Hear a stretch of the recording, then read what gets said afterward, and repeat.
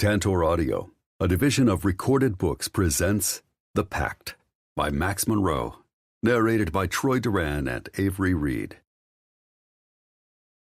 Intro. Saturday, April 6th, Las Vegas. Flynn. The four Winslow brothers in Vegas. What could go wrong? Ha! Pretty much every fucking thing can go wrong when all three of my brothers decided a boozy brunch to start the day was a grand idea.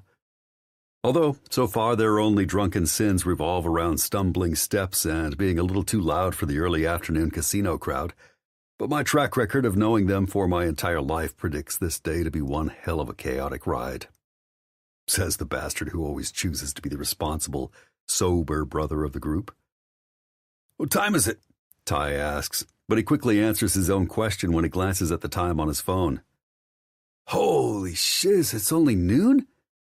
Jude snorts from behind a blindfold that's tied around his face. "My dudes, I feel pretty fucking drunk for noon. How'd that happen?" I almost laugh out loud. How'd that happen? Most likely the bottomless margaritas the three fools drank at brunch is the root of the cause. Not to mention the round of tequila shots Ty ordered. 3 fucking times. "Took the words right out of my mouth, bro." Ty agrees and locks arms with Jude in a sloppy attempt to lead Mr. Blindfold through the casino. These clowns' need for a chaperone is so real it's nearly violent. Unfortunately, I am that man, and there's only one person to blame. My brother Jude. The very bastard who decided to fall in fucking love, and late next month he'll say those 2 infamous words, ones that will sure as shit never leave my lips, and marry his fiancée, Sophie. "All's I gotta know," Jude slurs, "is where are we going, and when can I take this blindfold off?" Is he getting drunker by the second? Fuck. My eldest brother, and currently least drunk brother, Remy, lets out a deep, heavy sigh that perfectly showcases how I feel. "Jude, you put the blindfold on." "What?" Jude questions, glancing from side to side, even though he can't see shit. "No, I didn't." "Actually, yeah, man, you did," Remy states, annoyance more than apparent in his voice. "I blindfolded me," Jude scoffs. "That doesn't make any fucking sense, bro." No shit, Sherlock. Frankly, I don't have a clue why Jude insists on wearing that blindfold. What was meant as a one-time use when we surprised him with a trip to Vegas to celebrate his upcoming nuptials has turned into him putting the damn thing on in the name of staying true to his fiancée, Sophie, like it's some kind of chastity belt for his face. It's beyond me how walking through the Wynn's casino could pose any risk, but I've never pretended to understand my youngest brother's mind. In quite the turn of events, he went from a steady stream of women to what some would call whipped, otherwise known as completely and undeniably in love with his bride-to-be. I might not be the type of guy who buys into relationships and marriage and shit, but I can't deny my baby brother is 100% committed to Sophie. So much so that he proposed 4 times before she said yes. 4 fucking proposals. If that doesn't prove commitment, then punch me in the dick and call me the craziest Winslow brother. Jude just laughs off Rem's words, still leaving that stupid blindfold on, and mumbles something that apparently only Ty can hear. "Please," Ty comments through a sarcastic chuckle from behind me, and stumbles arm in arm with Jude. "Remy probably spends most of his time picturing himself making women look like toaster strudels." Jude cackles and Remy turns around and punches Ty in the shoulder. "Ow!" Ty howls obnoxiously. "What was that for?" "For saying shit about me I don't understand and probably don't want to know either." My eyebrows lift and a tiny smirk curves the corner of my lips. I know exactly what Ty's talking about, though I wish I fucking didn't. And he better write a personal letter to God thanking him for Remy's unexpected innocence, along with a request to forgive him for all his past and future sins. I guarantee if Remy knew what Ty was really talking about, I'd be making an unscheduled trip to the hospital. I don't know what it is about Ty and alcohol, but mix the 2 together, and you get one of the most inappropriate men on the planet. It's almost like a disease. Currently, we are on day 3 of my youngest brother's bachelor party extravaganza, and leading up to this day, I've endured over 48 hours of drunken debauchery, chaotic as hell nightclubs, and overly friendly strippers. Don't get me wrong, I'm more than happy to celebrate Jude. I just wish I didn't have to be surrounded by the obnoxious Vegas party scene in order to do it. Personally, I prefer quiet surroundings, relaxed vibes, sober people. And while I'm probably in the minority when it comes to most men, going to strip clubs has never been my thing. Of course, I can appreciate the beauty that is the female form. I just prefer to enjoy it when it's a consensual situation devoid of money and tips and fucking lap dances to songs that help make Magic Mike a box office hit. This is exactly why Ty shouldn't have been in charge of planning this weekend. Hindsight is a real bitch, isn't it? You'd think, since all four of us Winslow brothers are over the age of 30-fucking-5, a trip to Vegas wouldn't be a shit show. But yeah, it's been the very definition of that. After 2 days of subjecting myself to my brother's shenanigans, I honestly can't believe I showed up to the third. If I'd been smart, I would have taken off on my motorcycle and left them to their own messes without looking back. Hell, I might be based in New York like the rest of my brothers and baby sister Winnie, but I have a house that's about 20 minutes outside of the Strip. I could have easily sequestered myself away from their antics for a few hours to get some sanity. But no, here I am, subjecting myself to the circus. Sometimes my love for these jokers comes at the price of my own mental detriment. Drunken, sloppy, cackling brothers in tow, I head to the casino table that looks the most promising, the buzz of excitement and flashing lights ringing out all around us. I slide more than I probably should in cash across the felt to the dealer and sit down. It takes Ty a couple tries to land his ass on the chair, and the motion of its teeter throws Jude off balance on his feet. Overwhelmed by dizziness, he finally removes his blindfold and tucks it into the back pocket of his jeans. I snort and shake my head as they sit next to me and start digging in their pockets for money to make bets of their own. Unfortunately for them, I emptied their pockets right after I watched them take tequila shot number 3 at 11 in the damn morning, knowing just how far down the gutter their ability to make sound decisions would go as the day progressed. "Damn," Ty huffs, turning his pockets inside out and picking at the thin white material. "I could have swore I had some more chops. Ha! Chips in here." I flash the dealer a look that conveys, "Please ignore them," and his eyebrows rise only slightly as he takes my money and stacks up chips on my behalf. Jude immediately reaches over for some of my stack, and I slap his hand like a mom who's just taken the turkey from the oven on Thanksgiving. Remy laughs. "Oh, denied." I clear my throat, and the three of them straighten in their seats mockingly. "I think Finn wants us to behave, fellas," Jude says in his normal jovial voice. Despite their teasing, I can't help but kick up one corner of my mouth as I watch them all comply. Carefully, I flick a $500 chip at each of them. Jude and Remy practically fall on the table to claim theirs, tapping the felt to get the dealer to count them in. But Ty takes his and carefully, almost methodically, tucks it back into his pocket. "Not playing Ty?" I ask slowly, almost like a parent would to a toddler. It's really the only way to handle people when they're this drunk. "Nope. I'm saving it for something special." I nod. Fine by me. With the group finally settled, the dealer starts flinging cards. I'm not much for gambling, not much for taking unnecessary risks that aren't in my favor. But given a weekend of choosing between hanging out in clubs or playing cards, I'll pick blackjack every time. I know the game, know the strategy, and I have a 99% lower chance of being grazed by an unknown dirty cooch. It also means my brothers are at least trying to be on their best behavior to keep from getting kicked out of the casino. If I'm being honest, I'd admit that I'm also capable of counting cards to the point of having a pretty good idea what's left in the dealer's decks and making a goddamn killing. But I'm in Vegas, and as most people know, counting cards is highly illegal. Acknowledge that you can count cards out loud? You might as well prepare yourself to be dragged into a windowless room and play Fight Club with a couple of muscle-headed steroid-taking casino security. The dealer shows an 8 of hearts, and I show 2 tens, 1 of spades, and 1 of diamonds. Blackjack odds place me in a position to hold at a strong 20. Now, some people might think it's a good idea to split the tens, but I'm here to tell you that splitting tens will bring you nothing but bad Now, some people might think it's a good idea to split the tens, but I'm here to tell you that splitting tens will bring you nothing but bad blackjack juju. and will almost always fuck you out of money. A lot of money if you double down. The rest of my table, including my 2 participating brothers, play their hands. Remy and Jude hold at 18 and 19. Some guy wearing a gold ring busts by getting a 7 on a soft 16. And the last one, an older gentleman with a Yankees baseball cap who looks like he's been playing for 3 days straight, manages to pull a blackjack out of his back pocket by getting a 7 of spades added to his jack of hearts and 4 of clubs. The dealer flips over his cards and showcases a 10, which means I'm in the money on my hard 20, and Remy and Jude break even.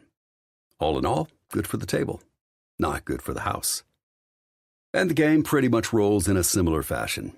The same guy who busted on the first hand continues to bust 3 out of the next 5 hands. The guy in the baseball cap makes risky choices against the typical odds that end up paying off. And I base all my decisions on actual statistics to keep my chips steadily multiplying. When another guest joins our game, the dealer pauses to cash in the new player's chips, and I relax back into my seat, while the people at my table make chit-chat about random things, like where they're from, what their plans are for the night, and which casino has the best buffet. Basically, a whole bunch of useless chatter that I have no desire to partake in. I'm anything but a small-talk kind of guy. Out of the corner of my eye, I catch sight of a wild mane of light brown curls walking down one of the long carpeted casino paths, and grow intrigued. The owner of the curls is a petite female dressed in jeans, white sneakers, and a white t-shirt that showcases just a hint of a trim stomach. She looks to be late 20s, and everything about her outfit, even down to the white luggage on wheels in each of her hands, matches perfectly. My first instinct is to write her off. All that perfect coordination screams of anal retentive tendencies and impossible standards for every man she meets.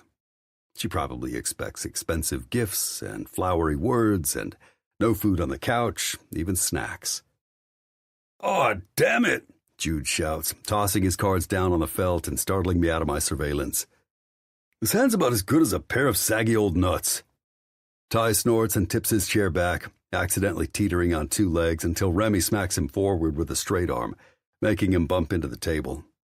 The dealer's nostrils flare accordingly. "I'm sorry," I apologize, though I doubt drunken idiots are anything new for someone who works in a casino on the Las Vegas Strip.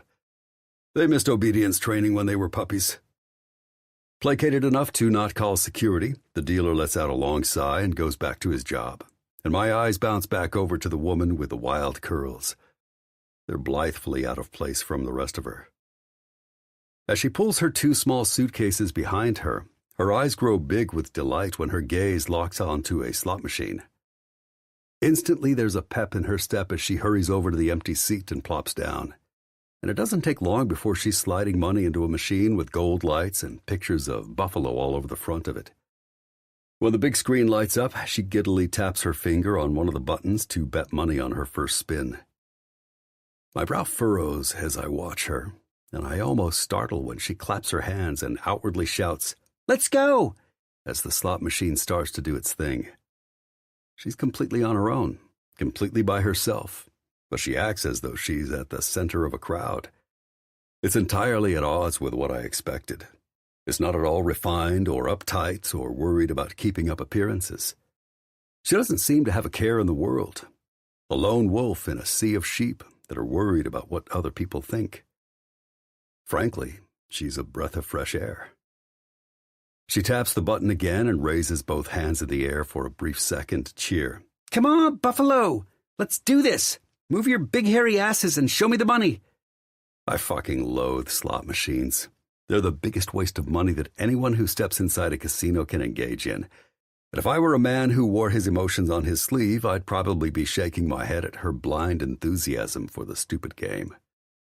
Yet, it's that same enthusiasm that has your mouth curving up into a distinct smile. "Yes! Yes! Yes!" Her long, wild curls bounce against her back as she dances in her chair. The big screen lights up and the speakers begin to shout out the word "Buffalo," while the sounds of a running stampede add to the ambiance. When I hear the man sitting a few seats away from me say, "Hit me," I quickly switch my focus to the felt. I calculate the dealer's cards, my cards, and the rest of my table's cards, but my attention is quickly pulled back to that damn slot machine when the woman shouts something, jumps out of her seat, and fist pumps the air. The big screen in front of her flashes with some kind of bonus round, and early risers in the casino begin to stop near her slot machine just to watch the show. A show that has you completely riveted. She's over the top, but I can't deny her continued excited reactions don't disappoint. Hell, I'm pretty sure I'm laughing. On the inside, at the very least. The woman's mane of curls bounces against her back as she twirls and cheers and even gives high fives to random passerby and casino staff. "Sir?" The blackjack dealer grabs my attention, and I look back to my table to see he's waiting on my next move. I assess my cards quickly, a king of hearts and another 10, and then see that a 9 shows for the house. Stay, I decide, and the play moves to Remy. But my eyes veer back to that stupid-ass slot machine where the happiest woman in Vegas is still bouncing around in joy. In the foreground, Ty flits his eyes over to mine and they catch, and then he turns to look where I am.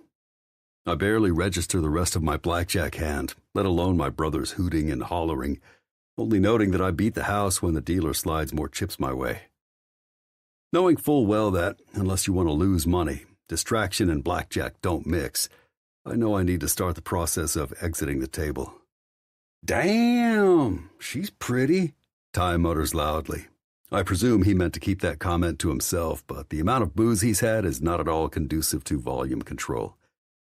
Remy's head turns slowly to match his gaze, and Jude covers his eyes dramatically, crooning, "Oh, no, me no looky at the cookie." Without warning, Ty jumps up, bumping the table awkwardly, and practically wags his tail as he scoots across the casino floor toward the woman at the Buffalo slot machine. Oh, here we go. Remy glances at me with a goofy grin, and I nod with a sigh, scooping Jude off his chair as I move from mine and follow Chipper Chuck toward a wild head of curls. God help me, because I can only imagine how this is going to go. Daisy. I think I'm in love with Vegas. Sure, I've only just arrived in Sin City, haven't even checked into my room, but Lady Luck is smiling down on me, flashing her pearly whites and shaking her tits, and telling me I'm the best little slot girl in the whole wide world. Buffalo, bonus round, my slot machine chants, and I watch the screen flash with excitement as the big wheel spins around and more money is added to my bankroll. Technically, I'm here for work, not pleasure, but holy shit, this is fantastic. I don't even like gambling, and I sure as shit don't know what made me stop at this slot machine before heading up to my room, but damn, I'm glad I did. The sounds of a running stampede fill my ears when I manage some kind of triple bonus with the screen full of Buffalo. Truthfully, I don't have a clue about this game. I don't know what any of it means or why I'm winning. But when I look down at my bankroll, I see the numbers keep going up, up, up. Woohoo! I cheer and do a little two-step dance beside my chair. When I glance over my shoulder, I force one of the casino staff who's emptying out the trash cans to give me a high five. Considering I'm the crazy woman jumping around like a banshee, he mostly looks confused, but eventually a little grin spreads across his lips. "Good luck, ma'am," he says, and moves across the casino floor in the opposite direction from me and my lucky slot machine. Holy hell, I can't believe this, I whisper to myself, and force my ass back into my chair as my bonus spins finish up and my winnings are calculated. $135.13, fantastic win, sits front and center on the screen. Somehow, after only putting a $20 bill into this machine, I'm up over $100. Viva Las Vegas, baby! The rush of adrenaline pumping through my veins makes me understand why people love Vegas so much. I mean, I've just barely gotten off my plane from LAX, and I'm an official winner. But now the big question remains. Do I stay, or do I go? Do I keep playing, or do I cash out my winnings and head up to my room to take a shower and a nap before I have to get ready for my work party? I mean, you did just get off an early morning flight from LAX and probably smell like sweat and stale pretzels. Don't get too cocky, a man says from over my shoulder, making me whip my head around. He's cute in a seriously obvious way, with his playful light brown hair and big smile, but the glaze in his eyes makes it equally apparent how drunk he is. Trust me, Lady Luck loves to hit cocky shits in the balls. I know, because I'm one of them. Raucous laughter follows him in the form of two more almost heinously attractive men, one of whom is curiously holding a hand over his eyes. Ty, the dark-haired one says. Stop bothering people. Who's he bothering? The one covering his eyes asks, earning a smack to the back of the head from his dark-haired counterpart. Just uncover your eyes, Jude. I'm pretty sure Sophie knew you were going to have vision when you came here. You're not cheating, for fuck's sake. Sophie is a goddess, the man recites then, making me smile big for the first time during this interaction. They're all drunk, which can be intimidating for a woman on her own, but they're funny too, and I take that as a good sign. Maybe my relaxed state is why I'm so caught off guard when a fourth man approaches, but perhaps it's because he immediately strikes me as different. Given his strong jaw, swirling ocean blue eyes, perfectly messy dark hair, and a body that looks fit and trim beneath his jeans and white shirt, there isn't a single cell inside me that's upset by his presence. I quirk an amused brow in his direction as I address the first man, the playful one I now know is named Ty. So, you're saying I should cash out before this slot machine can eat up all my winnings? Mr. Reserved doesn't say anything, but I swear his mouth almost hitches up at the corners. Yep, Ty answers, a little too loudly for our close proximity. But no matter what you decide, he continues, and places one single black casino chip in my hand. It's my patriotic duty to make you leave here a winner. Patriotic duty? I question, and he just winks. The other two drunk companions burst into laughter, but my eyes, they jump to the fourth man, the one who's yet to say anything. I glance down at the chip in my palm. Holy shit, $500? It sure seems like Lady Luck likes my balls just as they are. Wow, thank you. This is beyond generous, and I'm not sure I can Yeah, you can. The man interrupts me with a sway and a smile. I'm not paying you for sex or nothing. Just doing my patriotic duty. He punctuates that statement by saluting me as if I'm a soldier in uniform, and it spurs a giggle to jump from my lips. Jesus, the dark-haired one chastises, grabbing Ty by the shoulder and pulling him farther away from me. An apologetic smile crests his lips when he meets my eyes. I wish I could say he's never like this, but I'd be lying. Remy's right, Ty agrees with a lazy grin. I am, in fact, always this charming and resistible. Resistible? Jude, the man who is still covering his eyes, burst into laughter. I might be blitzed, but I think that's the wrong word, man. Nah, it's the perfect word. Remy, the tallest and not quite as drunk one, comments with a big grin. So far, through this crazy conversation that I'm only half involved in, I've gathered 3 out of the 4 men's names. Ty, Jude, and Remy, which only makes me more curious about the most reserved one of their group. He has yet to say a word, but somehow his presence is the most undeniable. He's confident without uttering a word or showing any sort of obvious expression, and for some reason, that only makes me more intrigued. I almost opened my mouth to ask him his name, but the raucous ringleader and the gifter of my chip performs a deep bow, saying, "My lady, I bid you adieu." The other 2 start to laugh, but after a silent command from the 4th stalwart companion, they turn away and leave, stumbling slightly as they walk. Without another word or explanation, Mr. Mysterious and the gang are just gone.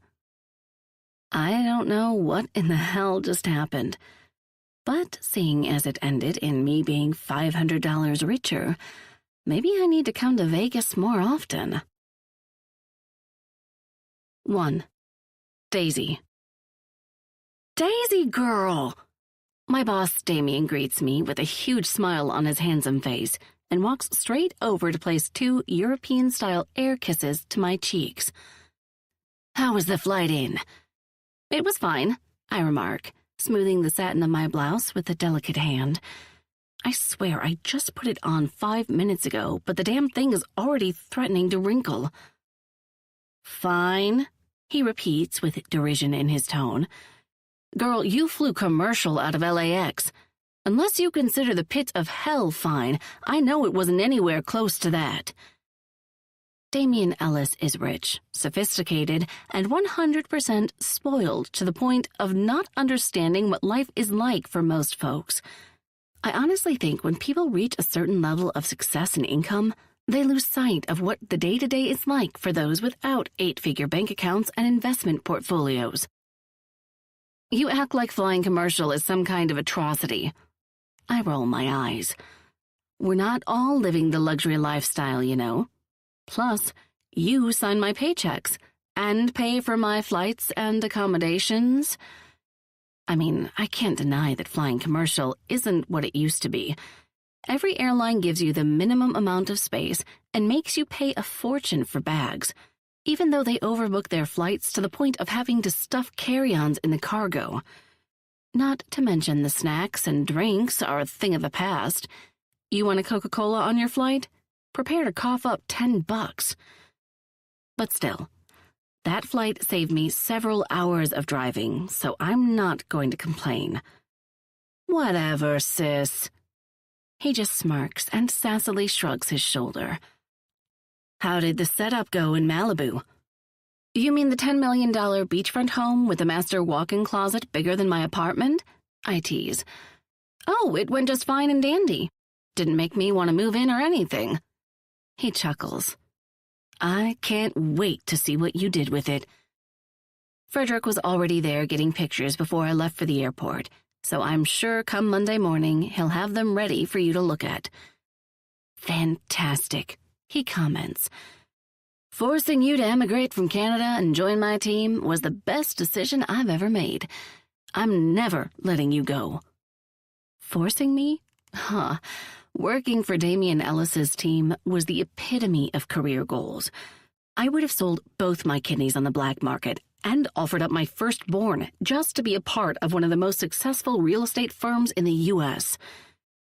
Well, that's good news, because you're stuck with me. Los Angeles, New York, Las Vegas, Miami. Alice Gray is the top name in the real estate game. If you're not a part of Damien Ellis and Thomas Gray's team, you want to be on their team. And if you have a small obsession with Patrick Dempsey like I do, you fantasize about having the company's name on your business card a little more. Seriously though, for someone like me who specializes in interior design and staging homes for the market, unless I manage to start my own firm and skyrocket to success, there isn't a higher achievement. It's the whole reason I moved from Vancouver to LA, and the whole purpose I was seeking when I started Daisy Design's social media presence. Though never in a million years did I think my Instagram following and popularity would get me on a guy like Damien's radar. To this day, I still feel like there's been some sort of mistake. What time did you end up getting in? A little before noon. Doll, you've practically been here all day. What in the hell have you been doing? You should have called me. Oh, don't worry, I know how to keep myself busy. I waggle my brows. Shower, nap, slot machines, and a delicious room service lunch, to be specific, though not in that order. Slot machines? For real? He questions on a laugh. And how did that treat you? I'm up 500. He jolts his head back. You're up 500 on fucking slot machines? Well, technically I broke even on this addictive buffalo game, but apparently I was so entertaining while playing, a random stranger gave me a $500 chip. A random stranger. He questions. Girl, tell me he's tall, dark, and handsome with a big cock, and you got his number. Technically, he was tall, medium brown, and handsome. His hair was on the lighter side. And the cock? Shoot. I snapped my fingers. I knew I forgot something. It totally slipped my mind to have him drop his pants so I could take a look. Damien grins. Did you at least get his number? Any man who's willing to cough up money because he thinks you're entertaining shows some serious sugar daddy potential. Oh my God, I exclaim on a giggle. I don't want a sugar daddy. I do. Damien, I hate to break it to you, but you are the sugar daddy. You think Mateo is just using me for my money? Don't get me wrong, Dame, you're handsome. But your boyfriend is a 25-year-old Brazilian model with the prettiest face and tightest ass I've ever seen. He winks. He has a big cock, too. TMI. I cough on my own saliva. TMI. Don't be such a prude, Days. Damien just laughs and presses a soft kiss to my cheek. Now go get yourself a drink and enjoy the party. And then he's off, doing his usual Damien thing of schmoozing and impressing everyone in the room. I swear I've never met anyone like him. Successful, hilarious, insanely fashionable, and sophisticated, yet he's unapologetically himself. It's the kind of confidence and contentment that only come with age and wisdom and experience. I wish I could bottle it up and add it to my daily vitamin regimen. The bar in my sights, I head on over and snag a glass of the complimentary champagne that sits out for everyone in attendance. Glass to my lips, I take a sip and enjoy the odd sensation of bubbles tickling my throat as it slides down into my belly. Daisy Diaz. A familiar male voice fills my ears, and I turn to find Duncan Jones striding toward me with his signature smile etched across his lips. I was wondering when you'd get here. I lift my glass in the air and offer a neutral smile. Well, I'm here. And I'm glad. He pulls me into a friendly hug, and it lingers about 5 seconds longer than I would deem appropriate. I'm hoping you'll finally let me take you to dinner this weekend. Considering it's already Saturday night and Damien and Thomas have plenty planned for this evening and all day tomorrow, I'm thinking you're going to have to take a rain check. Ever since Damien hired me, one of his most successful agents, Duncan Jones, has been heavy on the flirtation and charm in an attempt to get me to go out with him. He's not bad-looking or anything. Blonde hair, blue eyes, and an attractive face. Duncan is incredibly eligible in his bachelordom, but dating isn't something I'm focused on at the moment. I'm open to the idea, but I'm not looking for just any guy to fill the time. I'm waiting for the guy who makes me make the time. Some might say I'm too picky, but personally, I think it's more about timing. And now isn't the right time. I'm only 29, and my career goals are far more important to me than finding someone to settle down with. Not to mention, several of my female coworkers let me know from day one that Duncan Jones is like this with all the women in the firm, which, to me, only gives off red flags and stay away vibes. Really? A rain check? His lips crest into a confident smirk. And when do I get to cash in my rain check? I shrug cheekily. I don't know. He grins and reaches out to slide a rogue piece of my hair behind my ear. One day soon, you're going to let me take you to dinner.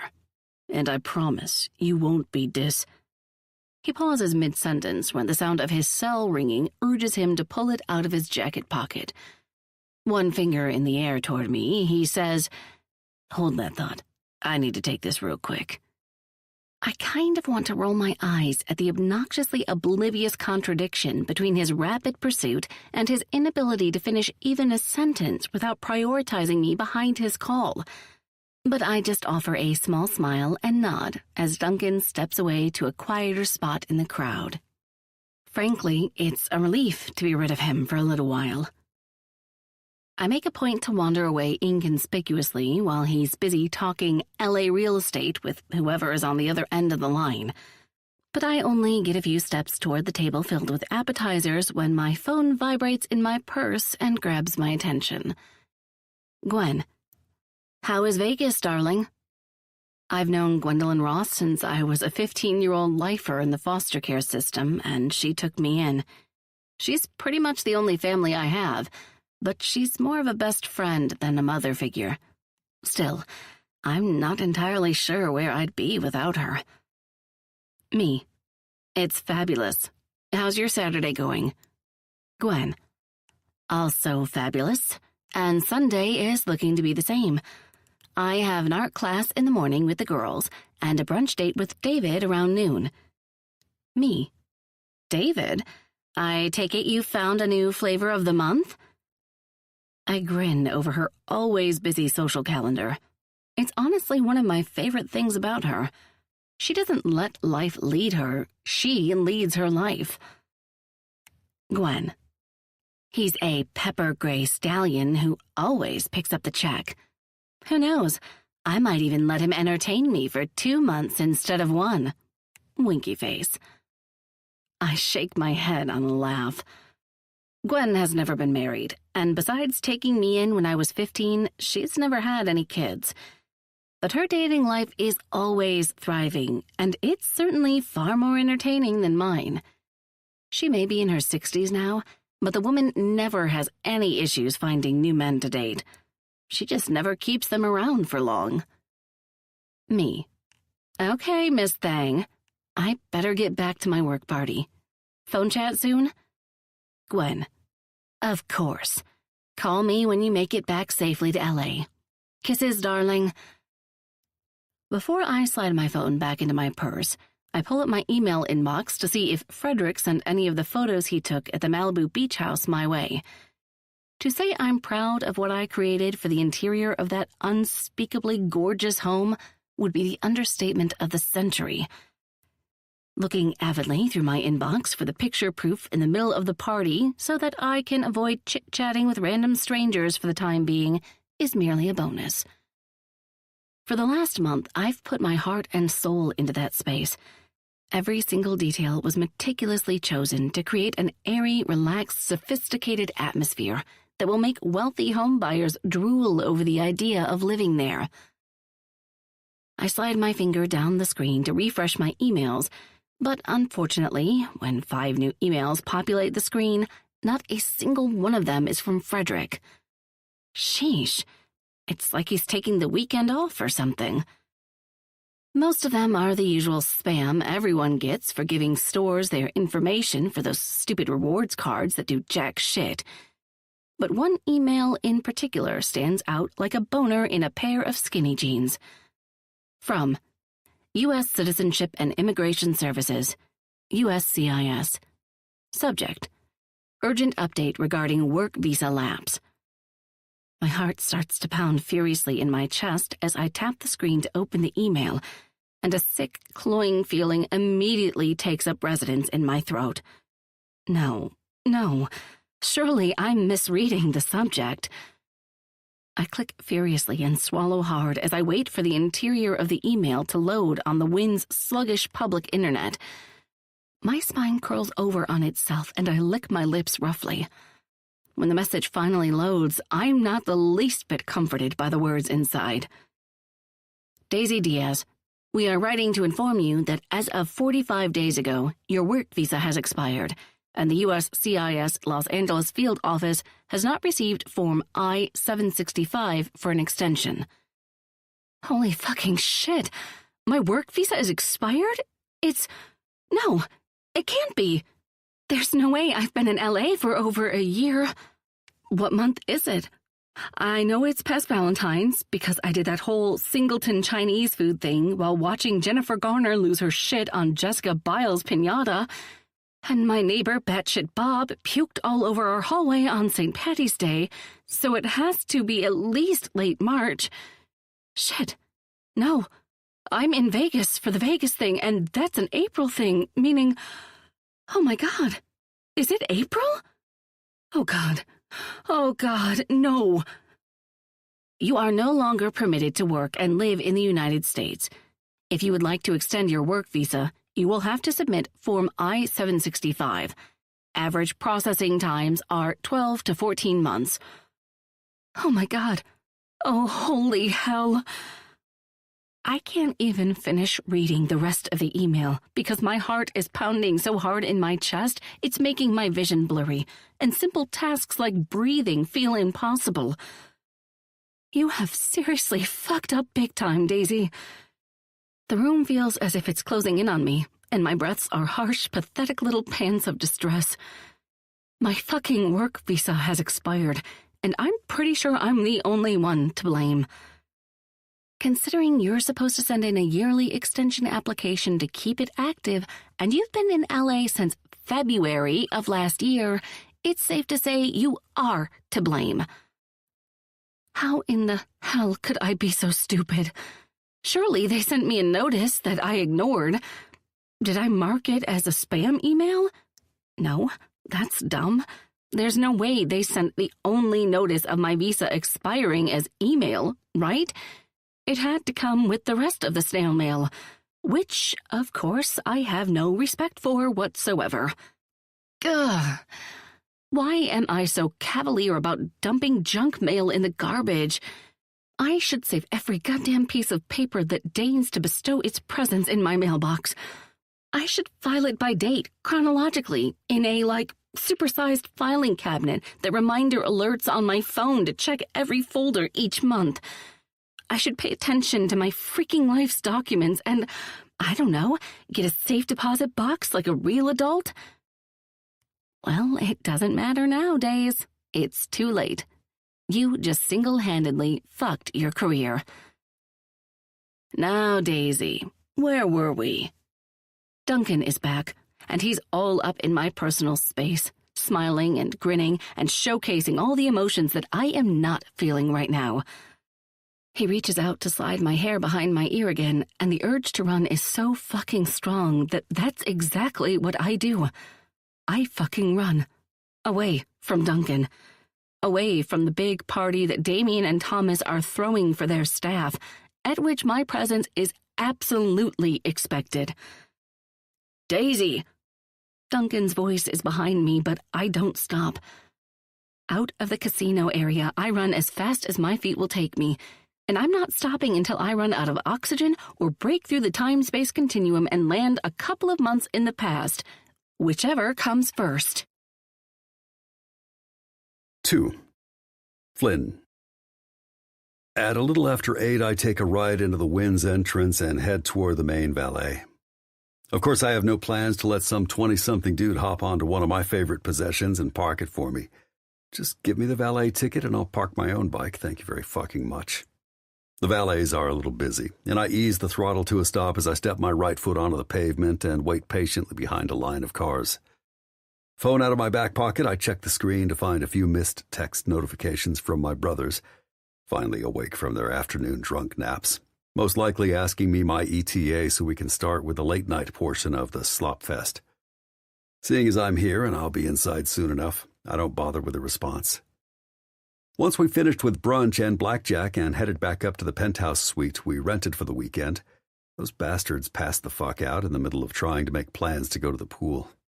And, like the mom who gets out of the house the instant her husband gets home, just to get some peace and quiet from the kids, I took that as my cue to get a little fresh air and open road on my bike for a couple hours.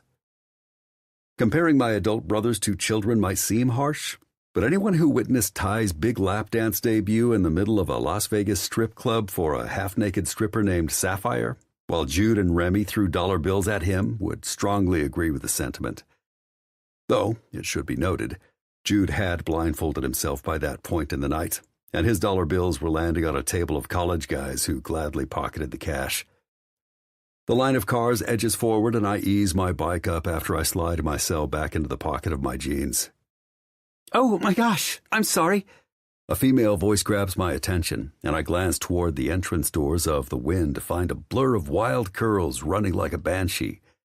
She bumps into several people trying to get outside, and more apologies blurt from her lips as she almost takes out an older gentleman wearing a cowboy hat. The man is none too pleased, but his annoyance doesn't stop her. Out onto the pavement of the driveway, she stumbles a bit on her sky-high heels as she continues her fast-track path to who knows where. And that's when I recognize who she is. The beautiful woman from the slot machine this morning. The one Ty saluted and gave a $500 chip to. She comes to a halting stop in the center of the entrance driveway, in the middle of cars and only a few feet from my bike, and looks around maniacally with her big green eyes. What is she doing?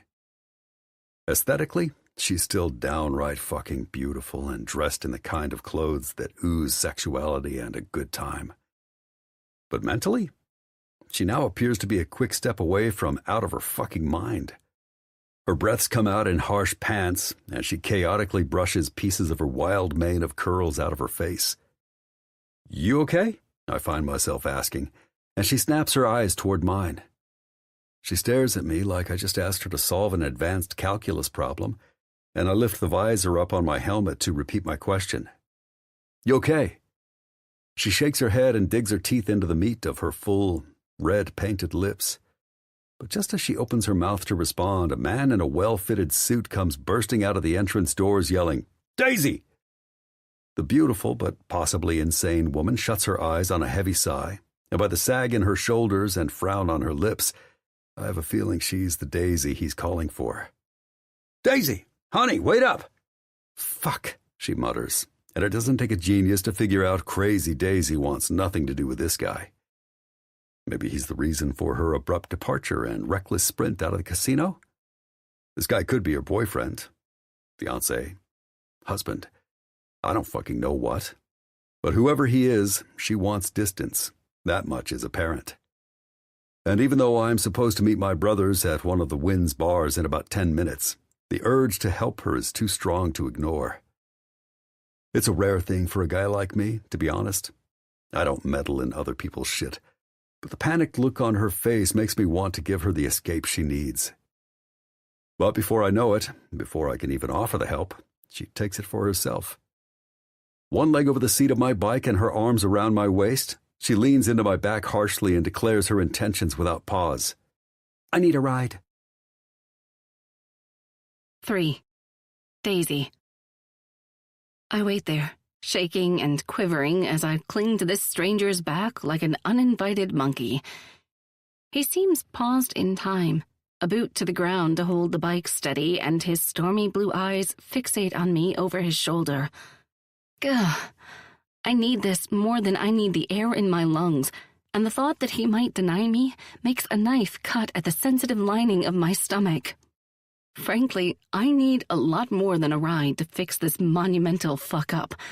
But I can't think in sweeping measures of time. I can only consider right now, this moment, and how glorious the feel of a cool wind blowing on my flushed face will feel. In fact, I'm truly surprised at how much I like the idea of hopping on the back of a complete stranger's bike altogether. "Please," I say then, the shake in my voice apparent to even my own ears. I can only see his intense and eerily familiar blue eyes through the flipped-up dark screen of his black helmet, but the combination of those mesmerizing eyes and his visibly fit body that's currently clad in dark jeans, black boots, and a James Dean rebel-without-a-cause-style black leather jacket, he's pretty damn enticing. If all the women in the world combined their fantasies of the quintessential bad boy to experience hot and wild fun with, this guy would be the poster child. "Daisy, what are you doing? Come back inside." I glance over my shoulder to see Duncan standing at the entrance doors of the Wynn, and a sigh escapes my throat. I have nothing against Duncan Jones, but also I don't want anything to do with him, especially right now. I have no actual concrete reason for this internal response, but it's undeniable. He's the very last person I want to deal with. I look back toward Mystery Guy, and he slides his helmet off his head, and I don't miss the stark reality that the rest of his face is the same caliber as his eyes. Strong jaw, sexy, full lips. This guy could actually have given James Dean a run for his money back in the day. And when you add in the perfectly messy dark hair that sits on top of his head, it's almost too much to comprehend. Goodness, where did he come from? A fucking fantasy? And then it hits me. He's the guy. The silent, mysterious man who commanded his drunken $500 chip-bestowing companions without even a word. "I know you," I announce. "Your friends chatted me up this afternoon at my slot machine. One even gave me a $500 chip." "My brothers, actually," he corrects. His brothers? No wonder all four of them were insanely attractive. Only strong genetics could make something like that happen. "Put this on." He turns his body enough to hand me his helmet, and then he kicks his heel down to throw the motorcycle into gear. "And hold on tight," he adds quietly, and I don't hesitate to obey, sliding the helmet over my head and wrapping my arms around his firm waist once again. The material of his black leather jacket is rough against my forearms, but for some reason I don't hate the sensation. Just as the engine revs, I look toward the entrance again and spot Duncan standing there with wide, shocked eyes. And before he can even open his mouth to say something, Mystery Guy releases the brake, cranks the throttle, and we're off on a slight jolt. I grip my arms tighter around his abdomen as he weaves us in and out of the wind's valet traffic, and it doesn't take long before we're taking a right onto the main road of the Las Vegas Strip and heading toward the unknown. Holy hell, what have I just signed up for? 4. Flynn. Unsure of where my unexpected passenger wants to go or what has her so worked up that she hopped on the back of my bike, I pull into a gas station about a mile off the strip. Once I pull my Harley to a stop, she eases herself off the saddle. My helmet is off her head a few moments later, and I don't even try to be inconspicuous as I watch her wild mane of curls fall past her shoulders, and the green of her eyes shimmer beneath the obtrusive neon lights of the gas station. Daisy. I silently test her name in my mind. Oddly enough, the name matches her to a T. Beautiful, but also a bit wild. I sense she's the type of woman who is full of surprises. Frankly, I'm just happy it was me sitting at the entrance and not some deranged psychopath looking for a vulnerable victim. Her energy is manic as she paces the pavement next to my bike, her teeth sinking into the flesh of her soft red lips repeatedly. I avert my eyes briefly and focus on cutting the engine and popping out the kickstand of my bike. And it's only then, after being divested of the weight of my scrutiny, that she finds the will to speak. "I'm, Daisy." Her words grab my attention, and I look up to find her holding out a petite hand toward me. "Daisy Diaz." I consider her closely before taking her small hand in my own. Mine envelops hers easily, and I think the feeling must make her nervous because she starts babbling again before I give her my name. "So, I'd like to make it clear that I'm not the type of woman who just hops on random guys' motorcycles. Not usually, anyway. I guess you could say I'm currently in the middle of a bit of a mess and was overwhelmed, and you sitting there was an escape option I couldn't resist." She looks up toward the night sky and sighs. God, what is wrong with me? Obviously, I, personally, have not a fucking clue what's going on with her. I probably seem nuts, don't I? Her green eyes meet mine. Like a total lunatic, I mean. Who does that? Who just sprints out of a work party and hops on some complete stranger's bike? Holy moly, I'm totally losing it. She turns on her heel and begins to pace in front of me. After a few groans and even more sighs, she eventually stops and turns to face me again. You don't say much, do you? The assertion is obvious, but her comfort in voicing it is much less so. Most people are afraid of me. Something about the silence makes them think I'm based in sin. I raise my eyebrows, and she sighs briefly before mixing it with a laugh. That's good. You don't ramble in circles like me, which I have to tell you is not always convenient. Her words are open and honest, and by the giant smile on her face, it's obvious she is mostly just amused with herself than anything else. It can get you into some real pickles, actually. And I've got the stories to prove it. Some real foot-in-the-mouth scenarios, you know? I smile. I can't fucking help it. There's something so purely honest about her. It's endearing. I bet. She nods enthusiastically as if I've just delivered a moving address to the nation. Exactly. You get it. So you don't have an obsession with hearing yourself speak, she states, and I nod. That's freaking admirable. All the men I've ever known in my life are blabbermouths. The guy back at the casino? Her brow furrows in confusion. What guy? The guy you were running from. I wasn't running from... She pauses mid-sentence and her eyes go wide for the briefest of moments before a shocked laugh jumps from her lips. Oh, my God, no. I wasn't running from Duncan. I might have abruptly sprinted away from him while he was doing his usual flirting routine, but I definitely wasn't running from him. He's just a coworker. Nothing more than that. My eyes narrow and she starts to pace again, her earlier agitation coming back with a vengeance. I was running from something much more life-altering than the office flirt. Something that I can't actually run from. So, I guess, in a way, I was attempting to run from my own stupidity. But as you can see, I can't really run away from myself. I just thought maybe I could run from tonight, you know? I don't have a fucking clue.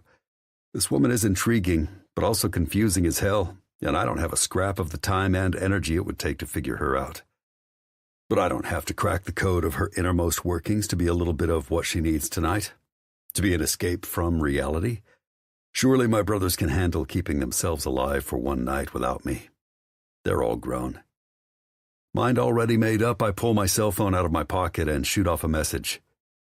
Me. Something came up. Go ahead and start tonight's festivities without me. Catch up with you later. Instantly, Remy responds with a, "What are you talking about, bro?" But I promptly lock the screen and move my attention back to a still pacing Daisy. I hold out my helmet again and jerk my chin to the space behind me. Get on.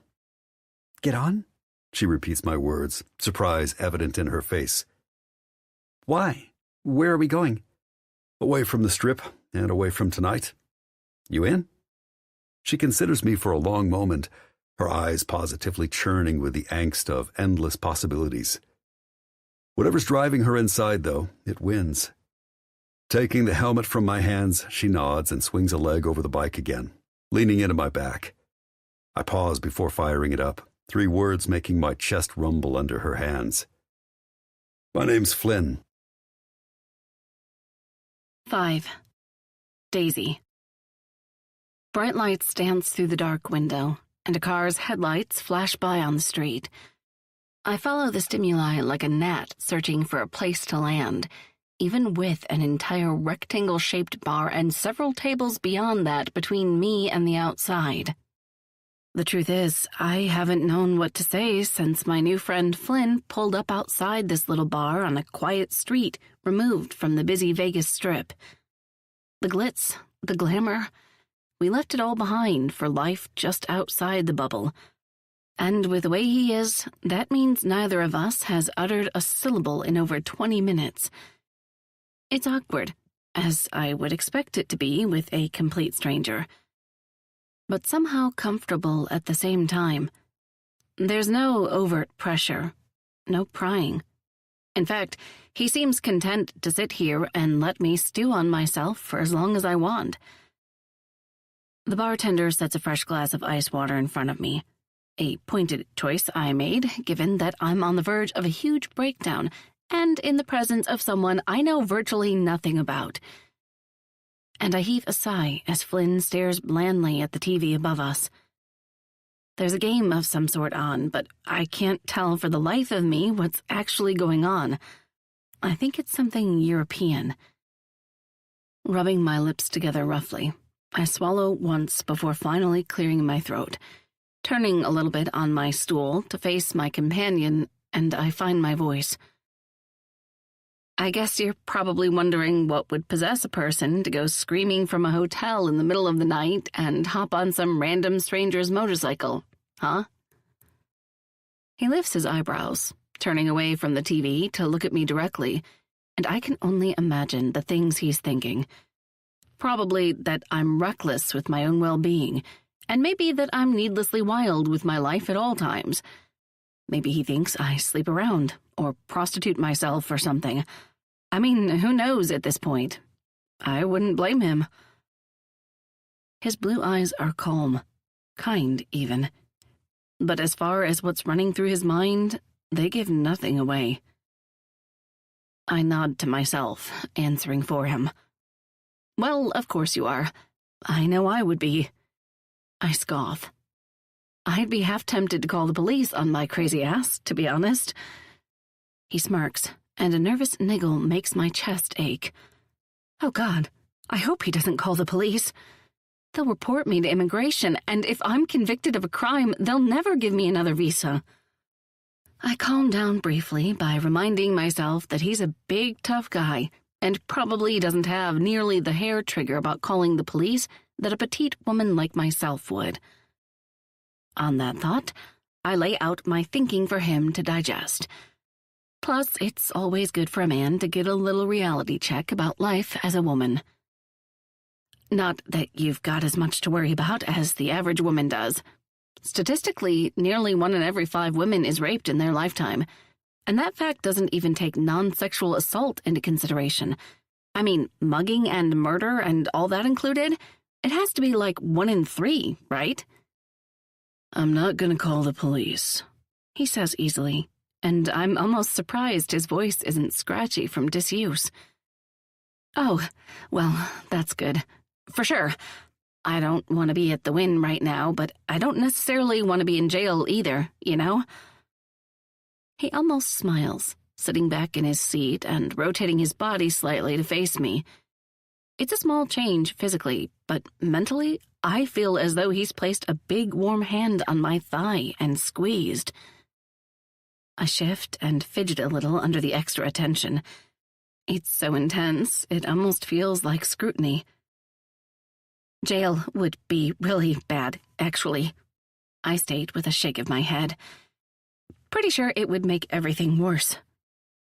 It usually does. Ha! I laugh. Yeah, you're right. It does. But in this case, I'm pretty sure it would mean I was completely and totally screwed. Like, no takebacks ever. And right now, I'm just in the utterly fucked department. His forehead wrinkles slightly, but if it weren't for that, I'd swear he didn't even care to know what was going on with me at all. I don't get it. If some stranger shanghaied me like I did him, I'd be doing the million-question march right now.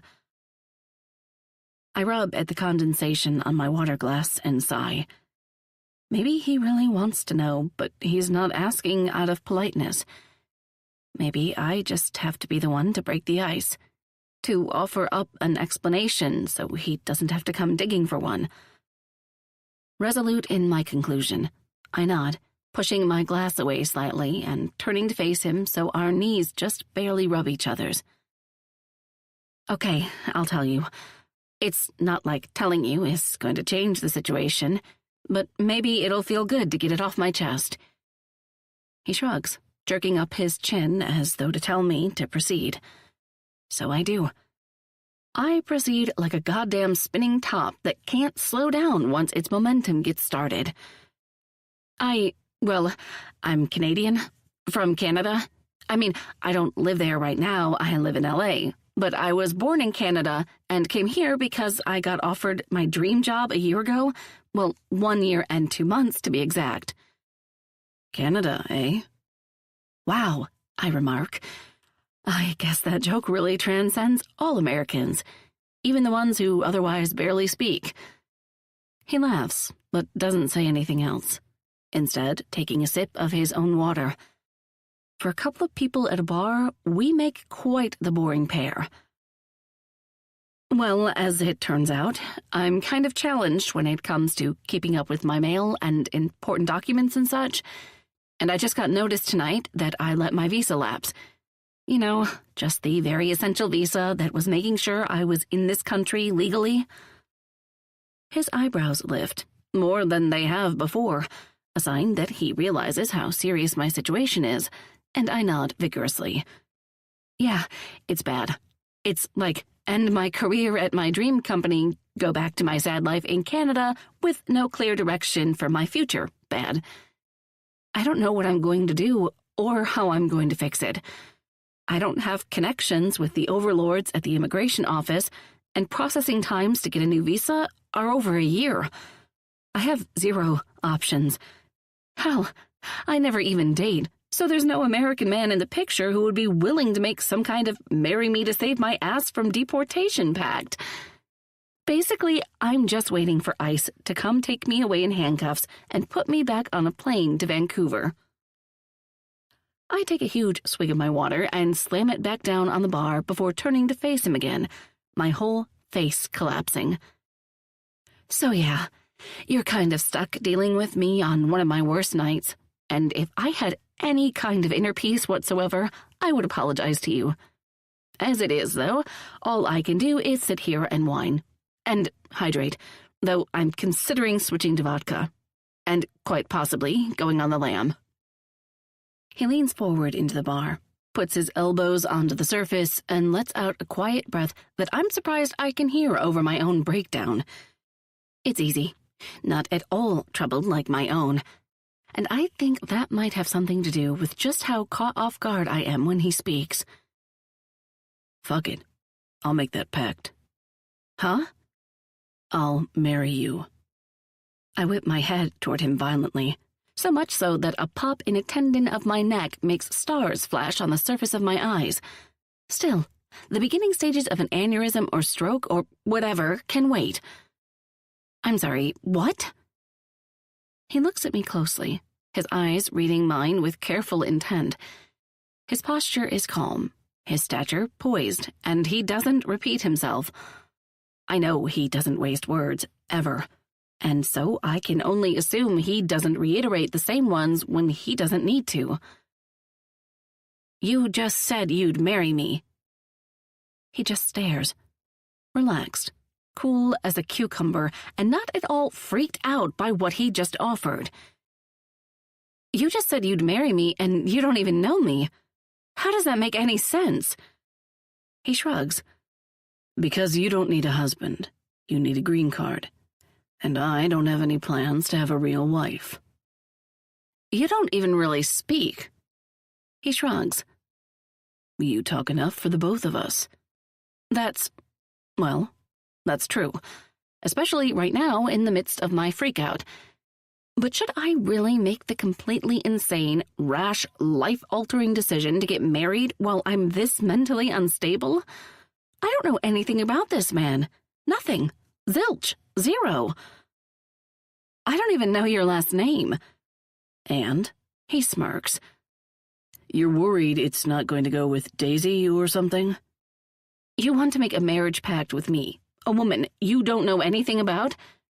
I'm starting to think I'm having a stroke, or I've suffered some serious accident and I'm actually in a coma. I laugh, almost hysterically, really. I am one of the hyenas from The Lion King, and I can't seem to stop it. We can't. He raises his eyebrows and takes a drink of water before standing up from his stool and holding out a hand. Flynn, this is crazy. But just crazy enough to get you a green card? I stare into his magnificent eyes and try to find a shred of doubt or worry in them that matches the absolute scrambled egg feeling going on in my insides. But try as I might, I can't see anything in there but steadiness. My hand, shocking me to my core, doesn't even shake as I slide it into the hollow of his. As his fingers close around mine, so does the reality of the impending domino effect my lapsed work visa will create. Awesome job? Done for. All my goals and hopes and dreams? Poof. Gone. I take a deep breath. And what are the terms of this marriage?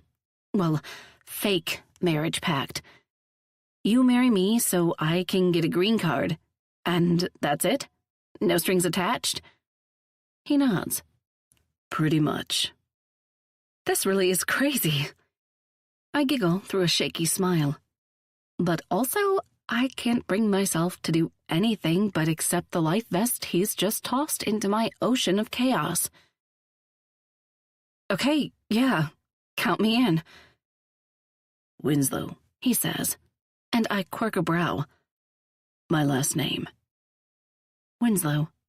Finn Winslow. I silently recite his name. Well, at least it actually goes with Daisy and doesn't put you in a Julia Gulia situation. Right. Next stop, Mr. and Mrs. Winslow. 6. Flynn. Neon lights that read Happy Chapel flash obnoxiously in front of us, and I pull my bike to a stop in a small parking lot just off the main drag of the strip.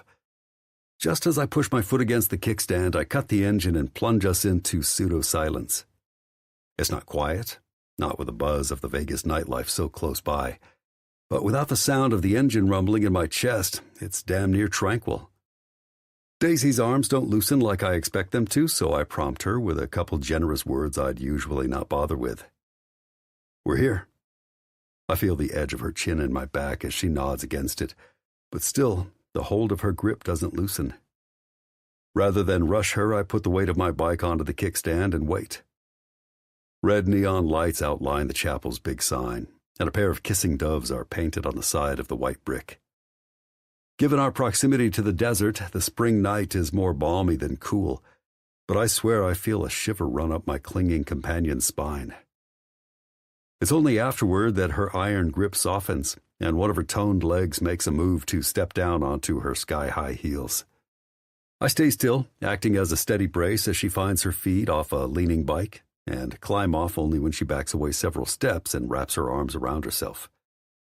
Her curls poke out from the bottom of my helmet, and I have to bite my lip to keep from grinning as I take a couple steps toward her and help her remove it. "Oh," she says through a laugh as the padding scrapes over her ears on the helmet's way off her head. Right. I'm supposed to take that off, I guess.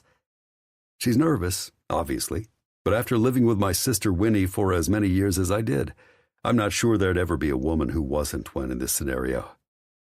And most men would be, too.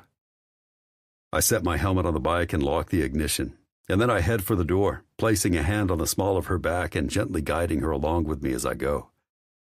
She moves freely and with ease, but her eyes are the size of very pretty saucers. A happy, laughing, clearly drunk couple stumbles out through the doors ahead of us, and I sidestep, taking Daisy with me to keep them from barreling into us. Daisy watches them with avid interest, and I have to squeeze the side of her hip to get her to precede me when I hold the door open.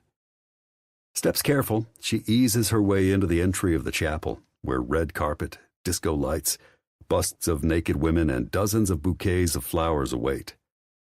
This place certainly lives up to the Vegas wedding scene that most people picture. The front desk isn't occupied by any other couples, so we're able to step right up to it and to the waiting man behind it. "Welcome to the Happy Chapel," he greets cheerfully, leaning into the plexiglass top with his elbows. "What can we help you with tonight?" Daisy's body locks, her muscles turning to stone and her eyes rivaling those of a cartoon.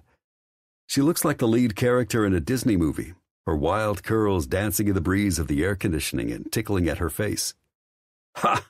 The man at the desk laughs then, completely ignoring my companion's audition for the movie Frozen. "Just kidding, obviously. It's safe to say you're here to get hitched, which means you're in the right place. Step right up and take a look at our different packages. We've got the Quickie, the Slicky, the All I Want's the Dickie." His cackles take over, and Daisy's frantic eyes come to me briefly. I know she's looking for some kind words and comfort, but the only thing I can manage is a soft, reassuring smile. Interestingly enough, the entire expression of her face changes at the sight of it, and all of the tension leaves, at least as far as I can feel, her body. Nodding swiftly, she steps up to the counter and looks down below the glass as the front desk comedian runs through the options in more detail. The quickie's just the ceremony without the thrills. No flowers, no decor, just the quick and dirty contract. It does include a witness if you don't have one of your own, though. The slickie has a lot more pomp and circumstance, 2 gold wedding bands, and you get to choose a bouquet and a slice of cake. It's twice the price, but honey, can you really put a dollar limit on love? Daisy glances over her shoulder at me, and I offer an amused raise of my eyebrows. This guy's really something. When she turns back toward the desk, I don't miss the longing way she looks up at the display of cakes and bouquets above the man's head. Eventually, though, she replies, I guess just the quickie will be fine. That look of hers is the same one I saw cross her face after we left the Clark County Marriage License Bureau, and she spotted a small shop with tuxedos and dresses. It's also the reason my attire tonight transformed from jeans and a t-shirt to full-on black tuxedo. You don't want to hear about the dickie? The man behind the desk questions with a quirk of his brow. No, Daisy says through a giggle, glancing back at me. Are you sure? He asks again, looking me up and down. It's very sexual, and the tension between Mr. Tall, Dark, and Silent back there and you is pretty thick. I also want to laugh at his absurdity, but I step into the fray and place a soft hand on Daisy's back that nearly makes her jerk several joints out of their sockets, trying to contort to see it. Actually, we'll take the one with the flowers and the cake. Daisy's big green eyes meet mine. What? A wedding? Any wedding, I tell her, has flowers and some cake. When she doesn't respond, I pointedly touch the lapels of my black tuxedo and then smile at the form-fitting cream silk dress she's been wearing since she tried it on at the rental shop. We've dressed the part, Daisy. It wouldn't feel right not to include the cake and flowers, too. She nods then, studying me closely, and a tiny, breathtaking smile lights her up from her smiling mouth to her now sparkling eyes. Okay, then, front desk man chirps, spinning in a circle and grabbing some forms from a tray. Just fill these puppies in with the important information, and I'll get it all typed up and ready to go. He leans forward and points to the papers. See here? This is the section where you pick the flowers and cake flavor, okay? They're all labeled up there. Great, Daisy replies, taking the forms from his hands, placing them on one of the waiting clipboards from the counter, and grabbing a pen to fill everything out. I follow her to the other side of the room as she takes a seat in a chair and starts writing. I shamelessly watch over her shoulder. Daisy Marie Diaz, 29 years old. Birthday December 25th. Christmas birthday, huh? She laughs a little. So the city of Vancouver tells me. The city of Vancouver tells her, not her parents. Interesting. Done with her information, she offers the clipboard to me, where I quickly scribble down my information. It's nothing too thorough, just very basic information and a home address. When I'm done, I get up and walk the clipboard back over to the counter, carefully checking the sheet to see which bouquet she's selected. Number 2A. Big, bright Gerbera daisies all packed together in an overcrowded cluster. Very interesting. I really thought she'd go for one of the more refined sets of delicate whites and pinks, but then again I'm finding that this woman never hesitates to surprise me. Settling the clipboard onto the desk, I turn and head back in her direction, where she's no longer sitting in the chairs in which I left her. Instead, she's up and moving. She waves frantic hands at her face, the crimson-red wave of her anxiety cascading off her cheeks and down the line of her neck. Then I step back as her red-tipped fingers swing out and almost hit me in the face. Okay, she repeats to herself, spinning the world's tiniest circle. Everything is fine. This is no big deal. People do crazy things like this all the time for far less rational reasons, and I'm just taking care of business, handling my shit, making life my bitch. I can do this. I step back and out of the way as she does some sort of power skip, half jump thing and lands on her toes. My eyebrows lift slightly, but I don't say anything else. I'm not even sure there's anything that can be said to calm her down at this point. That's not entirely true. You could tell her she doesn't have to do this, that life happens for reasons, and maybe it'll turn out to be a good thing that her visa expired. My stomach flips in protest, and I shake my head slightly to clear it. No, we're doing the right thing. Saving her career, her future. It's not a big deal. I'm a practical guy. Rationality and logic always the foundation for my decisions. A guy like me doesn't do impulsive shit unless it serves an actual purpose. And this, obviously, serves a very important purpose. Actually, you don't do impulsive shit, period. I can't deny this is, hands down, the most impulsive thing I've ever done in my life. My brothers would certainly lose their fucking minds if they were here to witness it. But they're not here, and according to Ty's last update, they're at some bar with beer pong tables and cocktail waitresses that make Hooters' tight outfits look prim and proper. I know this because he sent me a photo of an oblivious and blindfolded Jude smiling toward the camera, while two of the scantily clad cocktail waitresses stood beside him. Jude would be at risk for a fucking stroke if he found out you were getting married before him. I almost start to marinate in that thought and allow the reality to sink in, but the doors to the chapel swing open so dramatically they hit the wall with a shocking bang. Instantly, a very broad-shouldered man wearing a white halter-top dress and a face full of show makeup steps into the space. "Oh my God," Daisy whispers, her voice rising at the very end to an almost silent shriek. "Is that, Marilyn Monroe?" I almost snort, but in deference to her obvious freakout, I don't. One thing is for sure, though, that is most certainly not Marilyn Monroe. But it's a pretty damn good showing by a man trying to look like her, I have to admit. "Daisy Diaz and Flynn Winslow?" Fake Marilyn calls out with a movie star smile and flutter of eyelashes, and Daisy's hand shoots out and grabs me by the forearm, her fingernails digging into my skin, even through the material of my tux jacket. "Us? Already?" Her eyebrows practically shoot up past her hairline. "But you just handed in the clipboard like a second ago. What kind of operation are they running here?" I can't help but chuckle. Seems like a quick one. Daisy's glare is pointed and strong and oh so amusing. "Ready?" I ask with a simplicity the two of us know isn't all that simple. She takes a moment of consideration, but it's not more than a few seconds before she's nodding and taking me by the arm to lead us toward Marilyn. "That's us." "Great," Marilyn coos, shooting us a wink before waving a hand and escorting us through the doors to the chapel. "Let's do it." The door bobs and bounces against itself as I reach out to catch it without pushing through. Instead, I turn to Daisy with a raise of my eyebrows. "You sure about this?" Her words are a declaration, and the first step in a whole new part of our lives. "Let's do it." For better or worse, and until Daisy gets a green card, Mr. and Mrs. Winslow, here we come. 7. Daisy. Flynn tosses the keys to his motorcycle into the bowl beside the door and walks down the hall, leaving me to follow.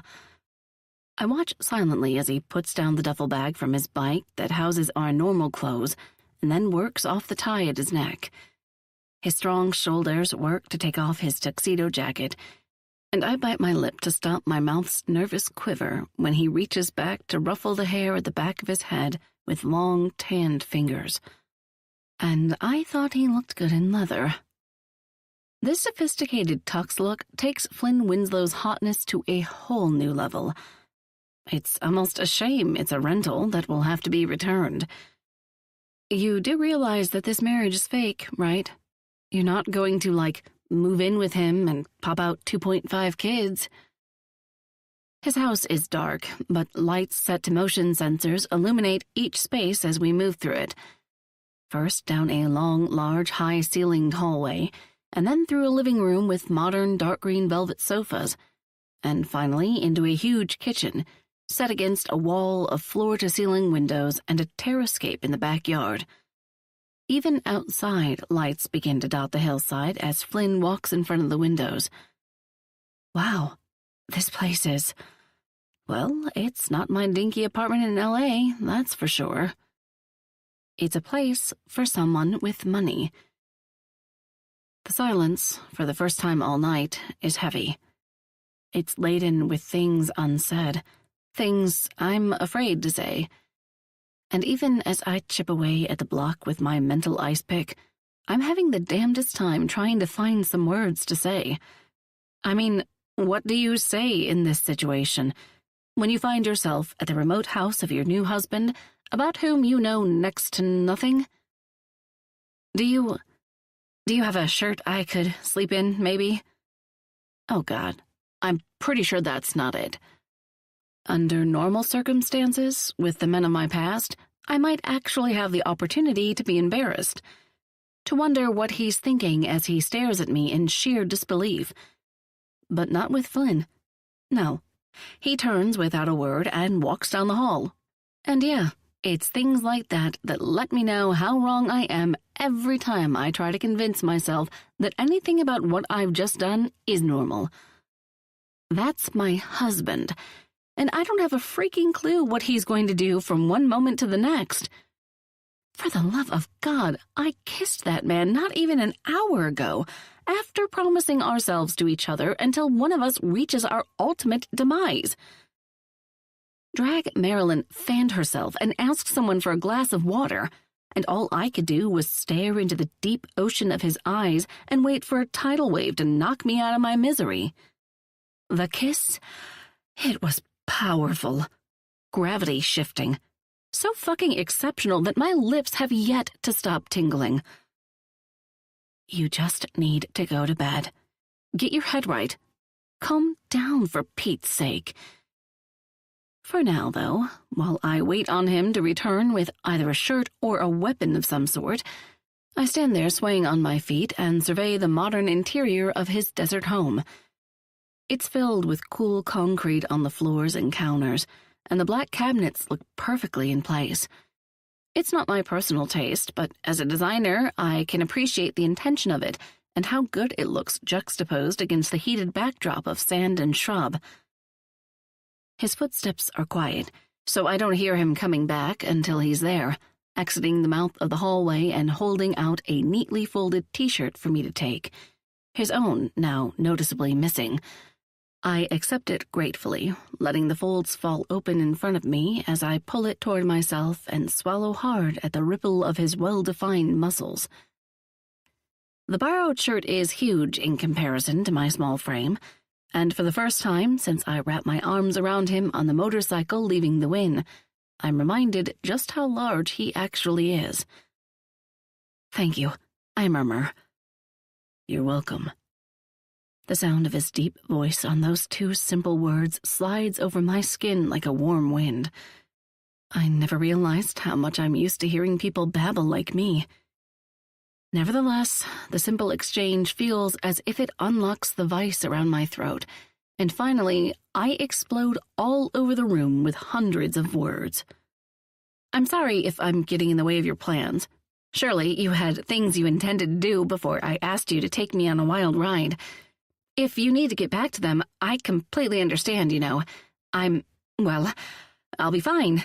And now that we're married, I guess I need to figure out what that means for what I need to do with immigration. It's fine. Okay, good. I mean, not good. None of this is good. It's crazy is what it is. I married you, a complete stranger, with Marilyn Monroe as the officiant. If that's not worthy of a little bit of a freak out, I don't know what is. Liberace? Sure, I could see that. But Marilyn Monroe as a member of the clergy? Seems like a stretch, you know? He raises his eyebrows, but by and large doesn't do anything else other than grab a glass from the cabinet beside the sink and turn on the tap to fill it halfway with water. I swallow thickly as he turns his shirtless back to the counter to take a swig. When he tips his head forward again, he holds out the glass in offering. I almost wheeze. Oh, no. Thank you, but no. I don't want to take your water. He smirks then, turning around and pulling another glass from the cabinet. Oh, right. He was offering to get me my own, not to meet in the middle of the noodle like we're fucking Lady and the Tramp. Placing the glass under the faucet, he fills it until it's about an inch from the top, and then holds it out to me. I tuck his t-shirt to my chest and reach out to take it. Thanks, really, for all of this. You've been incredibly patient with me tonight, and I know that's not the easiest task under the circumstances. I laugh almost maniacally again. I think I'll just take this to bed with me. Try to get some sleep, if that's all right. He jerks up his chin, and I nod. Sorry, but, which bedroom? Second door on the left. Bathroom is in the hall. Great, that's great. Okay, well, thanks again, and good night. Good night, he replies softly. So softly, I almost don't even hear him. I take a hugely deep breath as I spin around and only let it out when I'm safely tucked into the hallway bathroom with the door shut and locked behind me. I set my glass on the counter and look at myself in the mirror, and for the briefest of moments, I don't even recognize any of my features. My eyes are wide and bright, and my hair is wild in a way I never let it get. I suppose, however, that messy hair is to be expected after going on an unexpected joyride on a motorcycle. I look down at the gold wedding band on my left ring finger and spin it around a few times with my thumb. I'm married. Freaking legally bound to a man whose middle name could be Herbert for all I know. Oh God, what if it's Muriel, like Chandler on Friends? Jesus, Daisy, like that's what matters at this stage in the game. You got married. Pretty sure his middle name and whether it's mockable aren't what's important here. Okay, relax. This is good. We're well on our way to solving this whole visa debacle, and tomorrow morning I'll go back to reality and work and figure out all the details. This will just be a fun night that I look back on and tell my grandkids, only after their grandfather has passed, just in case he's got a hair trigger about divorcing a crazy lady. Right? Right. So just wash your face, Daisy. I tell myself in the mirror like a freak. Wash your face and go to bed. Sleep it off. I lean back off the counter and shake out my arms for good measure. Surely the vibration will help with letting all the anxious juju make its way out through the ends of my fingers. Quick and efficient, like a trained soldier, I set out to follow my own orders. A quick rinse of my face, a brush of my teeth with my own finger, a little potty break, a quick change into swallow, Flynn's large, loose t-shirt, and a run of my fingers through my hair, and I'm ready for bed. I click off the lights first before opening the door crack and peeking out into the hallway, my own discarded rental dress clutched to my chest. It's dark and quiet, and after a brief surveillance to make sure that's not going to change, I open the door the rest of the way and prance toward the bedroom on ninja-like feet. To be honest, I imagine I look a little bit more like the Grinch as he prepares to steal Christmas than anything else, but hell, it makes me feel better, so I go with it. Safely in the bedroom, I shut the door behind myself with a soft click and step back to look at it, tossing my dress on a high-backed chair to the side. I never take my eyes off the door. It's completely inanimate, and yet it seems to say so many things. I jump forward quickly and engage the lock brusquely before breaking into a jog for the bed. The sooner I'm tucked in and tucked under those covers, the sooner I can fall asleep, which ultimately means I'll be able to let all of this go for a short period of time and just rest. Recharge, reset, recalibrate. I shuffle and wiggle and scoot until nothing but my chin sticks out from the thick white comforter, my two eyes blinking rapidly in the silent darkness. There is no city out the window, no hustle and bustle of the freeway just beyond the fence behind my apartment building, only the great, expansive nothingness of the desert and beyond. I roll to the side and tuck my head in the pillow, hoping to smother some of my unrelenting thoughts. Married, Daisy. You're married. I shake my head to, I don't know, hopefully cause some minor brain trauma so the little cerebral workers shut things down for the night. but every time I try to close my eyes, they just pop back open like they're spring-loaded. I do an alligator death roll, spinning and spinning until the sheets are so tangled around me, I don't know that I'll ever get free. Well, this is good, I murmur softly to myself, wrestling my limbs until I finally get my arms free and flop them on top of the covers. God, now I'm hot. Like, fucking swampy, to be honest. Why didn't I bring my glass of water to bed with me? Why did I leave it in the bathroom? I huff, pulling the covers down and off me completely while my internal oven cranks up the temperature to 500. For the love of everything, my organs will never survive this roasting. I sigh, sit up, stare at the door. Surely Flynn's gone to bed now, right? I could just sneak back into the bathroom, grab my glass, fill it up 1 or 5 times, and that'll be that. A gulp of some H2O and back to bed. The fact that you're trying to avoid your husband on your wedding night is quite the turn of events. On a sigh, I shove the covers down to the end of the bed and turn my body so that my feet dangle off the edge. I crane my neck and strain my ears to hear anything outside of the bedroom, any signs of life. But as hard as I try, I can't hear anything at all. Just go, you lunatic. The night can't get any weirder than it already is.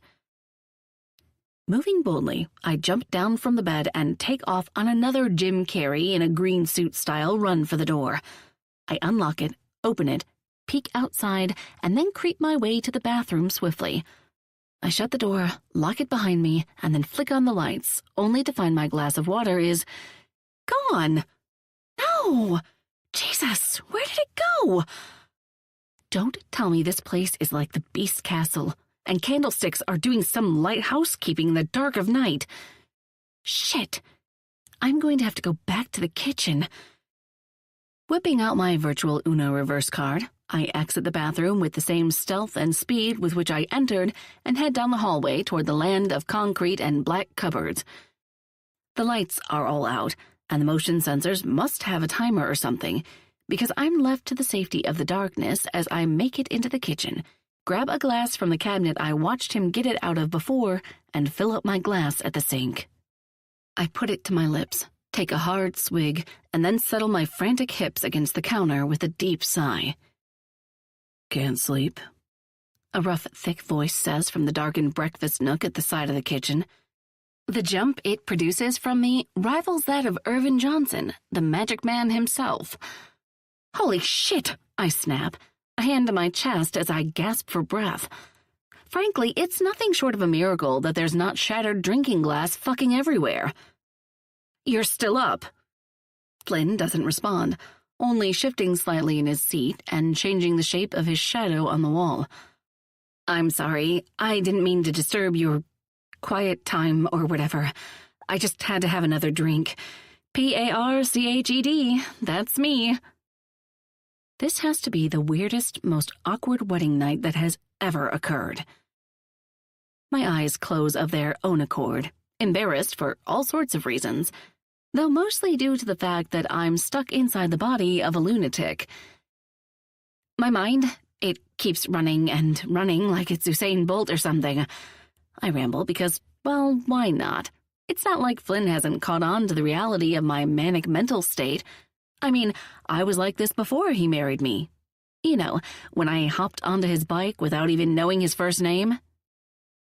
Big night, huh? I question, even though I know the odds of him answering are slim to none.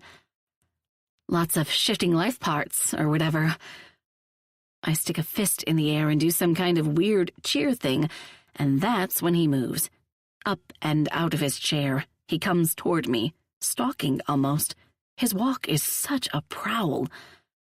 My back hits the counter as I try to work my way through the concrete, but it's no use. Between one breath and the next, his front is 6 inches from mine, and I can't seem to keep any air in my lungs. You're worked up, he says, his big hands tenderly running a path up my arms and knocking my equilibrium right off planet Earth and catapulting it straight to flipping Mars. All I can do is nod. Too worked up. I nod again. You know what I think you need? A tranquilizer dart to the neck? He smirks, shakes his head, and his hands go to my hips. My mouth gapes, and before I know it, I'm 2 feet to the left, and my bare ass is on the cold stone of his counter, and a rush of pent-up frustration floods between my legs. Hell's bells, why am I so turned on right now? You can't seem to calm down, and in order to sleep, which I haven't been able to do in 2 fucking nights, thanks to babysitting my drunken brigade of brothers, I need you to. His voice rumbles and rasps in the most delicious ways, like it's my own personal ASMR soundtrack, only suited to what triggers my desires. So I'm thinking the only way to make that happen is to fuck the anxiety right out of you. Time halts and my ears bleed. And my soul? Well, I'm pretty sure it just up and leaves my body. Holy shit! Is this happening right now? Please, please, please say this is happening right now. 8. Flynn. Do you think I'm right, Daisy? I ask her. Do you think you need me to fuck the anxiety right out of you? She nods, and the way her green eyes blaze makes my cock grow hard beneath my zipper. Fuck me. Daisy gasps as I cover the flesh of her bare ass with my hands and pull her closer to the edge of the counter.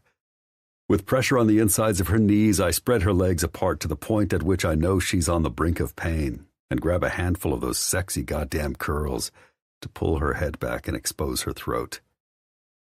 Do you want this? Yes or no? Yes.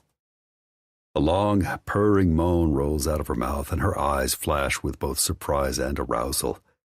I seal my lips to the skin of her neck and suck, the sweet perfume of her body making the tip of my nose tingle.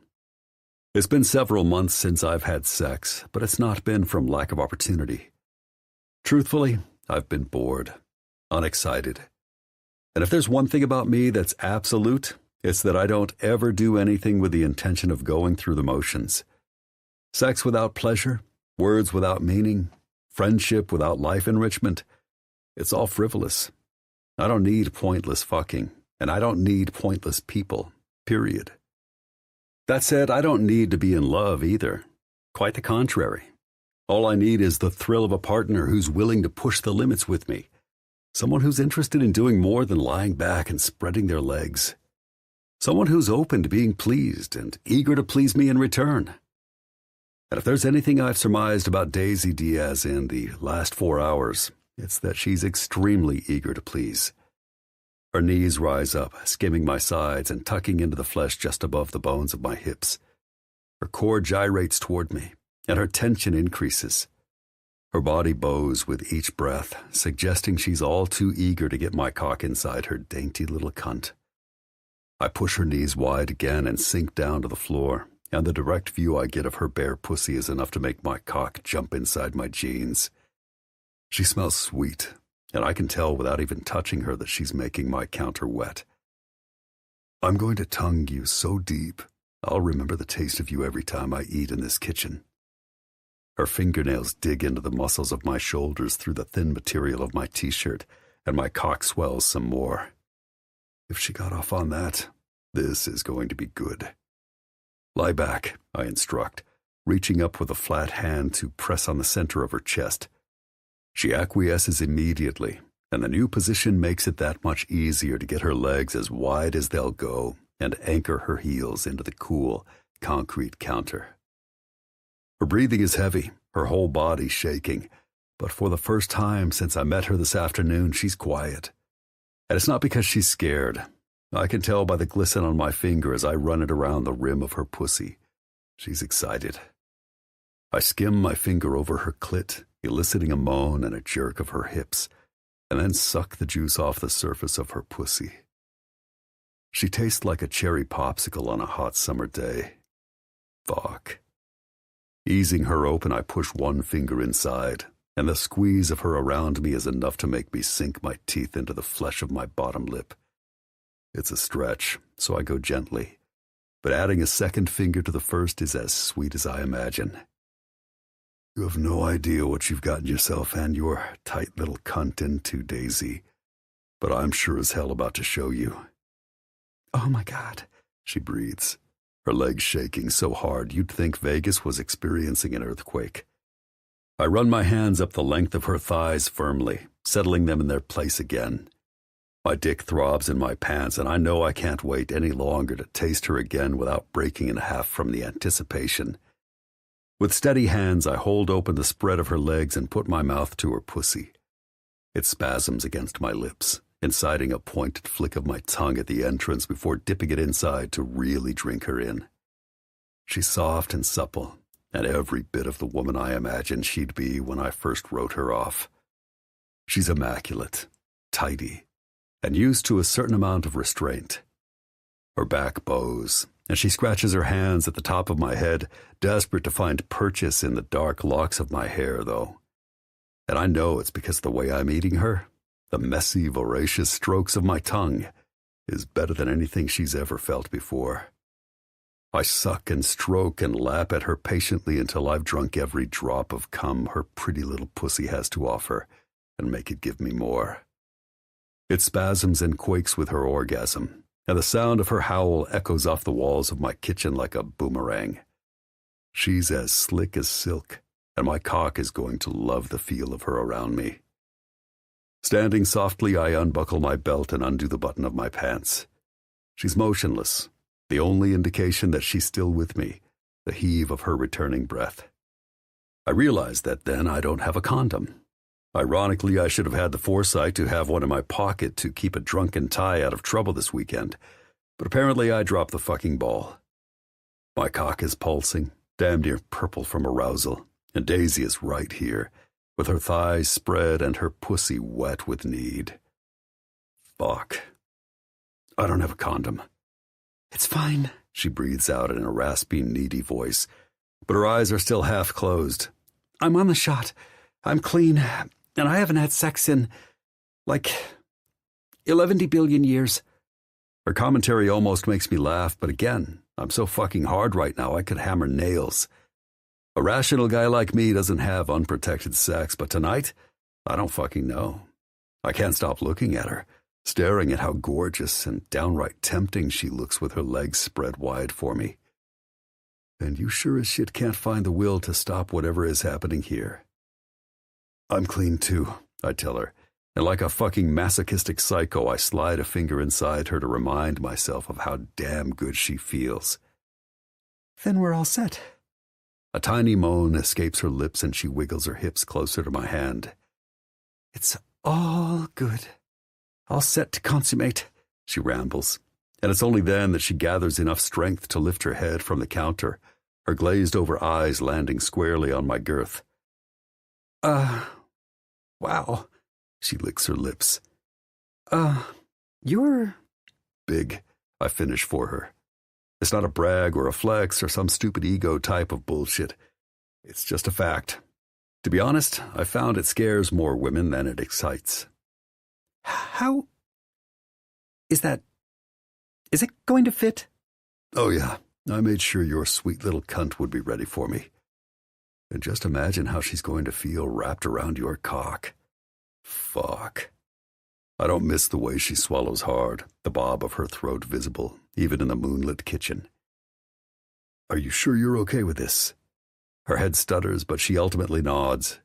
By the fifth or sixth bout up and down, it's much more resolute. Yes, I want you, Flynn. I need to know what you feel like. Fuck it.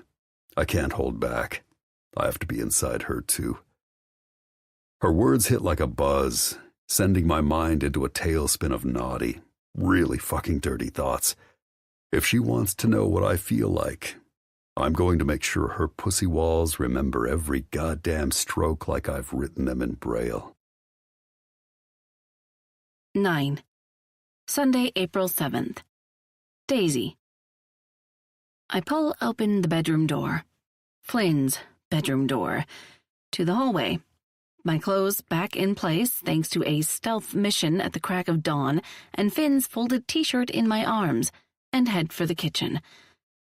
I don't know how long I've been staring at the door, working up the nerve to come outside and face everything I did last night in the light of day, but it's bordering on way too long.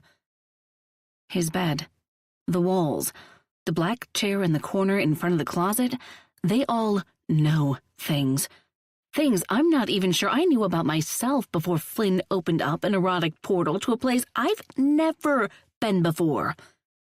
Sweet land of the living, the man is well informed about the female body. He knew all the spots, all the buttons to push. I swear, if I weren't sure it would make me sound entirely crazy, I'd consider asking him if he went 50-50 with God on all the details of the clitoris. Deep breaths in and out, over and over again. I straighten my spine and force myself to walk toward the kitchen with my head held high. I'm a strong, independent woman. So what if I had insanely hot, condomless sex last night with my husband, who isn't really my husband but a conduit in helping me get a green card? It's no big deal. No big deal. Huh, that's cute. Surprisingly, the room is completely quiet as I step inside, and Flynn is nowhere to be seen. The counter pulls my attention immediately, and a tiny crimson tidal wave starts its ascent up the skin of my throat. That counter knows the details of my labia.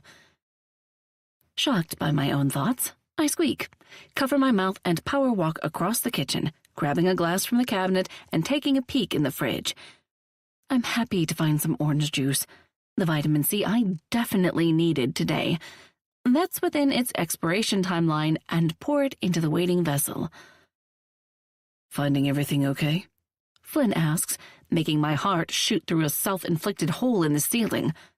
Cripes! Maybe I'm more on edge than I thought. But, what am I supposed to be like? I got married last night. Not in practice, of course, but in documentation. And hell, the mind-bending sex probably added at least a little fine print at the bottom. At least, for me it did. As per usual, I don't have a flipping clue what he's thinking. Casual and calm as ever, he walks past me to what's becoming known as the cabinet and gets himself a glass, filling it once again from the tap.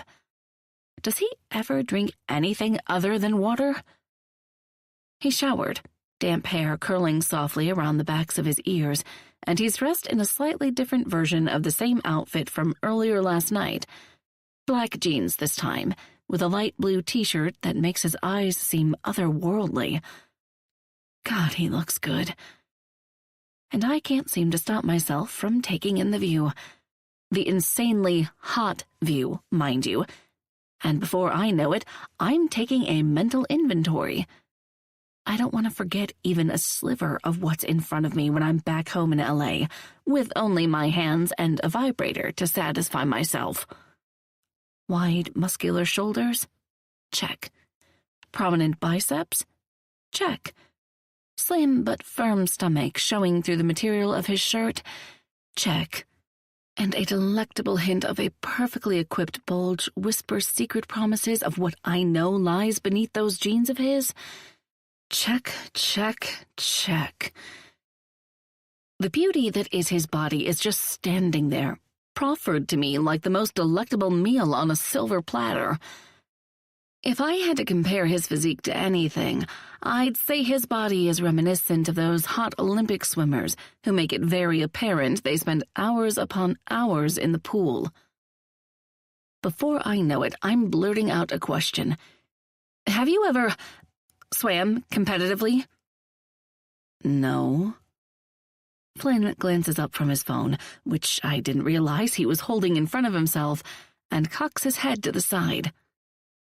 Why? Because your body looks like someone sculpted it out of fucking stone, and I'm wondering if what I did last night was the best thing for me. I realize that Flynn's and my marriage arrangement isn't fueled by love at first sight and butterflies. If anything, we've entered into a business contract without any hint of emotion. Besides, well, him feeling bad enough for my situation to take pity on me and offer up his pseudo-commitment. But he is my husband. Temporarily, sure, but still my husband. And you should definitely fuck your husband before you get a divorce. Right? Yes. I did the right thing last night. A memory of Flynn's hips between my thighs, his hands to the counter behind me as he thrust inside me so powerfully my teeth chattered, plays like a film behind my eyes, and I have no choice but to close them and gather myself. Oh, yeah, you so did the right thing. No reason, I managed to mumble, gathering myself enough to place his t-shirt on the counter next to him with a small smile before walking around to the other side to sit down on one of his stools. It's only seconds before my mind runs away again, back to last night and the bad and sexy things that happened to make this a slightly less sterile environment. I picture my head falling back and my heart rate skyrocketing, and Flynn's warm breath as he grunts softly into the skin of my throat. Good gracious, he's hot. Like, forgive me, Father, for I have really, really sinned kind of hot. Dirty, crude, uninhibited. I will never forget the sound of him whispering in my ear and telling me to fuck him like I wanted to be fucked. His hips slowed, his chest slick with the effort he'd put into leaving an impression inside me, and I'd wrapped my arms around his shoulders and ordered him to carry me to bed. And carry me to bed he did. His bed, in fact, with careful, measured steps while his cock was still pressed to the hilt inside me. I swallow, my hand drifting down to just above my pubic bone, where there's been the most delicious ache rolling through me since I woke up alone in his bed this morning. Geez, Daisy, get yourself together here. There'll be plenty of time to remember all the details of your night together when you get back to L.A., alone and horny and desperate to make yourself come. Flynn is quiet and focused, his eyes back on his phone as he scrolls through something, and my eyes flick from the strong, chiseled lines of his face to the clock on the microwave display behind him. Shit. It's already 9? Flynn's eyes flit up to mine, considering me for a moment, and then he nods. Yes. I jump up from the stool and hustle toward the front door where I know I dropped my purse upon arrival last night. Flynn's footsteps are soft, but not so much so that I don't hear the pattern of them following me down the hall at a slightly slower pace. With the length of his legs, however, I'm sure he's keeping up with me.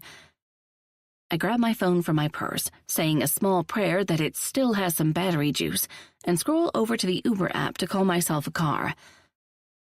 Have somewhere to be? Flynn asks then, making my head whip up from my phone and my lips roll into my mouth. Oh, yeah, I'm sorry, but I was supposed to be at another work function about half an hour ago. He raises his shoulders nonchalantly. Of course. Do you want me to take you back to the Wynn? I have to go anyway. It's a nice offer, one I'm not sure I'd be able to resist if I didn't have a reason, to be honest. Thanks, but no. It's a brunch at an old client's house, not at the hotel.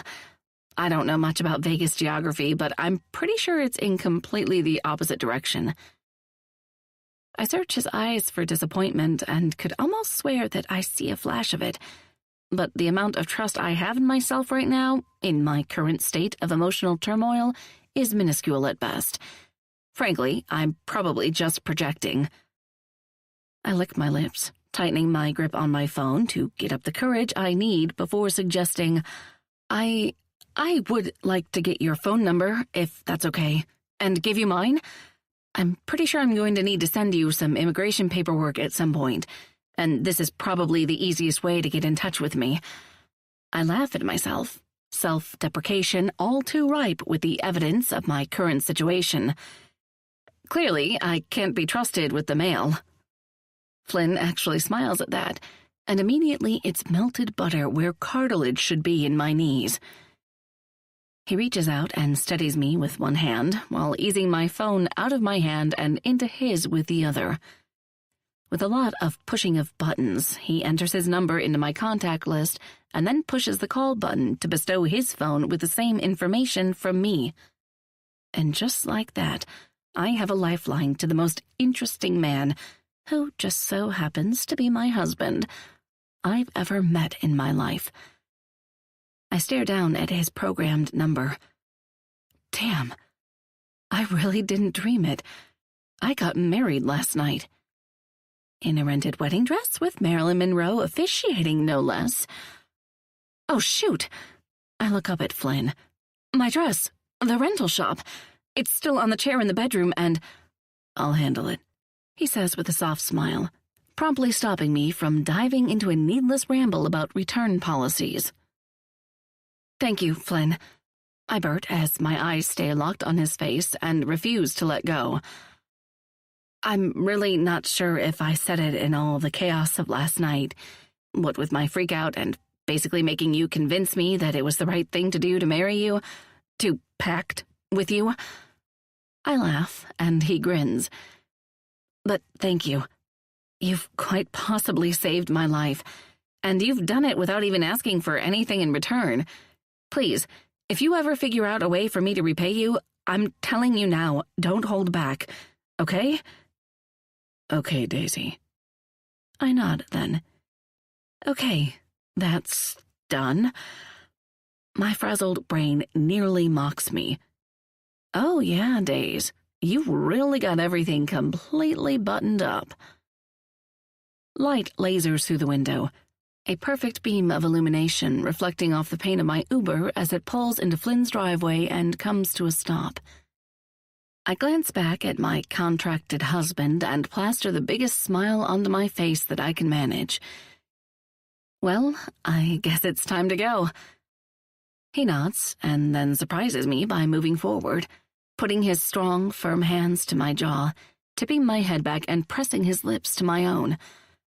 It's a delicate, strangely innocent kiss, given the intimate knowledge we have of each other from last night, but the jolt it rockets through my pounding chest is nearly enough to send me to the hospital. Goodbye, Daisy Winslow. My stomach turns over on itself as he reaches around me and opens the door, holding it for me gallantly. I look from him, back to the house, and then out to the car. I guess that is really that. Goodbye, Flynn. 10. Flynn. In an expensive Las Vegas penthouse stood a man with a crappy cup of hotel coffee made from a temperamental Keurig, the logistical legal side of his life having changed dramatically overnight. I, Flynn Winslow, am that man, and what a night it was. I'm officially the first Winslow brother to be married, and no one's ever even going to know about it. Fucking hell. That's funny enough to almost make me laugh. I take another sip of my coffee and stare out the massive windows of the penthouse suite that Remy, Ty, and I reserved for Jude's bachelor party weekend. For once, the strip looks calm and quiet, and very few tourists mill about on the sidewalks. Hell, even the neon lights of the desert city look almost reserved beneath the Nevada sun. Now this is the kind of Vegas I can get behind. Damn, Flynn, you're up early.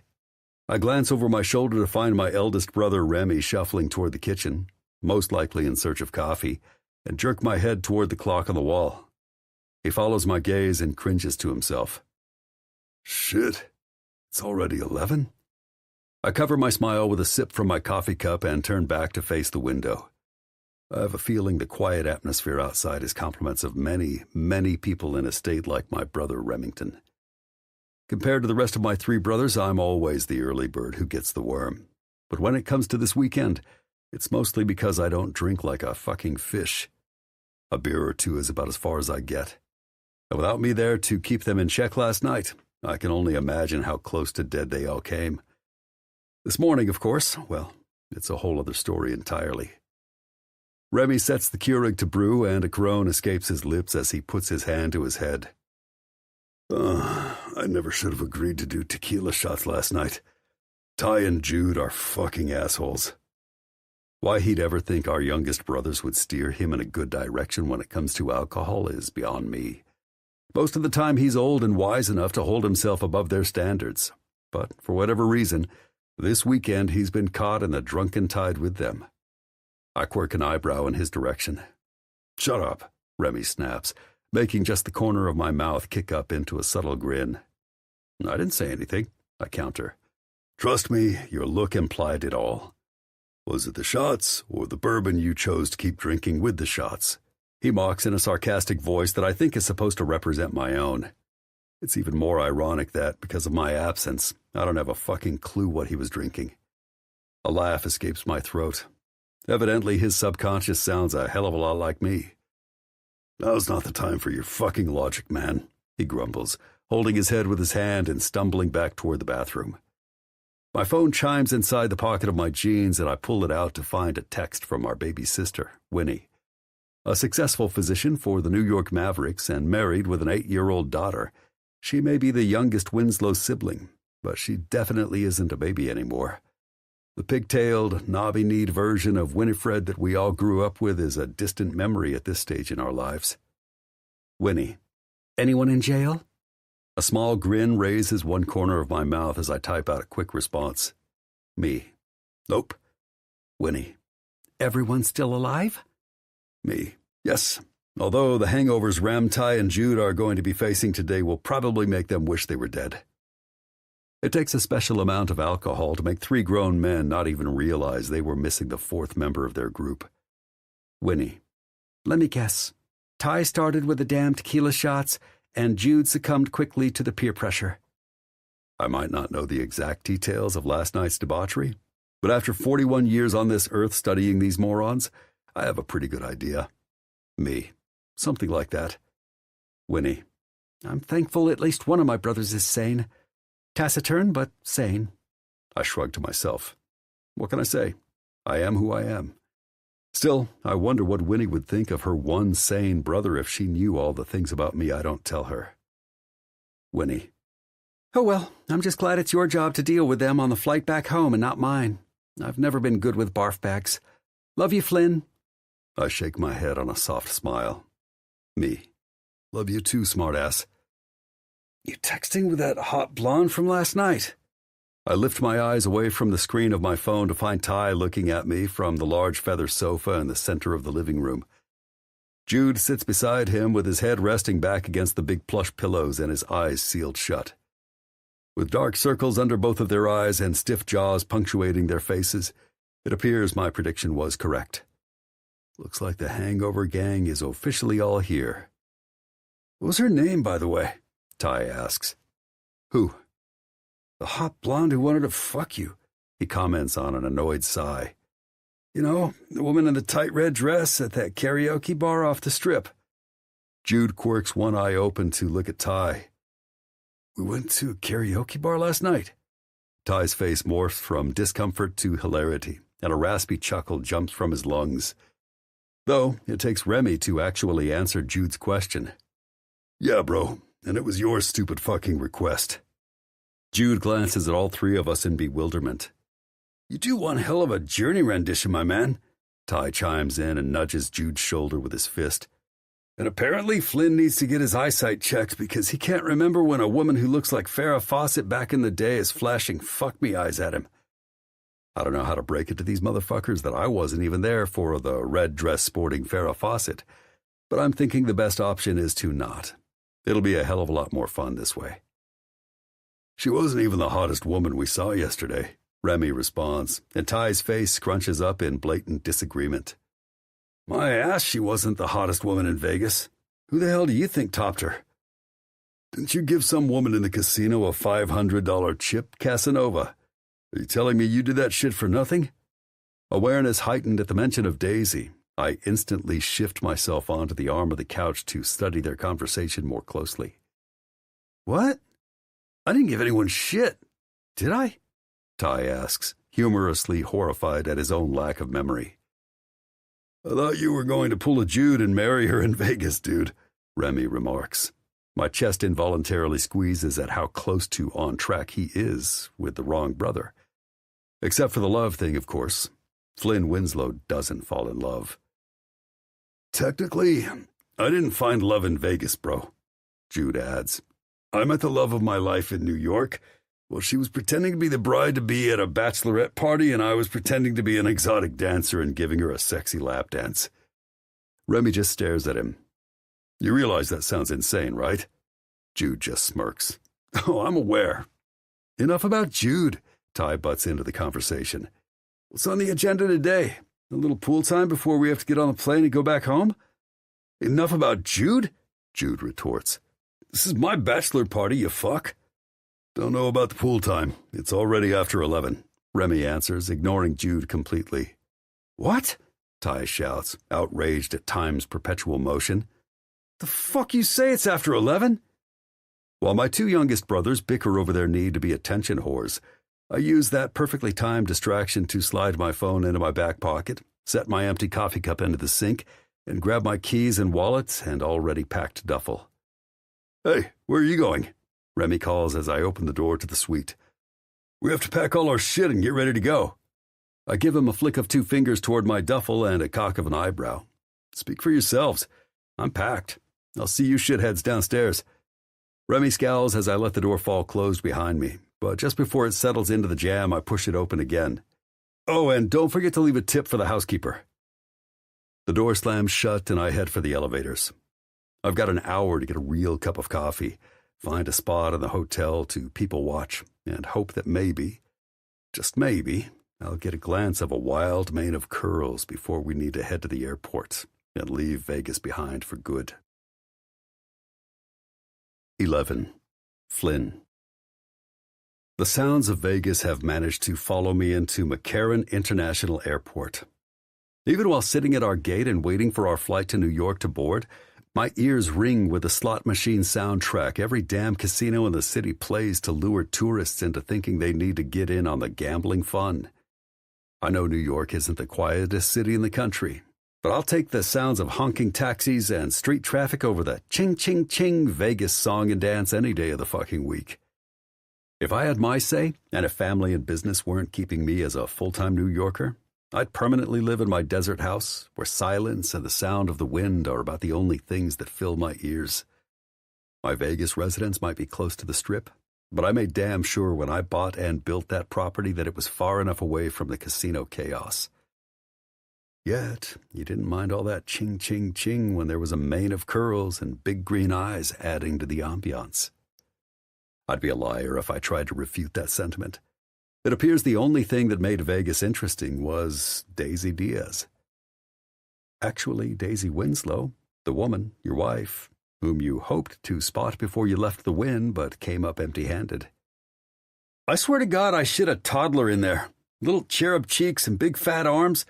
I didn't even look back after I flushed the toilet because I don't think there was even a chance my crap was going down, Ty announces on his return from the restroom, climbing over the suitcases and bags under his and Jude's chairs and collapsing into the pleather. You're fucking nasty, dude, Remy remarks, pulling his sunglasses down over his eyes and sinking farther into the airport seating. What? I haven't been able to pinch one off all week. Traveling and booze make me constipated as a motherfucker. Ty, I'm not even remotely drunk enough to be having this conversation right now, and I can smell the booze seeping out of my pores. Rem puts two fingers to the bridge of his nose. So, can it with the literal shit talk, for fuck's sake. I'm just saying, Ty says on a whisper then, focusing his monologue at Jude, a willing listener. It was a violent showing by my intestinal system. I didn't know the old girl had it in her, to be honest. I thought I was going to die in the bathroom. See Ty Winslow at his eternal resting place kind of thing. I step away from the group on a shake of my head and look for anything I can do that'll be far enough out of earshot that I don't want to puncture my own eardrums anytime soon. Or admit that they're a hell of a lot funnier than I want them to be. Just down from our gate, I spot a cluster of slot machines in the center aisle of the airport, mostly abandoned by passengers as they wait to board their impending flights.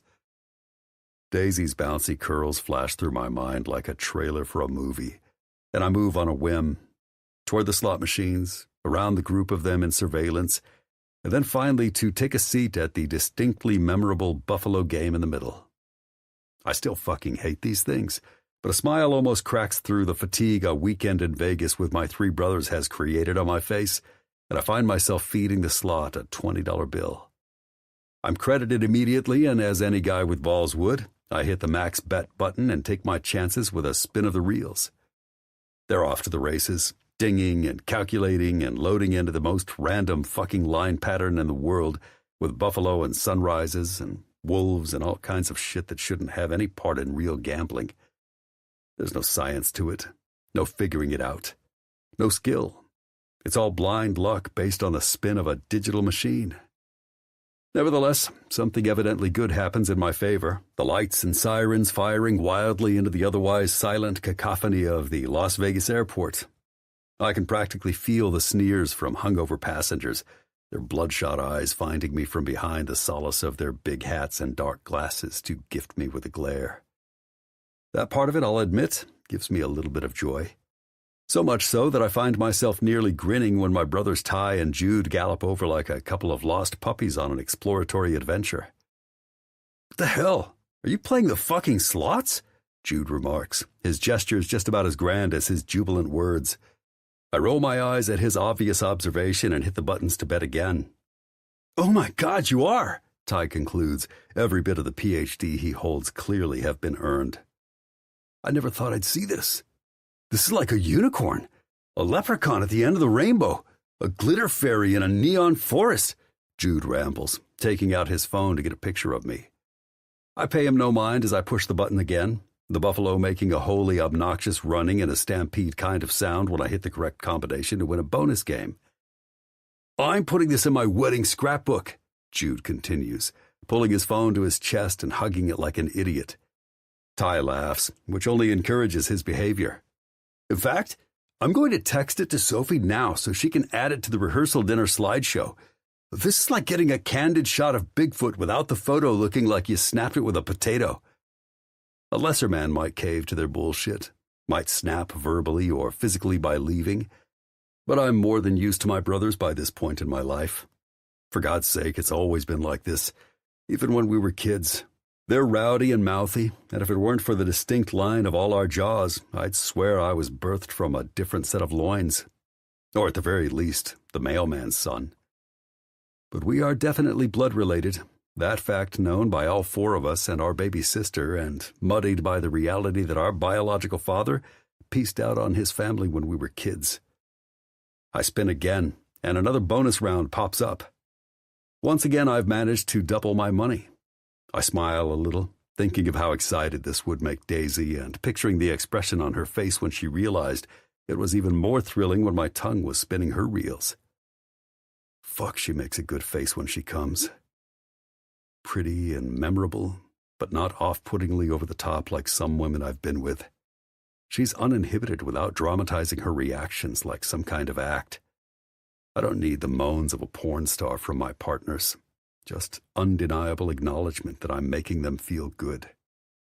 And Daisy knew just how to acknowledge. Instantly, I'm struck with the regret of taking a shower this morning, effectively rinsing off her scent and replacing it with my own. "Sophie's adding it to the queue now, Flynnbot," Jude announces with a toothy grin. "Not to worry." I shake my head in amusement. "See, Flynn, this is why all the ladies flock to us," Ty interjects. "Just like last night, you insist on being like the world's greatest mime or something. I don't even think I heard you say one thing last night." Jude scoffs. "Like you remember anything about last night, bro. Hey, man, I was just celebrating you. My baby brother is getting married. That's huge." "Come on," Remy announces, his face completely pinched in annoyance and all of my brother's bags hanging from his shoulders. "They're boarding our flight, assholes. Time to get home and not drink for an eternity." I smile a little at Remy's pain. He's 2 years older than me, so I know at his age, he has to be feeling this shit pretty good. "Bullshit," Jude denies. "You're drinking at my wedding, bro, because that's what you do at all weddings. You dance, you celebrate, and you drink like a fish in the name of the happy bride and groom." Not all weddings end with a happy bride and groom, I think to myself. But when I look over at Ram, I notice his face has already shifted. No doubt going to a dark, nearly fucking morbid place as he remembers his almost wedding of nearly a decade and a half ago. And all three of the rest of us see it. It's like a pin in a shrieking balloon. Just like that, pop, all the shit talk is done. Jude and Ty step forward and take their bags, and without a word, Remy stalks in the other direction, headed for our plane. All weddings? Why'd you have to say it like that? Ty whispers harshly to Jude as we all hustle along behind Remy toward the gate. I smack Ty on the back of the head and pass them. Just drop it. The last thing we need on this long flight home is to spend all our time reliving the absolute hellfire of witnessing Remy getting ditched at the altar. That might have been over a decade ago, but the memory still holds some serious power. All we need right now is to get home, sleep off this wild weekend, and get back to normal. And that we, well, thanks to a certain woman with emerald eyes and wild curls, it definitely includes me. 12. Daisy. What a day. From the instant I took an Uber from Flynn's house and met Damien and my coworkers at brunch, my schedule has been jam-packed with all sorts of work shit. From meetings with potential furniture and fabric distributors for future staging projects, to a big conference at the Wynn where Damien and Thomas updated us on the firm's goals and plans for the next 2 years, I barely managed to get back to my room, pack my stuff, and make my evening flight back to LAX. You were so busy that you almost forgot about the craziness of last night's wedding bells. I sigh and look out the window of the plane, watching as the world below passes me by. The sun is setting in the evening sky, and clouds and desert and a weekend of actions I never expected cross my vision.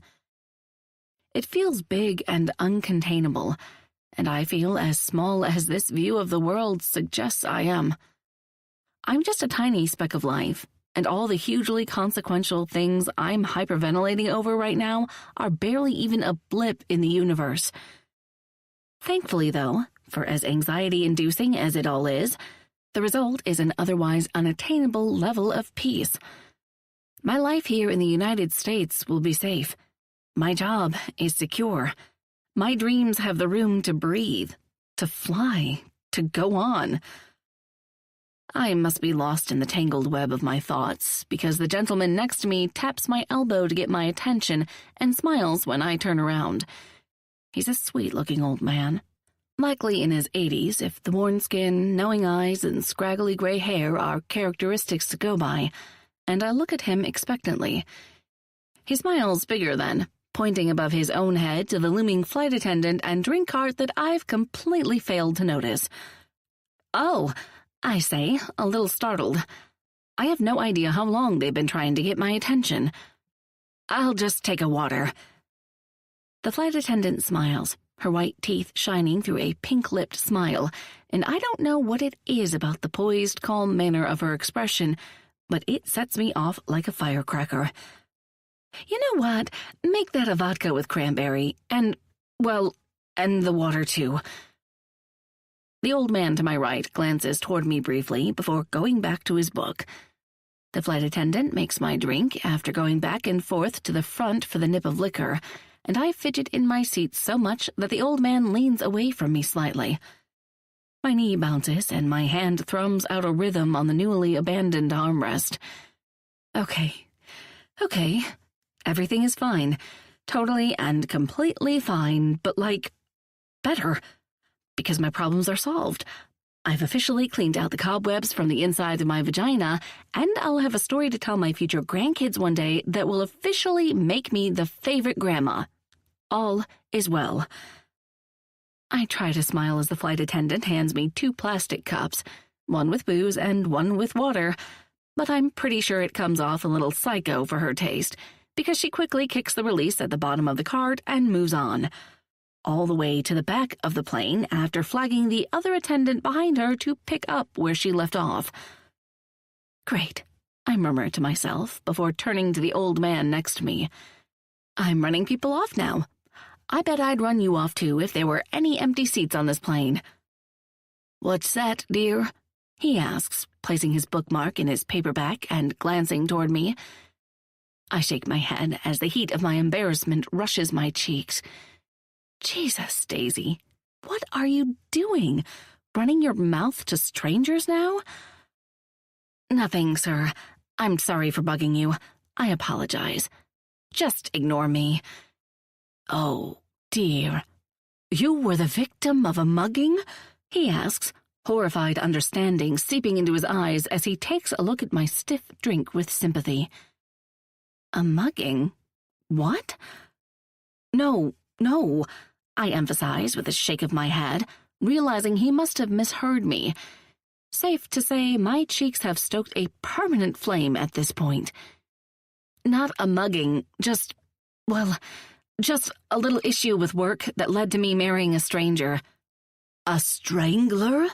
He asks, aghast. No strangler, I rush to explain. Lucky I did not come in contact with a strangler, although I guess I probably could have in my mental state last night. But Flynn's not that. He's actually a good guy. At least, I think. I mean, he's pretty dirty in bed, as it turns out, but that's neither here nor there. He was nothing but nice to me from the moment I met him. He's just a stranger. Mr. Old Man looks perplexed, and I can only fucking imagine what he's doing with that overshare of information. Christ, what's wrong with me? Even with the awareness of that little self-reflection, for some reason, I keep going. I don't know why. Maybe because I don't feel like I can tell anyone I actually know because of all the shame and humiliation and legalities. But venting to this guy feels like a much-needed exercise in emotional expulsion. It's a little weird that we got married by a drag queen, Marilyn Monroe, but I have the marriage certificate, and I'm pretty sure it's legal, so that's all that matters, right? I can't say that I know a whole lot about Justin Trudeau. I've never had the chance to get to Canada. The irony isn't lost on me. Of all the things for him to mishear in the midst of my immigration mess, it's about my home country of Canada. I laugh. I'm from there. Yes, I've been to Delaware. My wife June and I vacationed there once in 1970. The Bridge Swallow Resort, he remarks, his face transforming at the fond memory. I've no idea if it's still there or not, but you should go. But not with the strangler, dear, I beg of you. Find a nice boy. My man, we are having two very different conversations here. I look back out the window to swallow my laugh and inevitably think of Flynn. The idea of him as some sort of psycho serial killer is, well, it's comical. I'm not even sure why, what with the completely limited amount of information I actually have about him, but he just doesn't even remotely strike me as the type. He's quiet, calm, assured. His character actually speaks of the kind of inner peace I've never known. It's settled. It's confident. He doesn't need all the flashy recognition from being a public figure. He doesn't need the spotlight. He's content to just be. I mean, I've never met a man so willing to let me spew my word vomit all over him for hour after hour without losing his cool or begging off or talking over me so he can take control of the conversation. Flynn listened, and not just in a superficial way in an effort to be polite. He paid attention to every word I said. I could tell.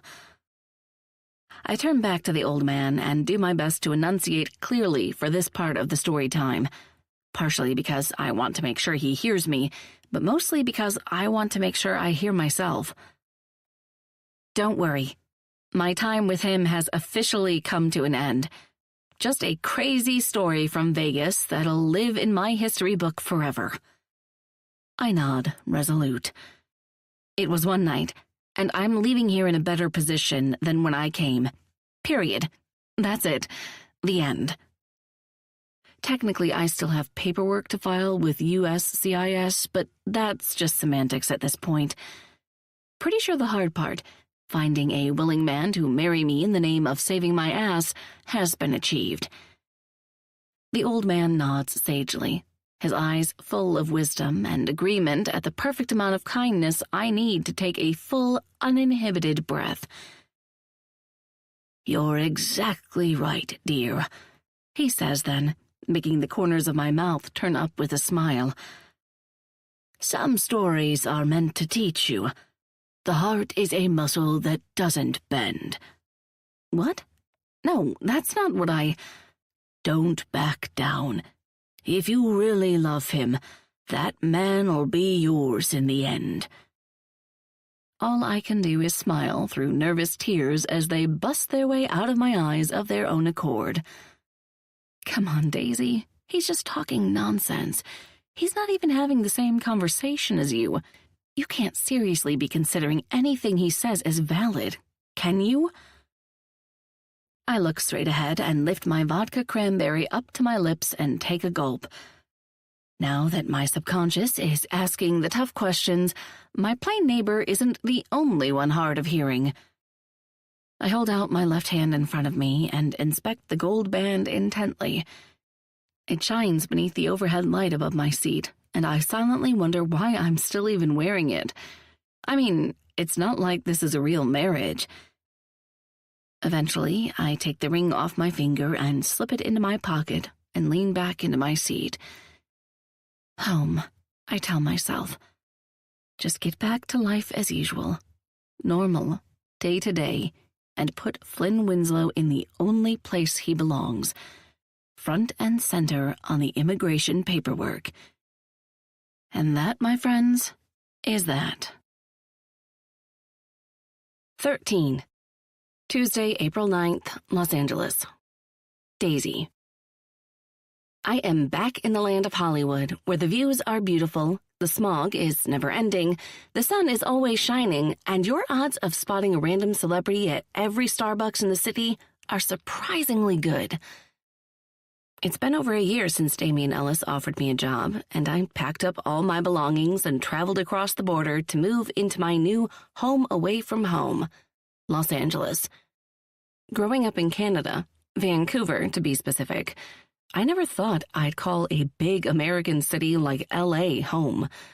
But here I am, living and working and thriving.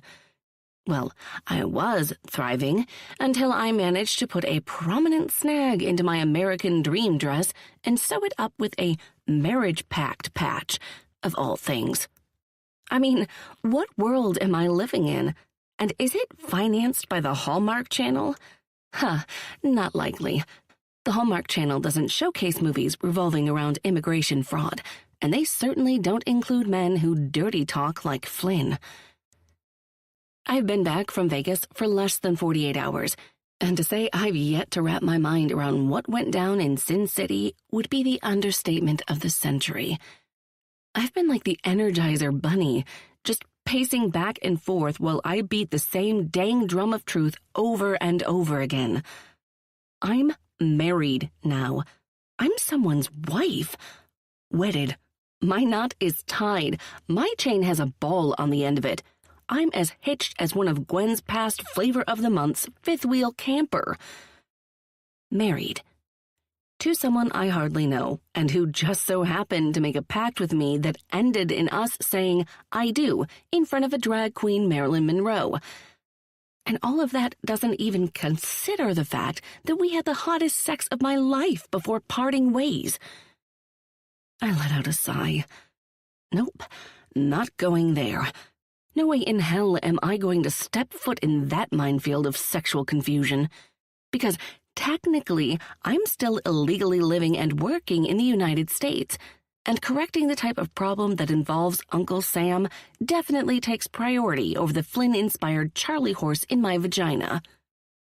There's no time for excuses or procrastination. I have to do what I need to do to rectify my expired visa situation, and I have to do it now, even if it has nothing to do with what I should be doing on a Tuesday in the middle of my workday. Somehow, I'm going to have to pull a rabbit out of my hat and fit in my actual work to-do list, which is a mile long, at the very end of the day. It'll be tough, but I'd look like shit in an orange jumpsuit, and I'm certainly not photogenic enough to make a mugshot look good, so there's really no other option. Goodness, what has your life come to that prison is a potential outcome? The mere idea of living a real-life orange is the new black situation urges my lungs to seize and short pants of air to burst out of my throat. Mentally, I feel as if I'm holding myself together by one single, already shredded thread. Knowing I need to talk to someone before it severs entirely, anyone who might be able to rationally talk me off this ledge, I grab my cell phone and call the one and only person who could fulfill that role, Gwen. It rings 4 times before the line clicks open. Daisy! Oh, thank goodness. Relief fills my chest, but that's quickly squashed when static hovers over the rest of her words. Darling, you call. I squint and hold the phone as close to my ear as physically possible. Where are you? I can hardly hear you. Here, I trip. It's... What? I said, and then nothing. A few seconds later, the line clicks dead. Immediately, I try to call her back, but it goes straight to voicemail. Well, shit. This certainly isn't helping me work through my existential I got married for a green card crisis. I try to call her back another 3 times, but eventually I give up when a text message from an unknown number chimes through on my phone. Unknown. Daisy, darling, it's Gwen. My phone isn't working on the boat. I think we're too far out to sea for me to get service. Too far out to sea? What the heck is she talking about? Me. Huh? Where are you? Unknown. Me and the girls found a half-off Groupon for an Alaskan cruise. Me. You're on a flipping discount cruise right now? Unknown. Don't worry, darling. It's a Norwegian. Like that's supposed to make me feel better? Unknown. I'll be back in 2 weeks. Oh, for Pete's sake. Unknown. Is everything okay? No.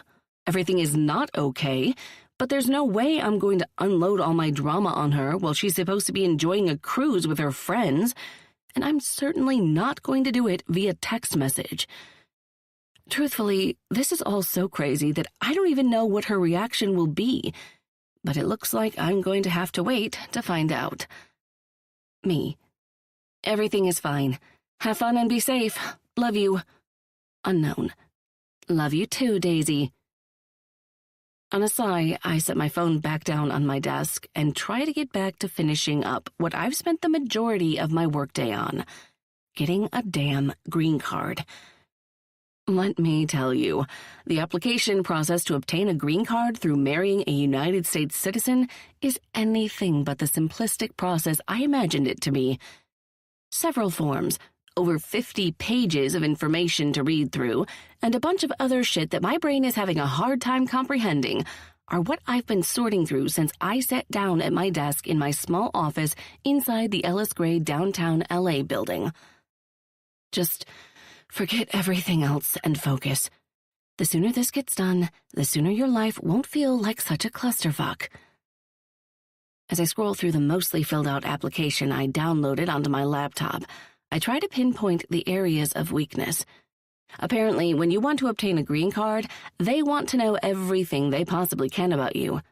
It's all understandable, but it's nerve-wracking as hell when you're doing it under the pretense otherwise known as my marriage is an immigration fraud. Racing heart, shaking hands, erratic breathing. Is this what criminals feel like? Pretty sure, legally, once you send in this application, you are a criminal. Oh, for fuck's sake. This is why criminals have to find a way to remove their conscience. I roll my eyes at myself, ignoring all the red flags my yet-to-flee inner voice is throwing my way, and refocus my attention on the application. Part 1. Information about you. I scan the long section closely and verify that I've dotted all my I's and crossed all my T's. It's pretty standard stuff.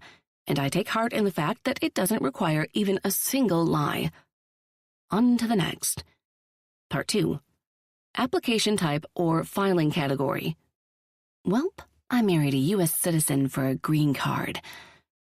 I cringe over the reality, but I bite my lip and check off the box that applies. Immediate relative of a U.S. citizen. You know, because as of a few days ago, I have a husband. I also remind myself that he offered to marry me, not the other way around. So if anything, this is all my husband's fault. A husband who is probably the most reserved man I've ever met and have known for all of 24 hours tops, and who gave me the kind of sex that made my toes curl back so far I'm surprised they're not permanently stuck to my heels.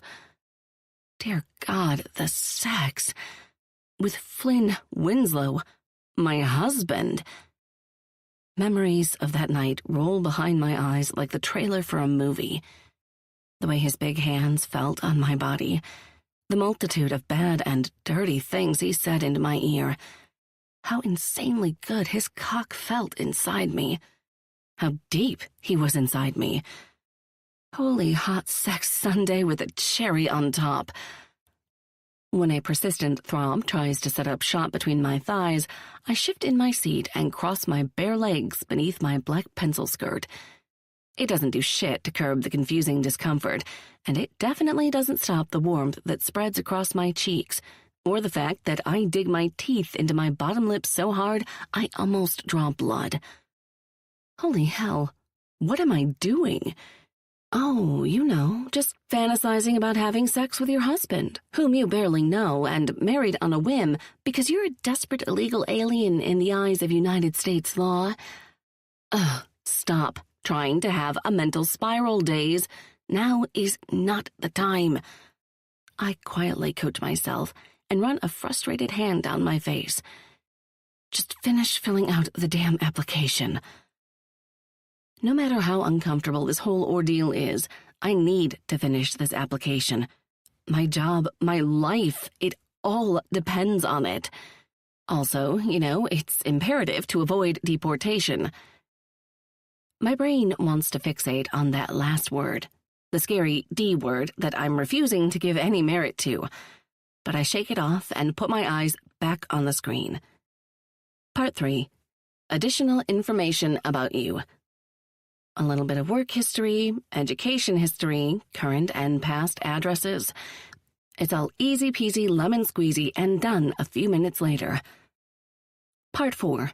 Information about your parents. Well, hell. If only I knew who my biological parents even were.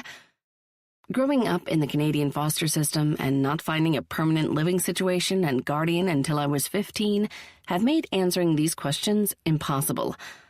I don't know anything about my parents, who they were, if they're still alive, where they live, why they put me up for adoption. All I know is that I started in the foster system at birth, and while I did stay with the family for the first 2 years of my life, I mostly jumped around from foster home to foster home until Gwen took me in under her wing as a teenager. And to be honest, I don't have a desire to find my biological parents. I know a lot of people might feel strongly about this, but to me, it's not something I want to do or feel that I have to do.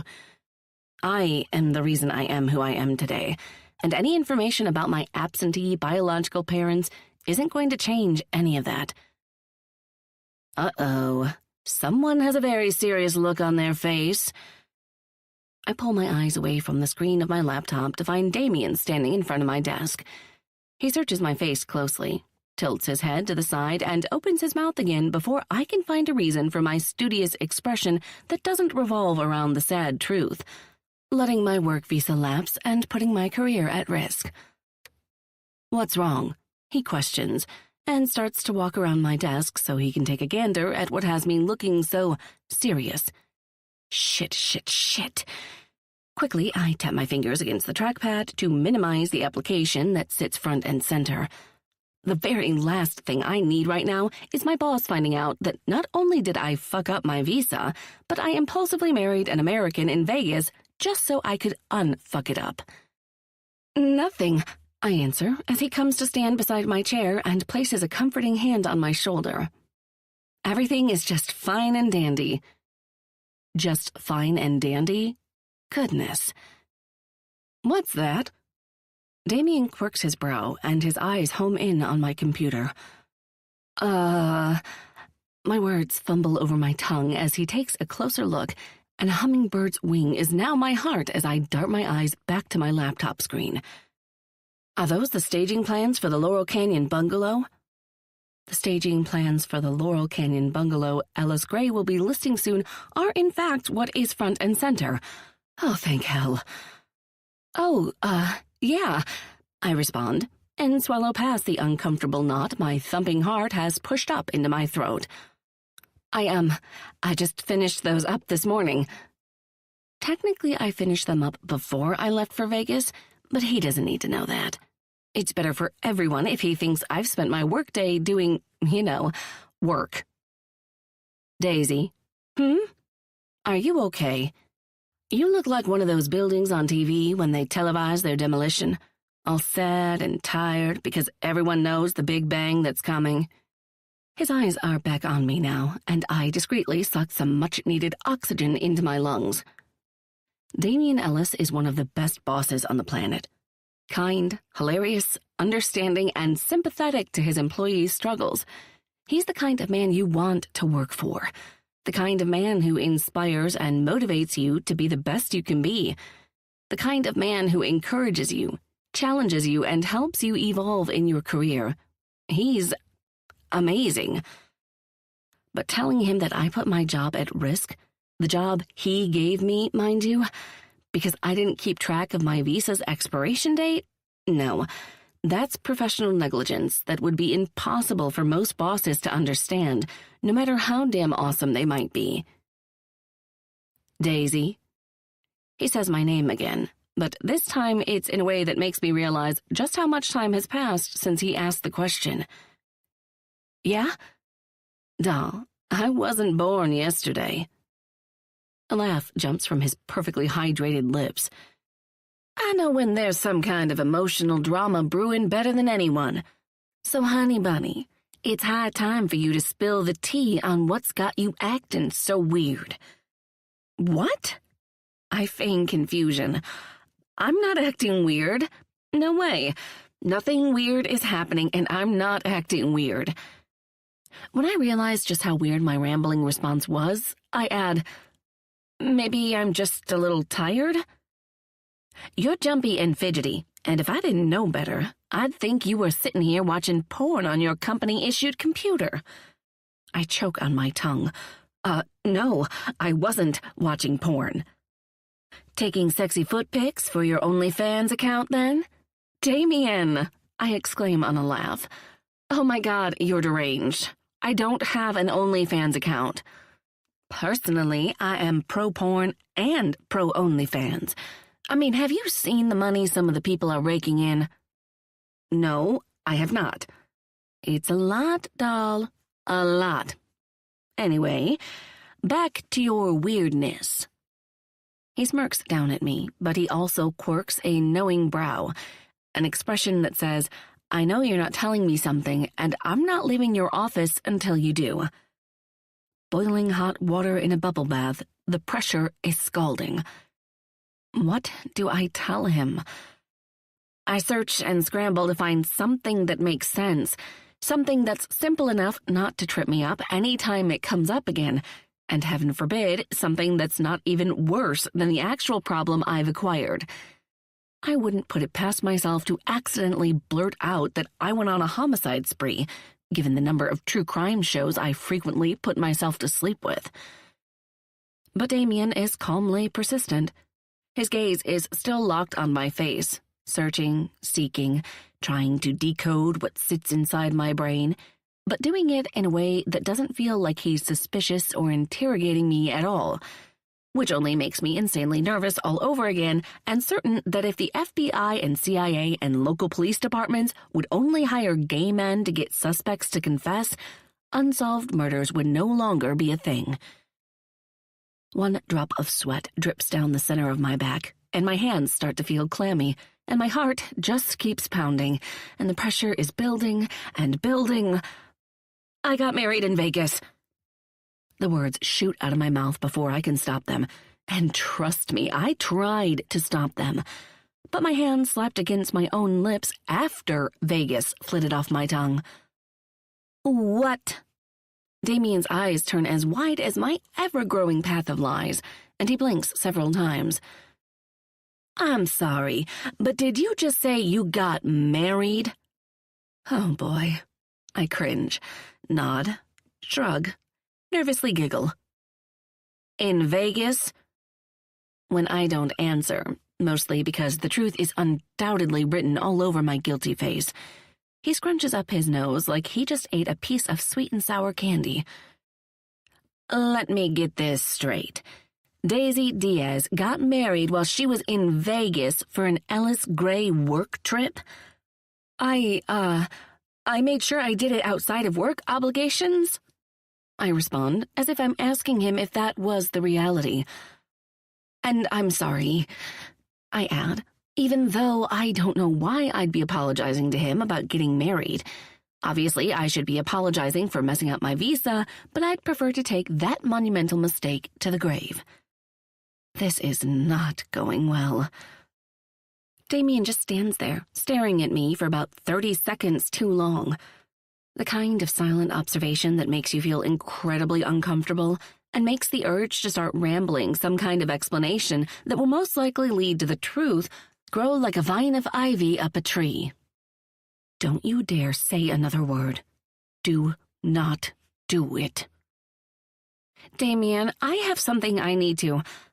I swear, if this is Mateo calling me to bitch about the masseuse I hired for him, I will tear my hair out. He grumbles as he snags his phone out of the inside pocket of his sleek gray suit. He stares down at the screen, and my body threatens to burrow inside the fancy hardwood floor of the office when I realize I was mere seconds away from dropping the biggest truth bomb of my life up in this bitch. Damn, I forgot about that. Damien sighs, shoves his phone back into his suit pocket, and points a perfectly manicured index finger in my direction. Doll, you're lucky I have a meeting to get to right now, but I promise you I'll be back for that tea. There's no tea, I answer, and he calls my bluff with a furrowed brow. Before we went to Vegas, you were the only straight girl in the office who didn't let her panties fall to the ground for Duncan Jones, he says, and shakes his head on a laugh.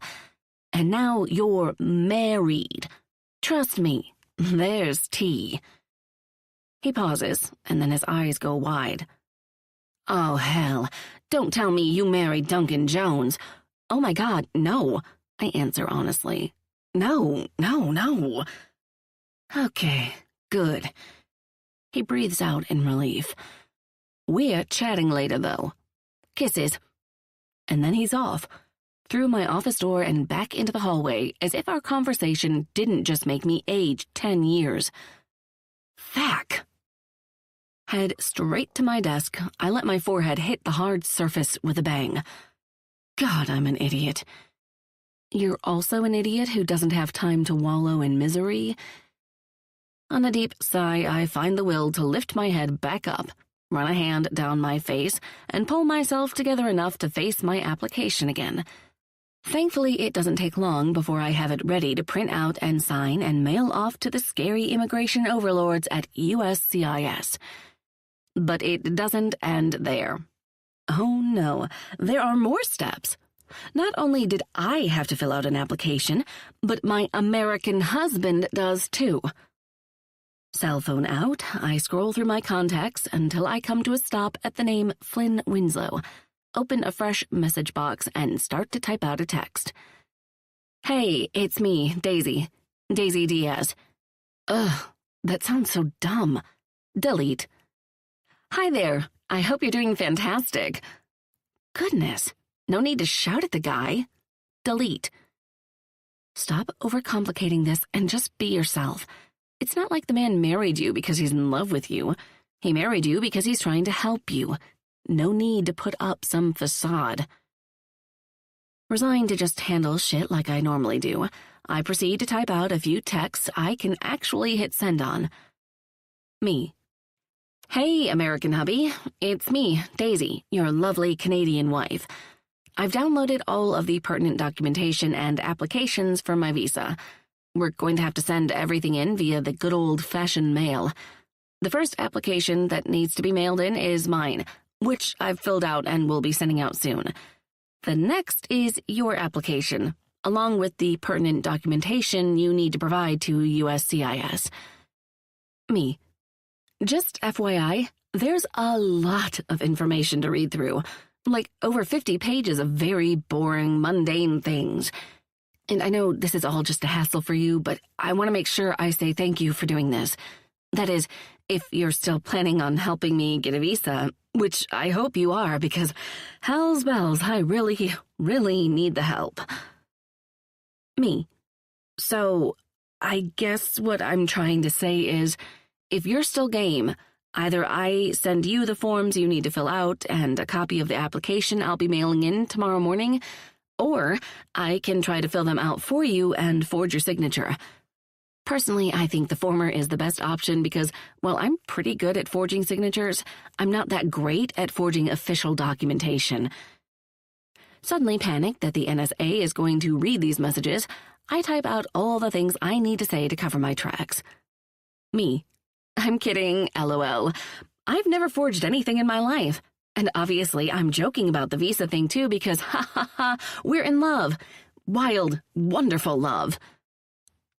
Uncomfortable with all the lying, even when I'm smack dab in the middle of the biggest lie in the universe, I blather on. Me. Okay, fine. Once I forged something one time, and it was no big deal. Just a minor date change on a document for a travel refund when I was 18. I deserved the refund, by the way.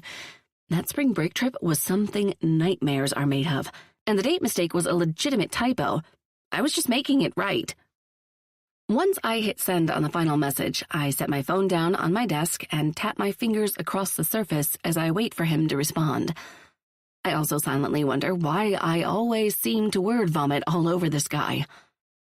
When my phone lights up with 2 incoming text messages from the man of the immigration application hour, I grab my phone so fast I nearly drop it. The first text? Only 4 words. Mail them to me. And the second? A New York address. Damn, Flynn Winslow is certainly a man of few words, isn't he? Yeah, Mrs. Winslow, he sure is. So, he lives in New York full-time? Not Vegas? Obviously, since I was in his swanky Vegas home, this is new information. You mean the home that you had the wildest sex of your life in? I shake my head, ignore my snarky inner voice, and wait a little longer, thinking that maybe he'll add to the messages. But when nothing comes, I remember that with all the things I don't know about my American husband, there's certainly something I do. He doesn't converse just for the sake of it.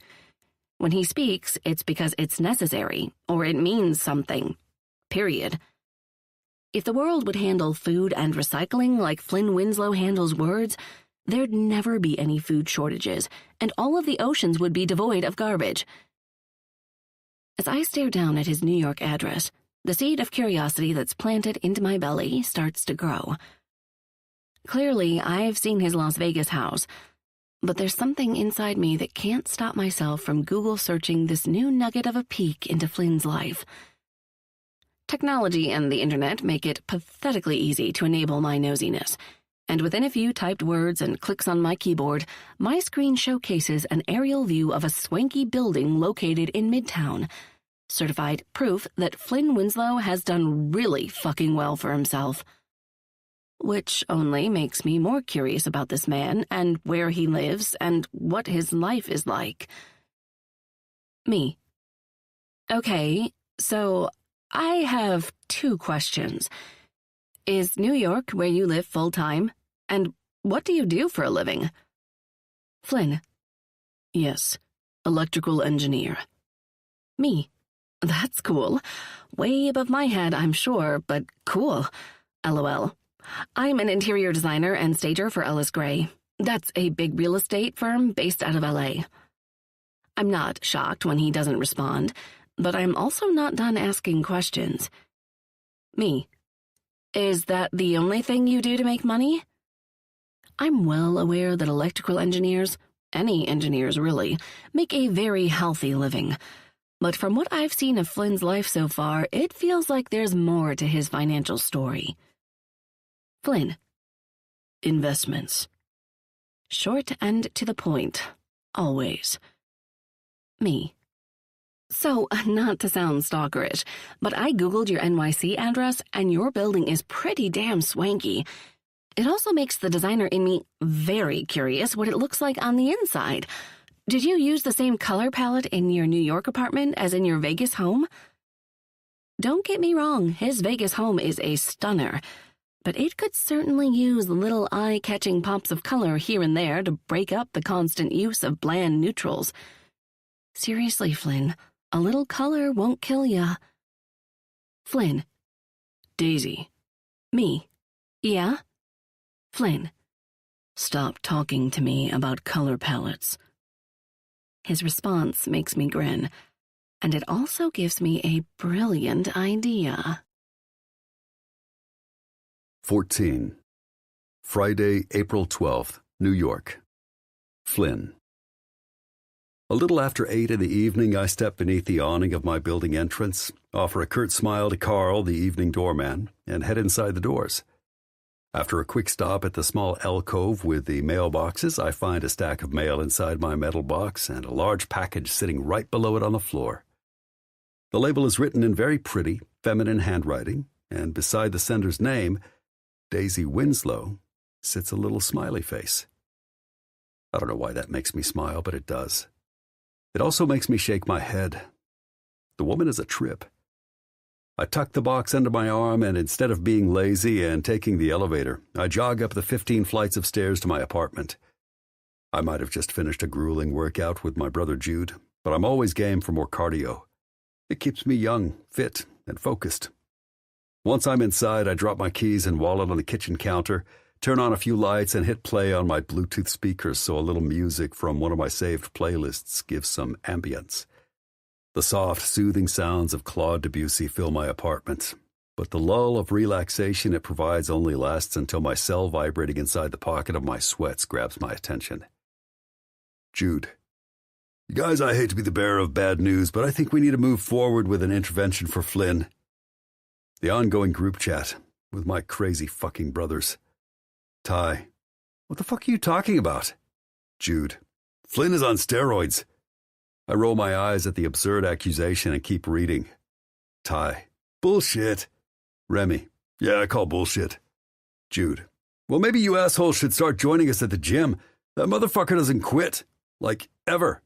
And the amount of weight he can lift is absurd. There is no other explanation besides steroids. Ty. So, let me get this straight, bro. You think Flynn is on steroids because he's kicking your ass at the gym? Ha ha ha ha ha ha. Jude. Wow, Ty. Way to take a very serious concern of mine and turn it into a joke. Remy. Serious concern? Ha. This just keeps getting better. Jude. Fuck you, Rem. Remy. Jude, sweetheart, I just want you to know you have no reason to feel insecure. I think you are very, very strong, and I'm proud of you, even if your fiancé can outlift you. On a soft chuckle, I set my phone down on the kitchen counter and open the fridge to pull out everything I need for dinner. After this evening's hard workout, a workout that apparently has Jude whining like a little bitch, a meal loaded with protein and iron is imperative for muscle healing and growth. Steak, asparagus, and potatoes are tonight's dinner choice, and it's not long before I have everything on the stove and cooking. While I wait for my steak to grill, I grab the package Daisy sent and open it. Inside sits the paperwork I was expecting, but also something else. 2 pale yellow throw pillows. She sent me fucking pillows? And yellow ones at that. A note is attached to one of the pillows, and in her now familiar girly script it reads, "If your New York place is anything like your Vegas house, then, no offense, but you need some color." I laugh and roll my eyes at the same time. Frankly, I have no idea what would make a woman like Daisy think a man like me wants fucking yellow throw pillows on his goddamn couch. But I can't deny I'm inspired by the confidence it took to make that kind of assessment of me. Intriguing, that Daisy.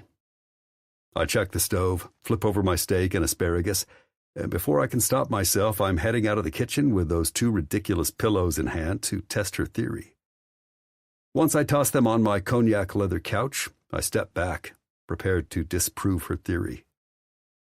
But instead of clashing annoyance, those 2 pillows have somehow made my living room feel cozier? Warmer? I don't know what, but it's not bad. Damn, she's fucking crazy, I say out loud, and run a surprised hand through my hair. But she's also right, you drab bastard. Once I grab the hefty stack of papers she sent my way, I finish cooking my dinner and prepare to do a little, more like a lot of, reading while I eat.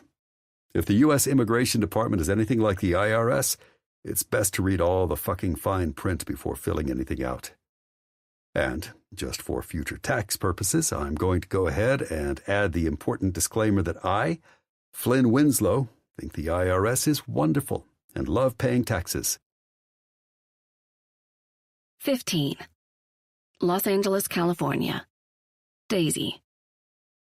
By the time I get home from my final day of staging the Laurel Canyon bungalow, it's a little after 5 in the evening, which to most wouldn't sound like a big deal at all. But when you take in the fact that I've been up and at it since 4:30 this morning, you'd understand that Mama needs to take off these heels and sit on the couch. It might be a Friday night, but I'll be damned if I'm doing anything but keeping my lazy ass on the sofa and binge-watching something on Netflix. Once I step inside the front door of my downtown LA apartment, I kick off my shoes, change into my favorite pair of sweats, and plop my ass down in front of the TV. I still have no idea what I'm going to eat for dinner, but if I end up consuming the pint of Ben & Jerry's in the fridge and calling it a meal, I'll be perfectly fine with that decision. Before I locate my next series binge, I scroll through all the missed emails and messages on my phone. Lord knows I didn't even have time to stop for lunch, much less check my phone. Most of the emails are work-related and can wait until Monday morning. There's one annoying text from Duncan Jones about the rain check, which I promptly ignore, archiving the message into the dregs of my inbox. I also find a few messages from Damien reminding me that even though he's been too busy to come back and bug me, he will be back for the tea. Lipton or Twinings, he doesn't care which. Spring is the busiest season in real estate, and in this case, I'm thankful it's prevented my boss from haunting me about my problems that I definitely don't want to talk about. But I have to admit, he's pretty dang funny. But of all the missed messages and emails, there's one text that stands out more than the rest. Flynn, I got the package. Okay, so he got the package, but did he open it? Is he going to fill out the immigration forms I need him to? Or has he decided to just toss them in his fireplace and let hot, fiery flames make it all go away? So many unanswered questions. Me. I'm hoping I'm supposed to take this message as your confirmation that you're going to fill out the forms and send them in. His response comes in a few moments later. Although it's not a yes, it's also not a no. Flynn, did you read through all 56 pages of this packet? Me. Of course I did. I mean, I read most of it. Okay, fine, I skimmed enough of it to get all the important shit figured out. Flynn. So then you're aware of the clause that states we need to show proof of our relationship, proof that we are living together, and in about 3 months, we'll be asked to come in for an interview together at their New York office, since that's where I'm a resident. This is the longest message, longest string of words that Flynn has ever said to me, and my only reaction is to blink roughly 700 times. Proof of living together? Proof of relationship? An interview? Gah, I'm terrible at lying in person. Surely he's mistaken and is just reading something wrong, even though he's definitely not the kind of guy who seems like he reads things wrong. Panic sets up residence in my chest, getting my heart all riled up and urging me to hop off the couch and grab my laptop from the dining table. Erratic fingers to the keys, I pull up the USCIS official website and read through everything I can find about applying for a visa after marrying a United States citizen. I scour every single document at my fingertips, and after God knows how much time has passed, I'm aware of two things. Flynn is right, and I'm way more screwed than I originally thought. Oh my God. 16. New York. Flynn.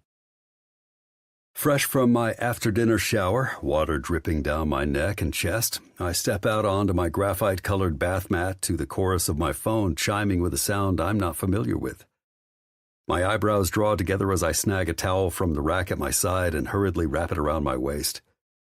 Quick, long strides eat up the distance between the bathroom and my bedroom nightstand, where my phone is dancing across the surface like a performer on America's Got Talent. Incoming FaceTime call, Daisy, flashes obnoxiously on the screen. Instead of accepting or declining, I stare down at the screen until it disappears. I don't FaceTime. Ever. Not with my brothers or my sister. Not even with my sister Winnie's daughter and my adorable niece, Lexi. Daisy. I'm trying to FaceTime you. Though it's pretty apparent my Canadian wife isn't privy to my FaceTime track record. Flynn. I'm aware. Daisy. What do you mean you're aware? Why aren't you accepting? Before I can even answer her text, she's back at it again, attempting another damn FaceTime call. Shit.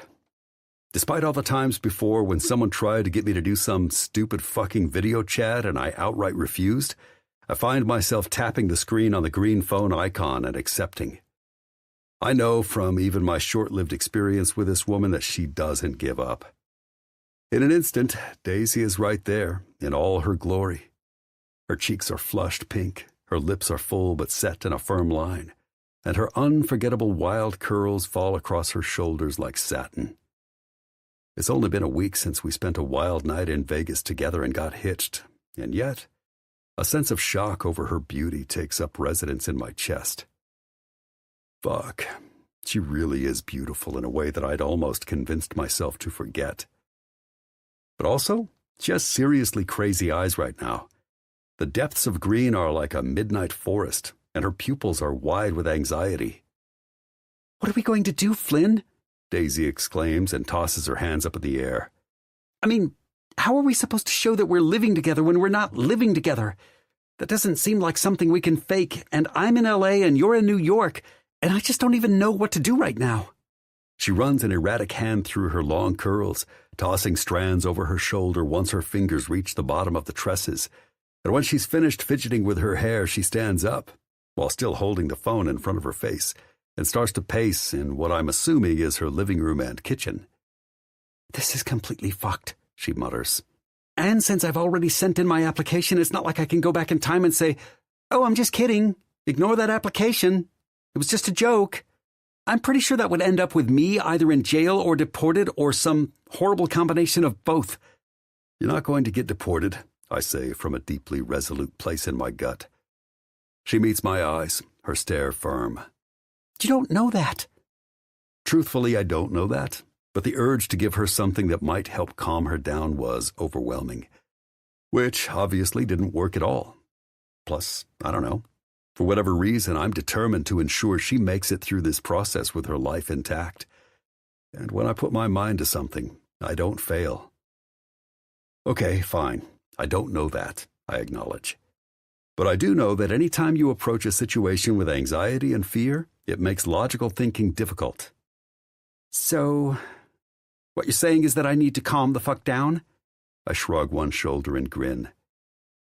You know, it's pretty hard to calm down when losing my job and deportation are the most likely consequences. Understandable. I may not be the kind of guy who wears his emotions on his fucking sleeve, but I'm not incapable of empathy. And I feel horrible, she says softly, and her chin starts to quiver. I feel like I'm making my problems your problems, and it just feels wrong. You didn't ask for any of this. You hardly know me, and you certainly don't owe me anything. A few tears fall down her cheeks, and that doesn't sit well with me. At all. The last thing I want to do is see this beautiful woman cry. Her vibrancy and enthusiasm are what drew my eyes to her in the first place. It's what captured my attention in the middle of a crowded casino. And it's what led to me doing the craziest fucking thing I've ever done in my life. Marry a complete stranger. Daisy. I say her name, attempting to grab her attention, but she's looking away from the camera, sucking her bottom lip into her mouth and losing the battle against the tears that keep falling down her now pink and splotchy cheeks.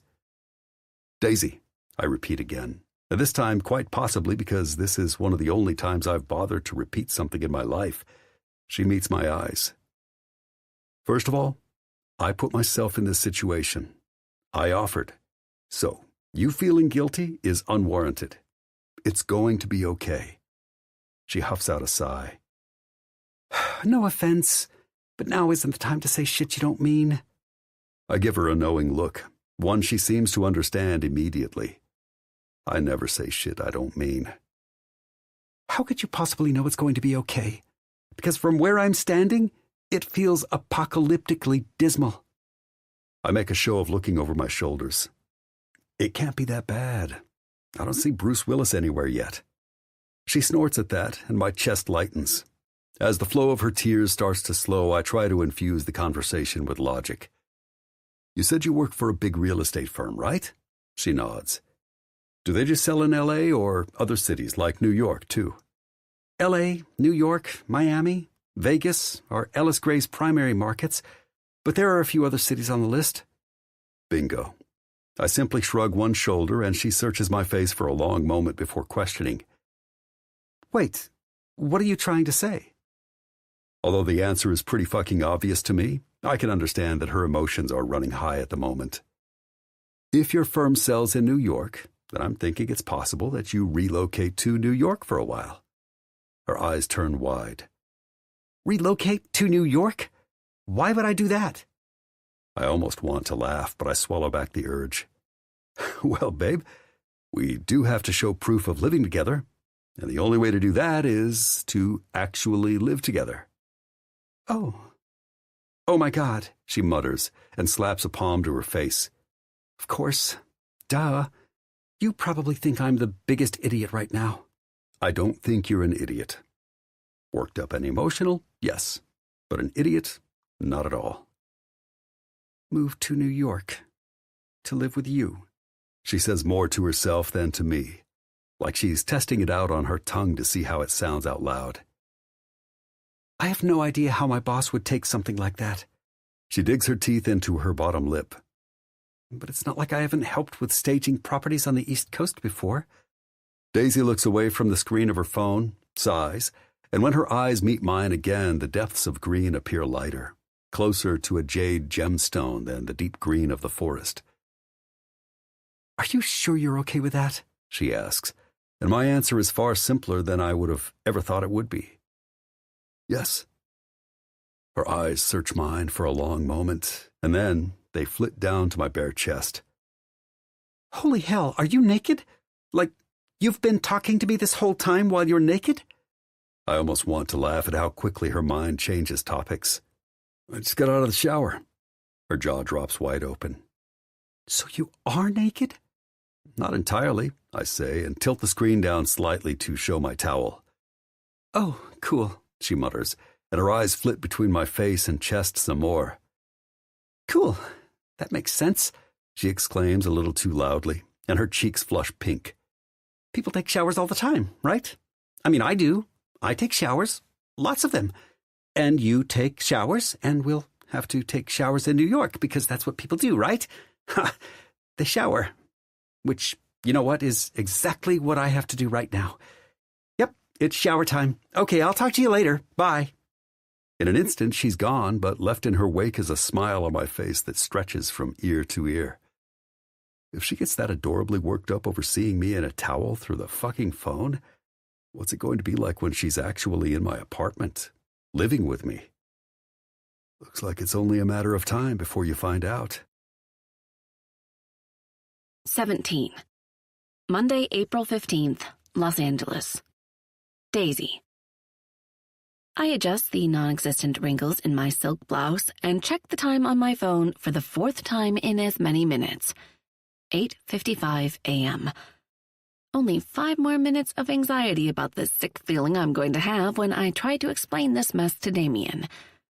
I laugh at myself briefly before going back to focusing my breathing so I don't hyperventilate. I have pre-anxiety to my anxiety.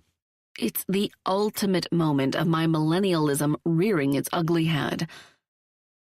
With one glance over my shoulder and into the conference room where Damien is spearheading his weekly morning agent meeting, I see that everyone appears to be in the process of standing up and grabbing their belongings.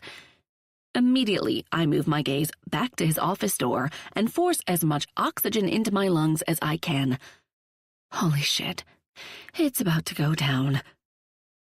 After doing a little reconnaissance via Damien's main assistant, Carrie, I know that his schedule is open for the next hour, which means I have 60 minutes to convince him that me relocating to New York and handling staging the properties on the East Coast for the next 3 or so months is a really fan-freaking-tastic idea. That it's going to do the work of a spam email Nigerian prince by enhancing his, and his bank account. And I somehow need to do this without spilling the beans on my visa debacle. No big deal, right? Even though it feels like I'm getting ready to be shipped off to war, that's probably a completely irrational reaction. I hope. Well, well, well, if it isn't my favorite little secret keeper. The sound of my boss's voice behind me spurs an urge to cringe so strong that I have to dig my teeth into my bottom lip to keep my facial expression halfway normal. Slowly, I spin on my favorite secondhand black Prada heels and ready myself as Damien strides toward me with a terrifying smirk etched across his handsome face. "Morning, Dame," I say, trying like hell to keep the nervous titter out of my voice. Everything is on the line here. "Mornin', doll." He smiles, slides open his office door, and gestures for me to come inside. "Finally ready to spill the details of your Vegas adventure? Because I'm dying for a taste of tea and a baguette." He chuckles at his penis joke, and all I can do is giggle back, almost painfully avoiding how very aware I am that his point was not at all about a morning beverage and snack. But whatever. Avoidance is all I have to keep myself emotionally afloat right now. I hold up the go-to Starbucks cup clutched in my left hand and punctuate the gesture with a wiggle of my wrist. I don't have tea, but how about a morning caramel macchiato? An amused laugh jumps from his lungs, and he sidles around his massive all-glass desk to sit down in his black leather desk chair. A desk chair, mind you, that's a $10,000 Arne Jacobsen egg chair that's exactly 60 years old and has the kind of perfect patina on the leather that would make any interior designer or vintage furniture lover weep tears of joy. The man has impeccable taste. Expensive as hell, but impeccable nonetheless. "Party pooper." I shake the frilly coffee drink again, and he sighs. He curls his index finger toward me. "Hand over the macchiato and no one gets hurt." I set the still warm drink on his desk and take a seat in one of the chairs across from him. "You're welcome, by the way," I add as I watch him enjoy his first sip. "Thank you." He winks. "But if you're not here to gossip, what has you bringing me my favorite drink and pacing outside my office for the last 30 minutes on this lovely Monday morning?" I wasn't pacing. Weren't pacing. Days. I'll probably have to have someone come out and refinish the Brazilian hardwood in front of my door. I roll my eyes, and he laughs. "Fine. Maybe I was pacing. A little. Come on. It can't be that bad. I mean, what? Are you here to tell me you want to quit?" He laughs at first, the presumed absurdity of his statement laying on his funny nerve. When I don't say anything, though, his mouth drops open. Oh my God! Daisy Diaz, you're not trying to quit your job, are you? Because I swear on everything I will— No. I quickly respond. I don't want to leave. I pause, trying like hell to figure out a way to verbalize what I actually do need. Daisy girl, you're making me nervous here. Stick your finger down your throat if you have to and Ralph that shit up. I'm not trying to scare you, I say, but it comes off as more of a whine than anything else. I need to move to New York. The words come off my tongue way more direct and harsher than I intend, and it doesn't take long before I'm backtracking. For a little while, not like permanently, just 3 months or so. That's it. That's all I'm wanting to ask you. Excuse me? He furrows his brow. You want to move to New York for 3 months? Yes, I respond, and when I realize how uncertain I sound, I swallow and reiterate with a firmer repeat. Yes, that's what I need. And why exactly do you need this? Have you taken a position with the New York City Council? Applied to be an extra in the remake of Mary-Kate and Ashley's New York Minute? What's going on with you? They're remaking New York Minute? I ask, suddenly distracted. Daisy. I hold up both my hands in defense. Sorry, but to be fair, I am a child of the Mary-Kate and Ashley generation. I have to go to New York because my whole career, my whole life depends on it. Well, you know, I got married, and I want to spend more time with my husband. We don't know if we want to live on the East Coast or West Coast, and I figure this is a great way for us to figure that out. And, you know, we're newlyweds, and we should be together, and yeah, that's pretty much why. So you want to move to New York to spend time with your mystery husband that you married in Vegas, whom I know absolutely nothing about? Am I getting this right? Mm-hmm. I suck my bottom lip into my mouth and then quickly add, obviously I would be staging properties while I'm there. I want to work for you. That hasn't changed. Okay. He pauses and runs confident fingers over his chin. What's this husband of yours' name? Flynn. Flynn Winslow. And how long have you known Flynn? Like a week? Not that long. He can't move to L.A.? Well, no. He's a resident of New York, and I sent in an application to immigration stating that very fact. Obviously, though, I can't exactly tell my boss that. It's not a good time. I pause and then quickly add, for his job. Yes, his job needs him to stay for now. That's why. And what does he do exactly? Thank God it's something you actually do know about him. I almost want to slap myself over how insane my life has become, that I'm thrilled I know the answer to a simple question like this. About my freaking husband. He's an electrical engineer. And some kind of investment stuff that you haven't gotten the full story on yet, so technically you don't even completely know this answer. Interesting. Damien smirks. And what made you decide to marry this mysterious electrical engineer in the first place? Obviously, he's fishing for information, and I'm willing to bet 90% of that has nothing to do with work. It's purely because Damien is a nosy little biatch. Though I can't really blame him. I'd be asking him the same exact questions if the roles were reversed. I mean, our relationship's foundation might revolve around boss-employee, but ever since he headhunted me to work for his company, we've grown to be fairly close friends. I don't know, because it just felt right? You know how any good marriage proposal feels when it's done to prevent you from getting deported. Damien's mouth straightens into a firm line, and I know I'm going to have to do a hell of a lot better to convince him my marriage to Flynn isn't a total lie done in the name of my visa-expiring ass. Come on, Daisy. It's time to really amp up the insta-love. Love at first sight. He's the most amazing man you've ever met factor. Because right now, it sounds more like you've scheduled a root canal rather than married the love of your life. I know it was impulsive to marry someone I just met, but I pause, searching for the right words to make Damien believe this marriage is the real deal. He's the one, Dame. Who will save my ass from getting deported? My person. I can't really explain how I know this, but I just know. Everything is right when I'm with him, and trust me, I never thought I believed in love at first sight, but yeah. I married Flynn because he's my soulmate. He's my forever. Your soulmate. I nod fervently. It's as if I've known him all my life, as if I'm destined to be with him. And this is why you want to go to New York? To be with him? Yes.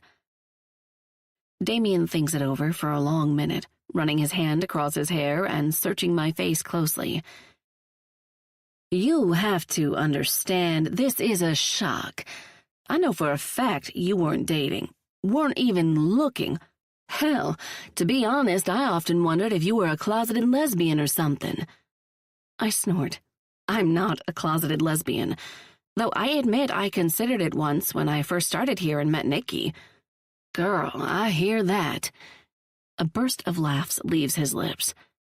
Someone needs to get her to spill the details on her skincare regimen because I swear she looks airbrushed. Nikki Fellows is a 40-something goddess who is one of Ellis Gray's top-selling agents. She doesn't look a day over 25, and her skin always has that dewy, vibrant glow you only see on high-fashion models in makeup commercials. It's almost disturbing how perfect she is. I honestly don't know if it's Botox or good genetics or some super-secret fountain of youth she has in her background, but Homegirl is one of the most beautiful women I've ever seen in my life. And she's smart and nice, too. Maybe the next contract re-up you should consider adding that into Nikki's requirements. You're diabolical. I love it. He smirks and takes a sip from his coffee. Now, if you don't mind, I need to catch up on some emails or else Thomas will turn psychotic. Thomas is the gray half of Ellis Gray, and while Damien is mostly laid back, relaxed, and cool, Thomas is a type A nightmare. Very nice, but very demanding. Truthfully, if I were working under him, I'm not sure I would have lasted in my career. It's not like your career is exactly stable right now as it is. Damien's eyes are already on the screen of his computer, and his fingers move quickly across the keys. But I continue to sit there, still uncertain about the whole reason I came into his office in the first place. So, New York? I question gently, and Damien's gaze lifts to mine. Doll, I'm a gay man whose favorite movie is You've Got Mail, he answers with a cheeky grin. Like I'd ever stand in the way of soulmates. My shoulders sag, and a whole double lungful of toxic air I didn't know I was holding floods the room in a rush. Though I want you to finish planning out the staging on the Santa Monica, West Hollywood, and Beverly Hills properties, I figure that'll take you at least the week, and then you can go. That's another 2 weeks of work, but leaving in one is better. Even that feels like an eternity in anxiety years. I'm just going to have to fit it all in somehow. Of course. And most of the listings you'll be working on will be mine, not Thomas's. So don't let that demanding bastard force too much work on you. I nod, more than happy to agree to that stipulation. Update Carrie on your temporary transition to the East Coast, he adds. And I know that's my cue that this conversation is done. But as I leave his office, I can't deny that relief isn't the only emotion I'm currently feeling. Even a week is a hell of a lot of time to lose when I'm supposed to be showing that Flynn and I are a married, in-love couple. Most newly married couples don't live on opposite ends of the country. They live together, in the same state, same city, same house. So how in the hell are we going to show proof of our relationship when we're thousands of miles away from each other? It's not long before I'm pulling my cell out of my jacket pocket and firing off a text. Me. We need to talk. Call me as soon as you can. Please and thank you. And then, when I think about the awkward way I ended our last conversation, when I found out his hot bod was only covered by a damn towel and proceeded to ramble like a moron, I type out a second text and hit send. Me. Also, please don't FaceTime me when you're in a towel again, because this is a serious non-towel-wearing conversation. Once my words fill our text box and I reread what I wrote, instant mortification sets in. Oh my God, why did I send that? Fix it. Me. I'm kidding, obviously. Call me in whatever you like. Fully clothed, balls out, rocking out with your cock out, doesn't matter. I'm an idiot. Me. Holy hell, can you just go ahead and ignore all of that? Me. Oops, besides the call me part, still do that. Okay, bye. 18. Daisy. After spending 10 minutes on self-loathing and theoretical questions about life brought on by my text faux pas with Flynn, I eventually invested myself in finishing my staging plans for one of the properties Damien wants done before I relocate to New York, and my workday just sort of flew by. I didn't have time to sit and stew, and for that, I'm thankful. Because now that I'm done with my task list for the day, each and every one of my thoughts about those messages has come back with full force. Hindsight is a bit of a bitch, and I realize now that my messages probably come off as a confusing combination of weird as hell and oddly serious. Not exactly the impression I'm going for, which, of course, makes me want to fix it. The solution teasingly seems like it rests in more messages. But, thankfully, in part because of my age and in part because I'm a lifetime member of the Foot in Mouth Club, I know that's not actually true. It will, however, probably make me sound like a crazy nagging shrew to a man who's done nothing but try to help me, and that's the very last thing I want. On a sigh, I drop my phone back onto my kitchen counter and busy myself with grabbing a yogurt and some granola. It's a little after 9 in the evening, and this is a terrible dinner. But going to the effort to cook or order takeout at this point feels akin to starting a 5K run, knowing my blood sugar is already low. Regardless, I only get through one bite of my yogurt before my phone starts ringing from its abandoned spot on the counter, and I slide across the kitchen like a newborn colt on a patch of ice, trying to get to it in my stocking feet. I fumble and bumble, attempting to set the yogurt down with the spoon inside, and I finally pick it up on what I know to be one of the last notes of my ringtone without looking at the screen. Hello? Hey, Daisy, the caller says, the rich rumble of his voice immediately recognizable. A whole-body shiver starts at my toes and curls right into my buzzing brain. It's weird, but I think the rarity of my new husband's words ups their potency or something. Flynn! I giggle involuntarily. On the phone. Talking. You asked me to call. I did, you're right. It's just you on the phone, where you literally have no option but to talk in order to communicate. It's almost nonsensical. It's as if the man has a set quota of words per day, not to be exceeded. In the modern age of social media, where everyone is pretending to be the very best version of themselves by spewing bullshit from their keyboard at every turn, that's refreshing, to say the least. I wonder what percentage of total words in his lifetime have been used while in the bedroom. My cheeks flush pink when memories of the one and only night I spent with Flynn Winslow fill up my head like helium in a balloon. Holy moly, he didn't hold back any words that night. If anything, he was completely uninhibited, and his frequent use of words only spurred my pleasure further. That was a hot night. One for the damn record books. Daisy? Yeah? You wanted to talk? Oh, right, I respond, and cringe through an embarrassed smile. Clearing my throat, I yank my mind out of the gutter and focus on the actual priority. So I have good news and sort of bad news, I guess.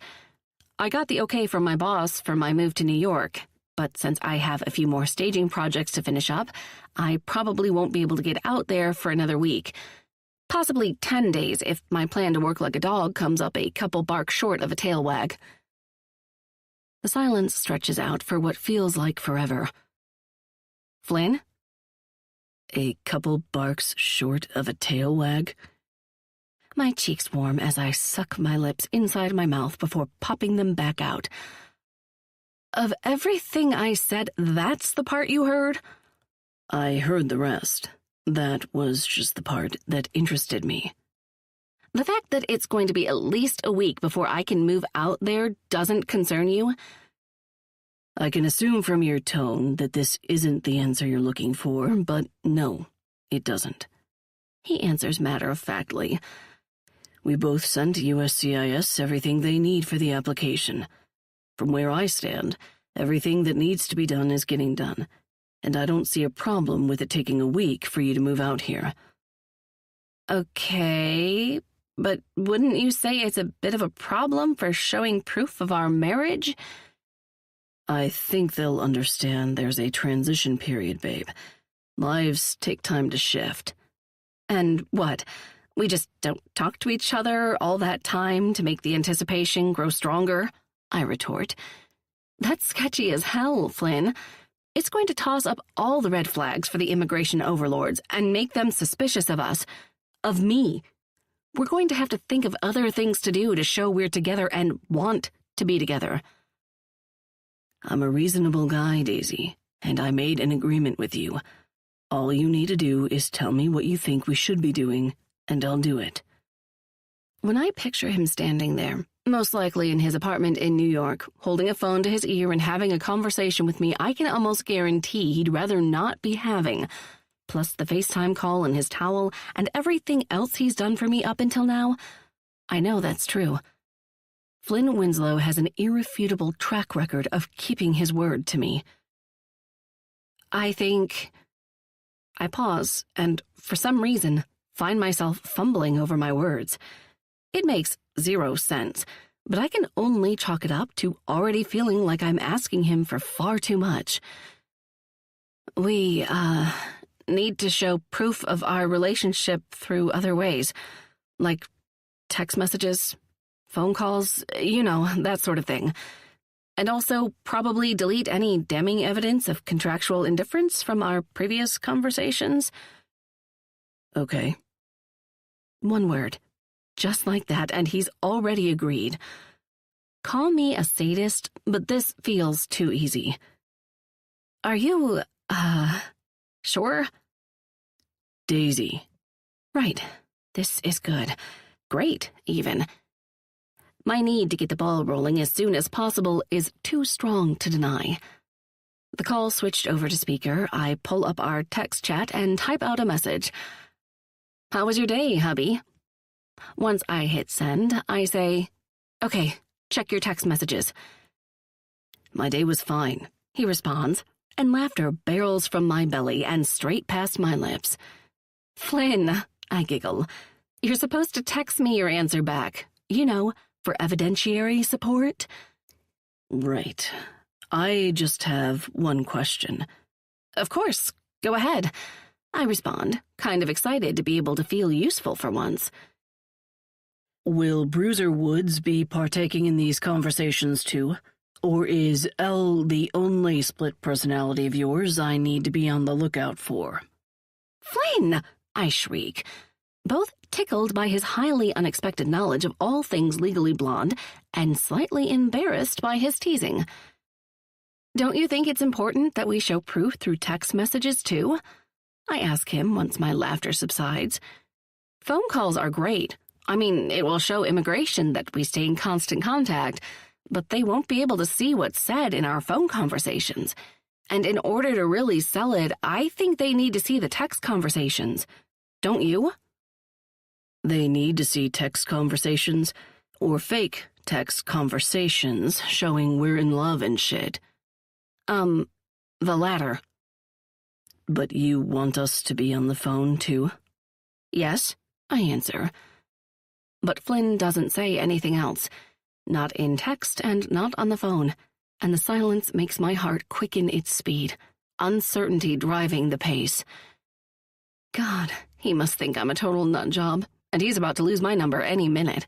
Or worse, turn me into immigration himself. Look, I know it's weird and awkward to text each other while we're on the phone, but I need the buffer, you know? I try to explain my intentions, even though I don't really understand what I'm trying to achieve here. This whole thing is making me freak out a bit. Okay, a lot. And I just don't know what to say or do, or how to show that we're in love when we barely even know each other. Check your messages. What? I ask. But a few moments later, a new text fills our chat. Flynn. My day was pretty good, babe. How was yours? Oh. Okay, so maybe he doesn't think I'm a total nut job. Just like a partial nut job. Not put her in a padded room nuts, more like, yes, she's crazy, but it's tolerable. I don't hesitate to type out a response to his message. Truthfully, I've been thinking about it for about 7 out of the last 24 hours, so it's pretty curated. Me. It was good, but I miss you. I hate being this far away from you. I hate waking up and finding out that you're not there. And going to bed without you beside me? Completely miserable. How many days until I'm in New York with you again? Because from where I stand, it feels like 1,000. Flynn. I miss you too. A sigh leaves my lips when I read his latest text. No offense, Flynn, but you're going to have to say more than a few words for this to work. I mean, we are supposed to be two people who are crazy about each other and miss each other and all the things, you know? Our text conversation should show love and excitement, but they should also show passion. We're two people who desperately want to be together but have to be thousands of miles away. It's going to look weird if I'm penning a novel of adoration and you respond with, yeah. His hearty chuckle fills my ears and I furrow my brow. Wait, are you laughing at me right now? No offense, but you sound like an acting coach. It's my turn to laugh, but my nerves turn it to hysteria pretty quickly. I've never been one to spend time imagining my future husband, but I do know if I did, it definitely wouldn't have been like this, where my husband wasn't even my husband at all, but a man who made a commitment out of pity in order to help keep me from losing my job. It all feels kind of pathetic when I think about it. I'm sorry. I know I sound like a rambling psycho, and I'm probably making no sense. But the importance of all this, of getting this visa and keeping my job, is making it hard for me to be rational. I shut my eyes and run a hand through my hair, but when Flynn says, "Check your messages," into my ear once more, my focus is back on the screen of my phone. Flynn. Do me a favor and tell me what you're wearing right now, babe. In explicit detail, so I can imagine it perfectly. A breath gets caught in my lungs, and I open and close my mouth several times in an attempt to form words. What the hell? Is he sexting me? I can't be sure, but are you sexting me? You want it to look real, right? Numbly, I nod, the words on the screen still burning into my eyes. I'm expecting a response. He adds, "Okay, Daisy, you said you wanted this. Well, the ball is officially in your court." I've never sexted with anyone in my life. Kind of sad, I'm sure, but true. I am a sexting virgin. Maybe the only sexting virgin left on the planet at this point in the modern technology age. Don't make a big thing out of it, Daisy. Just sext him back. I glance down at my clothes, and when I see that I'm still in the skirt and blouse I put on for work this morning, I decide that this isn't nearly sexy enough for this conversation. And before I know it, I'm stripping out of my work clothes until I'm left wearing something that feels appropriate for the sexting cause. An imaginary notification bings dramatically in my head. Libido has entered the chat. 19. New York. Flynn. Daisy. Your favorite white lace panties and a tank top. If this conversation weren't intended for fake purposes, those words would probably make me hard. Me. Fuck, I want to taste you. I'm about 10 seconds away from hopping on a plane to L.A. Holy moly, that was really good. Daisy whispers, almost like USCIS has our apartments bugged or some shit, and I have to work not to laugh audibly over the open line. Like, really good. I don't even know what to say to that. Simple. Say whatever you think the Daisy who's in love with her husband would say. Okay, she whispers. And when it sounds like her fingers are tapping across the screen of her phone, I wait patiently for her response. I'm just about to pull the phone away from my ear to look when she shouts, "Oh no! Oh my God! I didn't want to send that. Ignore that one. Don't look at that one." It's too late, though. The text is already on the screen of my phone before she can stop it. Daisy. I want to see your big penis. When I read her response, I have to bite my lip over how fucking adorable and awkward it is. Almost as good as telling me I could call her while I'm rocking out with my cock out. But also that message, oddly enough, made you hard. Me. If I were with you right now, where would you want my big cock? Between your pretty lips or inside your wet cunt? Her breath hitches, but to my pleasant surprise, instead of dissolving into another hysterical spiral, she sends another message through. Daisy. Both. Me. I need you to do something for me right now, babe. Daisy. What? Me. Slide your hand down your belly, beneath your panties, and push one finger inside your cunt so you can tell me how wet you are. She moans a little into the phone and my cock jerks. Daisy. Wetter than the first night you fucked me on your kitchen counter. Fuck me. The visual is immediate and potent. I couldn't forget that night if I tried.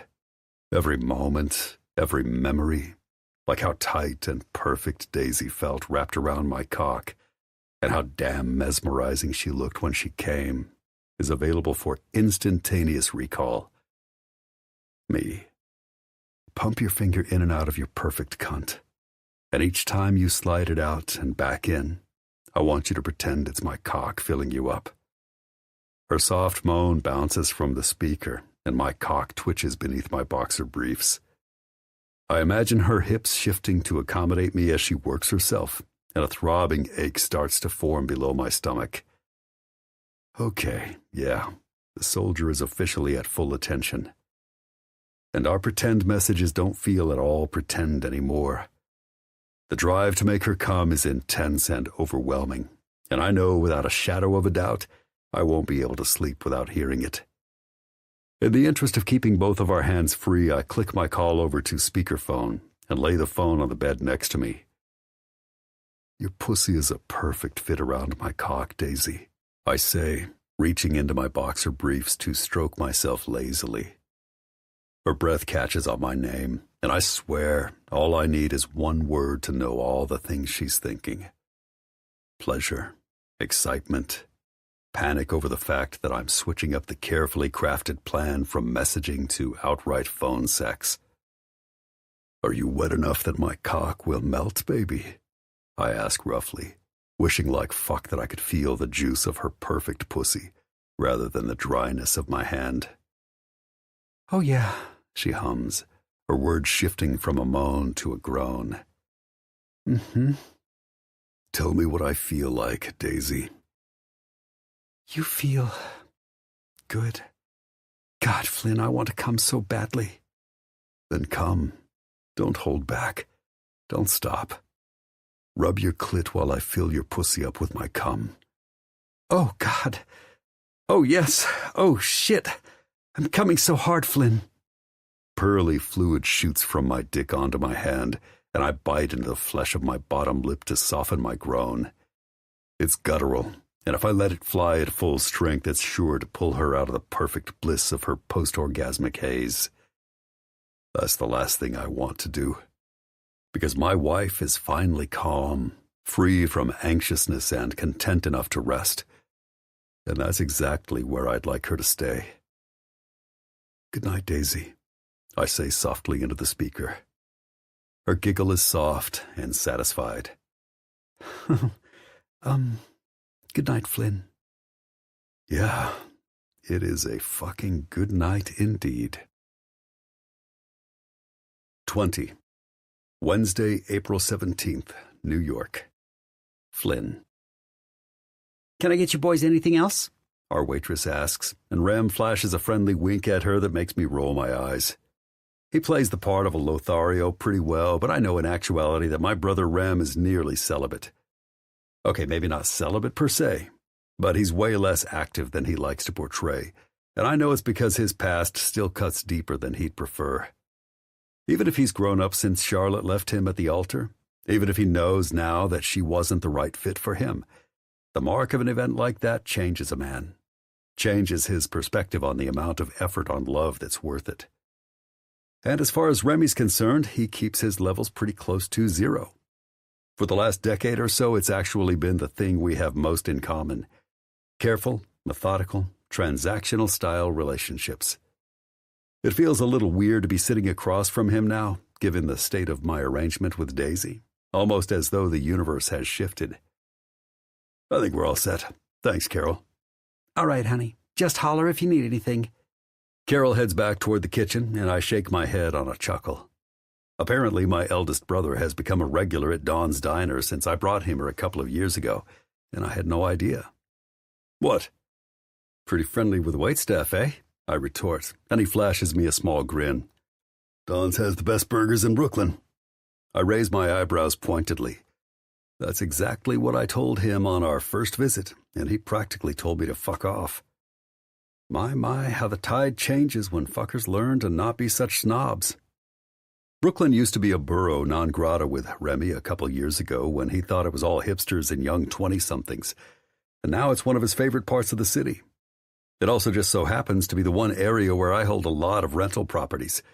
I dove into this real estate market about 15 years ago when everything was just on the cusp of booming, but you could still buy properties for relatively low prices.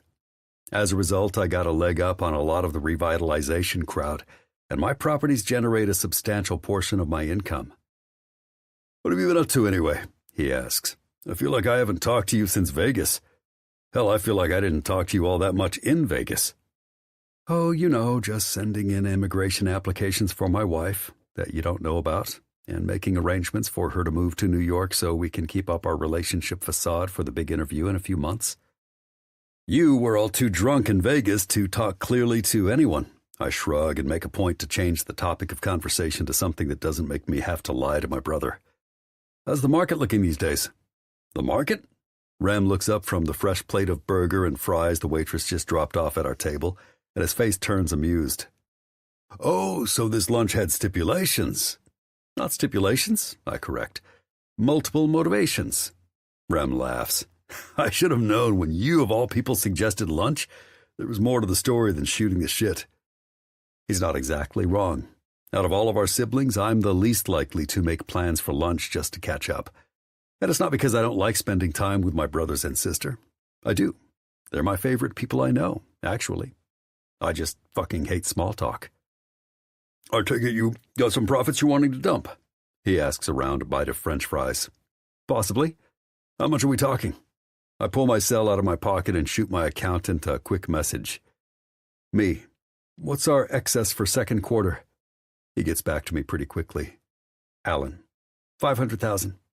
I meet Rem's eyes. "A decent amount." He sighs. "A decent amount can be anything, you fuck. How many figures we talking? 4? 5? 6?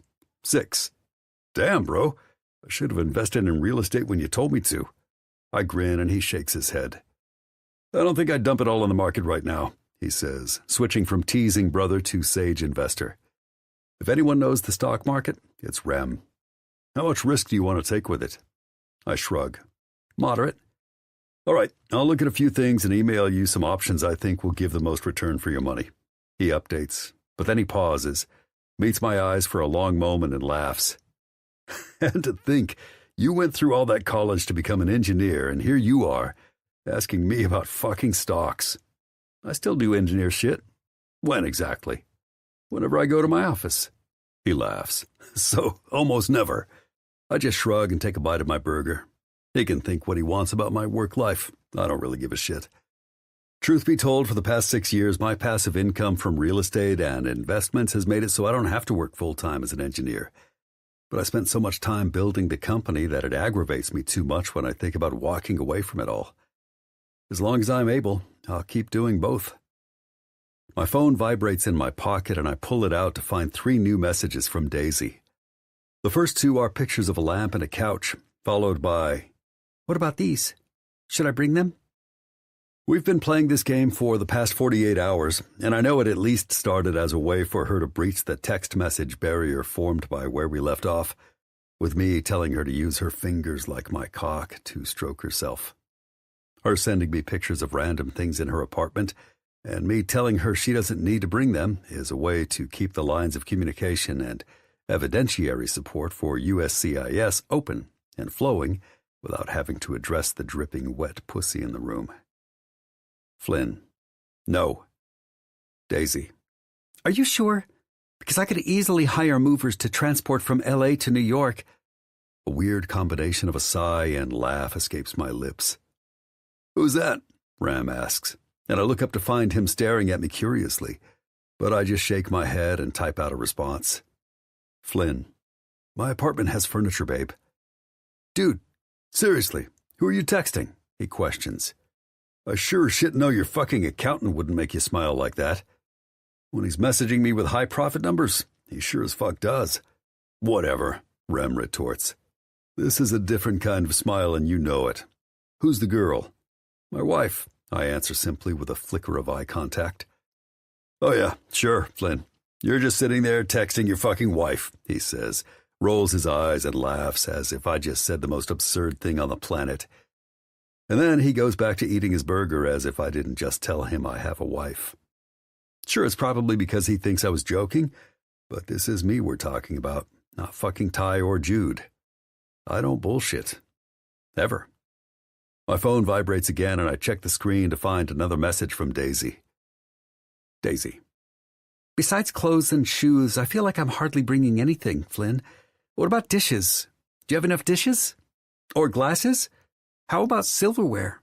No one ever has enough silverware. I know her well enough by now to understand that she's going to send me about 6 or 7 additional rambling text messages before she's finished. So I give her time to ask all the questions her little heart desires and go back to eating lunch with my brother. You know, the first person I've actually told that I'm married, and he doesn't believe me. Pretty sure he's going to believe you soon enough when Daisy is living in your apartment. The silence is marred only by our chewing as my phone buzzes frantically from its spot on the table, and Remy's eyes narrow slightly as he watches it. When it nearly falls to the floor from shaking itself so much, I pick it back up and scroll through what she sent me. Daisy. Okay, so I'm guessing by your lack of enthusiastic agreement, that's a no to cutlery. Daisy. How about bath towels? I have these really great towels I got from Pottery Barn, and I swear they're the softest towels you'll ever feel against your skin. I know guys act like they don't care about shit like that, but let's be real. No one wants to dry off with sandpaper. Daisy. Fine, no bath towels. And I guess if you have really crappy ones, I'll buy new and leave them at your place after I leave. Your skin will thank me.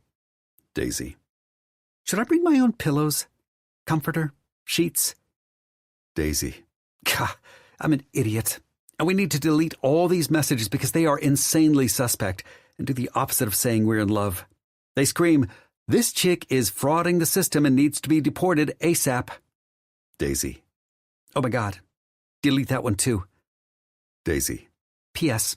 Has anyone ever told you that texting with you is impossible? I never know what you've read and haven't read because you're not answering me. Daisy. Delete that one too. I'm smiling when I finish reading, and without thinking, I type out the first message that comes to mind. Me. Love you, Daisy. The words come so naturally that I don't even catch myself until I put the phone down on the table again and look back up and into the weight of my brother's stare. I think we're both wondering the same thing. What exactly is really going on here? 21. Monday, April 22nd, New York. Daisy. If you're looking for peace and relaxation, do not go to JFK Airport. Do not marry a man to save your residency in the United States. Do not move across the country. And do not do it within a week's time. I juggle my carry-on and big backpack through the narrow hallway that leads to baggage claim, hoping to find some peace away from the bustle of passengers running for their flights and lining up way too early. But it's nothing like I hoped. It is a madhouse. Every baggage claim is surrounded by impatient passengers who have just arrived, and the people who have managed to get their bags are careening through the crowd with their luggage like it's the Indy 500. Honestly, I'm surprised to see that it's this busy on a Monday evening. But I'm a naive Canadian who's been living her life at an energy-depleting level for the last week, and New York eats its young for breakfast. I really hope I survive. Swallowing thickly, I set my backpack down on the floor and take a minute to blow some of the wild curls of my hair out of my face. There's a river of sweat running down my back from anxiety, and I need to calm the F down if I have any hope of getting all my shit off the baggage belt and out to a cab. Okay, Daisy, you can do this. You're an independent woman, for Pete's sake. You've been on your own most of your life, and this isn't any different now. Gathering myself, I check the board for my carousel number, and with my bags slung over my shoulders again, I head for the crowd standing around it. I have to dodge a group of rowdy 20-something men with golf bags and nearly get run over by a woman with a screaming toddler sitting on her carry-on suitcase. But I make it to the shiny silver oval just as the red siren light thingy on the top starts to buzz. Preparing, I drop my bags to the tile at my feet, tie my curls back in a loose ponytail, and adjust my favorite cut-off jean shorts. A couple of jigs and hops on my toes, and I'd be a boxer in the corner of the ring, ready for her fight. I take my position to the side of the conveyor belt, bringing the luggage to the carousel, and wait. In a shocking twist, I'm startled when the white of my bags is the first thing I see, cresting the top of the hill and dumping onto the shiny silver metal. Woohoo! This almost never happens. I jockey through the crowd, using gentle elbows to make my body seem bigger than it is, and lean over the edge as I wait for my luggage to get to me. Having them right in a row is a challenge, but thanks to all my hyping, I'm gamed up and ready. I step forward and latch onto the first handle and then the second, and I grit my teeth against the weight of them as I pull two of my suitcases with both of my arms and lift. Unfortunately, between the weight and the instability of the soles of my poorly planned sandals, the bags and the carousel lift me instead of the other way around. Shit. Oh, shit! I scream internally as the panic of being dragged along in front of the people waiting for their luggage overwhelms me. Do something, Daisy! Within a second, I'm fully aboard the carousel, the handles of my bags still in my hands as I ride around the oval like an airport cowboy. People start to shout for security, and I'm so tangled in myself and my hysteria that I can't figure out how to get free. Before I know it, the conveyor looms ahead, the bulky weight of the bags it's spitting out dangerously apparent by the sound they make when they slide to the bottom. Oh, God. Oh, God. I'm going to be crushed. I'm a little ashamed to say that the first and only line of defense I can come up with is to close my eyes. But that's probably why it's so shocking when large hands scoop under my knees and around my back and lift me free of the chaos. A yell of panic swells in my throat, but when I open my eyes to the tall handsomeness of my contractual husband, all my terror recedes like a wave. Holy shit, Flynn? He sets me down on my feet, and I pull my white t-shirt down until only the small sliver of my stomach that's supposed to be exposed is left in the breeze. My eyes feel so wide they might take over my face, and my chest heaves with the exertion of my debacle. That was a bit of a close call, huh? He asks, as if I haven't just single-handedly brought shame to the city of New York. What are you doing here? I came to pick you up from the airport. He answers simply, only then releasing his hold on my hips he'd been using to steady me. You came to pick me up? I question, dumbfounded.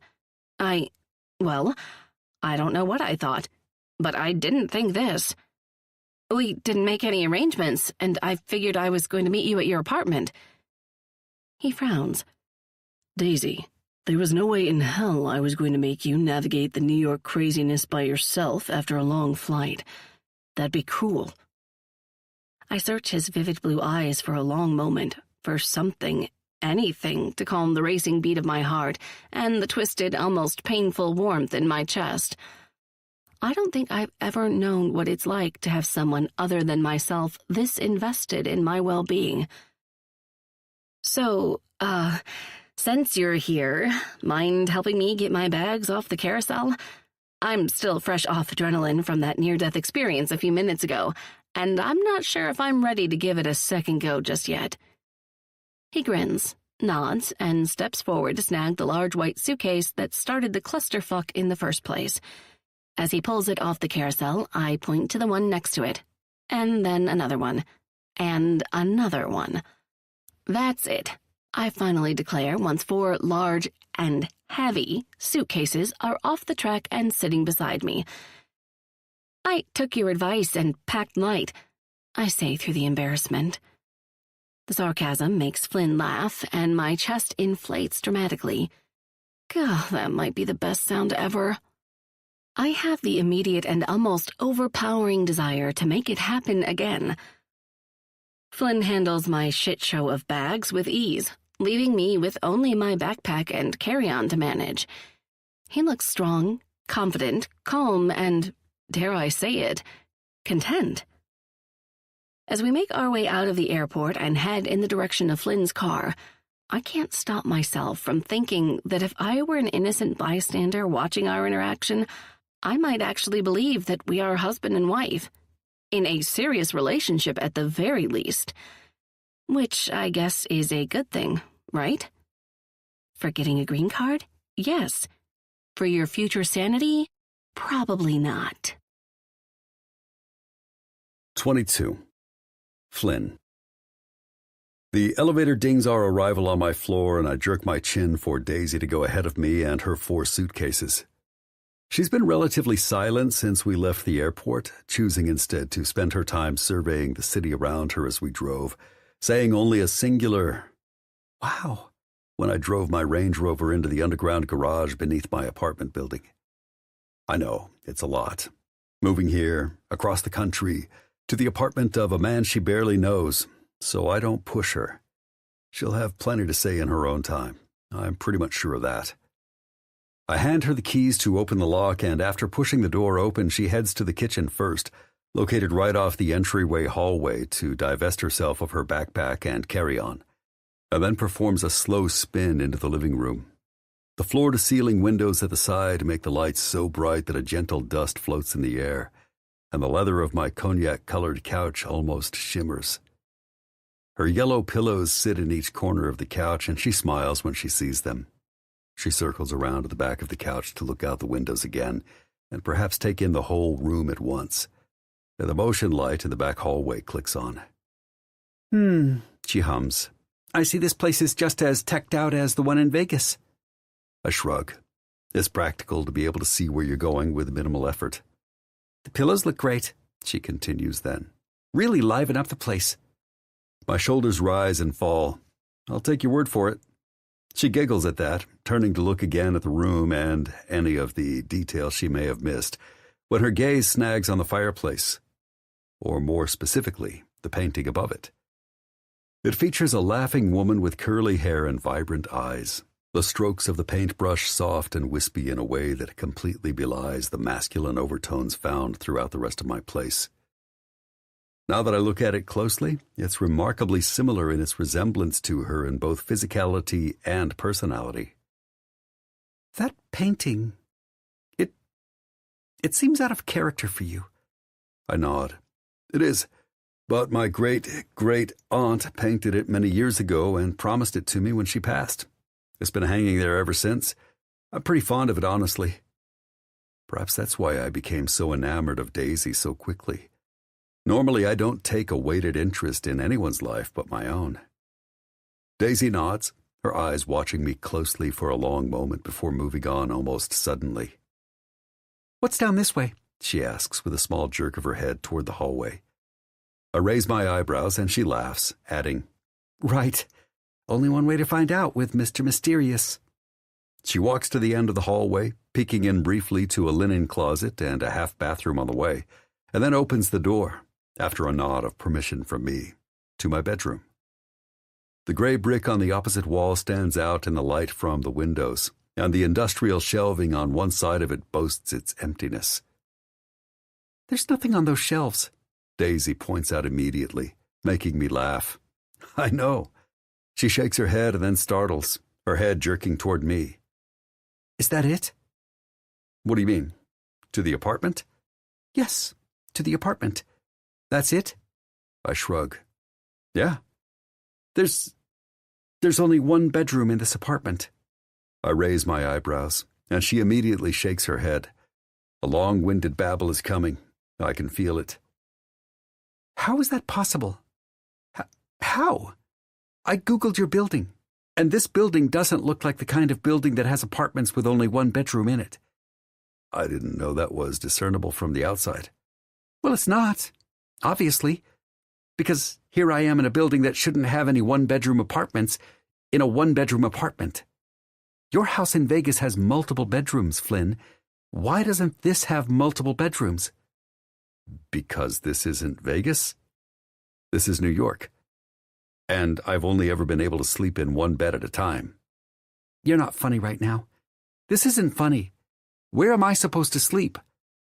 I glance to the bed and back at her, and her eyes spin like flying UFOs. In the bed with you? Every night? Only the nights you want to in a bed. This isn't funny, Flynn. Listen, Daze, it is what it is. It's not a big deal. It's not like we haven't slept in a bed together before. We didn't sleep in that bed at all, Flynn. No, we definitely didn't sleep, and it was fucking glorious. I grin, and she practically chokes on her own saliva. Come on, I tell her, leaving the room. Let's go. You can worry about the bed later. What? Go? Where are we going? I don't answer. No, I don't dare answer. 23. Daisy. Flynn pulls to a stop in front of a gorgeous uptown brownstone that makes me believe in the movie version of New York. The trees are large and mature, and the street is calm. I can practically picture Tom Hanks asking Meg Ryan what would have happened with them if they hadn't been enemies from the start. I don't know why we're here, though, and the anticipation has me on edge. Does Flynn have another house here? Perhaps with more than one bedroom? I nearly laugh aloud at myself, but Flynn opening my door and holding out a hand to help me climb out of his Range Rover seems to startle it right out of me. Where are we? He doesn't answer, instead guiding me across the sidewalk and up the steps to ring the doorbell. You don't ring the doorbell at your own house. I look around in confusion. Are we at someone's house? Yeah, he answers matter-of-factly. My sister Winnie's. What? I question, but he's already added knocking to his arrival alert system, apparently unsatisfied with the speed of response from the bell. Flynn, this is your family's house? He nods, completely at ease with the insane situation. It's family dinner night. Are you kidding me? I retort as quietly as I can, but it's hard to have volume control when your heart is pounding in your damn ears. You didn't think I needed time to prepare? I barely know you. You barely know me. I mean, what are we even going to tell them? What if they ask? Shoot. Flynn says suddenly, tapping me on the back and turning around. I forgot the cookies in the car. Be right back. I swing my hips hard and lunge for his wrist as he retreats, but it's too late. He's down the steps and passing the couple of spots to the car and walking around to the trunk in no time. The front door swings open and my nervous jaw clamps closed like a Venus flytrap. Hey, an attractive, dark-haired man I've never seen before says, looking around me curiously. Can I help you? Everything inside me tries to speak, but I'm, for all intents and purposes, mute for the foreseeable future. My throat feels thick and my vocal cords paralyzed. I don't know what to say, so I hope Flynn hurries the fuck up or something. The door swings open behind the now narrow-eyed man with a little puff of spring wind, revealing another man I actually know walking down the hall toward us. The $500 casino chip gifter, Flynn's brother Ty. When my eyes lock on him with what must be recognition, the man at the door turns toward him and groans loudly. Oh, she's with you. I should have fucking known. Without another word or even a hello, the man retreats back down the hallway, smacking Ty on the shoulder as he goes. Ty approaches the door and me, his eyebrows drawn together curiously. With a long look up and down my body and face, he finally shrugs. Well, you certainly are my type. Did I ask you to come here tonight? No, I managed to murmur with a shake of my head. God. Apparently, he was so drunk that day, he doesn't even remember me. But he already has me by the elbow and pulls me inside. Come on, let's head to the kitchen and get a drink. We're about to start dinner soon. I twist frantically to look over my shoulder, searching for Flynn with wild eyes as the door closes behind me. Oh my God, how did you manage this one, Daisy?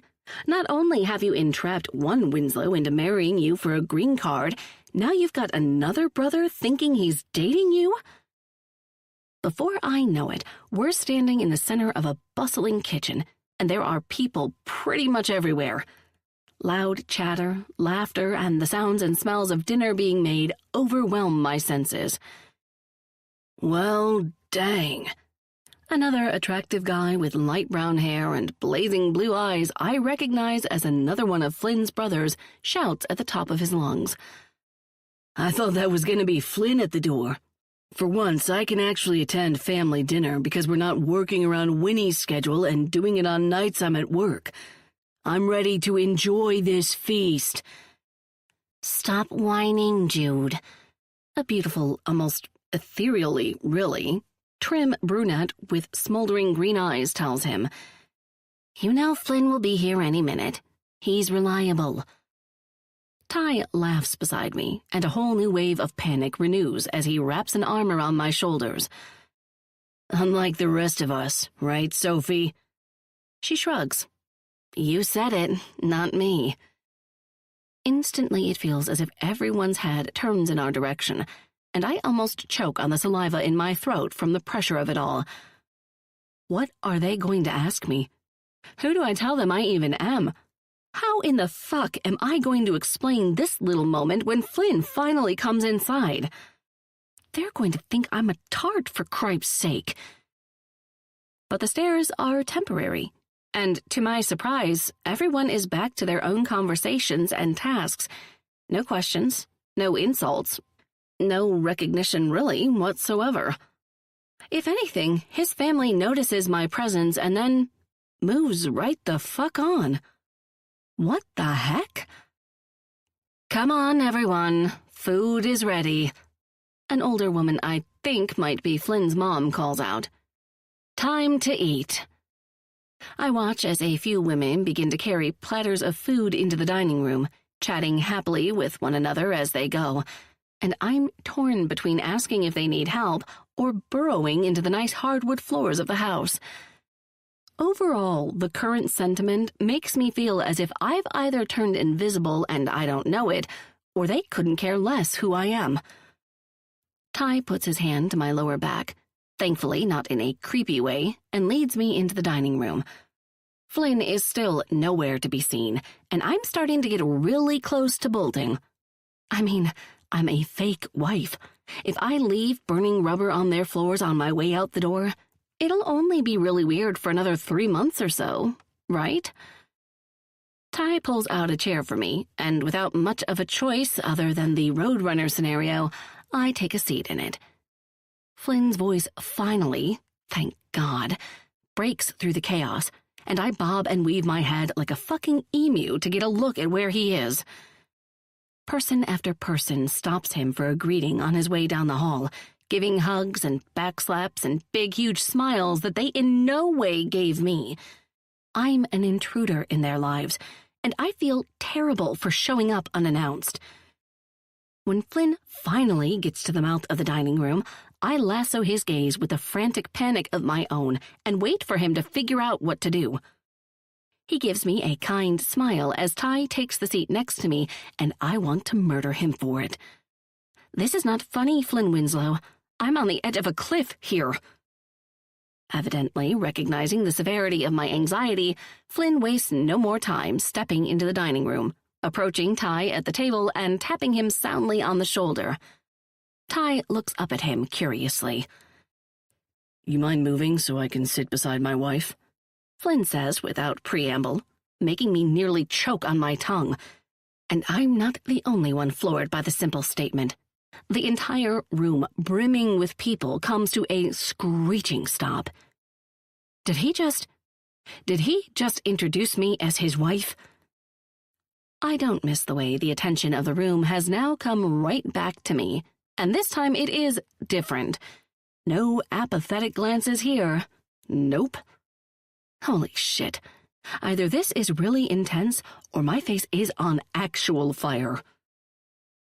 I'm sorry, a blonde with blue eyes and a friendly face says, the first to speak. Did you just say wife?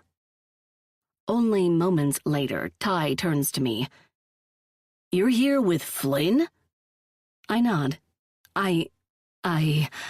Well, I tried to, say something, but my voice shakes and my bones vibrate all the way inside me. Flynn notices and puts a calming, steady hand to my shoulder, effectively shutting me up. Ty, it's your own fault that the whole family, including you, automatically assumes any new woman at family dinner is here with you. That's because he's a man whore. Jude. The woman, who I'm now positive is Flynn's mom, snaps. Language. There are little ears at the table.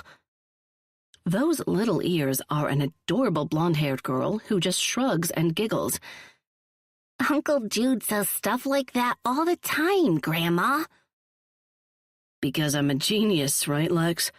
Statistically, only geniuses use swear words. Jude winks at the little girl, completely ignoring his mom's scolding, but an older man on the other side of the huge table and his female companion start to snicker. You know you've got problems when you don't even know which woman at the family function is yours. Now, Ty, please remember, this woman right here is your Aunt Paula, my wife.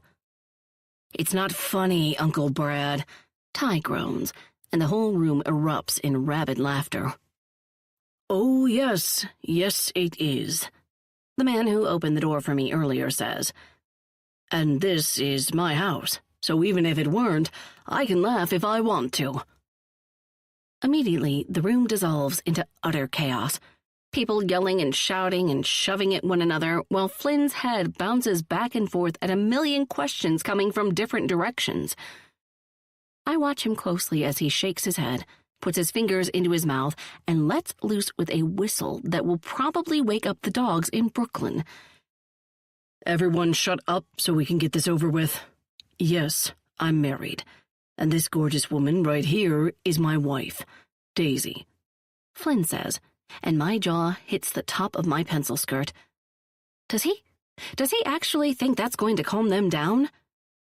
I blink so many times I almost give myself motion sickness, but I'm immediately startled back into equilibrium when the room erupts into chaos again, and the entire room of people starts shouting at the same time. Flynn throws his hands up in the air and shoves Ty out of the chair next to me to fill it while I try to pick out anything I can through the bedlam. Mom, am I having a stroke? Your wife? You're married? How? How is that possible? What the fuck, Flynn? Yeah, my thoughts exactly. What the fuck? I search Flynn's eyes for signs of, an aneurysm or something that would explain his complete mental breakdown, but shockingly, I don't find any. He looks normal. I turn back to the table and swallow hard. There's less shouting, and it seems the women may have gotten the room organized because it's quieted back to silence. Unfortunately, all eyes, just as before, are on me. Winnie, Flynn cautions softly as the friendly-looking blonde goes to open her mouth again, and she shakes her head at him and points a finger. Be quiet, Flynn. I swallow hard as her eyes come back to me, assessing me closely. I fidget a little, but by and large, I'm just glad I don't vomit all over the table of food. Her face melts into a smile, and the breath I didn't know I was holding spreads out all over the room. She sticks out a hand, and I stand up to take it. I'm Winnie, Flynn's sister, she introduces, and begins to point at everyone around the table. This is my mom, Wendy, my uncle Brad and Aunt Paula, our eldest brother Remy, Jude and his fiancée Sophie, and my husband Wes and daughter Lexi. I don't get an introduction, Ty grumbles, earning a shush from Winnie.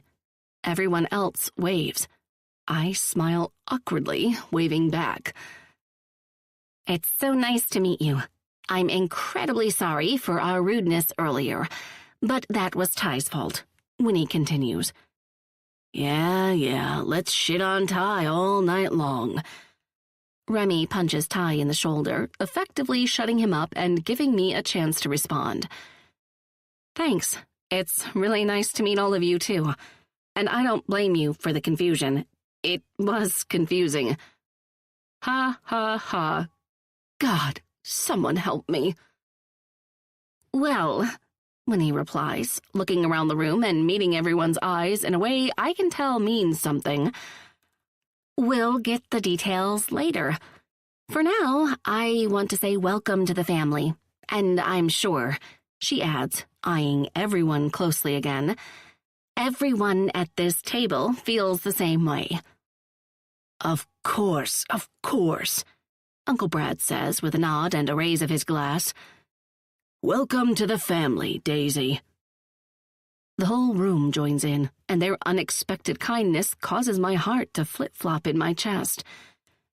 Flynn's hand moves to my thigh underneath the table to give it a squeeze, and when I meet his gaze, he offers a reassuring smile. What in the world have I gotten myself into? 24. Flynn. Daisy was silent the entire ride home from my sister's house and locked herself in the bathroom as soon as we got back to get ready for bed. It's pretty obvious that she feels I blindsided her by taking her to my family dinner without warning, but while it might seem a bit cruel to an outsider, I still think I did the right thing. Daisy has shown time and time again that once she gets locked inside her head, it's nearly impossible to get her out. Her panic takes her in an endless circle of indecision, and I didn't have the time to both tell her the news of tonight's family dinner and fuck the anxiety out of her before we got to my sister's. We were running late as it was. Still, I'm aware I'm going to have to deal with the repercussions of my decisions, and I'm ready for it. I open the group text message with my siblings to kill a little time while I wait for Daisy to get ready to face me. And fucking hell, it's busy. If I didn't have it on Do Not Disturb, my phone would be on its way to being diagnosed epileptic. Remy. We're going to fucking discuss this later, Flynn Winslow. Seems to me now that our lunch conversation should have been expanded a little bit. Jude. Dude, I cannot believe you're married before me, you fucker. I didn't even know we were racing, or I would have tried harder. Winnie. How did you meet? What was your first date like? Was it love at first sight? Ty. Does no one even care that Flynn fucking scooped a woman right out from under my nose? Remy. She was never really with you. He was married to her before family dinner, you dumbass. Plus, the bastard even told me he was married at lunch last week. Winnie. What? You knew? Remy. Relax. I only sort of knew. I didn't exactly believe him. Jude. You didn't believe Flynn. Dude, he's the only one of us who doesn't lie. Remy. I remember that now, obviously. Ty. She really looks like a woman who'd be my type, though. Like, I feel as if I know her. Jude. Dude, shut up. This really isn't about you. Winnie. Seriously, Ty, I want answers from Flynn, not to hear you whine. Ty. Wow. Brutal, sis. Brutal. The door to the bathroom finally cracks open, and I immediately click the button to lock my screen and set my phone down on the kitchen counter. She's walking on eggshells, but not because she's afraid she's going to upset me.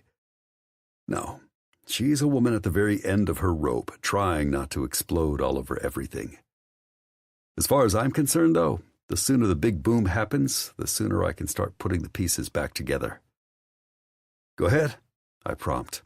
Let it rip. I know you want to. God, Flynn! She tosses up her hands and stomps the rest of the way into the kitchen. This is just a lot, you know? First, I arrive after traveling across the country a week after giving my boss a practical ultimatum, almost die on the luggage carousel, and then I find out there's only one bedroom. And after that, we go straight to your sister's house without any warning from you, and everyone thinks I'm there with your brother because you left me to fend for myself. And everyone was staring at me and looking for answers that I don't have to give them.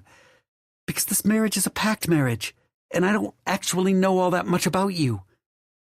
I nod, and she takes a deep breath, gearing up to go again. And your sister, she's so freaking nice and kind. And after she knew that I was with you and not your brother Ty, she was so welcoming and interested in me and jumping to include me.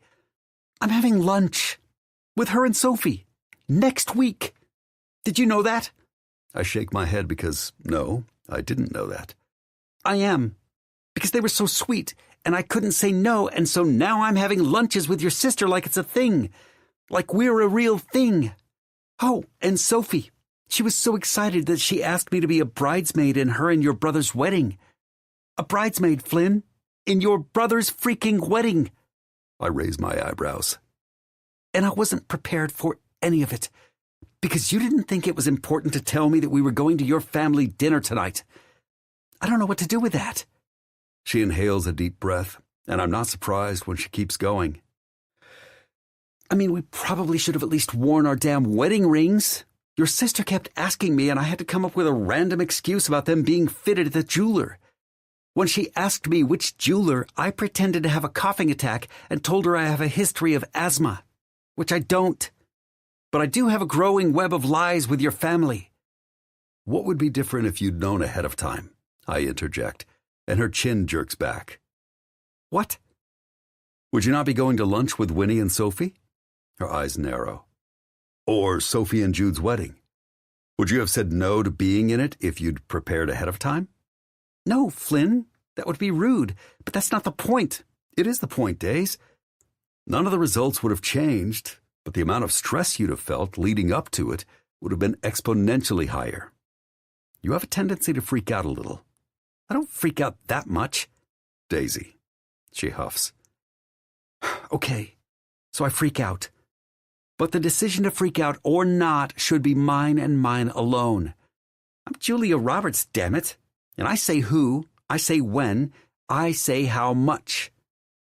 I stalk toward her with quick, deliberate strides, and she tilts her chin back dramatically to keep her eyes on me during my approach. Her breathing quickens as I put my hands to her jaw and tip her head back even more, running the pad of my thumb over her plump pink bottom lip. You're right. I'm sorry. I am? You are? I nod. Even though I was trying to protect you from feeling anxiety I didn't think you should have to feel, I should have given you a heads up. Okay, she breathes out through a whisper. Okay, you accept my apology? Yes, I accept. Good. I waggle my eyebrows. Now it's time to relax. Time to relax? I nod briefly and then seal my lips to hers. She gasps, and I immediately slip my tongue into her mouth. She tastes minty and fresh from brushing her teeth, and the smell of her hair when I'm this close envelops me like a cloud of fog. The urge to recreate our first night together and lift her onto the kitchen counter to eat her out is strong, but the need to normalize her first night in our bed is even stronger. Hands to her ass, I lift her up until her legs wrap around my hips and her arms around my shoulders, and I turn to head down the hallway to the bedroom with her in my arms. She's light and easy to carry, but the things she's doing with her tongue inside my mouth are a little bit more of a distraction. We bump into the wall once or twice, but eventually make it to my room. Her back hits the soft material of my black comforter, and moonlight filters in through the window, illuminating the features of her face and the gloriousness of her curls spread out above her head. Fuck, she really is beautiful. One day soon I need to see those lips around my cock, but not tonight. Tonight, I need to be inside her. She needs to feel me inside her. So goddamn deep she won't even know she's in a bed, let alone my own, when we're done. I pull her pajama shorts down the length of her legs, taking her pretty pink panties with them, and then scoot her up onto the bed until her shoulders touch the pillows. Hold on to the headboard, I instruct, taking her hands in mine and placing them where I want, rather than waiting for her to process the order and carry it out herself. I'm going to fuck you hard tonight. She needs it, I know, and if I'm completely honest, so do I. Seeing Ty's hands on her so casually felt not good. I didn't like it, and as much as I can't exactly explain why that is, I'm ready and willing to do what I need to make myself feel better about it. And fucking Daisy until neither of us can breathe sure seems like it'll make me feel better. Stroking 2 fingers through her center, I find Daisy wet and ready enough for me that neither of us has to wait any longer. Keep your legs open, I tell her. I want you as deep as I can go. Eyes wide, she nods and complies, spreading her thighs apart to make room for my hips to fall in between. She feels like heaven against me, and my already hard cock jerks in anticipation. With only a little maneuvering, I slide inside with ease, going slowly to give her time to adapt. I push past the limit until the hilt of me is beyond the entrance of her, and she kicks her head back in response. Her eyes close, her fingertips curl into the comforter below, and her mouth rounds in pleasure. That's it. That's a good girl. Out and in again, I score a path for my thrusts while upping the tempo with each one. She pants slightly, the jolt combined with a relentless stroke at her most sensitive nerves, making it hard to keep enough air in her lungs. Oh, my God, she forces out, her words a staccato to match my hips. Yeah, I agree with her, moving my hands to go over the top of hers on the headboard. Your pussy is going to remember me tomorrow. Uh-huh, she agrees. My cock is going to remember you too, I admit then.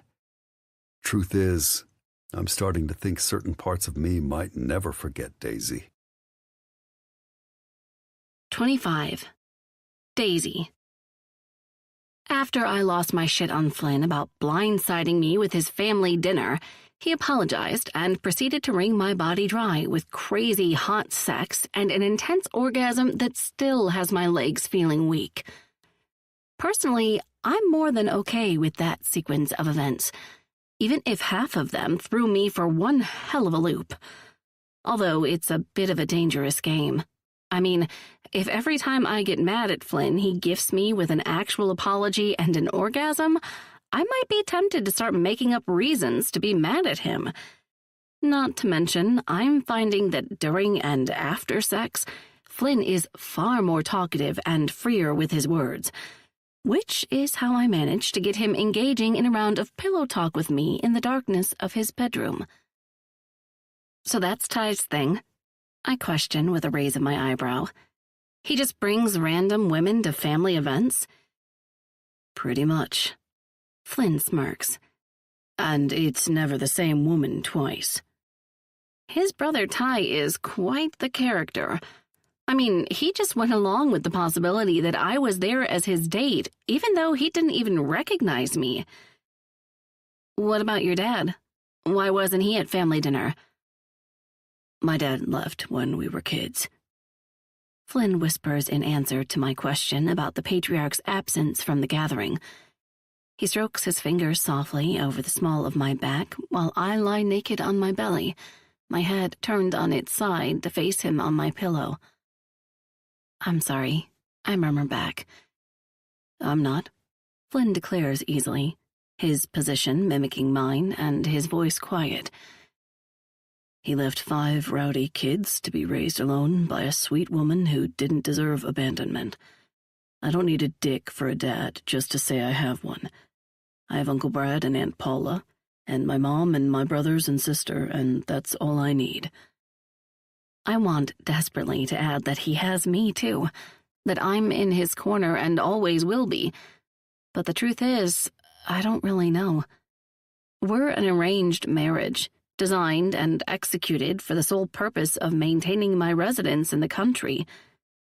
But the night in Vegas and tonight, and the phone sex too, it's all crossed a line into territory that I can't quite explain. There's passion and intimacy and interest there. I can feel it between us. But as far as I can tell, that's as far as any intentions go for Flynn. No matter our easy companionship or the explosive chemistry we have in the bedroom, when the clock strikes midnight on my immigration crisis, Cinderella will go back to LA again, and the prince will move on with his life. I don't have a dad either. Or a mom, for that matter. I grew up in the foster system in Canada. Flynn's fingers never stop moving on my back, but somehow it seems like the pressure of his touch changes or something. I do have Gwen. She took me in when I was a teenager, but she's not really a mother figure per se. She's more of a slightly mature girlfriend. I shrug into the soft linens of his, well, our bed. Nevertheless, I'm thankful for her. I don't know where I'd be if she hadn't made sure I got a chance to start adulthood on my feet. I chuckle a little as I realize how much Gwen and Flynn have in common. And thanks to you, I don't have a bashed-up face from my epic adulthood stumble. Flynn doesn't say anything, as usual, though he has been uncharacteristically open tonight, instead tucking a piece of my loose hair behind my ear. My eyes feel suddenly heavy, the weight of the move and the dinner and the one-bed situation leaving me in a potent exhale. I blink against the lure of sleep, eager to hear more soft secrets from my fake husband, but the pull is too strong.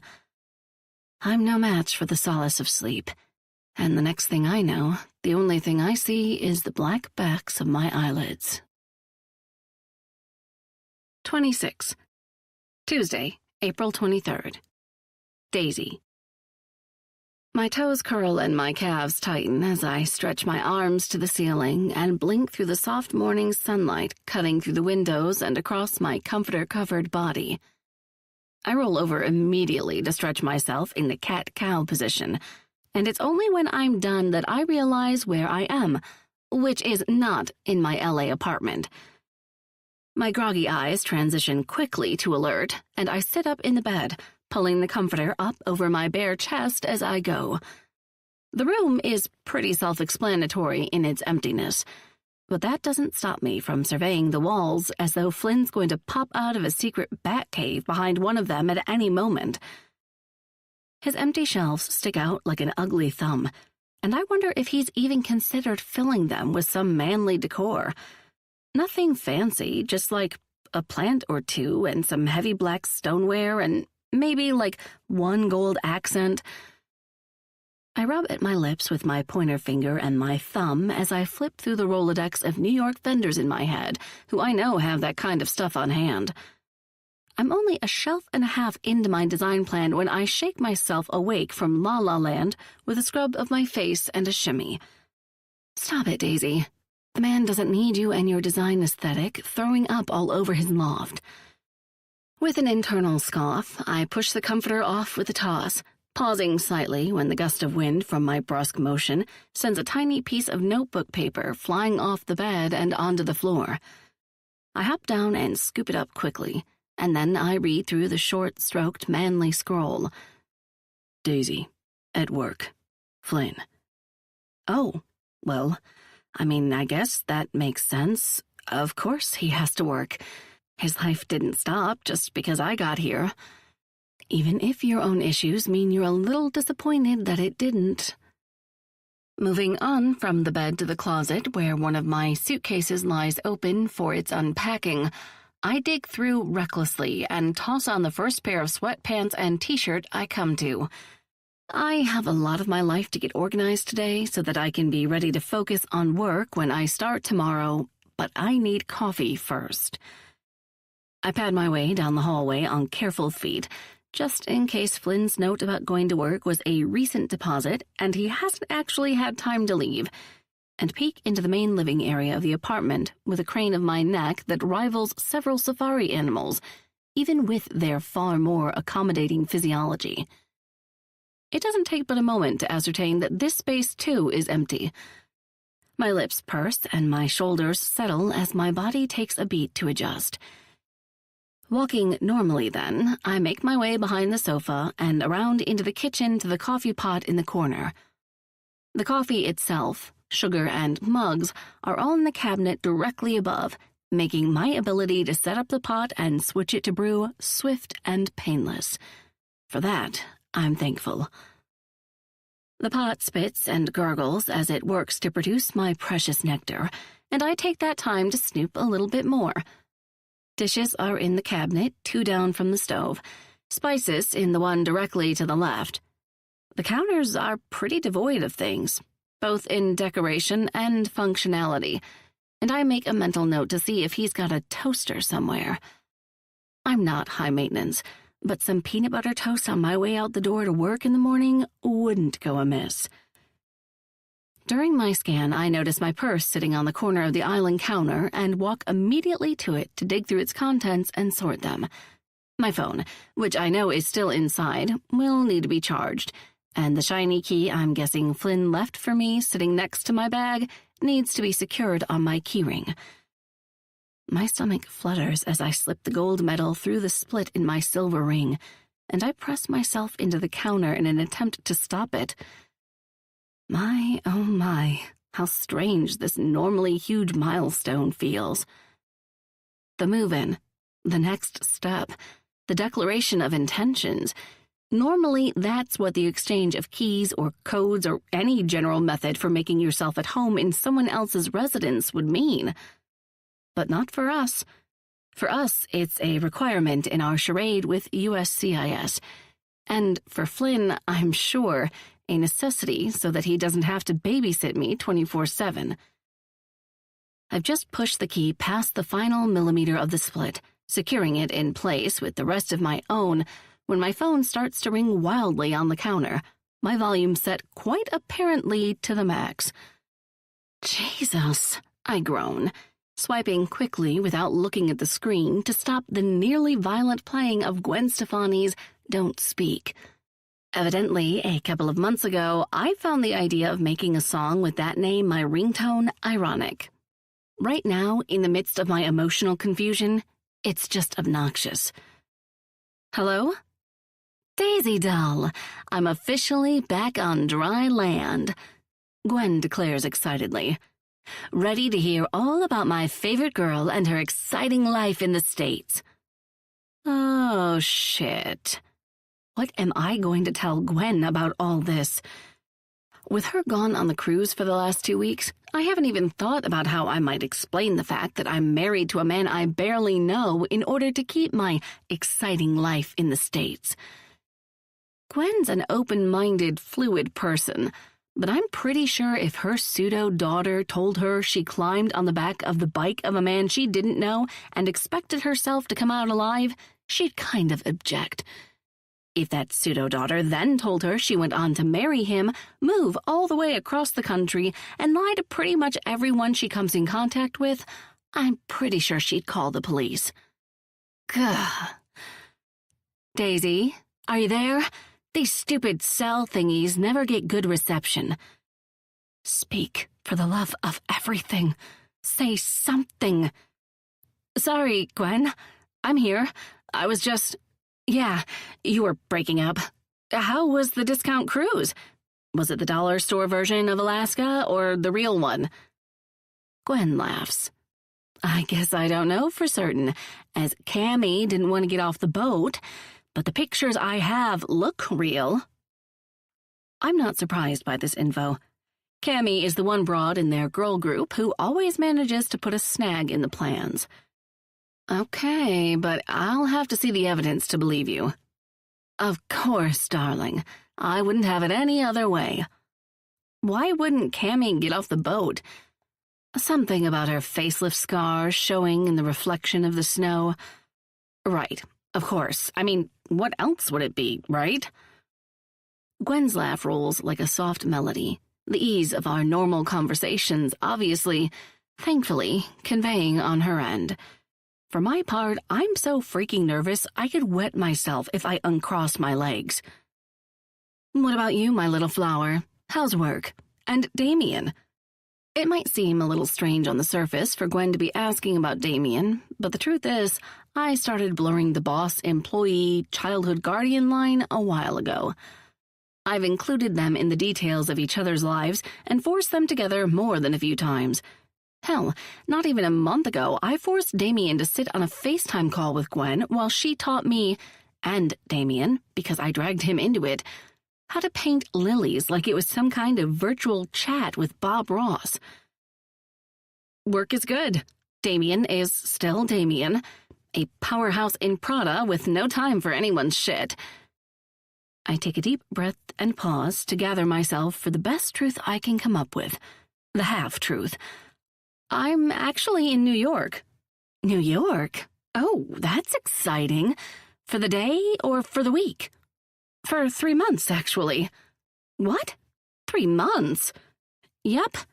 Dame had some special projects over here he wanted me to be involved in.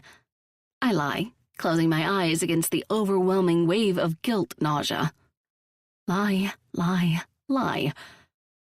Wow, that's pretty incredible. But 3 months is a long hotel stay. Even hopeless wanderers like me need little touches of home every now and then. Is he flying you home on any of the weekends? I nearly draw blood from my tongue, working to keep myself from freaking out and spilling all the beans all over this phone conversation. No trips home. But I'm in an apartment, not a hotel, so it's not so bad. Damien has a company property, I guess? No way you managed a 3-month lease somewhere. Something like that. I'm not really sure of the details. I roll my eyes into my head and suck my lips into my mouth. Gah, I have to get off the phone. I can't take much more of this. Well, that's great, love. I hope you have the best time. Oh, and don't forget to give yourself some time away from work. Living somewhere on assignment like that, it's so easy to grind yourself into the ground 24 hours a day. Treat yourself sometimes, okay? Okay, Gwen, I'll try. Kisses, sweetie. My cab's here to take me to the airport in Seattle. Let's chat again soon. Okay, safe travels. Thanks, darling. Bye. Bye, I wheeze, hanging up the phone with absolutely the last vestige of control I have left and dropping it to the counter. I immediately double over and grab my stomach, the cramps of discomfort from deceit wreaking havoc. That was hard, I reason, but it was also for the best. Ultimately, this whole charade with Flynn is short-term. It's going to come to an end, and if I'd told Gwen about it now, I'd have to explain why we were breaking up then. Because it is going to end, even if it didn't seem so much like it was going to last night. And this will just be a blip in my history. Gwen didn't need to know. Now, though, I need a distraction. I glance over to the yellow pillows on Flynn's beautiful leather couch, and an idea strikes me. I won't do much, I swear. Just enough to calm my nerves. Yeah, that's the ticket. My hands shake slightly as I trim the last of the flower stems from the bouquet I got from the street vendor downstairs. They're bright Gerbera daisies, reminiscent of the ones from our wedding with Marilyn, and it's only now, in the light of Flynn's nearly fucking renovated apartment, good going, Daisy, that it occurs to me what a poor choice they might be. Cripes, what in the world is Flynn going to think about all this? His couch and chairs are rearranged atop a new rug. He's got new, tight black velvet bar stools, one of which I'm sitting on, and cream-colored kiln-fired stoneware in the center of his island, and the regular non-Batcave entrance shelves in his bedroom are no longer empty. I also kind of maybe changed out the hardware on both his kitchen and bathroom cabinets to a soft-brushed brass that really livens up the masculinity of it all, and added a throw blanket to the back of his leather couch so you can sit on it in shorts without getting cold. I've never seen Flynn flip out, but I'm pretty sure if there were going to be a time, coming home to a completely rearranged apartment by his temporary, not-for-real wife would do it. What was I thinking? The sound of Flynn's keys in the door lock startles me into motion, and I jump up from my spot, scooping up the scrap of newspaper with the flower trimmings into my arms and speed-walk it over to the trash. I push the matte black vase with the daisies to the center of the counter and back toward the windows frantically, only stopping when the flesh of my palms touches glass. This way, if things get really bad, I can just heave myself backward and hope that the force of my body is enough to make the double panes shatter. Maybe plummeting to my death from the 15th floor is a little dramatic, but that's where my mind goes in an emotional emergency of this caliber. The door finally creaks open, what feels like several light years later, and as expected, Flynn takes one quick gander at the apartment and freezes dead in his tracks. Oh, crap. Oh, God. I can put it all back, I blurt, suddenly my muscles stretching and tightening into little iron rods. Flynn glances from me to the apartment again, scanning the space closely, and then, well, he shrugs. I nearly explode. A shrug? A shrug? That's all you have to say? He shakes his head at me, sighs, and steps forward to lean his formidable weight into his strong tanned hands on the island. It's a motherfucking hot position, I'm not gonna lie. My great-great-aunt's painting is still there. He shrugs again. I don't give a shit about the rest of it. You don't? He gives me one small shake of his head. Looks nice. And the leather on the couch is cold. Blanket'll probably be good. I filled the shelves in the bedroom, too, I admit quickly. I may have gone a little overboard on the plants. He lifts a hand and gently flicks the brightest orange daisy in the vase in front of him. More flowers like the ones from the wedding? My breath catches in my throat and makes it hard to swallow. He remembers. No, just greenery. He lifts his shoulders a final time, and if I'm not mistaken, even grins a little. My heart flips over inside my chest. I'm sure it looks good. He turns to the drawer behind him and comes back with a stack of paper menus, tossing them to the counter in front of himself. How about I order some takeout? Clearly, we've both been busy today. Yeah, I agree. Takeout sounds good. To be completely honest, life with Flynn altogether is starting to sound a little too appealing. 27. Tuesday, April 30th. Daisy. Where are we on the Santa Monica property? Thomas Gray asks the speaker in the center of the conference table. His demanding voice is a routine staple of our company's start-the-week-right phone calls, which, yes, do occasionally occur on Tuesdays if Monday is too busy, and no, the irony isn't lost on me. but I'm usually on the other end of them, making big dramatic eyes at Damien while he pantomimes his jokes. I'll admit, sitting next to serious Thomas while my new East Coast coworker, Tara Inslee, shoots eye lasers at me from across the table isn't quite the same good time. Daisy, what's your timeline on getting Frederick in there for listing photos? Thomas asks me since I'm the one who did all the planning for the staging on the property before I left LA. About 3 days, I answer, even though I know Thomas doesn't like to get any answer other than one that would involve a time traveler. The setup is there, but Frederick doesn't have any availability before that. I clarify with a gulp. Thomas holds my eyes dangerously, and I hold my breath under his scrutiny.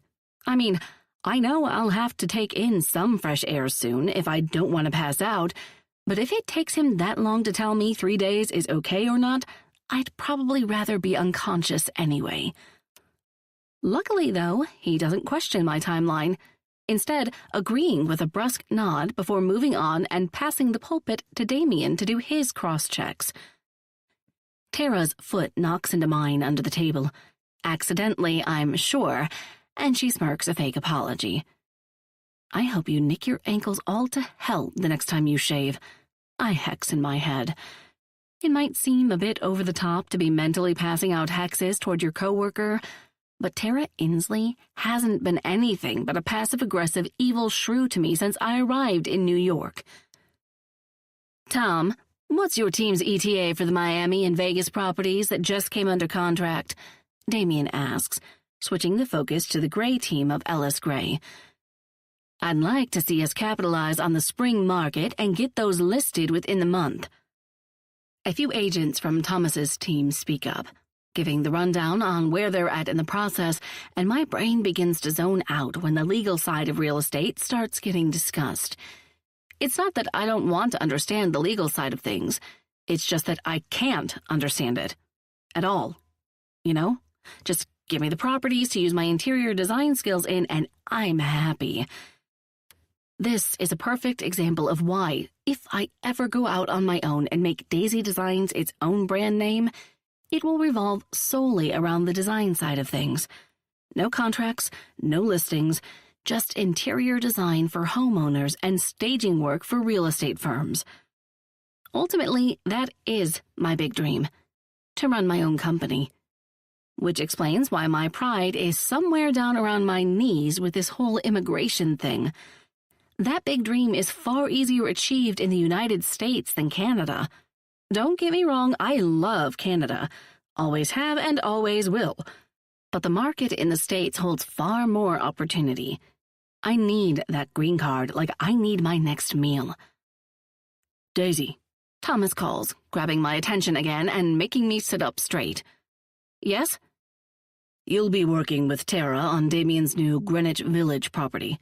Time is of the essence with getting it out there, so I need the two of you to pool all your connections to make it happen. Of course. Why wouldn't I be assigned to direct teamwork with Cruella's spawn? You got it, Tom. Good. Then get out of here. You two don't need to hang out for the rest of the call. Just get started. Tara and I both nod dutifully, pushing back in our chairs and climbing to our feet in the conference room. Tara rounds the table, and I hold open the glass door like we haven't spent the last week of work together solidifying our opposing positions in a lifelike game of Mortal Kombat. Dirty looks, underhanded trick questions in front of Thomas, giving me wrong times and addresses for properties and vendor appointments, accidentally squishing my food in the back of the break room fridge, and telling the entire office she saw me drying my blouse under the hand dryer in the bathroom, thanks to an unfortunate coffee spillage event, because I apparently have some sort of glandular problem, are just the tip of the iceberg of her full frontal assault, and this is only my 5th official day. Now that we've been assigned to work together, I might have to invest in a bodyguard. My vote is, of course, for Kevin Costner, but I'm not sure he makes people who try to defraud the government a priority in his schedule. I step outside the door behind Tara and follow her swaying hips down the hallway to her office. So far, she hasn't even acknowledged my presence. She steps inside, rounds her desk, and takes a seat in her chair. I lean into the doorway, keeping the jam in front of me as a shield of defense. Hey, Tara, I question, making her head pop up almost violently. What? I thought maybe we should get a plan together. I don't have time right now. I have a lunch engagement.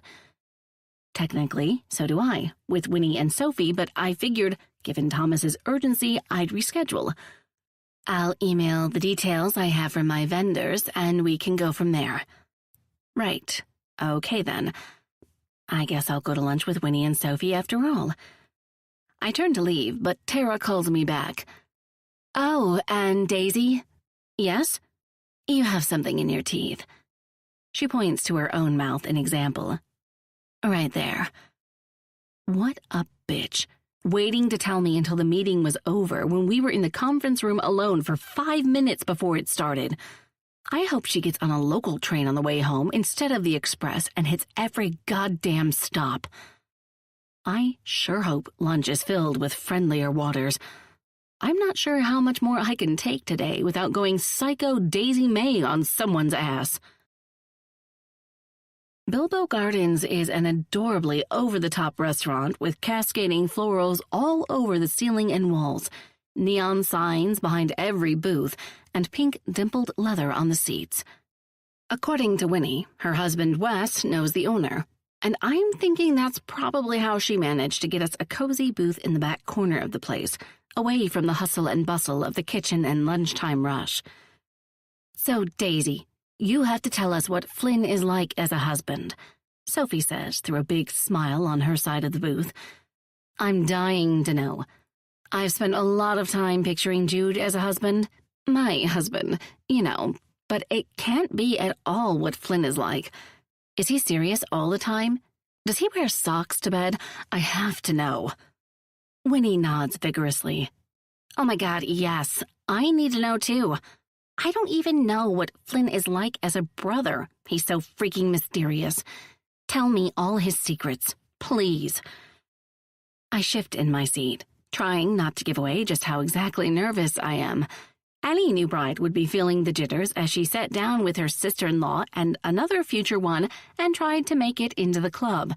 But just like everything else, my situation is even more complicated.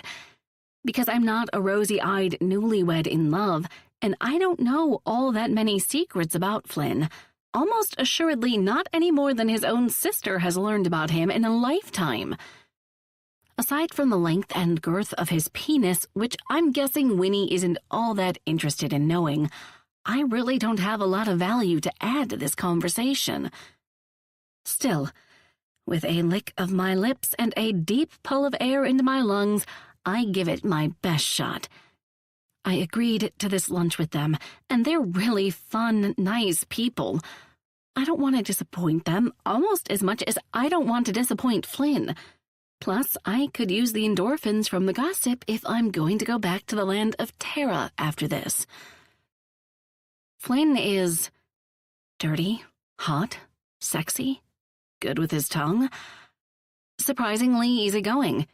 He's never in a bad mood, and he doesn't get upset if I rearrange his stuff.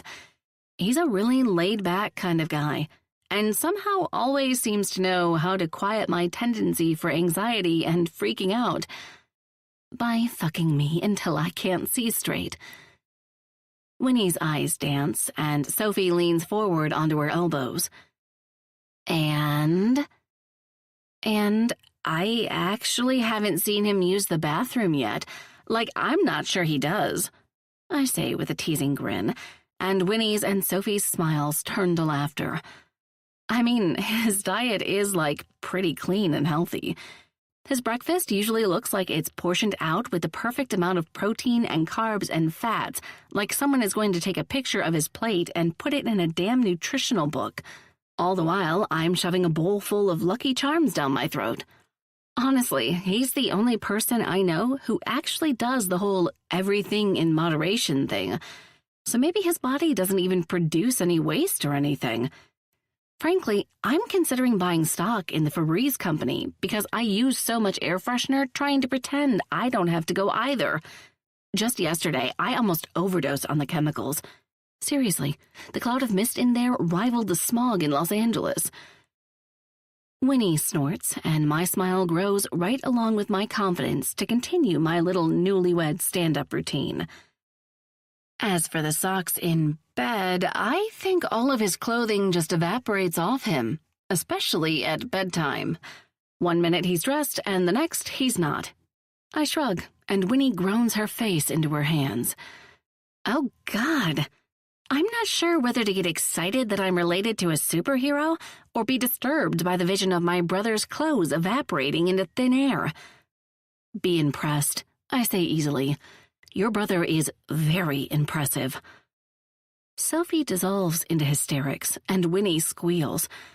My cheeks are red and heated with embarrassment, but it's the good kind. The kind that makes my chest ache a little because it's not going to last. It must be genetic, then, Sophie says with a waggle of her brows, and adds to Winnie's suffering so much that she lifts her hands to her ears and pretends to keel over. What's wrong, Winnie? Isn't Wes impressive, too? Sophie teases relentlessly. Oh, God, you're terrible. Both of you. I'm overcome with laughter, but Sophie keeps going for both of us. Horny, Winnie. I think the word you're looking for is horny. Jude's on some ridiculous kick that we can only have sex every other day leading up to the wedding. Some kind of sacrifice to the fortune-teller gods, he says. I'm dying here. I suck my lips into my mouth and shift in my seat. Flynn and I haven't had sex since the night I got here, and Sophie's right. It's killing me. Hell, I think that's probably 75% of why I'm letting Tara fuckface Inslee get to me so much. I keep waiting for him to take charge and fuck the anxiety out of me, but no matter how many coy looks I've given, we still just climb into bed and go to sleep. Oh, sweet Jesus. The fortune teller? Winnie murmurs, putting her hand to her chest. What? You know something about it? Winnie nods and then shakes her head. It's been, 15 years or so? Before Remy's wedding, they all went to a fortune teller, and she had all these things to say about the trajectory of all of their love lives. Remy's married? I ask in confusion. Winnie shakes her head. No, it never happened. Charlotte... She pauses and licks her lips. It was a long time ago, and it was bad. She left him at the altar. I swear that's why all of my brothers have avoided commitment like the plague. My throat tightens exponentially. What'd the fortune teller say about Flynn? Winnie waves me off. Oh, I don't know. They've all been pretty tight-lipped about what she said, honestly. But I know Jude feels like she was right about him and Rem. Winnie glances up at my face, which I'm almost positive is as white as a sheet, and smiles sympathetically. Oh, honey, don't worry. You and Flynn are together, and you're happy. Whatever the fortune teller said, you've obviously got your lives figured out. I force a smile, but inside I feel sick. Flynn and we don't have anything figured out at all. And when Winnie and Sophie find out in 2.5 months, they're going to hate my stupid lying guts. 28. Flynn. I turn the page of my philosophy book, the sheets and comforter resting comfortably at my hips, and watch Daisy as she dances from one spot in the room to another, propping her toes up a little so she can rub lotion down the length of her pretty legs. She's got on a long black floral satin robe that dusts the floor with every bend, that obstructs most of my view, other than the tanned length of skin that runs from her calves to her toes. Lunch with your sister and Sophie was really great. They're both so fun and funny, she says, glancing at me over her shoulder. I hum, looking down at my book. But when she shucks the robe and bends over again, my eyes move right back to her. This time there's nothing blocking my view of her sheer panties and thin white tank top. My cock twitches under the covers and starts to harden immediately. She hasn't dressed like this for bed since she got here, and she can't seem to keep herself from adding to a rolling ramble. So it's not a secret that something is different, even if she thinks it is. I really needed that after the week I've had at work, she says, and her hands keep spreading that fucking lotion up and down her legs, her fingers lingering every so often, and her eyes keep looking toward me like she's trying to make sure I'm watching the show. It's good, you know? But it's a transition. It's not at all like working with my boss, Damien, in L.A. He's kooky and spirited, and the people here are pretty serious, I guess. I hum. Sounds like New York. She laughs then, finally finishing with her lotion and heading toward the bed with slightly wild eyes. It does, doesn't it? Pretty cliched if you ask me, but I'll take what I can get. I mean, I'm so appreciative of everything you're doing, and I'd never dream of suggesting that this isn't the nicest opportunity anyone's ever given me. You don't owe me sympathy, you know? You've done a great job of welcoming me. Better than I expected, to be honest. And I just want you to know that... Daisy, I interrupt, forcing her to take a breath. Any more words per second, and I'm pretty sure she's going to spin off into the atmosphere like a cartoon rocket. Yes? What's really going on here? What do you mean? I raise my eyebrows and reach out to run a hand across her sheer, panty-covered hip with one hand, and tweak the peak of her very obvious nipple through the material of her top with the other. Is this for me? Is what for? Daisy, I call, stopping her evasion before it starts. It's for you. Well, we haven't had sex since the night I got here, and I thought maybe... I like it. You do? Hard not to like anything that shows this much of your body, babe.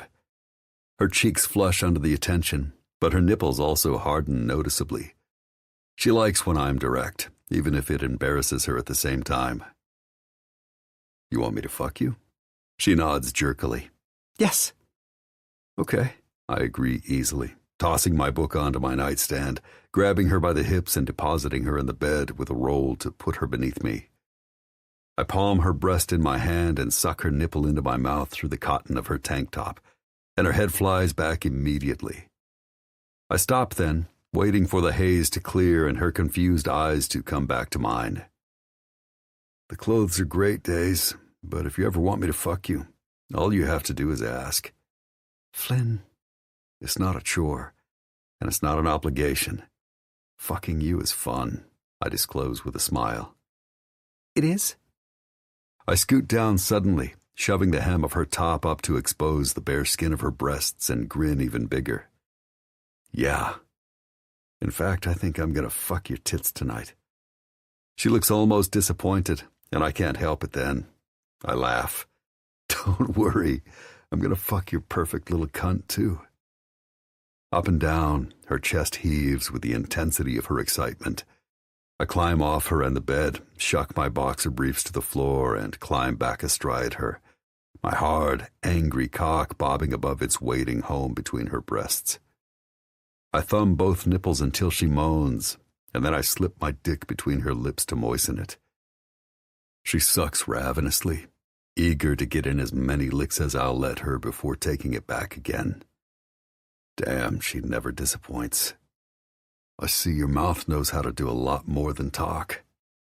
She hums around my girth and doubles her efforts under the praise. I pull back when a tingle in my spine threatens with my climax and scoot back down her body to position myself, ordering, "Wrap your tits around my cock." She complies, grabbing a handful of breast in each hand and closing them around the slick length of my dick. The resulting picture is fucking amazing. Fuck, every part of you looks good wrapped around me. Slow and steady, I start up a stroke between the flesh of her breasts while she plays with her nipples, her tongue spiking out to lick at her desperate lips. You want my cock back in your mouth, don't you, dirty girl? Yes, she agrees with a cry, her beautiful, heavy tits bouncing with my every thrust. You want to suck the cum right out of me, don't you? Yes, she breathed through a nod, frantic.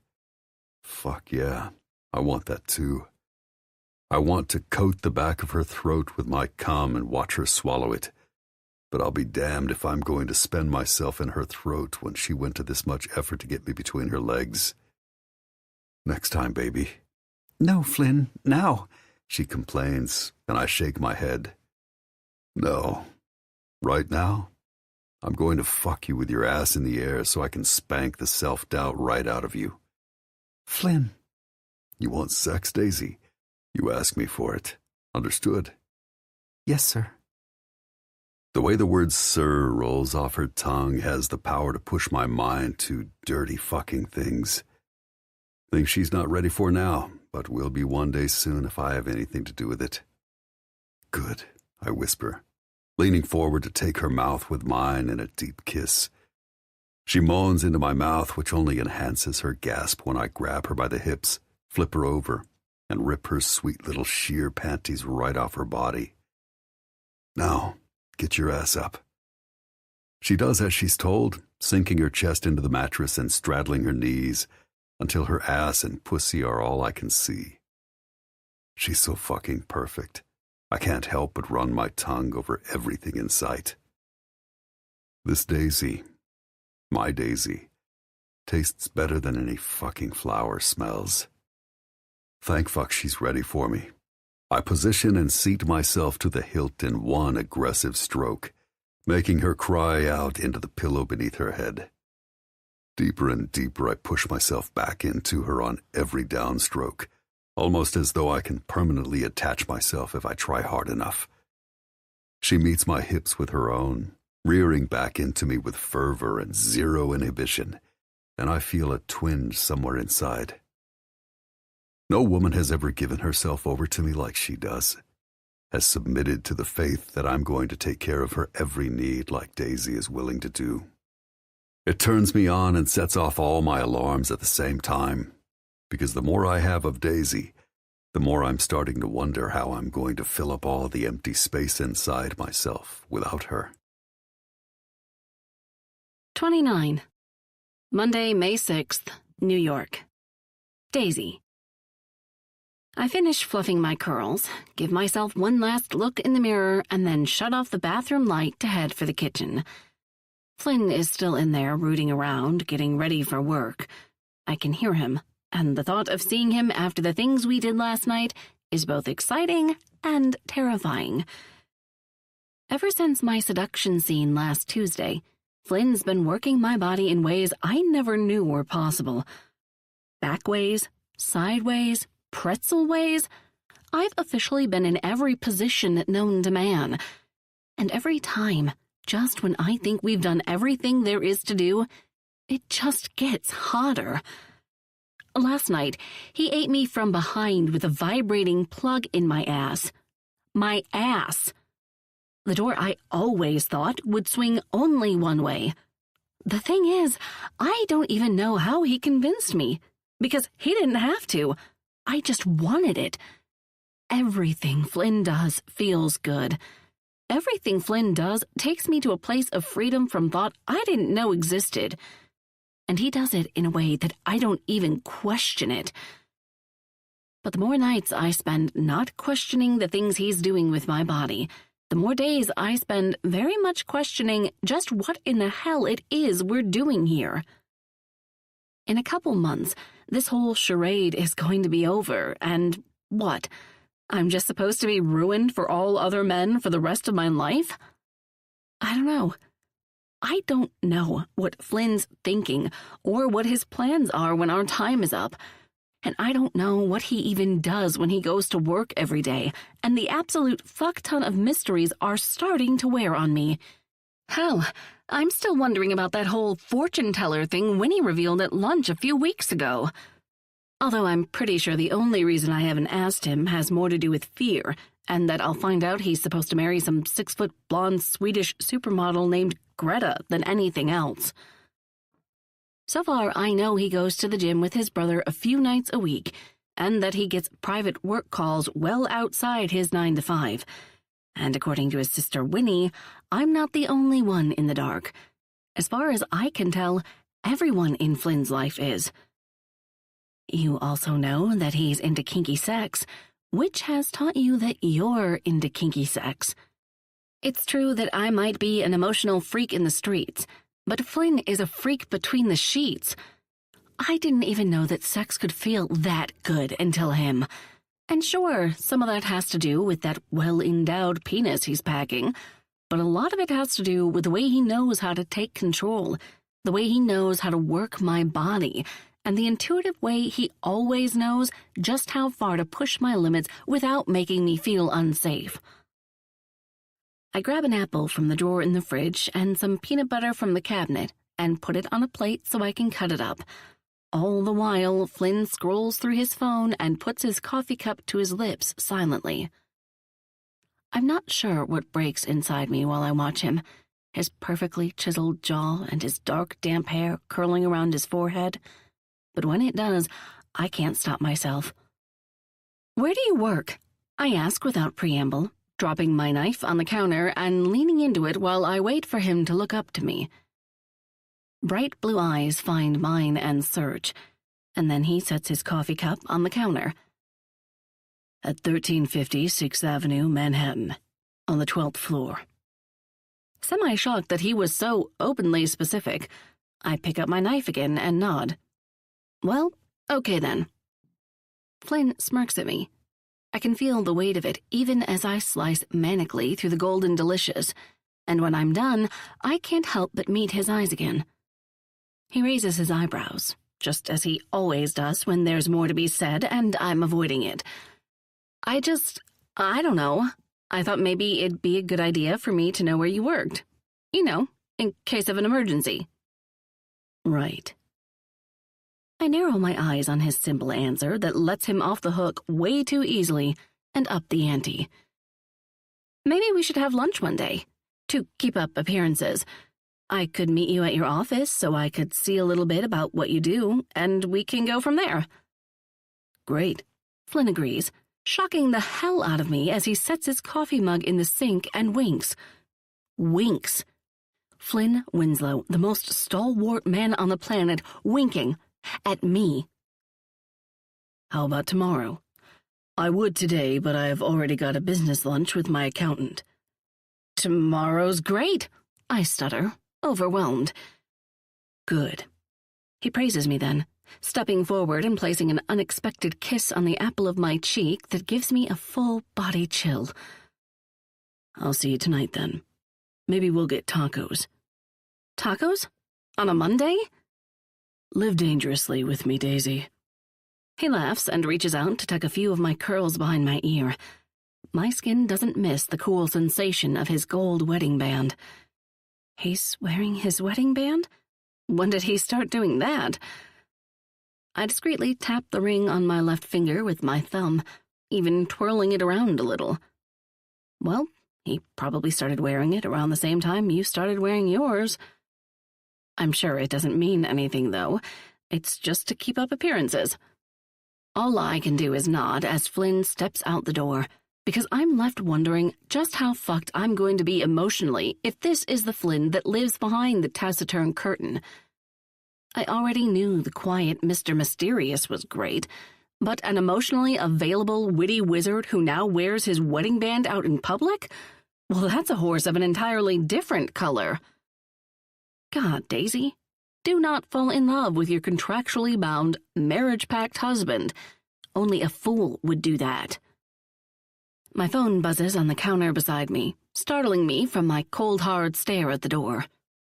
Damien. How's it going in New York, doll? I sigh. Not great.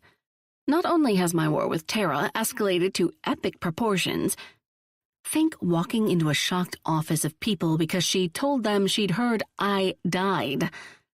But I'm also getting dangerously close to becoming attached to my fake husband. Oh yeah, I'm having a grand old time. Still, Damien gave me this opportunity despite the burden it put on his office, and I don't want to make him feel like I'm not grateful. Me. Well, it's not exactly as fun as working directly with you every day, but the Greenwich Village penthouse looks incredible.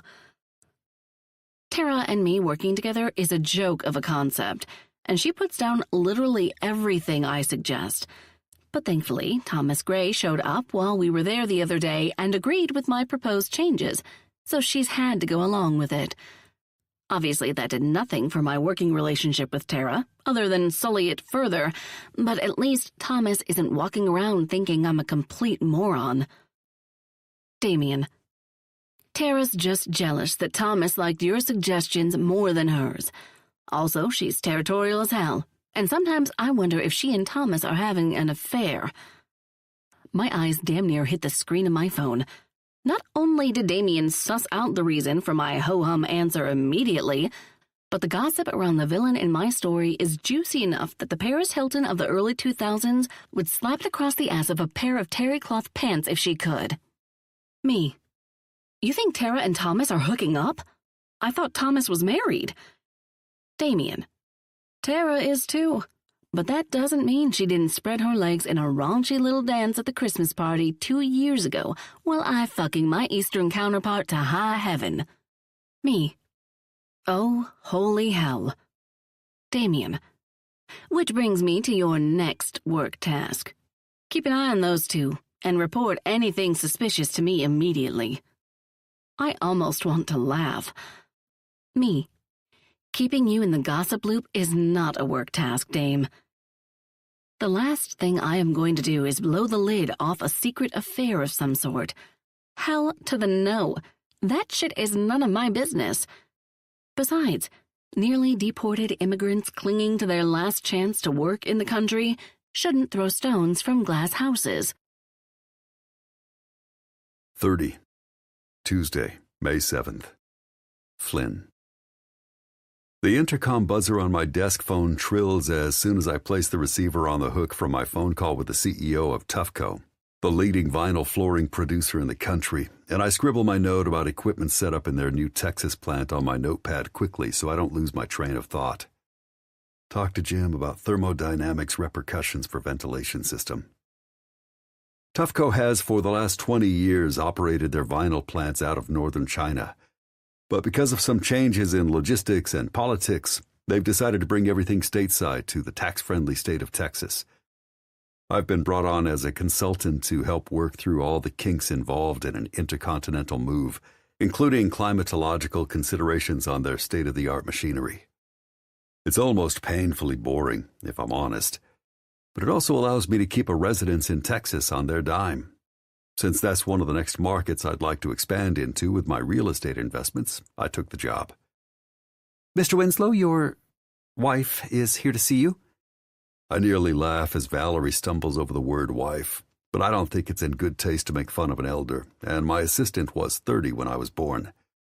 Lord knows why she clings to working for a silent bastard like me when she could retire with her well-off husband and travel the globe. But for whatever reason, perhaps 15 years of loyalty, she puts up with me every day. I don't bother telling Valerie to send Daisy in. After this many years together, she knows what to expect. Several moments later, the door cracks timidly open and Daisy peeks her head in, her curls leading the way into the room. Hi. Am I interrupting? I shake my head and wave her in with a hand, so she backs her head out, opens the door farther, and steps inside. Am I too early, or are you ready to head to lunch? No, I'm good, I reply, standing to shut off the monitor on my computer and hitting the button to forward all my direct calls to Valerie's desk for the time being. I round the desk and lean in to kiss her on the cheek, and she bounces on her toes awkwardly, accidentally knocking her chin into my teeth. Oh, oops, sorry. She's strangely nervous, and my dick reacts like he's one of Pavlov's dogs. It's twisted as fuck. But Daisy's anxiety has become a distinguishable precursor to a very satisfying orgasm. If Valerie didn't have the hearing of a bald eagle mid-hunt, I'd toss Daisy up on my desk and work whatever's bothering her right out with an orgasm.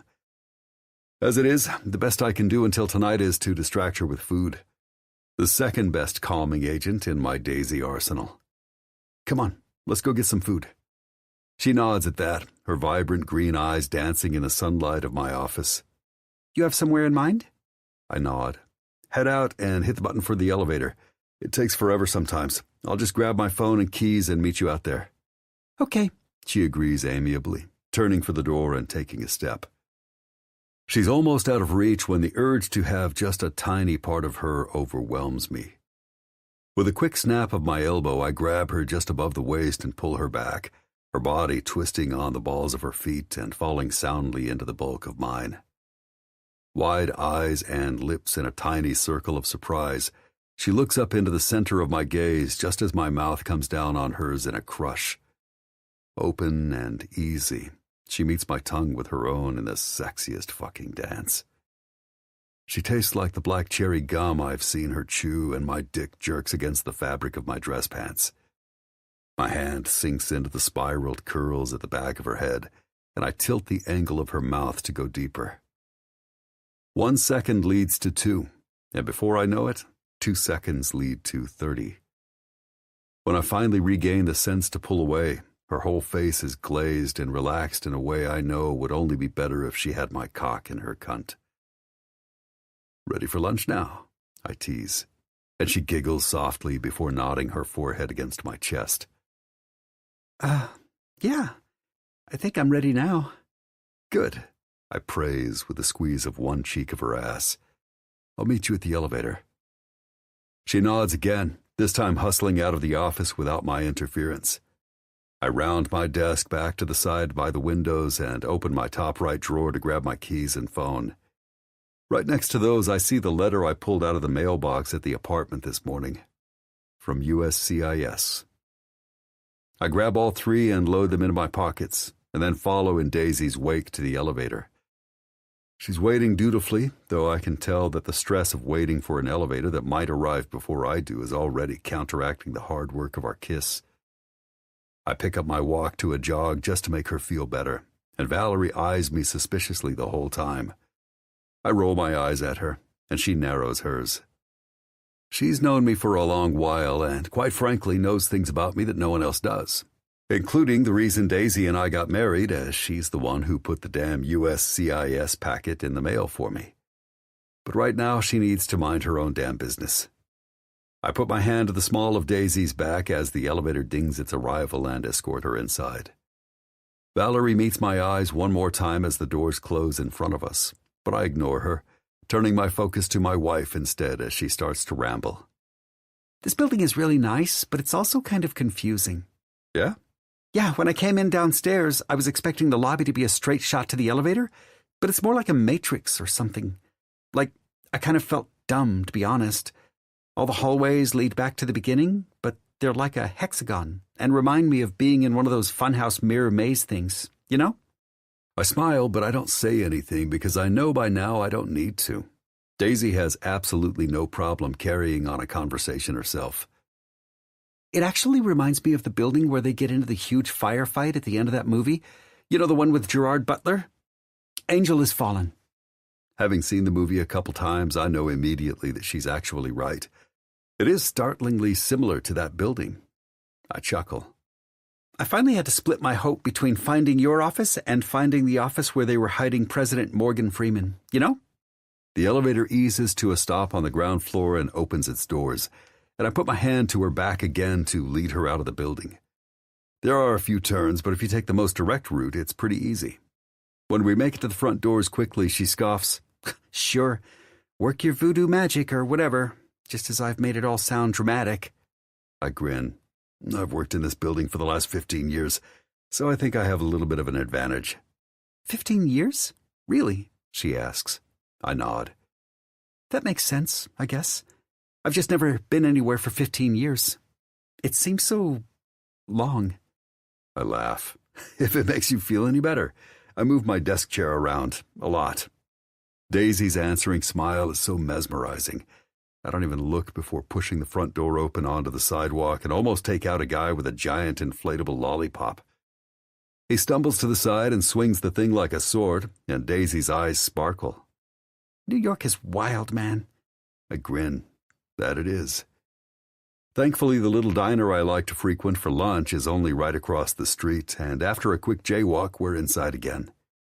I escort Daisy straight to the table in the back where the framed reservation sign with my name on it sits. She reads it aloud as we scoot into our respective sides of the booth.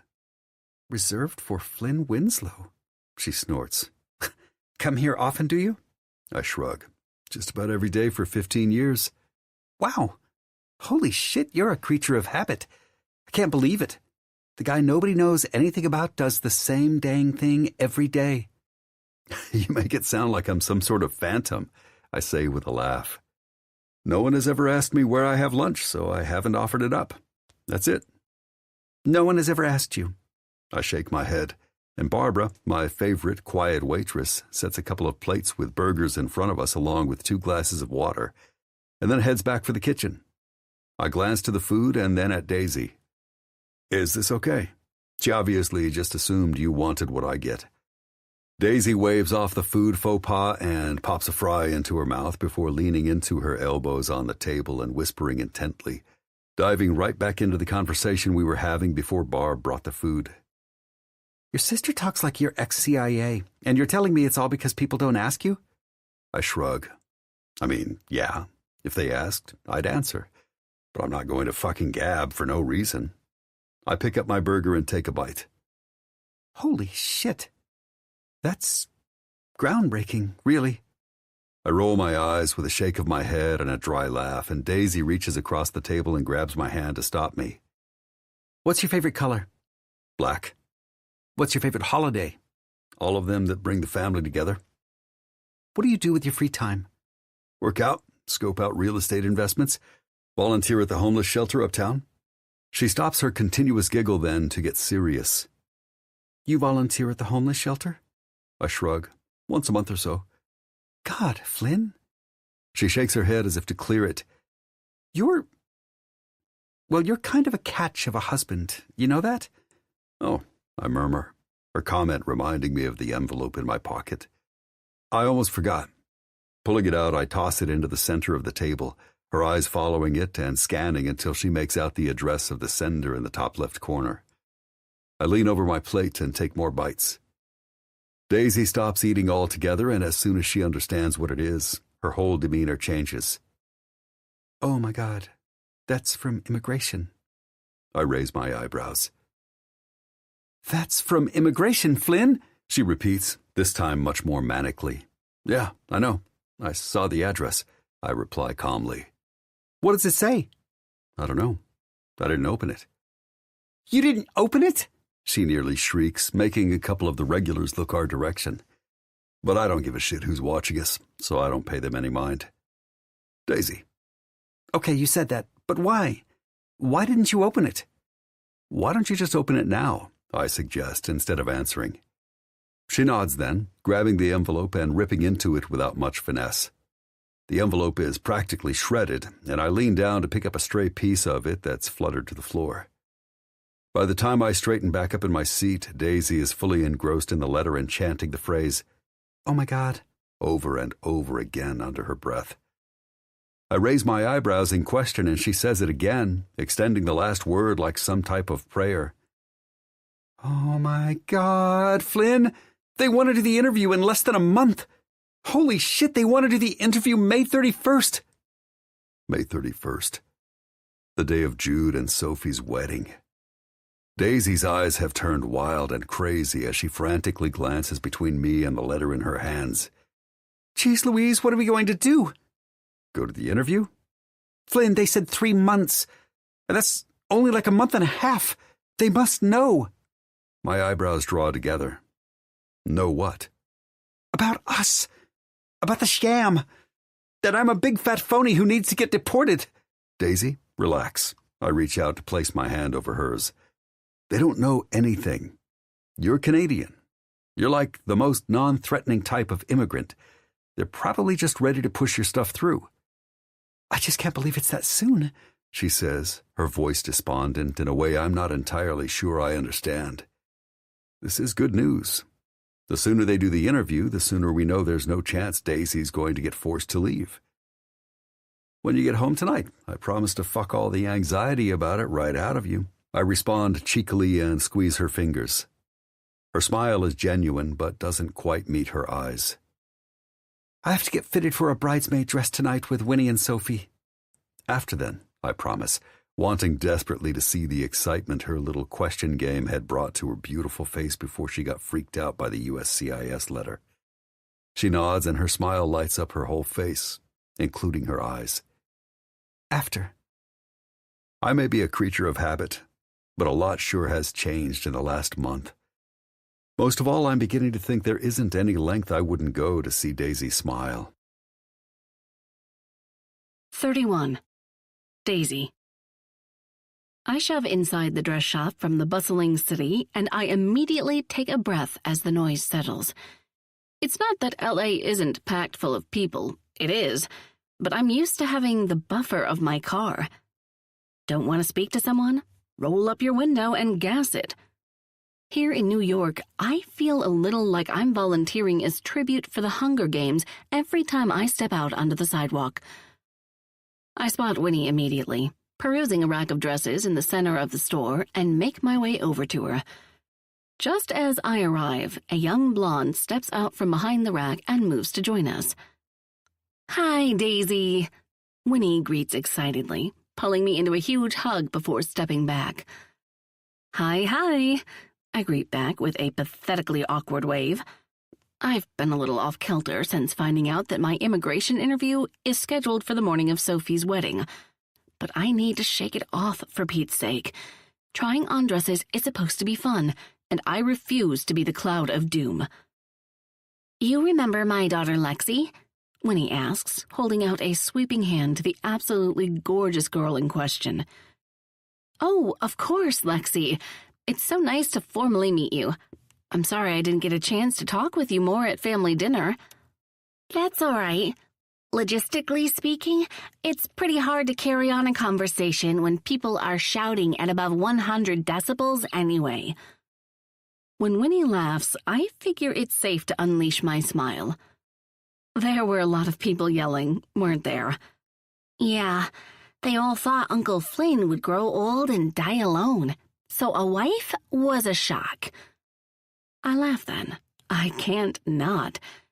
Surprisingly, it seems like the perfect time to let in a little tiny nugget of the truth. To be honest, it was a jolt to me, too. Winnie and Lexi both laugh at that, and I take the moment to glance around the bridal shop in search of the third member of our party.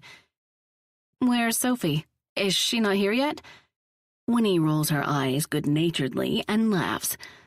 "Oh no, she's here. She's in the back.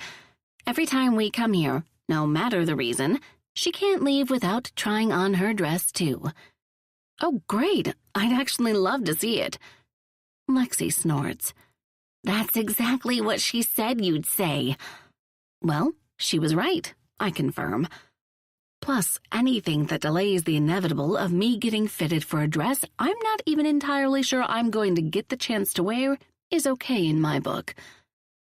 Does Flynn even realize the interview is the same day as his brother's wedding? When we found out about the appointment at lunch this afternoon, he was encouraging, his usual calming force to my emotional nerves, but I don't know if he put two and two together. I mean, once the interview is done, he'll be released from his obligation. I'm sure I'll have to do some things with immigration on and off as I seek citizenship, but once USCIS declares us legitimate, I'm allowed time in the country to sort my status even if Flynn and I break up. I know, because on a painfully pathetic day while having lunch at my desk to avoid Tara and the rest of the people in the office, I looked it up. Winnie seems oblivious to my mental wandering, thankfully, as she and Lexi chat about different shoe options for the wedding. Lexi insists that flats are the most practical of all options, but Winnie contests that then her butt won't look as good. Evidently a fan of practicality over fashion, Lexi rolls her eyes. "Well," Sophie announces suddenly, popping out from behind the back wall in a gorgeous top-beaded satin gown that pulls around her feet beautifully. Not very many people in this world could pull off that dress, but Sophie does it in spades. "Wow, Sophie, you look stunning." "Yeah, I'd say Uncle Jude is statistically likely to get an erection when he sees you." "Lexi!" Winnie snaps while I choke on saliva and Sophie dissolves into a fit of laughter.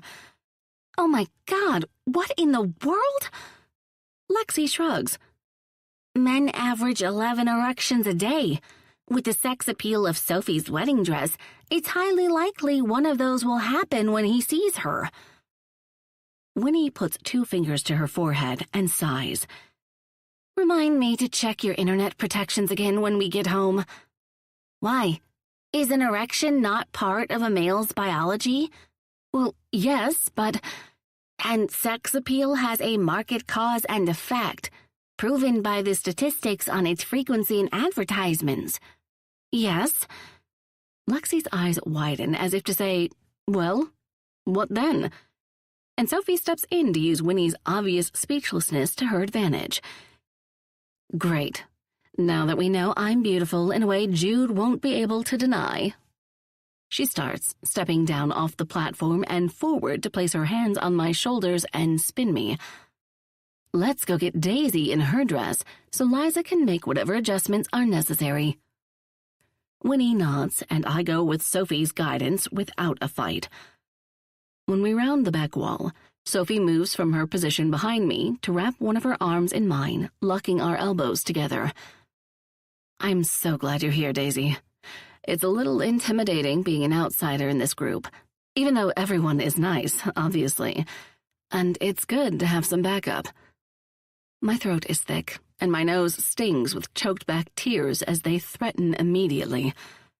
I feel like a coward and a shrew, but knowing how important all of this is to the whole of my life as I know it, I keep my mouth shut once again. All I can do is nod, and Sophie mistakes my almost tears for exactly what I wish they were. The thankful recognition that this family and its bond are the very things I've been looking for my entire life. Togetherness, support, and encouragement from a group of people who do anything for you and laugh at any joke you tell.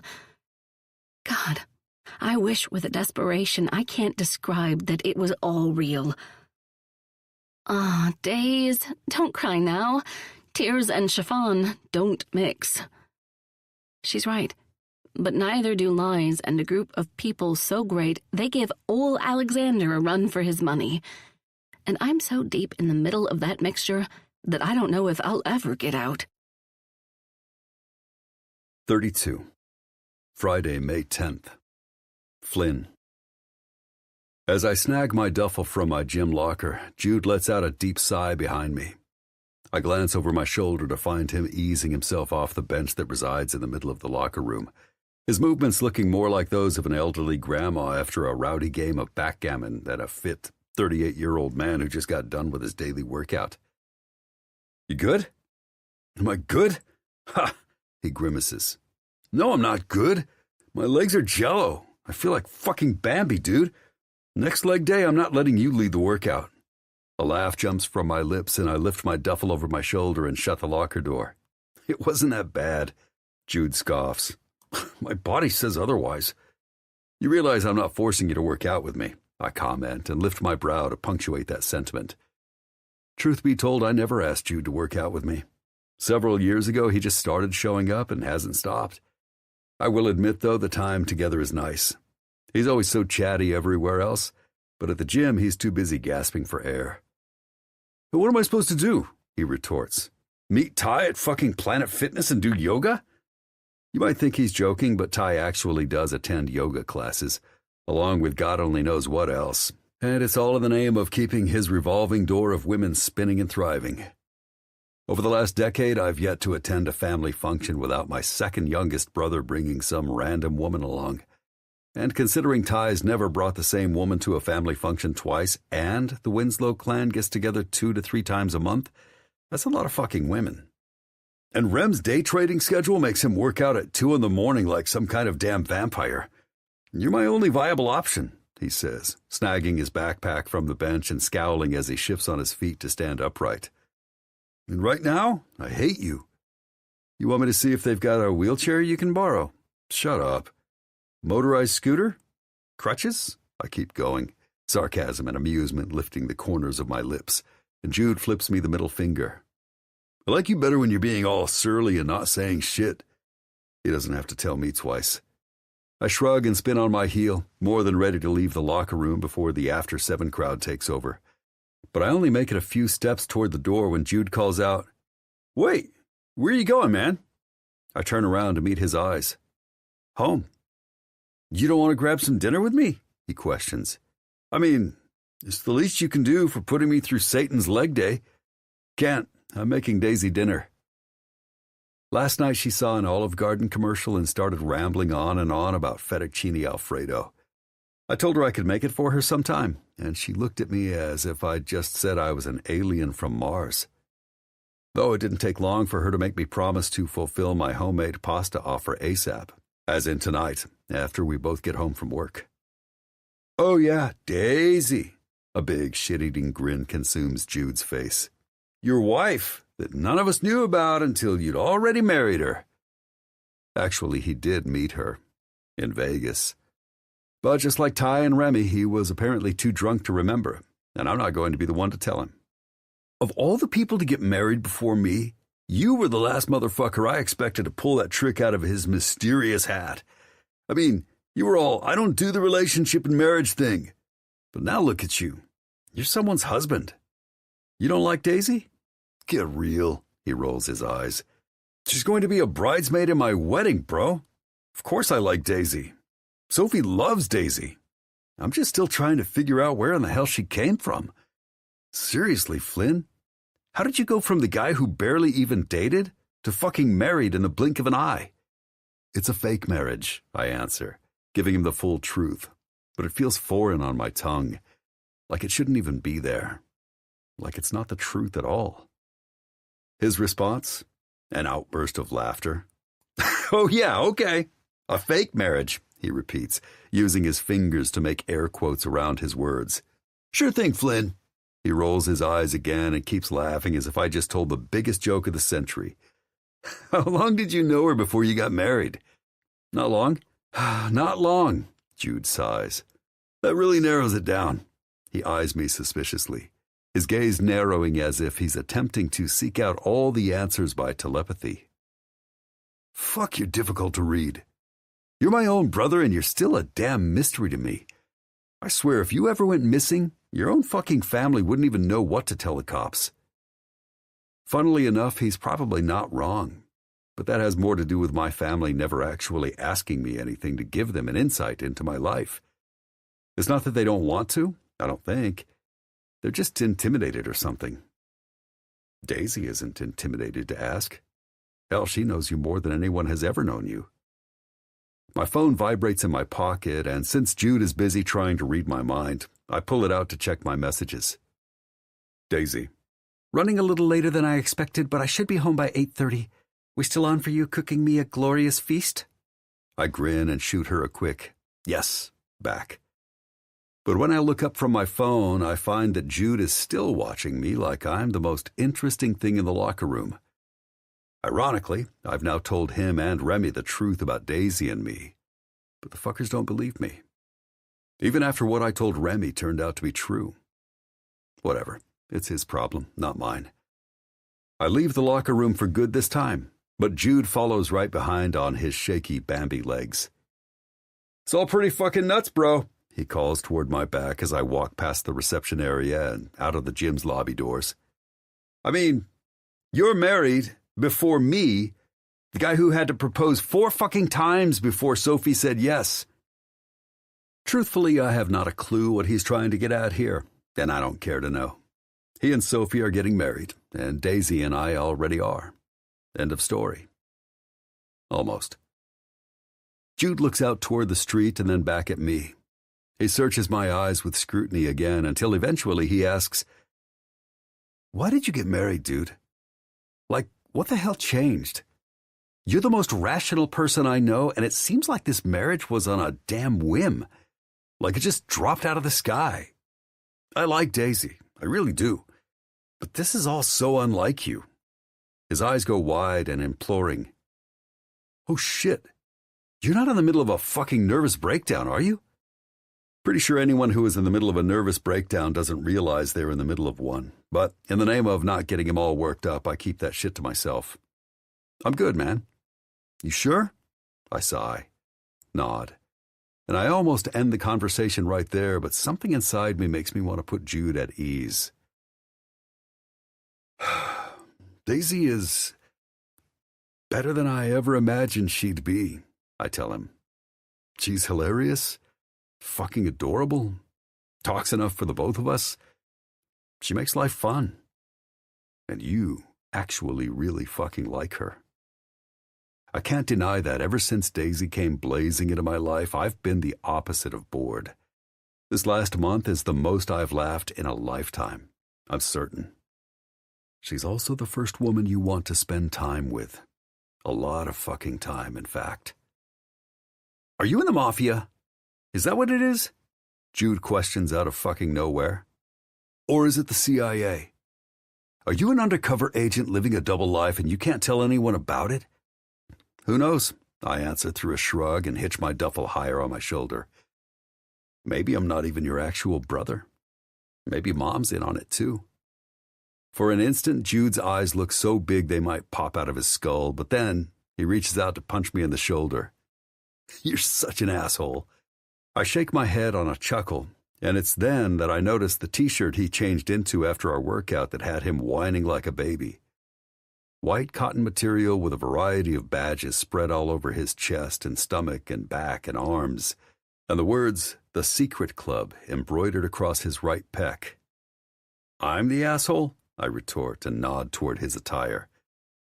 Says the man who's standing in front of me in a t-shirt that looks like he joined the Girl Scouts. Jude glances down at his chest and grins. Sophie got it for me. Well, actually, I got Sophie the first one, and then she got me one too. It's a Secret Club t-shirt. I still have no idea what that means.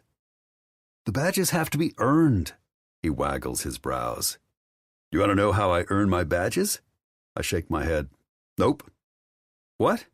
He questions. Why not?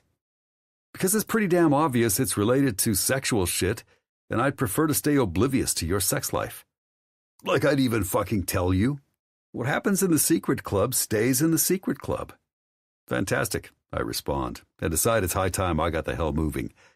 Not only do I have a dinner to make, but I need to stop at the grocery store to pick up a few things. Jude calls out toward me, something about being a dick, but I just lift my hand in a wave and head toward the subway. Though, once I find an empty seat toward the back of the train, I can't stop myself from starting some shit on my youngest brother's behalf. Phone in hand, I fire off a text in the ongoing group chat with my brothers. Me. Jude's in the Girl Scouts now, and personally, after seeing his t-shirt with all the badges he's earned, I'm really proud of him. Knowing my brothers, it's only going to take that one text to get them going. Ty. Aw, congrats, bro. Let me know when you're selling cookies because I'll buy a shitload from you, especially Thin Mints. Those fuckers are like candy-coated crack. Remy. That's awesome, man. What's your troop number? See what I mean? Jude. I'm not on the fucking Girl Scouts, you idiots. Ty. But you earn badges? Jude. Sophie and I earn badges. Remy. So, you and Sophie are in the Girl Scouts. Jude. I'm 38 fucking years old and I'm a man, bro. I'm not in the Girl Scouts. Ty. But you earn badges? Jude. Yes. It's a thing between Sophie and me, and Flynn is just being a lying prick. Remy. Are you sure you're not in the Girl Scouts? Ty. Right? It sounds like the Girl Scouts. Jude. Fuck you guys. It's not the damn Girl Scouts. It involves orgasms, you dicks. Ty. Dude, does your troop leader know about this? I feel like you guys are going to get kicked out. Jude. Fuck you guys. Ty.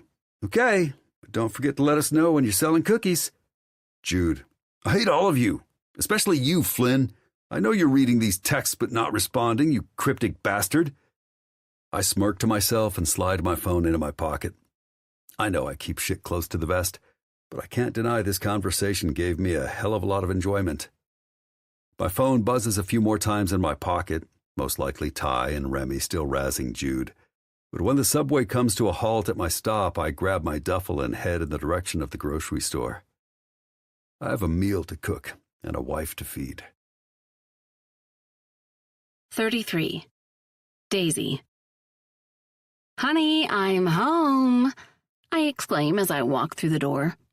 Keys on the cute table I set up by the door, I kick off my heels and head straight into the kitchen with 2 bags of groceries, where the delicious aromas of cheese and pasta and garlic fill my nose. Oh, wow. It smells good in here.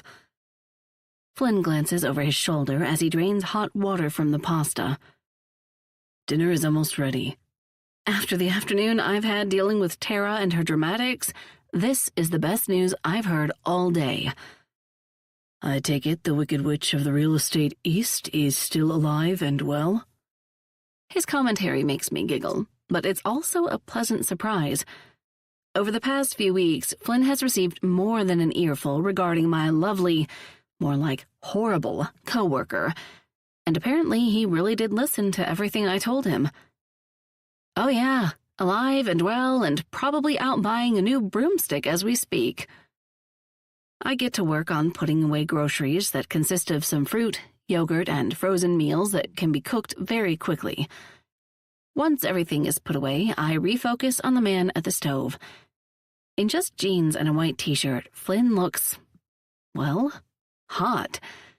With his tight ass and muscular back and biceps bulging beneath cotton, I could take a photo of him right now, post it on my Instagram account, and have thousands of men and women go nuts in a matter of minutes. And thirst traps aren't even my aesthetic, but I know Flynn would spur a reaction. Probably because he's doing exactly that to you right now. I make a valiant effort to shift my focus and note the creamy white sauce that bubbles in the skillet. I grin and walk over to the stove to discreetly dip my finger in for a quick taste test, but I'm stopped in my tracks when Flynn's arms wrap around my waist. Don't even think about it, he whispers into my ear, and before I know it, my bare feet are no longer touching the floor, and I'm being carried over to the kitchen table. My ass is in the chair a few seconds later. It's then that I realize the table is already set with plates and napkins and cutlery. A vase with a bouquet of flowers and 2 already lit candles sit in the center. Holy moly, this is fancy. Like a romantic dinner date. Well, even if it's temporary, he is your husband. An annoying pang sets up residence in my chest, but I don't have time to question its cause because Flynn is leaning down and pressing a soft kiss to my lips. You stay right here. Right here? I tease, smiling up at him. In this chair? He smirks. Yes. What if there's a fire? I'll handle it. What if I have to go pee? Hold it. What if...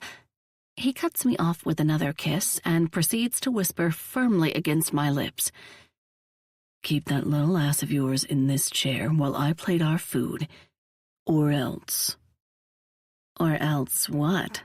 I waggle my eyebrows. You gonna spank me? Oh, baby, don't tempt me. A deep, hearty chuckle rumbles his chest. But before I can do exactly that, he's turning on his heel and heading back to the stove to plate our dinner. Forget the dumb stove and spank me with your penis. Okay, that was weird. Mind you, the dinner smells delicious, but all that spanking talk has my appetite focused on something else. A myriad of dirty-as-hell thoughts fill my head, and I shift a little in my seat. There has to be a way to put a pause on this dinner and revisit it a later time. I mean, that's what microwaves are for, right? Stop thinking whatever you're thinking and prepare to enjoy the feast you demanded.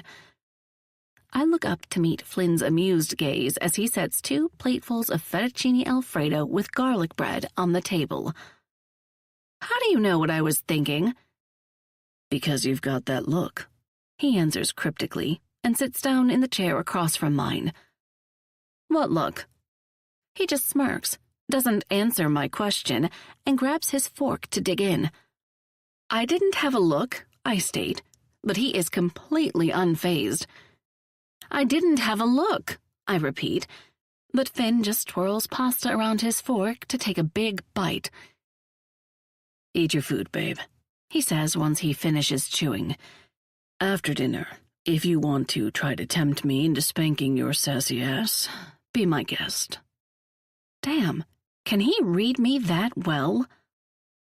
I put on a show of acting like I'm innocent and narrow my eyes at him. I wasn't thinking that. Then what were you thinking about? He challenges, calling my bluff. I pause. Shit. Couch is... I was thinking about couches for a new listing. His steady gaze drips with, I call bullshit. Shut up, I retort on a snort, and proceed to take my first bite of Flynn's fettuccine Alfredo. The instant the creamy pasta hits my taste buds, I practically fall out of my chair over how damn good it is. Holy hell, you can, really cook. Flynn looks up from his plate, and I don't miss the amusement that flashes across his eyes. Were you expecting something inedible? No. Well, maybe? I don't know. But this is insanely good. I answer, and an apologetic smile lifts the corners of my mouth. I wasn't doubting your cooking skills. I just didn't know what to expect. You were expecting something revolting, which is why you brought home 2 bags of groceries. He retorts with a sly grin. I wasn't. He just stares at me. Okay, fine, I was. I mean, I hoped you would exceed my expectations, but just in case the meal didn't turn out, I grabbed a few easy-to-make options to have on hand as a backup. You brought home microwavable freezer meals, babe. I think it's safe to say you were anticipating a fucking disaster. I wasn't, I exclaimed through several giggles. I mean, I might have had the fire department on standby just in case, but... A soft, raspy chuckle jumps from his lungs. So, is this meal a one-hit wonder, or can you cook more things? I question and take another bite of my pasta. Because seriously, Flynn, this is otherworldly. I can cook, Days. Lots of shit. He comments. And I do recall I've made you a few things before. Steak, eggs, grilled chicken. Okay, he has a point. He has cooked for me a time or two. But this is like gourmet kind of cooking. The type of cooking that involves spices I've probably never even heard of. And how did you learn this awesome skill? I don't know. He shrugs. My mom, my Aunt Paula, a few cooking classes here and there. Wait, Flynn Winslow took cooking classes? He furrows his brow. That's strange to you? I don't know. I look up at the ceiling and then back at him. Maybe? I mean, you're like the big bad, sexy leather jacket dude on a Harley, but you also cook like Julia Flipping Child. It's unexpected. He just smirks and dives back into his food. And since I'm starving and this is the best damn fettuccine Alfredo I've ever tasted in my life, I do the same. But also I make a mental note of the newest insight into Mr. Mystery. He can cook. Like, really cook. He's even taken cooking classes. I don't know why, but the mere thought of Flynn in a cooking class makes me smile. Why are you smiling? He asks, surprising me, and I look up from my plate again to meet the depths of his ocean blue eyes. Because I'm a woman who loves delicious food, and one who just found out she's married to Wolfgang Puck. Wait, no, Emerald Lagasse. No, Curtis Stone. Yeah, he's the cutest of them all. I wink. Plus, the idea of you in a cooking class with a chef's hat on is an amazing visual. He shakes his head on a laugh. I've never worn a chef's hat in my life. Oh, don't even try to ruin this visual, Flynn. In my fantasy, you're definitely wearing a chef's hat. In your fantasy? He questions with a raise of one curious brow. If you want me to fuck you with a chef's hat on, all you have to do is say so. You wouldn't, you liar. He just stares back at me, and I know instantly he actually would do that. Flynn Winslow is a man of his word. And he's also a man I'm desperate to find out more things about. Things that no one else knows. Only me. Yeah. But what about the chef's hat fucking, Daisy? Or the spanking? Those sound promising. Flynn, I call toward the living room where I know post-dinner Flynn is currently relaxing on the couch, watching whatever boring sports game is on ESPN. Your presence is requested in the kitchen. A minute later, he's standing in the doorway, and his eyes survey my setup on the counters. What is all this? Cake baking time, I answer, and hold out the paper chef's hat I made just for him. Here, put this on. When he doesn't take it, I stand up on my tippy toes and shove it on his head. After one pat to his broad, firm chest, I grin up at him. There. Perfect. What's the plan, Daisy? I wink and hold up a box of Betty Crocker cake mix. The plan is to let me see Chef Flynn in action. Pretty sure the real plan is to entice Chef Flynn to bang you. Anyone can make cake from a box, babe. Yeah, well, it's what you had in the cabinets, I answer on a shrug. Plus, I personally don't have a clue how to bake a cake from scratch. That would have required far too much Googling for what I'm actually trying to achieve here. Cake is great, fantastic even, but getting Flynn to do dirty, sexy things with me, well, that beats cake every day of the week. And trust me, I'm a cake lover from way back. I could write a 20-paragraph essay, APA formatted, with the bibliography on my love for it. But nothing beats a naked Flynn getting me to do bad girl kinds of things. And don't worry, I made us both chef's hats for the baking cause. I add, and snag my white paper hat from the counter and pointedly put it on my head. A smile whispers across his mouth, almost lifting his lips up at the corners. So, Chef Winslow, are you ready to get started? Do I have a choice? I shake my head, and his smile is visible now. Let's bake some shit, I exclaim, fist pump the air and grab him by the hand to drag him the rest of the way to the counter where I have his KitchenAid mixer set up. First of all, I've always wanted one of these mixers, and I'm almost positive I've never dated a man who owns one. Married. He corrects me with a playful tap to my butt, and I giggle. To my surprise, Flynn actually gets to work, grabbing the box of cake mix. But he doesn't do what I expect him to do. Instead of checking the instructions on the back and opening the package, he returns it to the cabinet and proceeds to get out containers of flour and sugar. What are you doing? If we're baking a cake, we're doing it right. Wait, you know how to make a cake? Like, without Betty Crocker's assistance? He doesn't respond. Instead, he grabs milk and butter and eggs from the fridge and proceeds to start adding shit to the bowl locked inside the mixer. With a flick of his wrist, the mixer is on and spinning around the wet ingredients. Oh my God, this is better than I even imagined.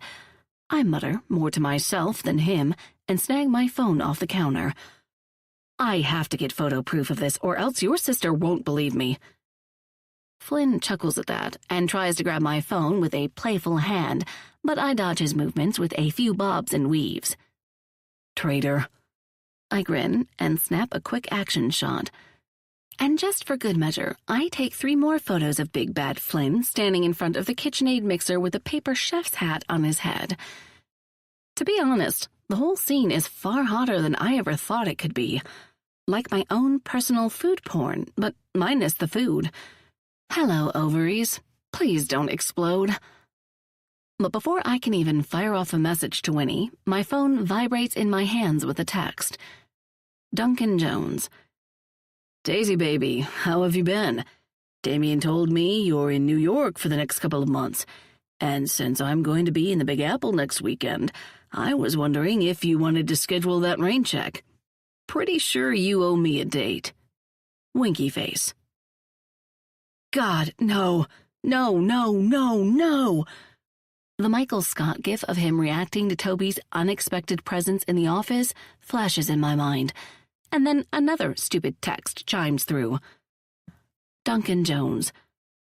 I won't take no for an answer, and I promise you'll have the time of your life.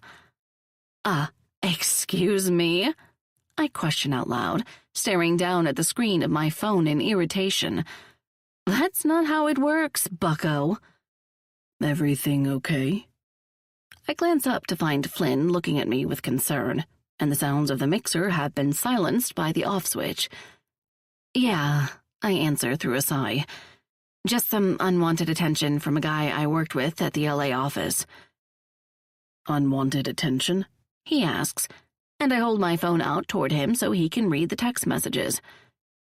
Well, he sounds like a real fucking prick, Flynn comments, and I shrug. He's a little overzealous. He won't take no for an answer. Flynn repeats Duncan's words. That's not overzealous, babe. That's harassment. I don't think he realizes that. Who is this fuck? Just some agent at the firm. I pause for a moment when all the pieces of the puzzle fall into place. Actually, you've seen him. You know who Duncan is. Flynn quirks a brow.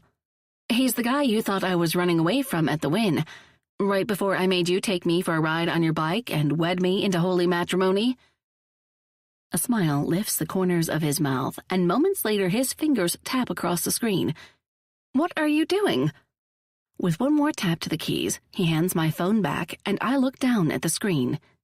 Me. This is Flynn Winslow, Daisy's husband. It's time you lose her number. That is, unless you'd like for both of us to join you on your forced rain check. If that's the case, then name the time and place and we'll be there. Oh, holy macaroni. Pretty sure he just threw down the gauntlet. I don't know whether to be grateful or freaked out. I glance from my phone to Flynn's face to my phone again. I can imagine Duncan's head is spinning over the news that I'm married, but I'm not exactly mad about that. I'm just, I don't know, shocked, confused, but also oddly happy.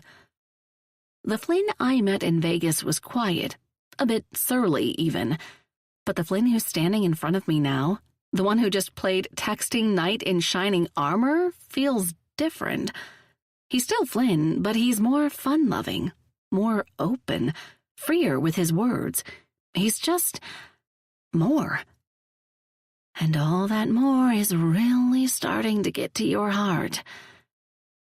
Days, what good is having a husband if you can't use him to run off douchebags? His question is rhetorical and highlighted by an amused rasp in his voice. I look back up to meet his steady gaze and open my mouth to respond, but I quickly shut it when I realize I don't know what to respond. His point is undeniable.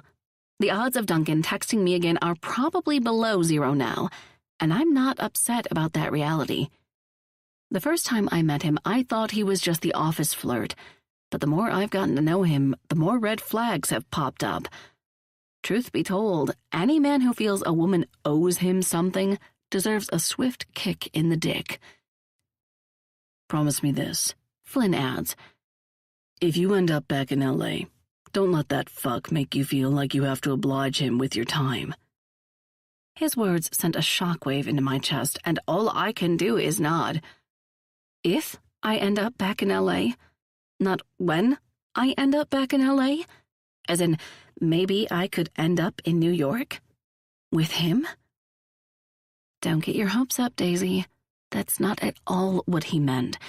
He meant you'll be free to be wherever you want to be in the country because you won't have to answer to the government, or him, or anyone.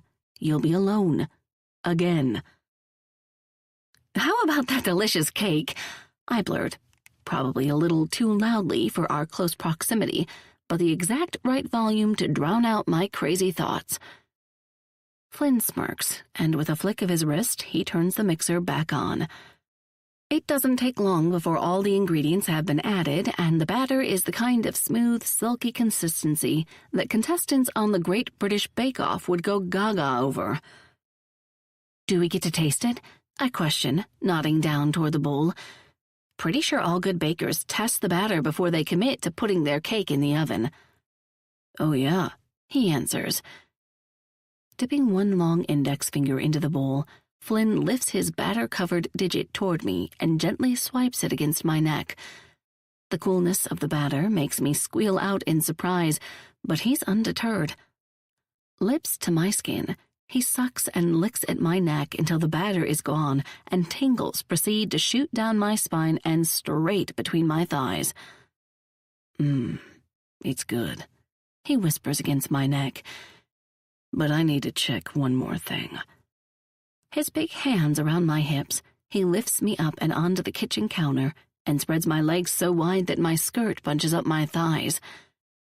One more finger into the batter, he swipes it across the skin of my inner thigh, just inches away from where the hem of my black panties begins.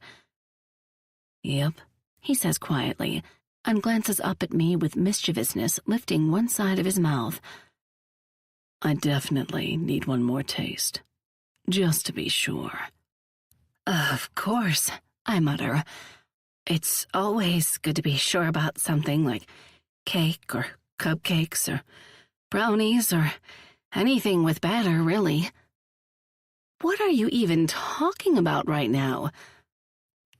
Glad you agree, Flynn says, and his warm breath brushes against my inner thigh.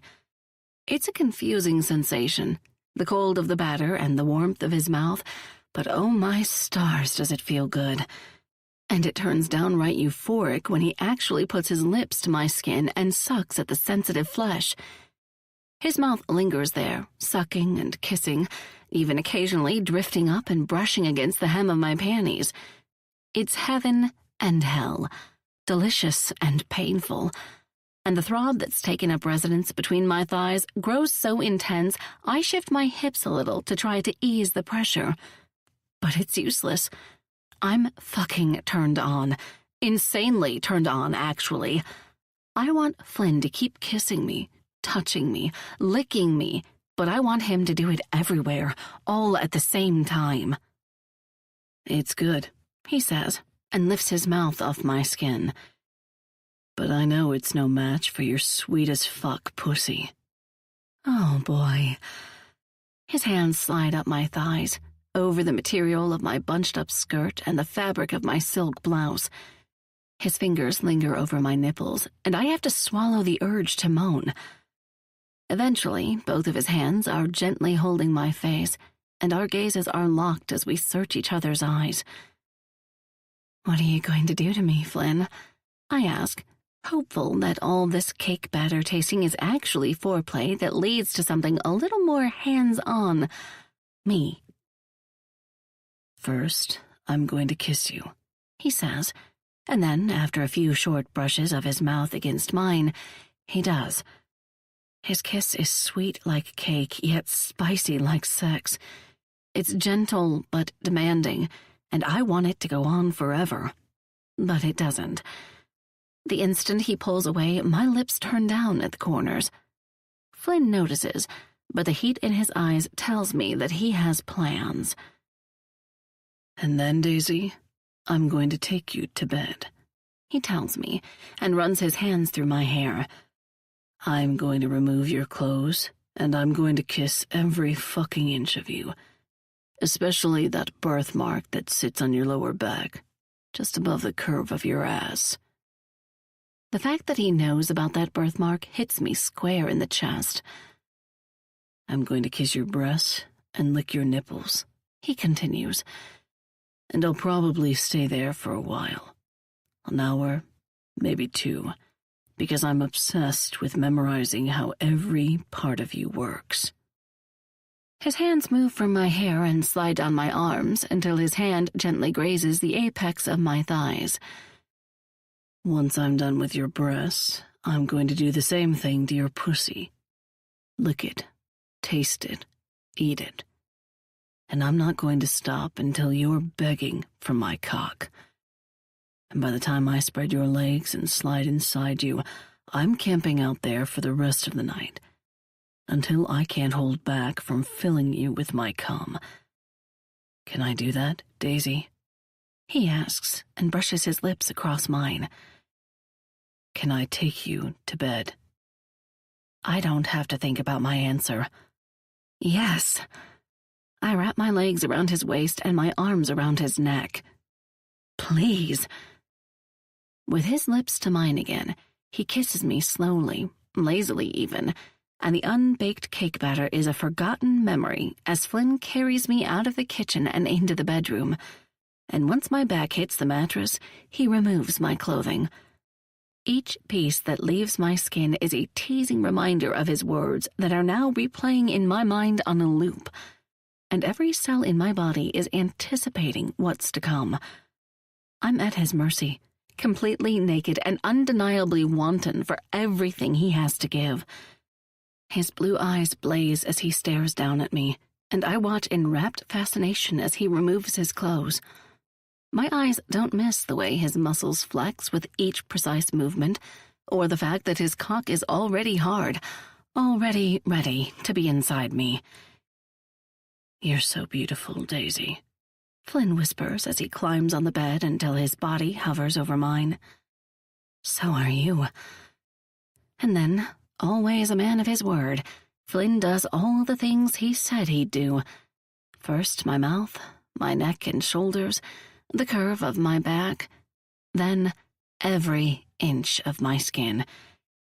And by the time he slides inside me, I'm so overwhelmed with need I can't see straight. All I can do is show him with desperate, greedy hands against his skin that I want more, that I want everything he has to give. It's sweet and slow, but passionate and deep. It's everything I want and everything I didn't know I needed. And it's dangerously addictive. So addictive that you don't want this to end. 34. Saturday, May 11th. Daisy. I wake up to Flynn's side of the bed empty. The sounds of the shower running in the bathroom and every muscle in my body reminding me of the dirty, wicked, amazing things Flynn did to me mere hours ago. I swear I'm never going to hear the song all night long the same again. Thoughts of last night flood my mind.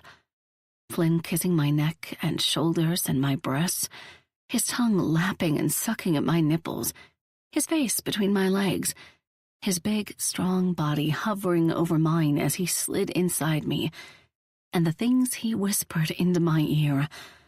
The way his blue eyes caught fire every time moans would spill from my lips. The way he was gentle but deliciously rough at the same time. Damn, the man is a stallion with a wicked mouth and a big penis.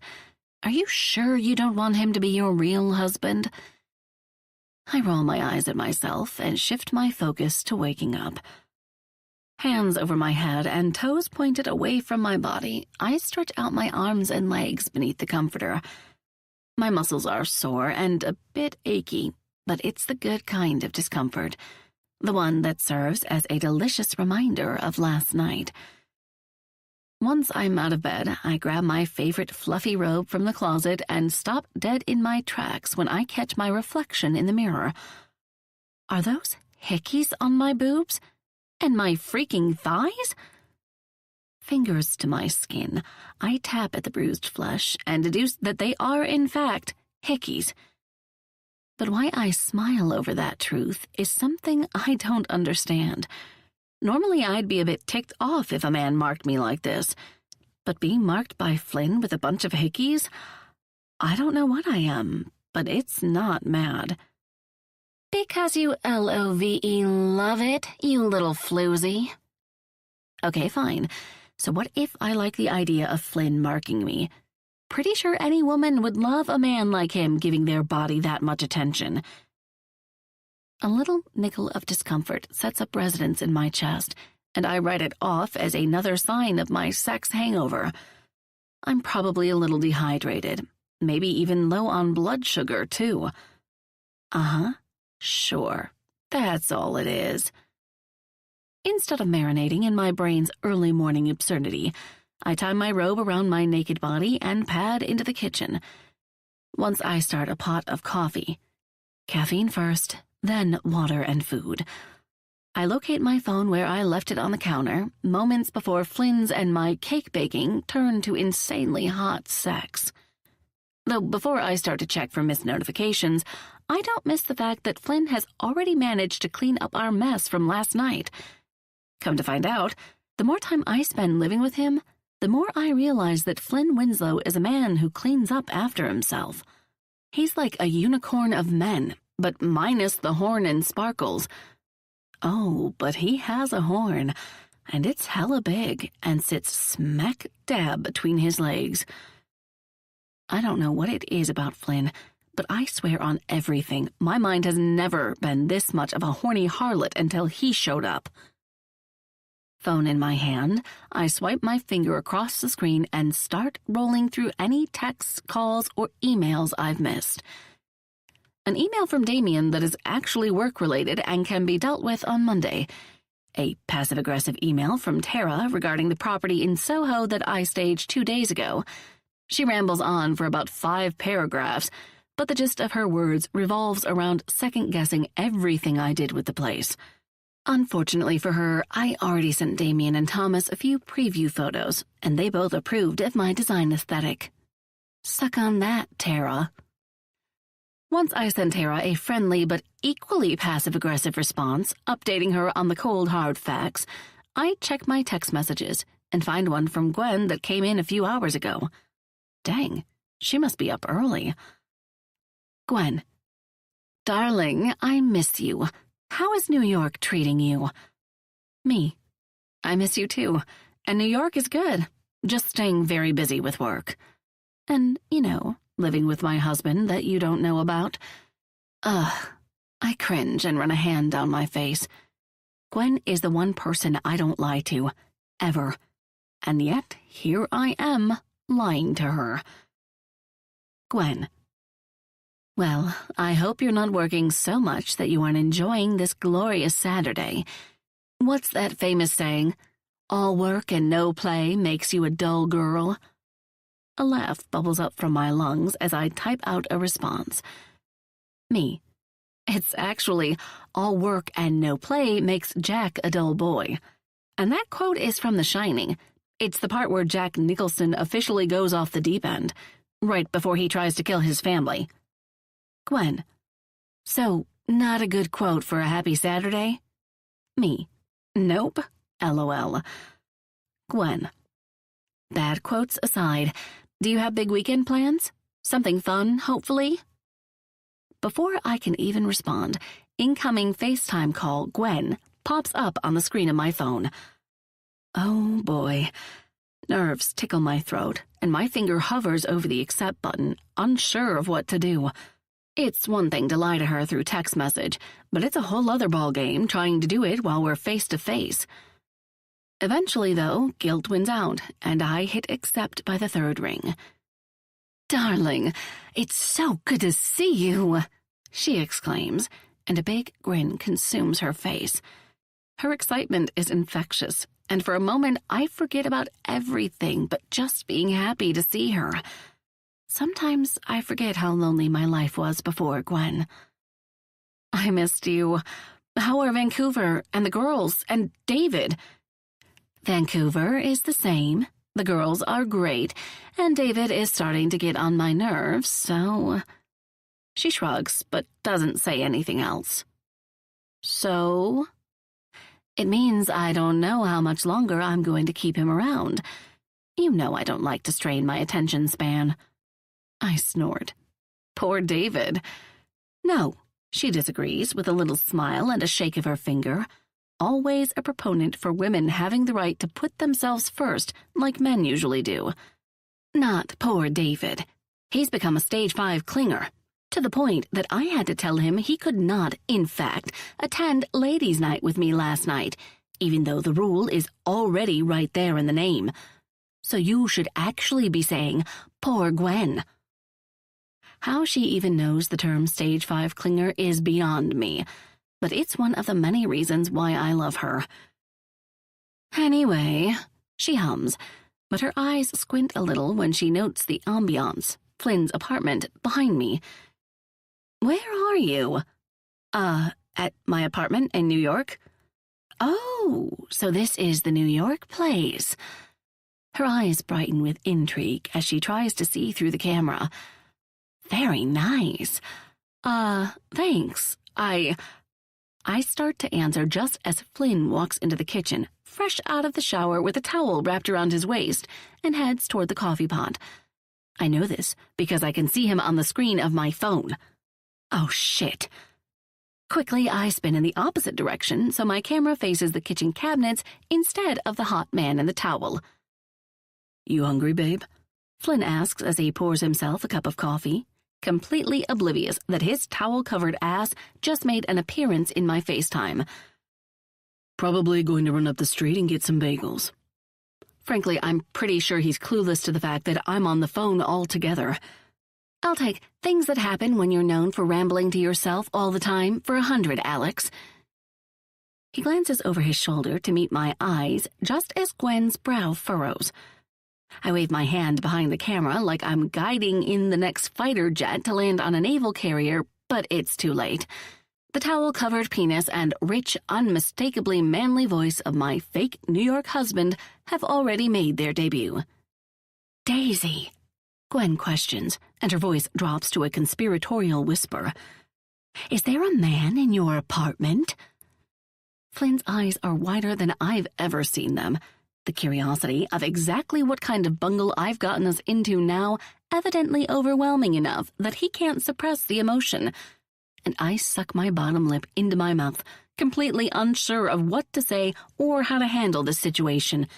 I mean, Gwen knows about my recent move, but she knows absolutely nothing about Flynn or the fact that I'm a married woman. Shit. Daisy? Gwen urges, and when I see the concerned look in her eyes, something inside me just snaps. I know I could play it off as a one-night stand or a short affair with a random New York man, and Gwen would understand, but it just doesn't feel right. It's time for the truth, or at least the closest version of it I'm willing to tell before my citizenship is settled. Technically, I'm at his place. Our place. Well, our place temporarily. Gwen just stares back at me through the camera. Clearly, I've confused her so much, she doesn't even know what questions to ask. I guess now it's time to tell you that I have some news, I state, and nervous laughter bubbles up from my lungs. I'll say. So, as you know, I'm, living in New York now. Yes, we've established that. Her brow furrows in a way I know is more accusatory than confused. You told me about the move when I got back from the cruise. I remember the conversation specifically. What I don't remember is any mention of a man. Any man. And certainly not one that you're living with in New York. Well, it's a crazy story. I pause, trying to explain without Gwen focusing on the fact that I'm a big fat liar. I'm waiting on pins and needles here, darling. So, that was Flynn, and Flynn is... I pause again and swallow against the Sahara Desert that has migrated into my throat. Flynn is... my husband. Outright shock makes her jaw drop like one of those clowns at a mini golf course. I'm sorry, did you just say husband?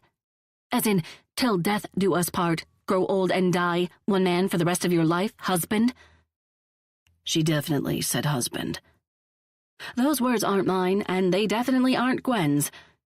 Eyes wide, I look up from the screen of my phone to find Flynn looking at me with a laid-back smile, as if it's no big deal that we've just dropped a nuclear bomb of truth in the kitchen. My Daisy, my strong, big-hearted, independent, doesn't-need-a-man Daisy, is married? I look between Gwen and Flynn, and all I can do is nod. Daisy! What? How? I need to know all the details, and I need to know them now. 70 years of men flowing in and out of my life, and I can't imagine committing to one of them. And what? You found someone to do it with in the yellow pages? Fill me in here. Between one breath and the next, my phone is out of my hands and Flynn's face is filling Gwen's end of the camera line. Hi, Gwen. He greets her, still flipping shirtless and only wearing a towel. I've heard a lot about you. I'm sure you know our Daisy is a bit of a talker. Our Daisy? That she is. Gwen smiles through a startled laugh. Though she doesn't seem to be doing a whole lot of it right now. My cheeks flame, and I move farther out of the camera frame of the call. Oh, God. Maybe you can explain to me how you fit in here. A whole husband I didn't even know about. I'm Flynn Winslow, he says, without a hint of nervousness in his voice. It's a pleasure to meet you, Gwen. I know this must be confusing and concerning for you, but I think you'll understand best if I explain it this way. I've never in my life met a woman like Daisy, and I doubt I ever will again. She's the kind of person you don't forget, and given the opportunity, she's the kind of person you don't let go. Understand? Well, this is quite the surprise, Gwen comments in a way that, to me, is completely nonsensical. A tiny shimmer of tears in her eyes, and Flynn smiles. It was for my family, too. I can't decide if I'm mad at Daisy for not telling me anything, or happy for her, or maybe both. What the hell? I mean, that's it? She's just done with the questions? I think you're probably just happy for me, I blurt out loud enough for her to hear, too relieved to give my inner skeptic any credence. I think I am too. But I also think you have a lot to tell me, Gwen responds, but I take heart in the fact that I can sense a smile in her voice. Before I make you give the phone back to Daisy, I have a few questions for you, Flynn. He nods. Are you taking good care of my girl? Always. Are you financially stable? He smiles. Yes. Any criminal background? He shakes his head. No, ma'am. What if I told you I was going to hire a private investigator to do a secret background check on you? I'd tell you to give him my number and address, and I'd be more than happy to give him all the information he needs. I think I like you, Flynn Winslow, Gwen eventually responds. I'm not too happy that you and my Daisy got married without telling me, but I might be able to let that slide. Flynn smiles. I hope you will, Gwen. Daisy? Gwen's voice fills my ears, and I know it's time for me to put on my big girl panties and stop hiding in the corner. Yeah, I respond, and take my phone from Flynn's outstretched hand. He pats a gentle hand to my shoulder and mouths, You okay? I nod. He leans forward to press a kiss to my forehead before heading out of the kitchen and back into the bedroom. So I guess congratulations are in order, huh? Gwen questions, and I look at the screen to find her raising a pointed brow in my direction. Don't be mad, I cringe. I'm sorry. I wanted to tell you, but it's all been a bit of a whirlwind, and it never felt like the right time, and yeah, I'm mostly just sorry you're finding out like this. I didn't even know you were dating. That's probably because I wasn't. Shoot. She shakes her head on a sigh, a horn honking in the background. You're lucky I have to head out for an art class, but just know I have a lot more questions for you, Missy. Understandable. Before I go, I have one question for you. Ask me anything. Well, besides why I got married, don't ask me that. Are you happy? Her question is so simple, and my answer isn't as complicated as I would have thought it would be. Yes, I answer. And it doesn't feel like a lie at all. It just feels, I don't know, right? Good. That's good, darling. If you're happy, then I'm happy. Gwen smiles. Okay, well, I'll definitely be talking to you soon. Definitely. And one more thing. She pauses and drops her voice to a whisper. Is Flynn nearby? I shake my head. In the bedroom, getting dressed. She waggles her brows. After seeing that man in a towel, I can't blame you for marrying him. I would have done the same. Gwen! She winks. Kisses, darling. And then she's gone, off the screen and leaving me standing in the kitchen, trying to wrap my head around what just happened. You managed to tell Gwen you're married, but you didn't tell her why you got married. So basically, you're still lying to her. I lean my head back and blow out a breath. You okay, babe? Flynn's voice snags my attention, and I find him standing in the kitchen again, but fully dressed for the day. I will be once you take me for a big fat pancake breakfast with all the fixins. He quirks a brow. Why do these pancakes seem like a penance? Because they are. First, for being an accomplice in my big marriage reveal to Gwen. And second, I say, and pointedly tug the collar of my robe down to show him all the glorious marks he left on me last night. These. He smirks when he sees the tops of my breasts, and then shakes his head. You were going to have to tell Gwen at some point, and you can't even pretend not to like those hickeys. Astronauts are taking photos of your smile right now from space. Okay, so I might like the hickeys. Then why are you trying to start an argument? Look, Flynn, sorry to break it to you, but you married an occasionally crazy person who sometimes is irrational. And since you were the one who helped me break the news to Gwen and blessed me with all these hickeys and orgasms last night, I'm making you take me to breakfast. Okay, he says, and shrugs. Pancakes it is. No questions, no rebuttals, not even an annoyed sigh. Just, okay. Sometimes, Daisy, this man is so perfect for you, it's as if you made him up in your head. We've been walking for a few blocks in the direction of a restaurant Flynn said will cure my pancake breakfast cravings, and I've yet to feel anything but content. There are plenty of people milling about the sidewalks, going into shops or grabbing a coffee or whatever it is they plan to fill their weekend with, and I find myself second-guessing my original conclusion that Los Angeles is where it's at. After being in New York for a while now, I'm starting to wonder what my life would be like had I started my American dream ventures here. Would I be happier? Feel more at home? You already know the answer to that question, sis. I can't refute the appeal of a Saturday morning in New York. Even dreaded Mondays feel different here. This city has a vibrancy, an undeniable pull that makes you want to be a part of it. It's why people from all over the world travel here to experience it for themselves. There's just something about this town that makes you feel alive, as if anything is possible. A cool spring breeze brushes against my face and urges a shiver to roll up my spine. I wrap my arms around my chest a little tighter, tucking my sweater closer to my body. Here, Flynn says, and I look over to find him taking off his black leather jacket and wrapping it around my shoulders. Nope, no way.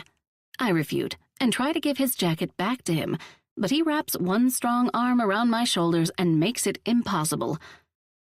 I can't wear your I'm a hot bad boy jacket. What? He looks down at me with an amused smirk. It's like a staple of your wardrobe, Flynn. It feels sacrilegious for it to be anywhere but on your body. Stake your claim, babe. Make sure no other women pick up on all these hot bad boy vibes I'm apparently giving off. Now don't get all cocky about it, I snort, and he just smirks. I roll my eyes, but I also keep his jacket on. I mean, he might not get the appeal, but I sure as hell do. The instant I saw him all mysterious on his bike with this sexy jacket on, I threw caution to the wind and hopped on the back. Sure, I was in the middle of a pseudo-breakdown, but that didn't take away from the irresistible appeal. Suddenly, I find myself watching all the female pedestrians on the sidewalk closely, gauging their reactions to Flynn when he strolls by them. Lady in a sweatsuit and with a baby in a stroller? Double take. A 40-something woman in heels, licking her flipping lips. A white-haired granny with a black poodle pretty much drools. Goodness, If he were my real husband, I'd probably have to consider a tracking device or something. If he were your real husband, you know you wouldn't have to worry about any of that, because Flynn Winslow isn't the kind of man who fucks around on his significant other. My gaze moves to Flynn, and I can't stop myself from taking inventory of how he reacts to other people, particularly other women. Eyes forward, he doesn't really do anything but guide us through the morning foot traffic. His eyes flit to the same people my eyes flit to, a very attractive brunette in heels, an enthusiastic man singing YMCA at the top of his lungs while jogging, a group of teenagers chatting and laughing and bumping into one another, but he never does anything that would raise a red flag if he were my actual spouse. Don't get me wrong, I don't think a healthy relationship means you shouldn't be able to look. We're all human, and when faced with someone who is aesthetically attractive, it would go against our nature not to look. It's natural, normal even. But you should never feel like your spouse is looking with some kind of intention. You should never feel like your significant other is keeping their options open, or that their eyes are showing more interest in someone other than you. And even in a fake marriage, Flynn isn't that kind of man. Flynn is loyal to his core and has the kind of integrity that most men wish they had. If he weren't so anti-relationship, anti-real marriage, there is no doubt in my mind that some lucky woman would have probably already locked his ass down. Thank fuck that's not the case. Though, pretty soon, once all your immigration shit is done, Flynn will be a free man again, and maybe he'll want to give relationships and dating a shot. I swallow hard against a knot in my throat and refocus on following Flynn's lead as we cross the street and begin to walk past one of the Central Park entrances. Spring is certainly showing herself inside the gates. Flowers are blooming and greenery is thriving, and the action taking place within the park's entrance is irrefutable. What looks to be white and red tented booths for a small carnival fill my vision and become a draw I can't resist. Fingers gripping Flynn's shirt, I tug on the material and pull us both to a stop. He looks down at me in curiosity, and I nod toward the inside of the park. His gaze follows my line of vision until he spots the tents and the small crowd of people, and then he meets my eyes again. Can we go? To a carnival? I nod. I have to at least get one of those funnel cakes. What's a funnel cake? I blink 3 times. I'm sorry, did you just ask me what a funnel cake is? As in, you've never had one? Yes. You've never had a funnel cake? I question again, and he shakes his head on a soft chuckle. His eyes narrow, and I know him well enough now to know they're saying, how many times do I need to answer this question? Holy shit, Flynn! I exclaim. We have to fix this ASAP. But what about the pancakes you were going on about? I shrug. We can grab some after. His health-conscious mind is shocked. I can see the question written all over him. Pancakes after funnel cake? It's Saturday, Flynn, and we can do and eat whatever the hell we want on Saturdays because calories don't count on the weekends. He laughs at that, and I take it upon myself to grab his hand and pull him toward a tent that has the words funnel cakes written across the front of it. We only have to stand in line for a few minutes before we pay the kind man with the rotund belly $10 for 2 funnel cakes. And once the paper plates filled with the greasy dough and covered in powdered sugar are in our hands, Flynn looks at me like I've lost my ever-loving mind. You're going to eat that cake, and you are going to love it, I state with an index finger toward him. I don't care that you're Mr. I like to eat healthy. Today, you're going to cheat it the hell up and savor the greasy deliciousness of a funnel cake with me. I've watched the routine way in which Flynn almost never misses a workout at the gym and selectively chooses his meals and snacks. Basically, most of what he puts into his body is devoid of processing and is packed with the kinds of nutrients that would make my family physician back in Vancouver sob out of happiness. And if he does go the processed food route, well, you best believe the next few meals will be clean with a capital C. Flynn just shakes his head, but I don't miss the whisper of a smile on his lips. Yeah, he's going to eat this cake and like it. I don't care if I have to pry his mouth open and shove in each bite. There is no human being alive who would snub their nose at a funnel cake. You know, babe, he says, and takes my free hand to guide us over to an empty bench. When it comes to food, you're kind of bossy. Because food is important, Flynn, I state, and sit down in the empty spot beside him. Everyone needs to eat. It is the foundation on which our bodies grow. He eyes me with a knowing look. This funnel cake is the foundation of a heart attack. If you eat too many. Everything in moderation. He laughs and surprises a squeal out of me by pulling me into his lap. His lips are near my ear, and he whispers, You like having the last word. Love it, even.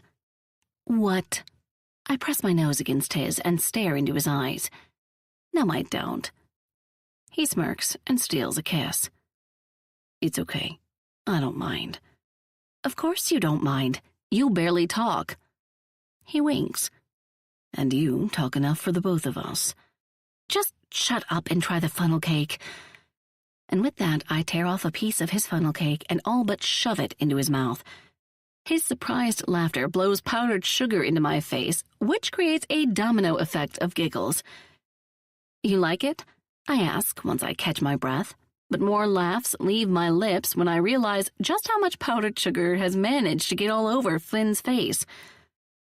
I love it. Greasy, sugary, full of fat. A true foundation of nutrients, like you said. He responds cheekily and tears a piece of funnel cake from his plate. But he doesn't put it to his lips. Nope. He takes a page from my book and rubs the cake across my cheek before pressing it against my lips. Here, babe. Have a bite. I snort. What the hell? Oh, that's not how you eat funnel cake? You don't shove them in each other's faces? I was just following your lead. You're such a smartass, I retort. But yeah, I also take that bite because funnel cake. Everyone and their mother loves funnel cake. And you really love funnel cake when you're eating it with Flynn. Come to think of it, there's starting to be a lot of things you really love with him. 35. Sunday, May 12th. Flynn. Daisy is a bed hog. Covers, sheets, comforter, pillows. She will steal it all. I know this because ever since she moved in with me, I wake up with my head flat on the mattress and my body completely bare of anything. With a fresh cup of coffee in my hand, I step into the bedroom and note the ridiculous way that my wife is wrapped up in the comforter like a human burrito, and how her tiny body manages to take up most of the king-sized mattress. I smile at the scene as I step closer to the bed and take her in. Her wild curls fan out over the 3 pillows beneath her head, and her eyelashes flutter ever so slightly, as if she's still sleeping, but also still close to waking up. This woman, she's absurdly adorable. The soft sounds of music from one of my favorite operas play through the Bluetooth speakers of my apartment, and I carefully sit on the bed beside Daisy. Coffee lifted closer to her face, I wait for her brain to make sense of the familiar scent. It doesn't take long. Daisy loves coffee. It's her morning go-to. Her green eyes open slowly and meet mine. They look almost emerald in the light of the day, shimmering like gemstones beneath the rays of the sun that have filtered in through the window. Morning, babe. Morning. She rasps through a still sleepy voice and clears her throat. A hint of a smile lifts her mouth when she glances down at the cup in my hand. Is that coffee? Yes. For me? Nope. What? She questions and sits up in bed. The comforter falls down her body, revealing miles upon miles of gloriously naked skin. I'm kidding, I say with a small grin and carefully hand the fresh cup of joe to her. She grabs it greedily with 2 hands and takes a sip. Oh, that's good. That's real good. And made to perfection. Thank you. I know it's made to perfection. 2 sugars with a little creamer. That's Daisy's preferred coffee style. After living together for a while now, I know more about Daisy than I've ever known about anyone. Her little quirks, her favorite foods. The fact that when she says she'll be ready in 10 minutes, it really means 30. What are you listening to? Un bel di vedremo. She tilts her head to the side and a wry grin covers her mouth. I'm sorry. What? It's from the opera, Madama Butterfly. You like opera? Yes. You don't? I don't know, she shrugs. I've never really listened to it. Have you ever been to an opera? She shakes her head. That's sad, Daisy. Everyone should experience going to the opera at least once in their life. Flynn Winslow likes opera. Wow. That is quite the revelation. That surprises you. Yeah, she answers through a giggle. But then again, I'm finding you're full of surprises. I mean, I never would have pegged you as a guy who went to culinary school. Her exaggeration makes me chuckle. A few cooking classes, babe. Not culinary school. She just grins. A motorcycle riding, leather jacket wearing chef who loves opera music. You're an enigma. As are you, Daisy, I answer, and reach out to tuck a few of her curls behind her ears. Oh, I'm not that interesting. I strongly disagree. She's the most interesting woman I've ever met. My hand trails down her bare arm, across her bare belly, and I don't miss the way goosebumps cover her arms when the music playing in the background reaches a climax that almost gives everyone the same reaction. This song is powerful, she says, her voice quiet as she listens intently. That's opera. She looks at me quizzically, and when my eyes flit down to her bare breasts and belly, I get an idea. A brilliant fucking idea that is 100% selfish on my part. Would you like to play a game, Daisy? What kind of game? A game that will show you just how powerful opera music can be. She quirks a brow but then shrugs. Okay, sure. Fuck yes. Carefully, I take the cup of coffee out of her hands and set it on the nightstand. She pouts, of course, but I just shake my head and gently ease her back down onto the bed. This won't take long. And stay right here. I'll be back. Out of the bedroom and into the living room, I grab a pair of noise-canceling headphones and the remote for my speakers. Once I'm back in the bedroom, I climb onto the bed and position myself right between, thanks to my devious hands, her now spread thighs. Her mouth forms a little O of surprise when she realizes the intimacy of our position. Is this game a sexy kind of game? I nod. Her eyes light up. I'm going to show you that opera music is so powerful, you are going to have the most intense orgasm of your life. And it's only going to take about 3 minutes. She laughs. Outright. 3 minutes? I nod again. Yeah, babe. 3 minutes, and you're going to be seeing fucking stars. I don't wait for her response. Instead, I gently place the headphones over her ears and help her relax back into the mattress. She keeps looking at me skeptically, but it only makes me smile, because I know in just a few minutes she's going to feel the kind of pleasure that'll make her think she's having an out-of-body experience. From my phone, I choose the one song that will seal her pleasurable fate. Nessun Dorma. Sung by Luciano Pavarotti, the one and only man who could sing it to perfection. I know this piece like the back of my hand, and once I hit play and the music is flooding into Daisy's ears, I engage in my selfish desires of putting my mouth on her. Without preamble or hesitation, I bury my face between her thighs and lap and lick my tongue against her. She's sweet like honey, and every time her hips jolt forward from the sensation of my mouth, it makes my cock grow harder by an inch. Fuck, this is heaven. I wish I could stay here all fucking day, licking and sucking and feasting on her. But I'm on a time limit, and I know very soon the orchestra and Pavarotti are going to start hitting the notes that will spur the most powerful orgasm Daisy has ever experienced and wring her fucking dry. My mouth wrapped around her clit, I suck, flick my tongue, and suck and suck and suck until her body starts to vibrate beneath me. Her moans grow louder by the second, and when her hands go to my hair, gripping the strands so tight it makes my damn skull hurt, I know she's there. Fuck yes. Incomprehensible shouts escape her parted lips as her climax consumes her. Tears stream down her cheeks and her body shakes and trembles beneath me, and I never stop eating and sucking at her. I ride out her orgasm right along with her, and I don't stop working my mouth against her until I feel her body go lax. My chin resting on her belly now, I stare up at her as her breasts heave up and down with panting breaths. Holy shit, she mutters. Holy fucking shit. With shaky hands, she takes off her headphones and looks down at me in shock. What was that? What just happened to me? That's opera, baby. She snorts, giggles, shakes her head. That was insane. I felt like I was in my body, but not in my body.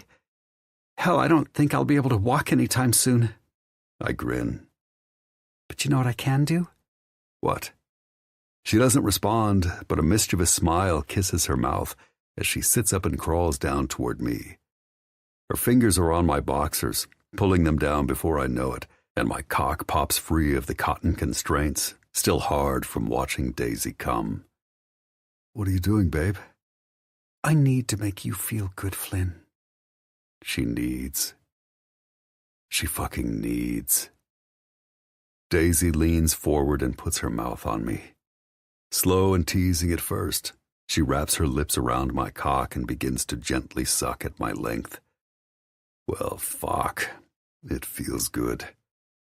Too good. And watching the way she greedily takes me into her mouth makes it even better. I watch the way her eyes fall closed, as if it's giving her actual pleasure to do this to me. I feel her warm breath against me as small moans escape her throat, and I don't miss the covetous way her hands grab at my thighs and abdomen and chest. Daisy is a fucking goddess. A woman who surprises me at every turn. A woman who gives me the kind of pleasure I've never experienced before. You could spend forever having weekends like this with her, and it still wouldn't feel like enough. 36.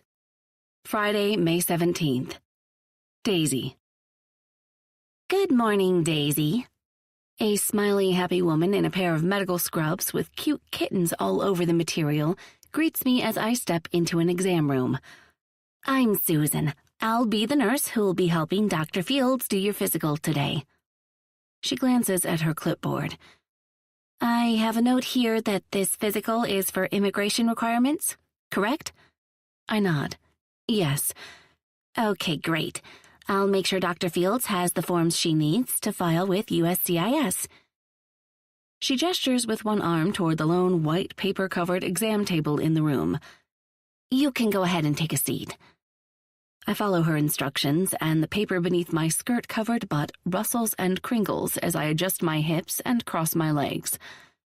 I don't know what it is about doctors' offices and hospitals, but they always have the same smell.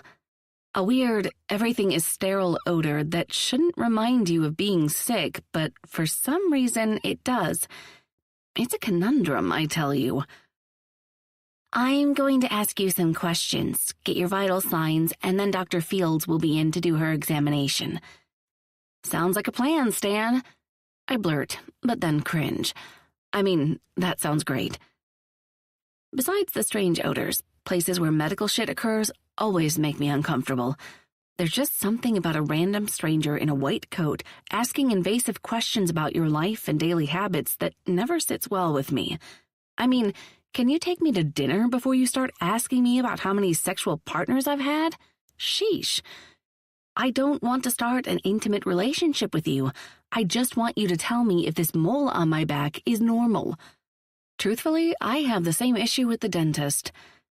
Luckily, Susan doesn't appear to notice the giant pink weirdo in the room and gets on with the show. Have you experienced any illness in the past 2 weeks? Cough, runny nose, fever, body aches? Nope. Since we don't have your immunization records, we'll have to do a full blood workup to check your titers for all of the diseases USCIS requires. Is that okay?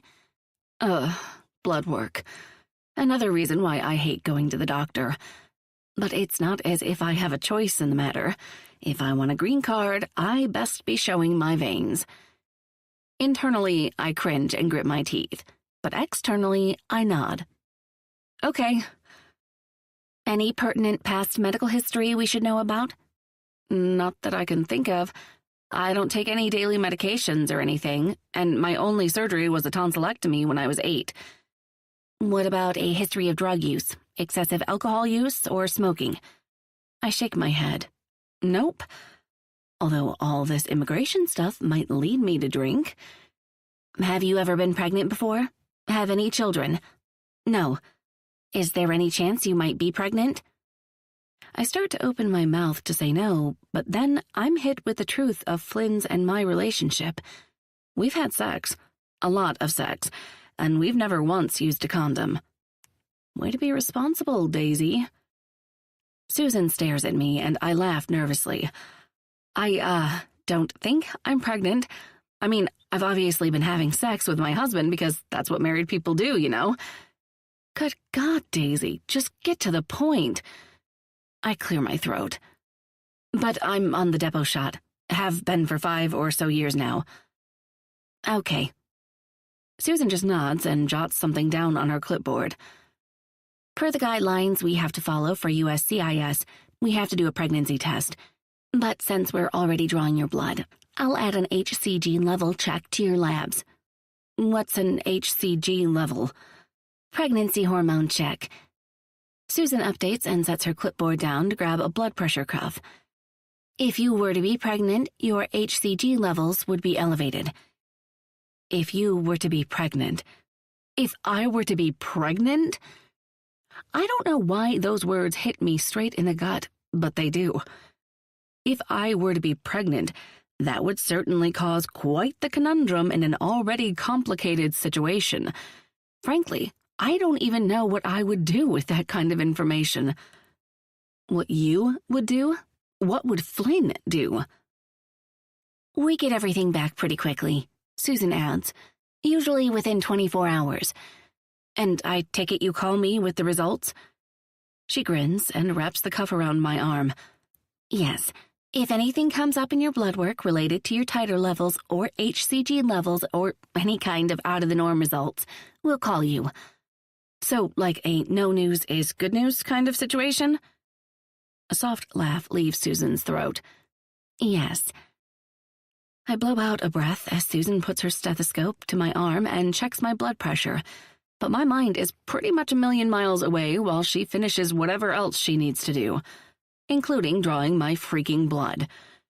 Normally, I'm a lunatic with needles, but the realization of Flynn's and my carelessness related to sex has provided quite the mental distraction. It's like my brain is doing fucking parkour up there, trying to figure out what the consequences of an unplanned pregnancy with my contractual husband would be. How would Flynn even react to that kind of news? I honestly don't know the answer to that.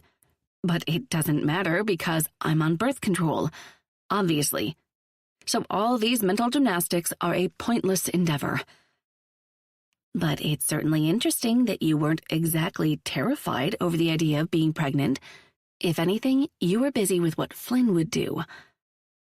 I shake my head to try to dislodge my obviously crazy thoughts. Now is not the time to have a psychotic breakdown. Surely USCIS will frown upon reading that Dr. Fields has deemed me to be medically insane.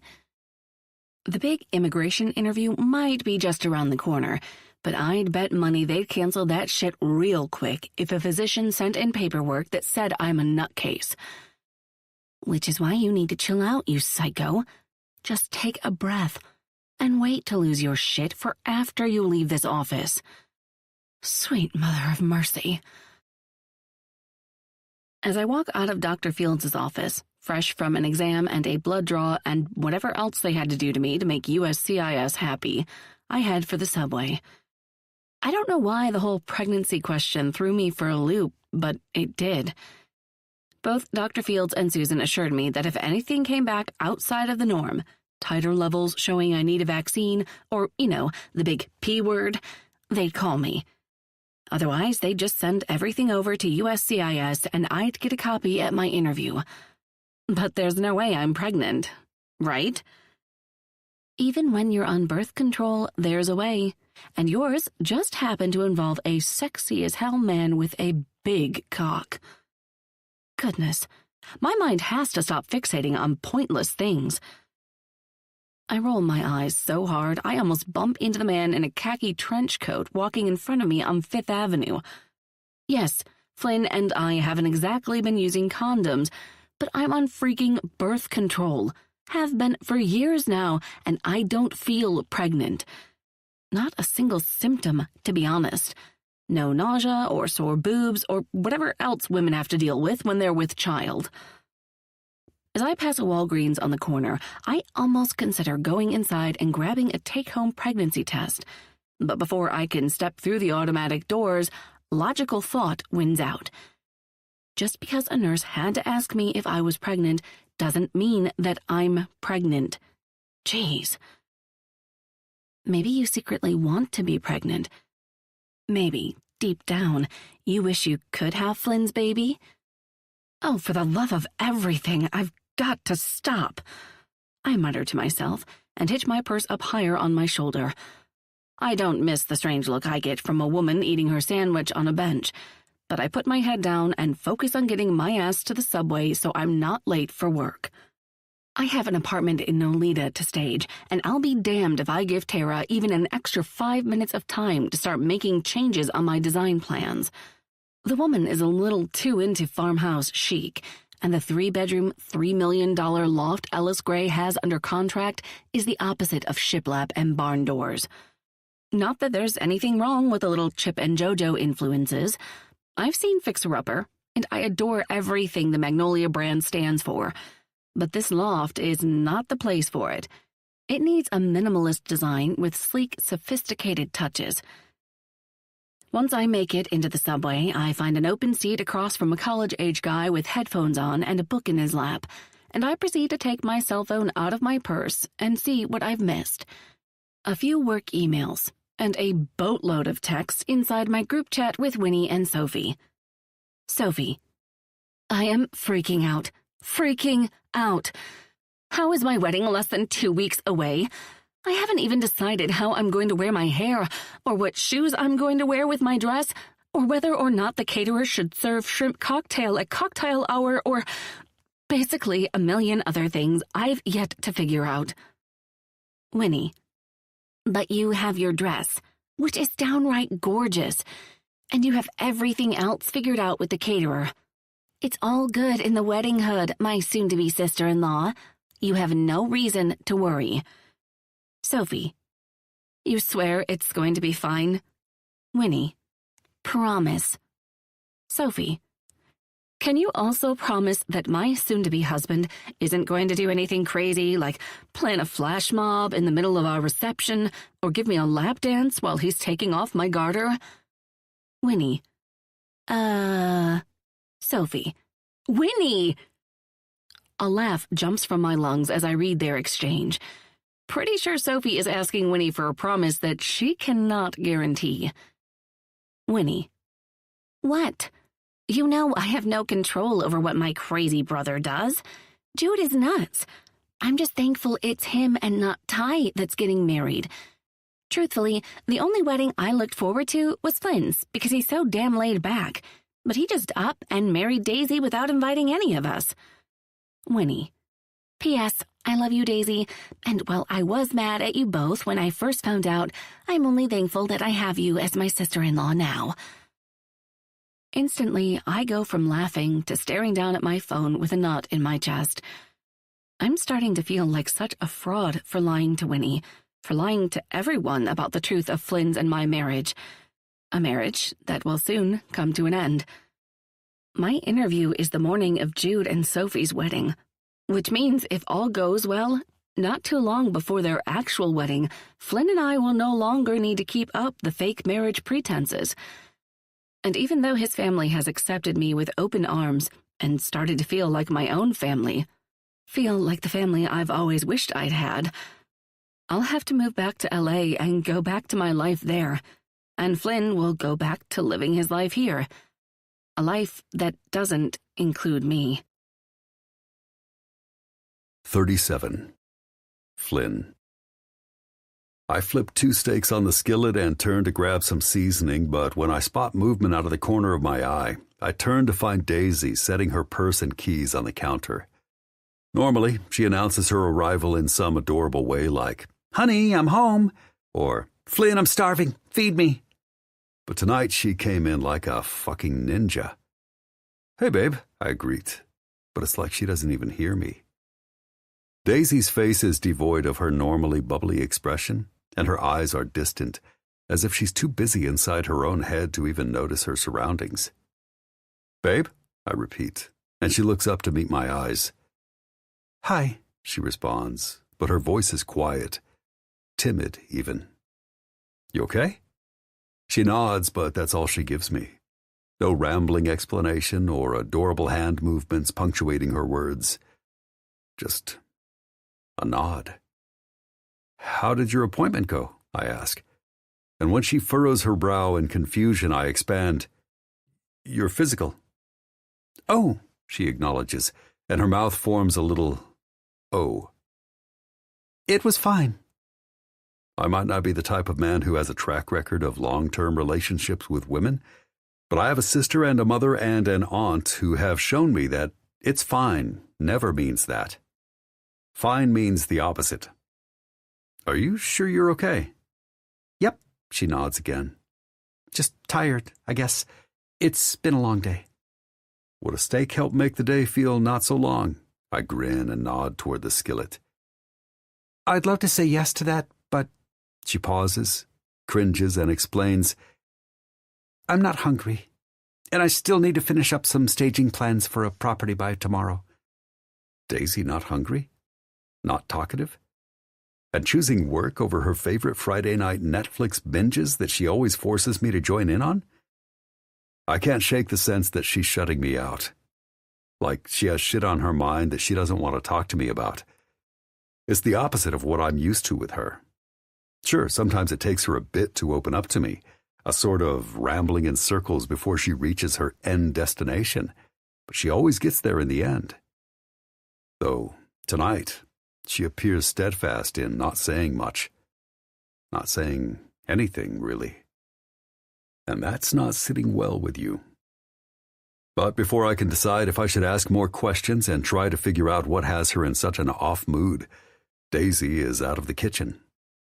Damn. It appears she just wants some space. From you. I turn back to the skillet and flip over the steaks, but the idea of eating right now isn't holding the appeal it did 10 minutes ago. Stove off, and steaks most likely ruined, I set down my spatula and head into the living room where Daisy is sitting on the sofa with her laptop in her lap. Our fingers move across the keys in quick succession, and I decide right then and there she needs something to help take the edge off. Whatever is causing that edge, I don't know, and I'm hopeful she'll eventually get around to telling me. But if there's one thing I know how to do, it's to help my woman relax, to make her feel good. I grab the edge of the coffee table and slide it away from the couch. Daisy's feet fall to the floor and she looks up from her laptop screen in confusion. "Don't mind me, babe. Just keep doing what you're doing." She scrunches up her nose, but her eyes widen as she watches me get to my knees in front of her. "Flynn?" "Like I said, don't mind me. You keep working," I tell her, and place both of my hands on her thighs and spread them farther apart. I'm thrilled that she's wearing a skirt, and all it takes is my fingers sliding her panties to the side to reveal her gorgeous pussy. In fact, ignore me completely. I dive right in, face between her legs. I latch my lips around her clit and gently suck. Daisy's hips jolt forward.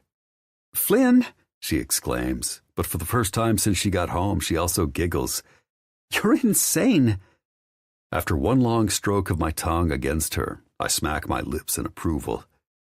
Yes, baby, I am insane for this sweet as fuck pussy of yours. And then I get back to work, sucking and licking and eating at her, sliding my tongue inside her and feeling the way her walls clench around me. I give her no mercy. I don't hold back, and I enjoy every fucking second of her on my tongue. She moans, and her laptop falls to the cushion beside her, and eventually her fingers find their way into my hair, urging me to keep going. Good girl, I whisper against her. I want you to feel good. I want you to come hard on my tongue. Will you do that for me, Daisy? Will you let me make you come? Yes. God, yes. Once her breaths become tiny pants of air and her legs begin to shake, I know that, in a matter of seconds, Daisy will fall off the cliff and straight into the pleasure abyss, where all she can do is feel good. Where whatever had her so quiet and reserved when she got home this evening will no longer be weighing her down. She doesn't disappoint. She never disappoints. Her moans turn raspy, sexy as hell, and just as she hits her peak, I look up to watch the way her full lips part, her cheeks flush, and her breasts heave up and down. Fuck yes. That's my wife. 38. Saturday, May 18th. Daisy. Eyes bleary and brain begging for coffee, I shuffle out of the bedroom and down the hallway. After I came home last night, all stressed out and anxious and locked inside my own head, I was prepared to burrow myself into work that could have waited until Monday and just, I don't know, ignore, more like avoid, everything. But the night took an unexpected turn. A Flynn's head between my legs kind of turn, and next thing I knew, we were naked in bed, and I was giving my best impression of a rodeo queen while he was gripping my ass and whispering dirty things into my ear. Sometimes it feels like Flynn just intuitively knows when I need a distraction. Because he does. Which begs the question, what are you going to do without him? As I step into the kitchen, the soft sounds of classical music playing from the Bluetooth speakers fill my ears, and I find Flynn sitting at the table with a newspaper in his hands. And not the digital newspaper most people read from their phones, but the actual newspaper, with real paper and ink. I don't know why, but there's something so sexy about a man reading the newspaper, especially when it's Flynn and he's wearing only a pair of boxer briefs. Boxer briefs that give quite the show of the kind of heat he's packing. You doing okay over there, babe? I blink past the fantasy fog and realize I'm just standing in the middle of the kitchen, staring at him quite crudely. Well, hell. Apparently, I'm a pervert. Flynn quirks a questioning brow, and I bumble my way through an awkward nod, mumbling, as I head over to the coffee maker. Coffee, huh? Seemed like you were headed in my direction. I glance over my shoulder and find him smiling at me in a way that makes me wonder if he has any clue how attractive he is. Seriously, why has he gotta be so damn good-looking? Hand to my hip, I turn around and face him with a cheeky grin. Maybe I was, but now I'm thinking you should come over here. Flynn doesn't hesitate to set down his newspaper, get out of his chair, and stride straight toward me. I'm in his arms between one beat of my heart and the next, and his lips move against mine, slowly provoking an ache to stir between my thighs. He deepens the kiss and slides his hands into my hair, and I'm all about the direction this is heading. But Flynn slows the movements of his lips until he ends our embrace with a soft press of his mouth to mine. Morning, babe. A few seconds later, he's back at the table with his newspaper in his hands and his eyes scanning the pages. Excuse me? Hello? Please, sir, I'd like some more. I stare at him, as if my eyes alone have the power to get his attention, but he doesn't look up from his paper. Mind you, a paper that isn't feeling as sexy as it did before. If anything, it's now the world's greatest literary cockblock, and it's ruining my selfish need for more attention from Flynn. Slightly annoyed, and now far hornier than one woman should be upon just waking up and without her proper caffeine fix, I pour myself a cup of coffee and mentally prepare myself to lure the oblivious man at the kitchen table through other means. Okay, think, Daisy. What's sexy? What's something that no man can resist? Knowing full well that I'm currently wearing only a simple silk nightgown with nothing underneath, when I go to get my favorite French vanilla creamer from the fridge, I take my sweet, sweet time and make a show of bending over to reach the container from the middle shelf. I'm talking, someone call the Academy and let them know there's a new actress in town. Any second Meryl Streep will be calling me for tips kind of show. When I feel the sensation of my nightgown sliding up my thighs, I fucking know that my milkshake that brings all the boys to the yard is on full display for Flynn. Are you sure that's what milkshake means in that song? Frankly, no, I don't know that, but whatever, just work with me here. I pretend to rummage around in the fridge, my ass and hoo-ha still hanging out in the wind, and then I steal a quick glance over my shoulder to check my target. Is Flynn's gaze resting joyously upon my ass? Nope. That would be a negative, Ghost Rider. Not even kidding. The sexy bastard is still looking at his paper. I'm flashing goodies like it's Mardi Gras and he's got the beads, but he's just reading the newspaper like it's any old Saturday morning that doesn't include his wife practically spread eagle in front of the fridge. What is in that paper? The key to eternal life? I'm starting to feel like a bit of a brat for being so annoying that Flynn isn't giving me attention, but damn it, that's what I want.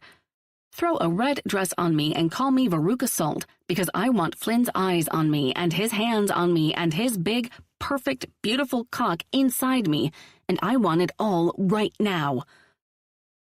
On a quiet sigh, I shut the fridge door and actually use the creamer for something other than an excuse for me to bend over and entice Flynn to show me his penis. But once I get my coffee all made and take a few sips, I decide to give it another shot. Ain't no rest for the wickedly horny, am I right? Up on the counter with a little hop, I sit in the type of, hopefully, seductive position that has my body facing Flynn. Reading anything interesting over there? I question as I make a point to spread my thighs as far as they can go. Just the usual shit. 4 words. No eye contact. That's it. Okay, yeah, I've had about enough of this nonsense. I hop off the counter and stride right over to the man who is apparently oblivious to all the "I'm horny for you" signs I'm sending his way. And it doesn't take long for me to edge myself onto his lap, making damn sure I'm between him and that dumb newspaper that's stealing all my thunder. Flynn doesn't react, though. Instead, he flips to the next page, something involving the business section, and even adjusts his hands so we can both read the paper together.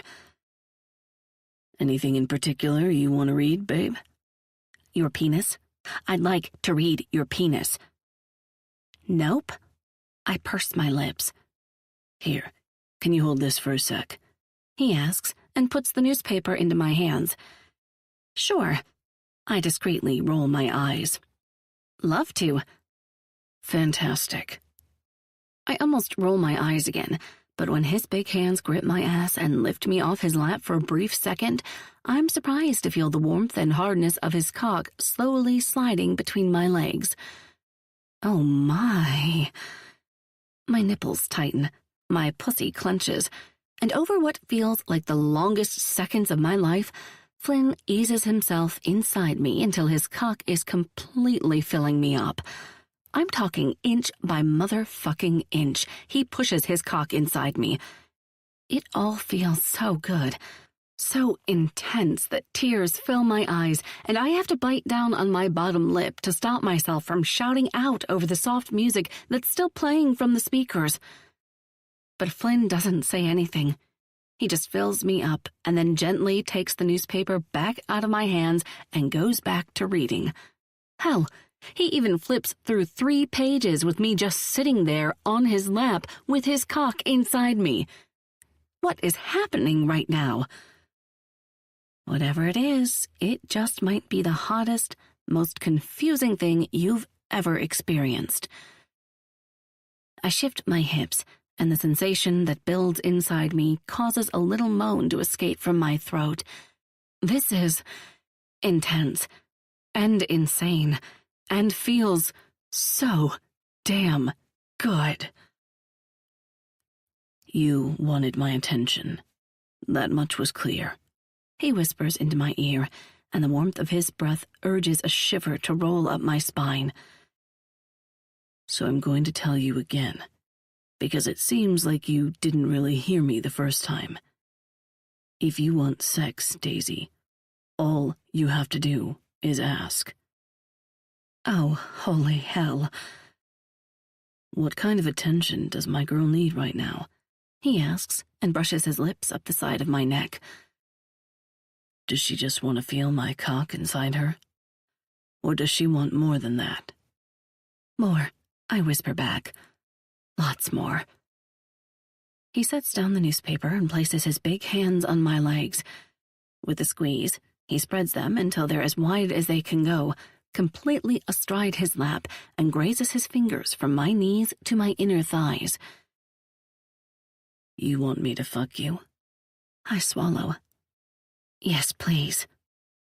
In an instant, the newspaper flies into the air and Flynn's coffee cup hits the hardwood floor in a crash. My back is on the kitchen table and my nightgown is up and over my breasts, leaving my body bared for his covetous gaze. He stares down at me, his blue eyes heated, and his big hands adjust my thighs until they're perfectly wrapped around his waist. Anytime you want my cock, Daisy, he repeats as he slides himself back inside me. All you have to do is tell me. I moan. Flynn doesn't repeat himself, ever. The fact that he's doing it now is such a turn-on, I can hardly keep my eyes from rolling back in my head. You don't need to work to get my attention, he whispers and grabs both of my breasts in his hands. Because, baby, you always have my attention. His words make me clench around him, but they also spur a pounding rhythm to vibrate my chest and hiccup the breaths falling from my lips. This man, I swear, he's too perfect for my own good.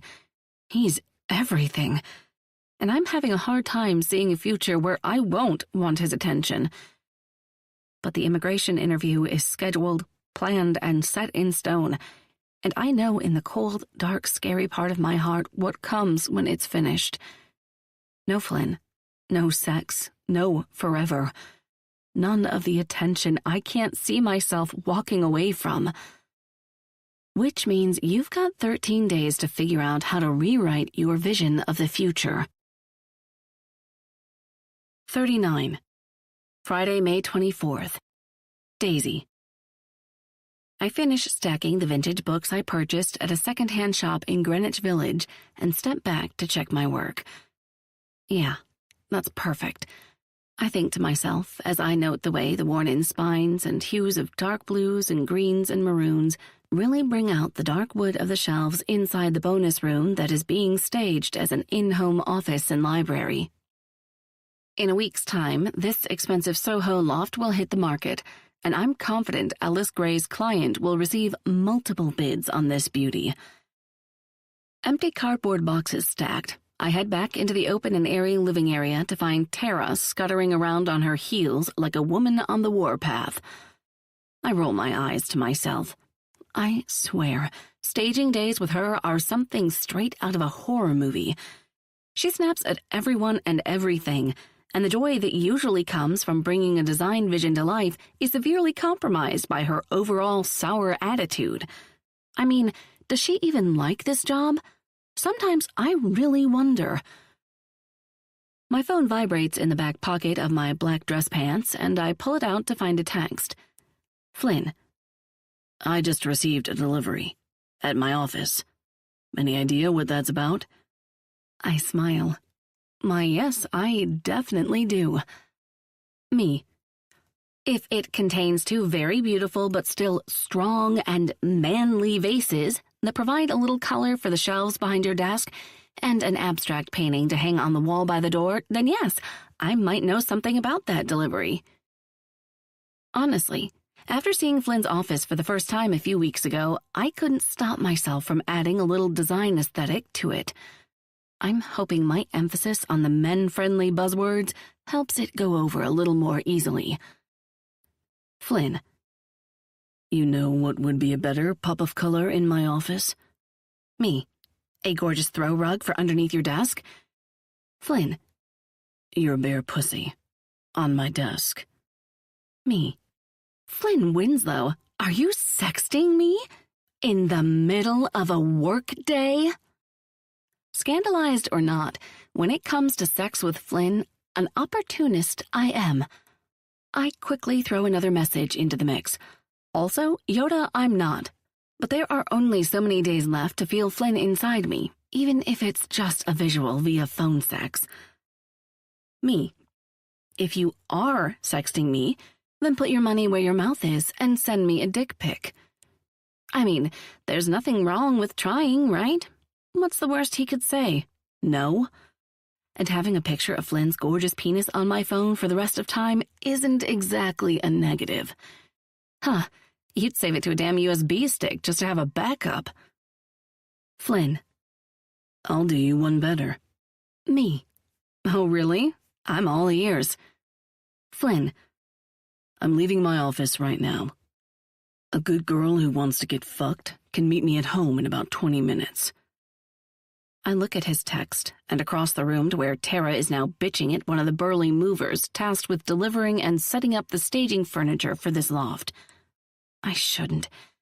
Should I? Back to Tara, I note the way her face scrunches up with disdain when the man doesn't give her an answer she likes. Only 7 more days, my mind whispers. 7 more days until the interview and your current cozy bubble of blissful sex and happy days with Flynn will come to an end. And just like that, I'm decided. Tara, I have to run to the office really quick, I announce in a rush, already starting the process of heading toward the door to grab my purse. What? She questions back and looks at me like I just told her I'm going to set this loft on fire for the fun of it. Why? Because I need to go have sex with my husband before he's not my husband anymore? I pause and search for a reason. Any fucking reason. Damien just texted and he needs me to send him a few files from an LA property I helped stage. It's urgent. Her narrowed eyes call my bluff, but I ignore her. Instead, I offer a wave over my shoulder and head out the door before she can ask me anything else. Of course, the instant the loft door shuts behind me and I step onto the elevator, I pull my phone out of my purse and fire off a text. Me. If anyone asks, you needed me to send you very important papers about an LA property today. Damien. And why would I need that?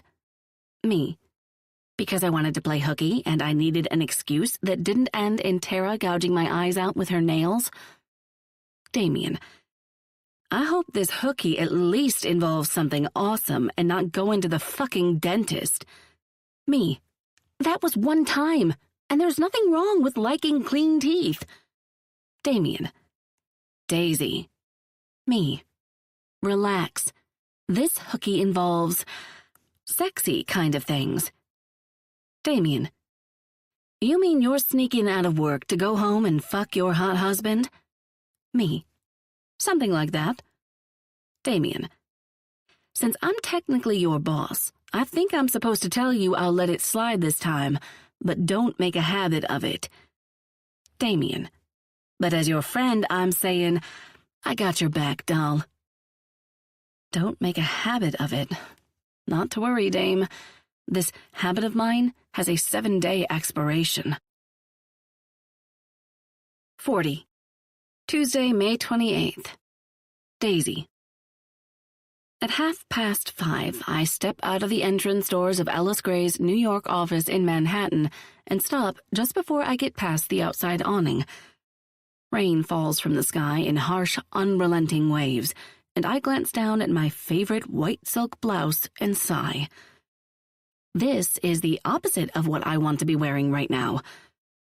It's times like these that I wish I were the type of person who planned ahead, the kind of organized person who checks the weather and brings umbrellas and raincoats and slicker boots when there's a prediction for rain.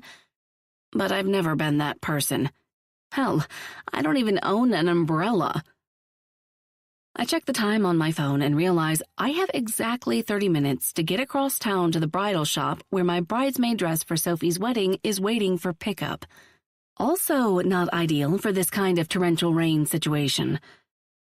I start to weigh out the taxi versus subway pros and cons, both of which seem to end in me giving my best impression of a spring break wet t-shirt contest, but the sound of my phone ringing from my purse stops me before I can decide which is the lesser of two evils.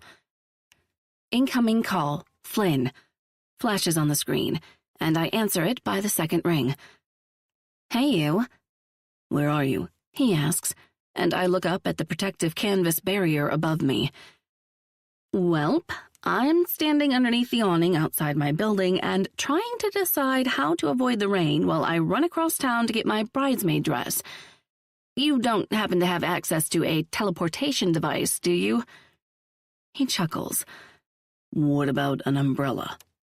Well, that would certainly help, but how are you going to get it to me? By car.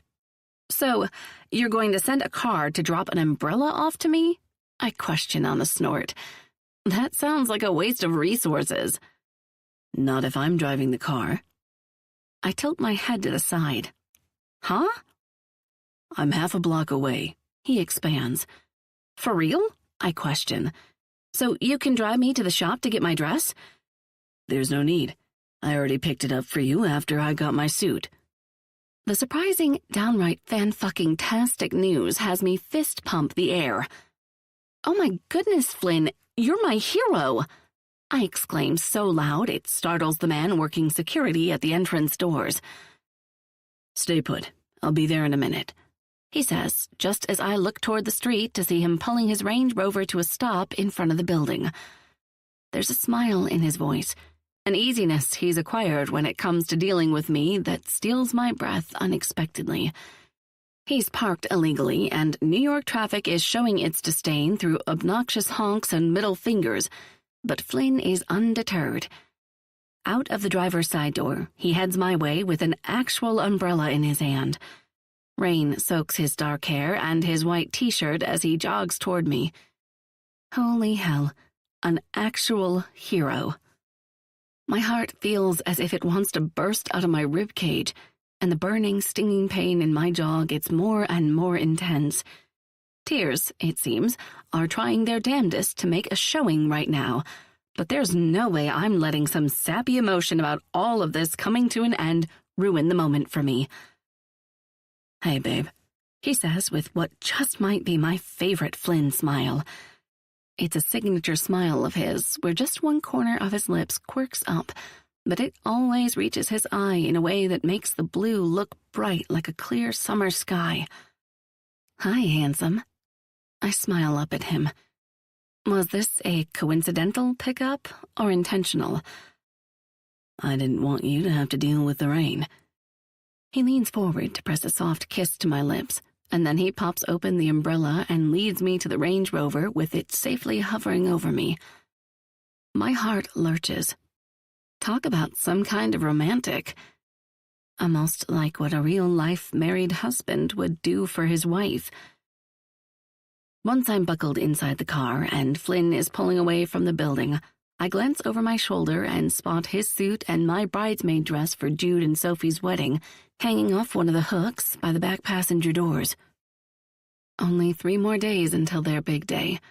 And 3 more days until pickups from my knight in shining armor go up in a fantastic ball of immigration interview smoke. Where in the hell did the time go? 41. Thursday, May 30th. Daisy. I adjust the non-existent wrinkles on my dress and follow Flynn's lead across the sidewalk and toward the entrance doors of the Penrose. You ready to deal with my rowdy family? Flynn asks with a little grin. Because, if you want to skip the madness and head back to our apartment for a quiet night with my cock inside you, I doubt anyone will notice. I snort. We're both in the wedding, Flynn. I'm pretty sure they'll notice if they're short a groomsman and bridesmaid at the rehearsal dinner. He just shrugs. Hey, later tonight when my Uncle Brad is trying to get you to dance with him, just remember this conversation. I playfully slap a hand to his chest, and he opens the door to usher us inside. I don't know how it happened, but one minute I felt like I was arriving in New York, and now I'm stepping inside the Upper East Side gastropub that is hosting Jude and Sophie's rehearsal dinner. And tomorrow you'll be interviewed by USCIS. I swallow hard against the anxiety that wants to move into my throat. Now is not the time to focus on that. Instantly, I force myself to think about the happy couple we're celebrating tonight and plaster a smile on my face as I follow Flynn's lead through the venue. The Penrose is packed to the brim with everyone who loves and adores Jude and Sophie. The aesthetic touches my designer heart, fitting perfectly in the middle of vintage and contemporary. It's cozy, with wood and brick elements throughout, but the light fixtures add this cool, modern vibe. If anything, this place is authentic and fun and just suits them perfectly. Flynn takes my hand and guides me toward our assigned table, but on the way, we're stopped by several familiar faces for hugs and greetings. His mom, Aunt Paula, and Uncle Brad, Ty, and some woman with big boobs and even bigger jade-colored eyes named Mindy. Every step we take, it feels as if another person pops up to say hello. And the instant Lexi sees us, she sprints across the hardwood floor and wraps both of her little arms around us. Hi, Uncle Flynn and Aunt Daisy. Aunt Daisy. Gah, that pulls right at the heartstrings. Hey, Lexi Lou. Flynn smiles and releases my hand to lift Lexi up and into his arms. Whoa, did you grow? She rolls her eyes and giggles. Of course I grew, Uncle Flynn. That's part of childhood development. Her reaction makes me smile, but it also spurs an ache to form inside my chest. I rub at the annoying discomfort and try to focus on the big night, Jude and Sophie's rehearsal dinner. Tomorrow, the happy bride and groom will be happy wife and husband. And tomorrow, you could find out that you and Flynn no longer need to keep up the marriage facade. Aunt Daisy? I blink out of my thoughts and find Lexi back on her feet, staring up at me. Yeah, sweetheart? My mathletes competition final is in 2 weeks. It is? I ask, trying like hell to act as excited as I should be. That sounds like a really big deal, Lexi. It's the state championship. Do you want to come? I nod and try to ignore the ball of emotion that has found its way into my throat.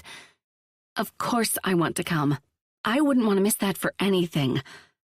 Yeah, but you can't actually say you'll be there, because you'll probably be back in LA by then.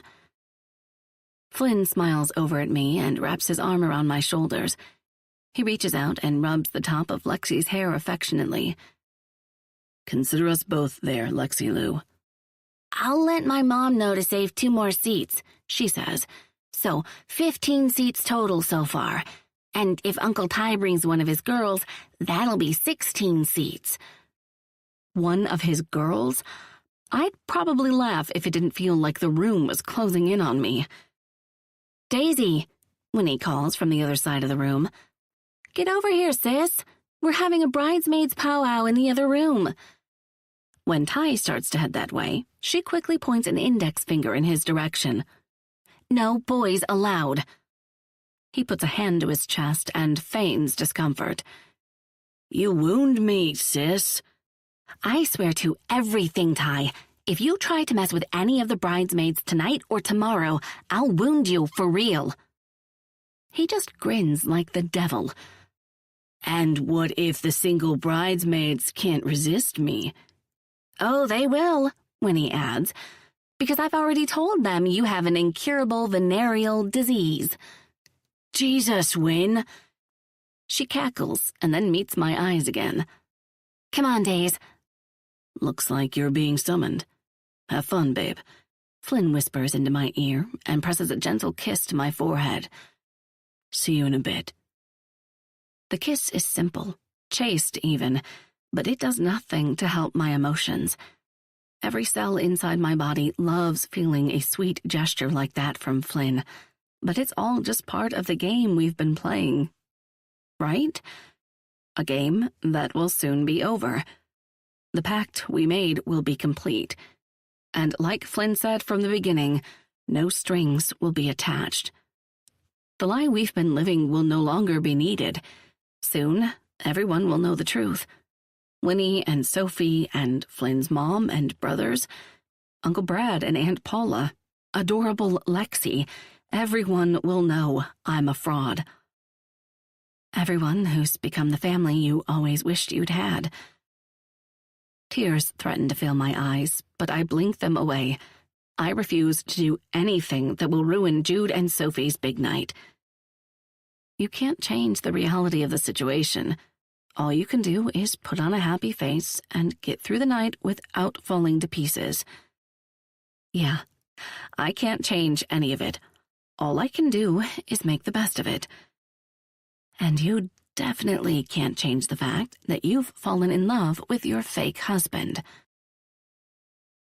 Frank Sinatra serenades the room, and Flynn pulls me tight against his chest. We float across the dance floor in between the other couples in attendance at Jude and Sophie's rehearsal dinner.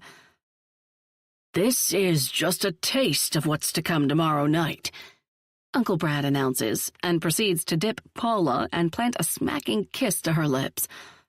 Paula giggles, Ty cheers them on, and Flynn just shakes his head on the low chuckle that makes his chest vibrate against mine.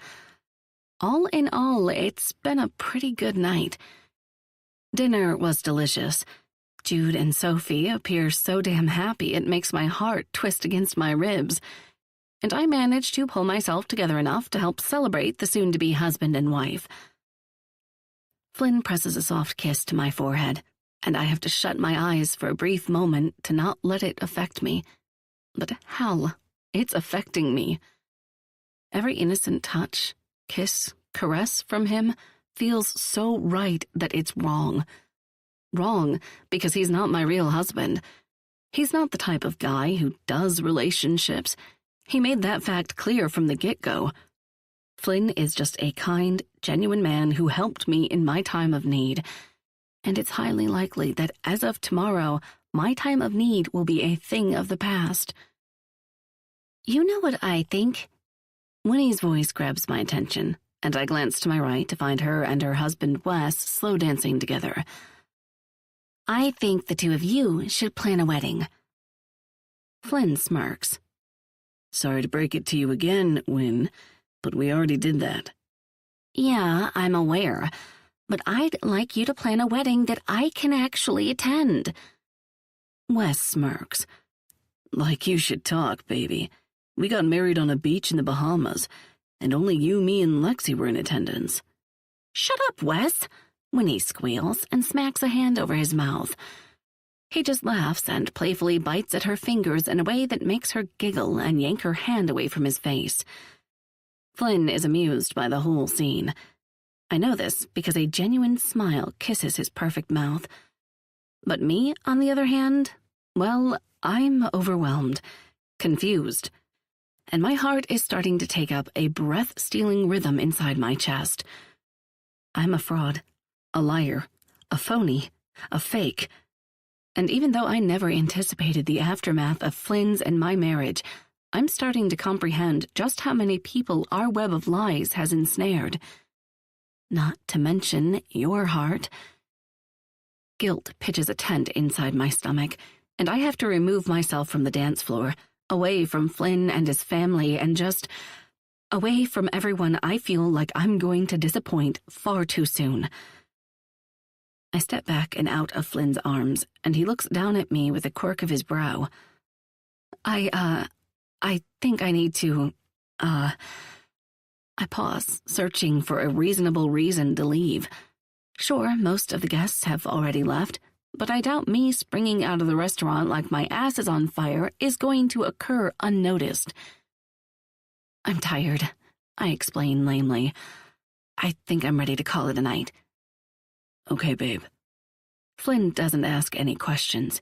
He just places a gentle hand to my back and guides us off the dance floor and toward our table where I left my purse.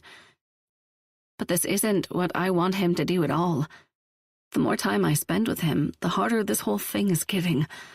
The more he treats me like a fucking princess, the more I realize I'm far past the point of having just some feelings for him. I have all the feelings for him. I just need space. Away from him. Away from his family. Away from my lies. Far away from tomorrow's fate. And the inevitability of a broken heart. 42. Flynn. You guys heading out? Ram asks, giving me a slap on the shoulder and a shake of my hand. Yeah, man. I look right beside me to where Daisy should be, anticipating her smile and ramble, but she's nowhere to be found. I grace Ram with a return slap on the shoulder and glance around the room for my favorite bouncy head of curls. It's only when I look all the way across the restaurant, at the double doors that lead out the front, that I spot that very hair making an abrupt departure. Everything okay? Ram asks, observing me so closely that I can feel it without even having to look. Honestly, I don't know. 1 minute Daisy was with me, and in the span of 2 minutes, when I was grabbing money out of my wallet to tip the waitstaff, she was gone. Maybe she's sick? That possibility doesn't sit well with me, and I don't offer Ram any explanation. Instead, I excuse myself with an, "I'll see you tomorrow," and head for the exit. I don't even bother saying goodbye to Jude or Sophie when I pass them at the bar, despite their being the guests of honor, and I don't seek out anyone else from my family to let them know we're leaving. I'll see them at the wedding tomorrow anyway, and after 41 years of silent goodbyes, there's no need to start announcing my departure now. The instant I step outside, I'm hit with a cool night breeze and the vision of Daisy hauling ass in the opposite direction of our apartment. What the hell's going on? I break into a jog as I trail behind her quick feet, and thanks to long legs and good genetics, it only takes half a block for me to catch up with her. "Daisy," I say in a quiet voice so as not to startle her from behind. "What's wrong? Where are you going?" She doesn't respond. Stalwart silence in the face of a tense moment, a first for her, I'm sure. I quicken my steps and fall in step beside her, reaching out to grab at the soft part of her arm just above her elbow. She keeps walking, even with my hold, but the streaks of wetness down her cheeks that shimmer beneath the soft glow of the street lamps are unmistakable. Clearly she's not okay. And as much as she might need this game of cat and mouse, I can tell by the ache in my chest that I need to know what's wrong even more. "Daisy, hold up a minute," I state and wrap my arm around her shoulders to pull us both to a stop. "What's going on? Are you sick?" She averts her eyes. "I just needed to get out of there." "I get that. Trust me. I know the whole scene with my family can be overwhelming, but you're going in the opposite direction of our place. Let's go home." She shakes her head and digs her teeth into her quivering bottom lip, her voice a scratchy version of itself. "Your place." "What?" "It's your place, not mine, not ours. It's yours." I reach out to place both hands on her cheeks, but when she steps back to avoid my touch, it feels as if someone just put a line of barbed wire in my chest. This isn't the anxious, chatty Daisy I know. This woman is cold, detached, determined. What am I missing here, Daisy? I can't do this anymore. Do what exactly? This! She blurts out and finally meets my eyes. Tears are now streaming down her cheeks, and she gestures between us with an erratic back and forth of her hand. Us. Me and you and all the lies. I can't do this anymore, Flynn. I can't do it to you or your family. I won't. What are you talking about? You're not doing anything to me or my family. They think our marriage is for real, Flynn. They think I'm going to be around. Winnie treats me like a sister, and your mom treats me like a second daughter. Everyone has welcomed me with open arms and kind hearts, and I'm about to shit all over them. Daisy, I start to say, but she's quick to cut me off. No, Flynn! She shouts so loud I'm certain that everyone within a 1-mile radius can hear her. There's nothing you can say that will make this okay. I'm sorry I ever brought you into this mess. I'm sorry for the aftermath that you're going to have to shoulder when I'm gone. I'm just sorry about all of it. Aftermath when she's gone? Tomorrow is her interview, the day she'll find out if her application was approved and if USCIS will give her a green card. If it all pans out the way it should, our marriage will no longer be needed, and she can move back to LA. She can go back to her life that doesn't include you. We could get a divorce, and it wouldn't affect Daisy's immigration status. I know this because I already did my research. She'll be free to continue on with the process and eventually get citizenship in a few years if she wants. She won't need you anymore. I place a hand to my chest when a sharp pang shoots beneath my ribs. Everything inside me feels as if it's ripping apart at the seams. Just let me go, Flynn, she says, and her voice shakes when the words leave her lips. No, I'm not ready to let her go. Your interview is tomorrow. We can talk again after. I force myself to concede through a throat so tight it's hard to breathe.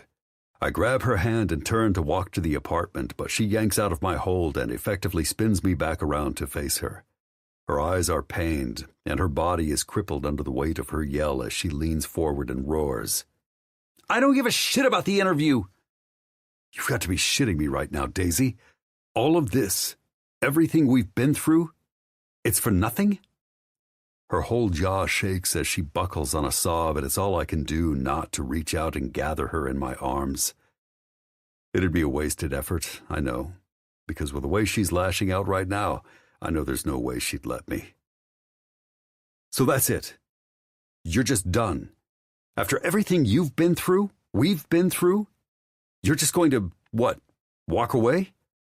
Go back to Canada? Give up everything? I'm sorry, she says, swiping angrily at her tear-soaked cheeks. I step forward, desperate enough to provide her comfort that I have to try, but she's having none of it. 2 more steps back, and she's put even more distance between us. I'll stay in a hotel until I make arrangements to go back to Canada, and I'll send someone to get all my stuff from your apartment.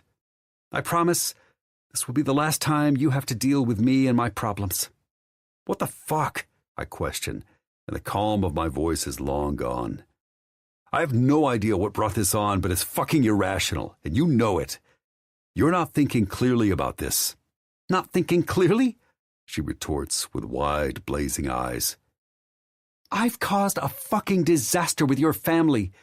Your mom, Sophie, Winnie, they're going to be devastated when they find out that we've been lying to them the whole time. Trust me, I'm thinking clearly. So that's it then. Your mind is made up and you're just going to walk away from everything. Walk away from me. I hope one day you'll be able to forgive me for dragging you into this. I hope one day your family will understand that I really do care about them, and I never intended to hurt them. I can't fucking believe it. She's actually saying goodbye right now. And I fucking hate it. Days, I'm so sorry, Flynn, she whispers, and without another word, she turns around and walks away. Down the street and across at the light, I watch her retreating back until my chest feels like it's going to explode. Every cell inside my body wants me to follow her, to chase her down. But for some reason, I just stand there, frozen to my spot, and watch her walk away until she's just a blip in the darkness. Until she's completely gone, and all I can do is head home. Alone. 43. Daisy. I can't stop crying. Not when I told Flynn goodbye, not when I walked around New York like a vagabond in the night, unsure of where to go or what to do. And definitely not when I finally gave up and checked into the first hotel I spotted. Luckily, the receptionist at the Holiday Inn Express paid my emotions no attention and let me book a room. I hold the key card in front of the door handle, and once the light beeps green, I push inside, only to snag my heel on the threshold and force my body to catapult forward. With a panicked hand to the wall, I just barely prevent myself from eating carpet. Fantastic. Someone just snapped my picture and plastered my face right above Webster's definition of disaster. I throw myself onto the hotel bed, shove my face into one of the pillows, and groan. I can't be sure, but I think I fucked up. Big time. Oh, you definitely fucked up. You're an idiot for walking away from him like that. I feel like a big fat coward. Like someone who ran away from her problems and left Flynn to deal with the aftermath by himself. Ran away from her problems. This sounds oddly familiar. I turn onto my back and stare up at the ceiling. I shouldn't have done that. I shouldn't have just left him like that. I should have stayed and been there when his family finds out the truth. It's not too late for that. I swipe the never-ending tears from my face and hop off the bed to where I left my purse on the floor by the door. Phone in my hand, I spot a missed call from an unfamiliar number and a voicemail. My heart beats wildly in my chest as I tap play on the message. But when, "Hi, Daisy, this is Dr. Fields," fills my ears, all my hopes pop like a balloon with a needle in it. I don't know what I expected. Flynn calling me from a random number? It makes no sense. But I'm not exactly the most sane person at the moment. "I have an urgent update I need to relay to you, so please call me back as soon as you can. This is my cell number, and I'll be available anytime, day or night." Urgent update? What in the hell does that mean? I tap on the number beside her voicemail and hit the phone icon to call. The line rings 4 times, and I almost hang up, but by the 5th ring, she answers. "This is Dr. Fields." "Hi, it's Daisy. You just left me a message?" "Daisy Winslow, right?" I swallow and shut my eyes. "Yes." "Well, Daisy, I want to first apologize because the lab we sent your blood work to made a very big error." "Okay." "When they entered everything into the system, they somehow mixed up your results with another patient's results, and while all of your lab work was still normal, your HCG levels came back high." "What does that mean?" "Your blood work showed that you're pregnant." Time halts. Brakes squeal. The world stops spinning. "I'm sorry, what?" "You're pregnant, Daisy, and estimating by your HCG levels, I'd say you were about 5 to 6 weeks when you were in my office, so you're probably 7 to 8 weeks along now." I shake my head. "That can't be." "I can understand this comes a shock, especially since you're finding out 2 weeks later than you should have. Again, I really apologize for that." "But I'm on birth control. The depot shot. I have been for years now." "Birth control isn't 100% effective, Daisy. Do you remember the last time you had your shot? Or the last time you had a period?" "My last period? Fuck, I don't know. I'm not the organized type that keeps it all marked on a calendar. I'm more of the type that finds out she's on her period when she's in a bathroom stall at a restaurant and Aunt Flo decides to ruin her underwear. And my shot, I mean, I've been getting it regularly every 3 months, even since I moved to LA. Yeah, well, you're the woman who forgot to renew her work visa, so it's highly possible you've messed something up here.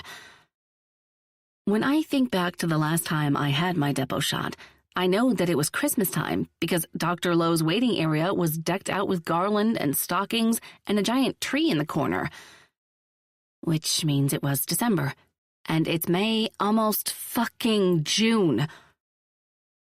I'm pregnant, I whisper, and lift a hand to my mouth. Holy shit, I'm pregnant! How did I not notice that I'm pregnant? Isn't that something that a woman should know? Oh my God, I'm one of those women who end up having her baby in the toilet because she's clueless. Every woman's body reacts differently to pregnancy, and while some experience a lot of symptoms in the first trimester, some women don't. Maybe you're one of the lucky few who doesn't have to deal with morning sickness and constipation. She laughs, but I sure as shit don't feel like laughing. I am in the midst of existential absurdity, and it feels like I'm the butt of the universe's biggest cosmic joke. I mean, who finds out they're pregnant with their fake husband's baby on the same night they walk away from their fake husband, even though they don't want to walk away from their fake husband at all, because in actuality, they love their fake husband so much they wish he was their real husband? Apparently, you are this woman. My life is an absolute dumpster fire, and this news just added gasoline to the already blazing flames. If I'm 7 or 8 weeks pregnant, that would mean that you and Flynn literally consummated your marriage in Vegas. Daisy, are you there? How do you know for sure? I blurt out and begin to pace the small space in front of my hotel bed. I mean, if the lab results got all screwed up, how do you know that I'm really pregnant? Maybe it's another one of your patient's labs. Maybe I got a pregnant woman's HCG result mixed with my labs. Maybe you've called the wrong woman. Or maybe you're the pregnant woman, you no-period-having missed birth control shot lunatic. I can assure you, it's your results. Dr. Fields responds, and her voice is surprisingly calm for handling a raging psycho. And while HCG levels are a definitive test, Daisy, she continues, but I'm already done with the conversation. I want you to follow up with an OBGYN in the city. Her name is Dr. Marissa Summers. She's really... I have to go. I cut her off, and don't wait for her response. Instead, I shut my phone off and throw it onto the bed, grab my purse, and head right back out my hotel room door in search of the nearest Walgreens or CVS or whatever the hell place is open this late and has pregnancy tests. No way I'm pregnant. Obviously, they've made a mistake. Right? 44. Flynn. The peace and quiet that usually come with stepping into my apartment don't give me the relief they normally do. Instead of feeling relaxed, I feel as if I'm about to crawl out of my fucking skin. I can't deny that I was hopeful Daisy would have somehow ended up back here, that she would have changed her mind and I would have found her sitting on the couch. But she's not. Daisy is gone. And you didn't do a damn thing to stop her, you dense motherfucker. In the kitchen, I tug the fridge door open with a harsh pull of my wrist and grab a beer. But I barely have the top popped off and the bottle to my lips when several pounding knocks echo into the otherwise silence of my apartment. My heart races with anticipation, and I don't waste any time striding into the entryway and yanking the door open. But the one person I want to be on the other side isn't there. That was quite a show back there, Rem says by way of greeting, and I furrow my brow in question. You know, in the street, with you and Daisy. I stare at him, and he takes it upon himself to step inside my apartment and shut the door with a kick of his boot. You motherfucker. You lied to me. You lied to everyone. Normally I might feel angered by his aggressive approach, but I'm all tapped out. After I watch Daisy walk away, my entire body feels numb, and my mind is thriving off the kind of emotion a man like me purposefully avoids. You know, I knew it was all so ridiculous. I fucking knew something was off with the whole situation. He walks into my kitchen and grabs himself a beer. I expected something like this from Ty, but not from you. I have nothing to say to that. Don't care to say anything to it, actually. Because your concern right now isn't about Rem or your family. It's about her. How in the fuck did you end up marrying a random stranger to help her get a green card? Damn, he really did hear the whole blowout in the street. I know your usual M.O. isn't to say shit, but you're going to have to ante up an explanation, my man. And I promise I'm not leaving until you do. You know her. Those are the first words that have come out of my mouth since he barged in here on a rampage and started making himself at home. What? You met Daisy. In Vegas. He stares at me like I have two heads, and I use that time to take several needed gulps from the beer that's still in my hand. What do you mean I know? He pauses mid-sentence, and I can see the wheels turning inside his mind. Wait. She's not the chick Ty gave money to at the slot, is she? I nod. Bingo, brother. What the hell? He questions, but it's more to himself than to me. Damn, I knew she looked familiar. Yeah, well, now you know why. For fuck's sake, Flynn, he mutters and runs a hand through his hair. How did you get dragged into a fake marriage? The fact that he'd even insinuate a woman like Daisy would drag me into anything makes my spine prickle with irritation. A woman like her doesn't drag a man into any fucking thing. A woman like her makes it impossible not to come willingly. I didn't get dragged into it, I answer firmly. I offered. You're fucking with me. I shake my head. You offered to get married to a complete fucking stranger? A sharp laugh escapes his throat. Ha! This just keeps getting better and better, doesn't it? The truth is, I think I fell in love with Daisy the first moment I saw her. Some part of me offered to save her because, deep down, I knew she'd save me. The realization is so acute, so visceral, that I lose my grip on the beer in my hand, and it crashes to the floor in a bubbling mess of broken glass and booze.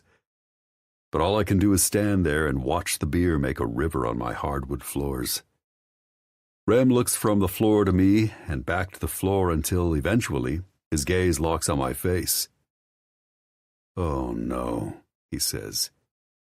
I'm such a fucking idiot, he says quietly and sets his beer down on my coffee table. I know that look. I felt that look. You love her. You're in love with her. I don't deny it. I don't even stay silent or just offer a nod. I face the truth head on. Yeah, Rem. I love her. Shit. I'm sorry. He shakes his head and runs a hand through his hair. I just came blazing in here, all fixated on the fact that you were lying to me, but I didn't stop to think about what was actually going on with you. I'm a real fucking bastard. I nod. He chuckles, but it's devoid of amusement. I didn't plan on it, I admit. When Daisy and I made the pact, I didn't plan on it ending like this. Yeah, well, that's usually how it goes. I mean, when I asked Charlotte to marry me, I didn't plan on it ending with her leaving me at the altar. But love is a real motherfucker. And that right there, seeing what Rem went through, still goes through because of it, is exactly why you've stupidly tried to avoid it this whole time. My mind drifts to the distant past, and I think about the night of Rem's bachelor party when all four of us Winslow brothers were young and had our whole lives ahead of us. I think about how excited Remy was and how ridiculous Jude and Ty were. I even think about the stupid fortune teller that Jude made us all go to after a stripper had all but torn Rem's boxer briefs to shreds with her stiletto. You mean the fortune teller who correctly predicted Rem getting left at the altar? And the same one who also correctly predicted Jude would make a bet that would change his life? Instantly the words crazy Cleo said to me ring loud and clear in my mind. There will be a night, though. One wild, unexpected night in a seemingly predictable life where you, my sweet boy, will make a pact with a stranger from which there will be great consequence. Holy fuck. One wild night. A pact with a stranger. How in the hell did I miss this? Probably because you wrote Miss Cleo off as a nut job. What are you going to do? Ram asks, pulling me from my racing thoughts, and I look at him long enough to come to a final conclusion. Make sure that fucking fortune teller is wrong about the consequences. Huh?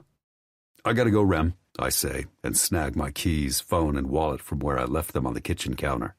My mind is made up, and there isn't a damn thing anyone can do to stop me. Go? What the fuck are you talking about? Lock up when you leave. And that's the last thing I say to my eldest brother before the door of my apartment slams shut behind me.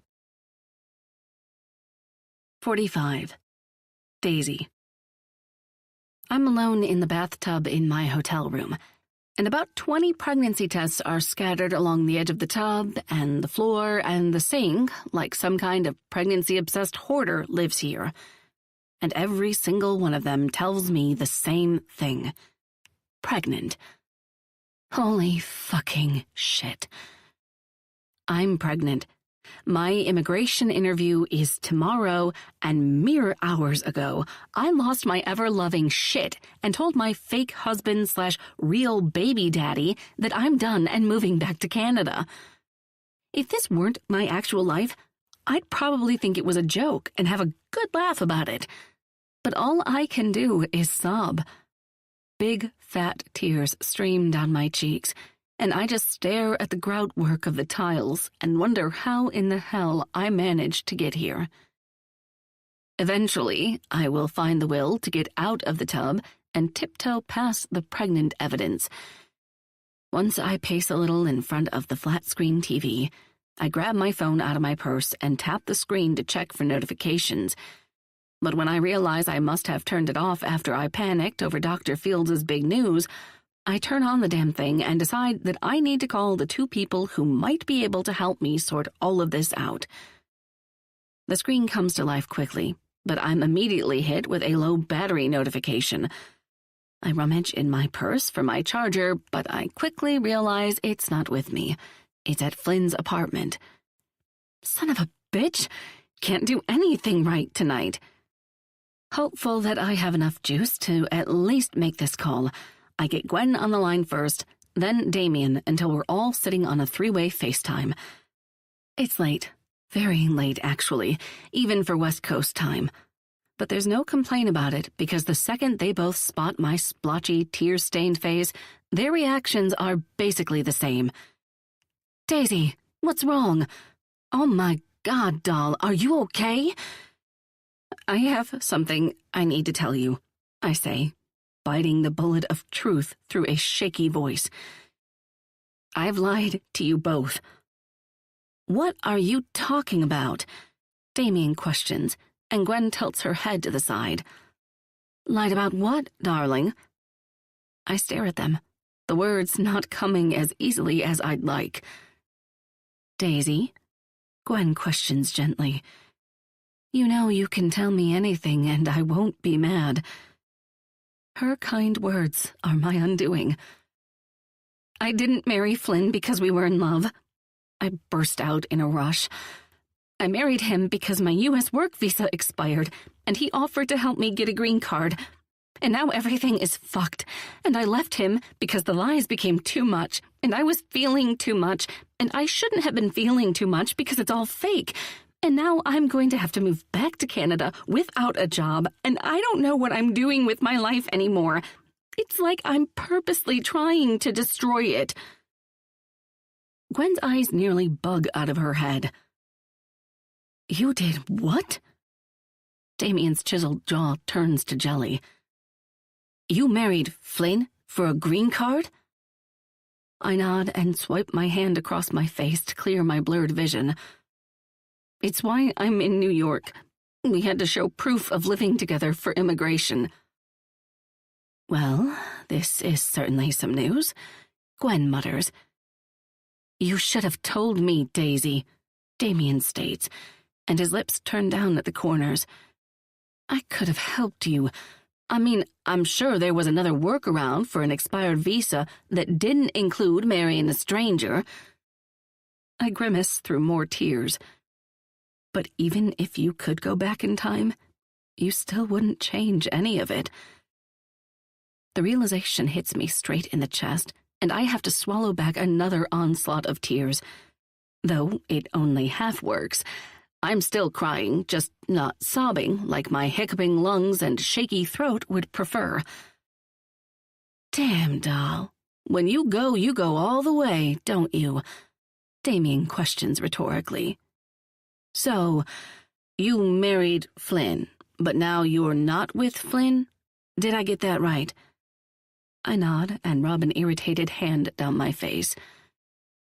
Tonight, at Flynn's brother Jude's rehearsal dinner, I lost it.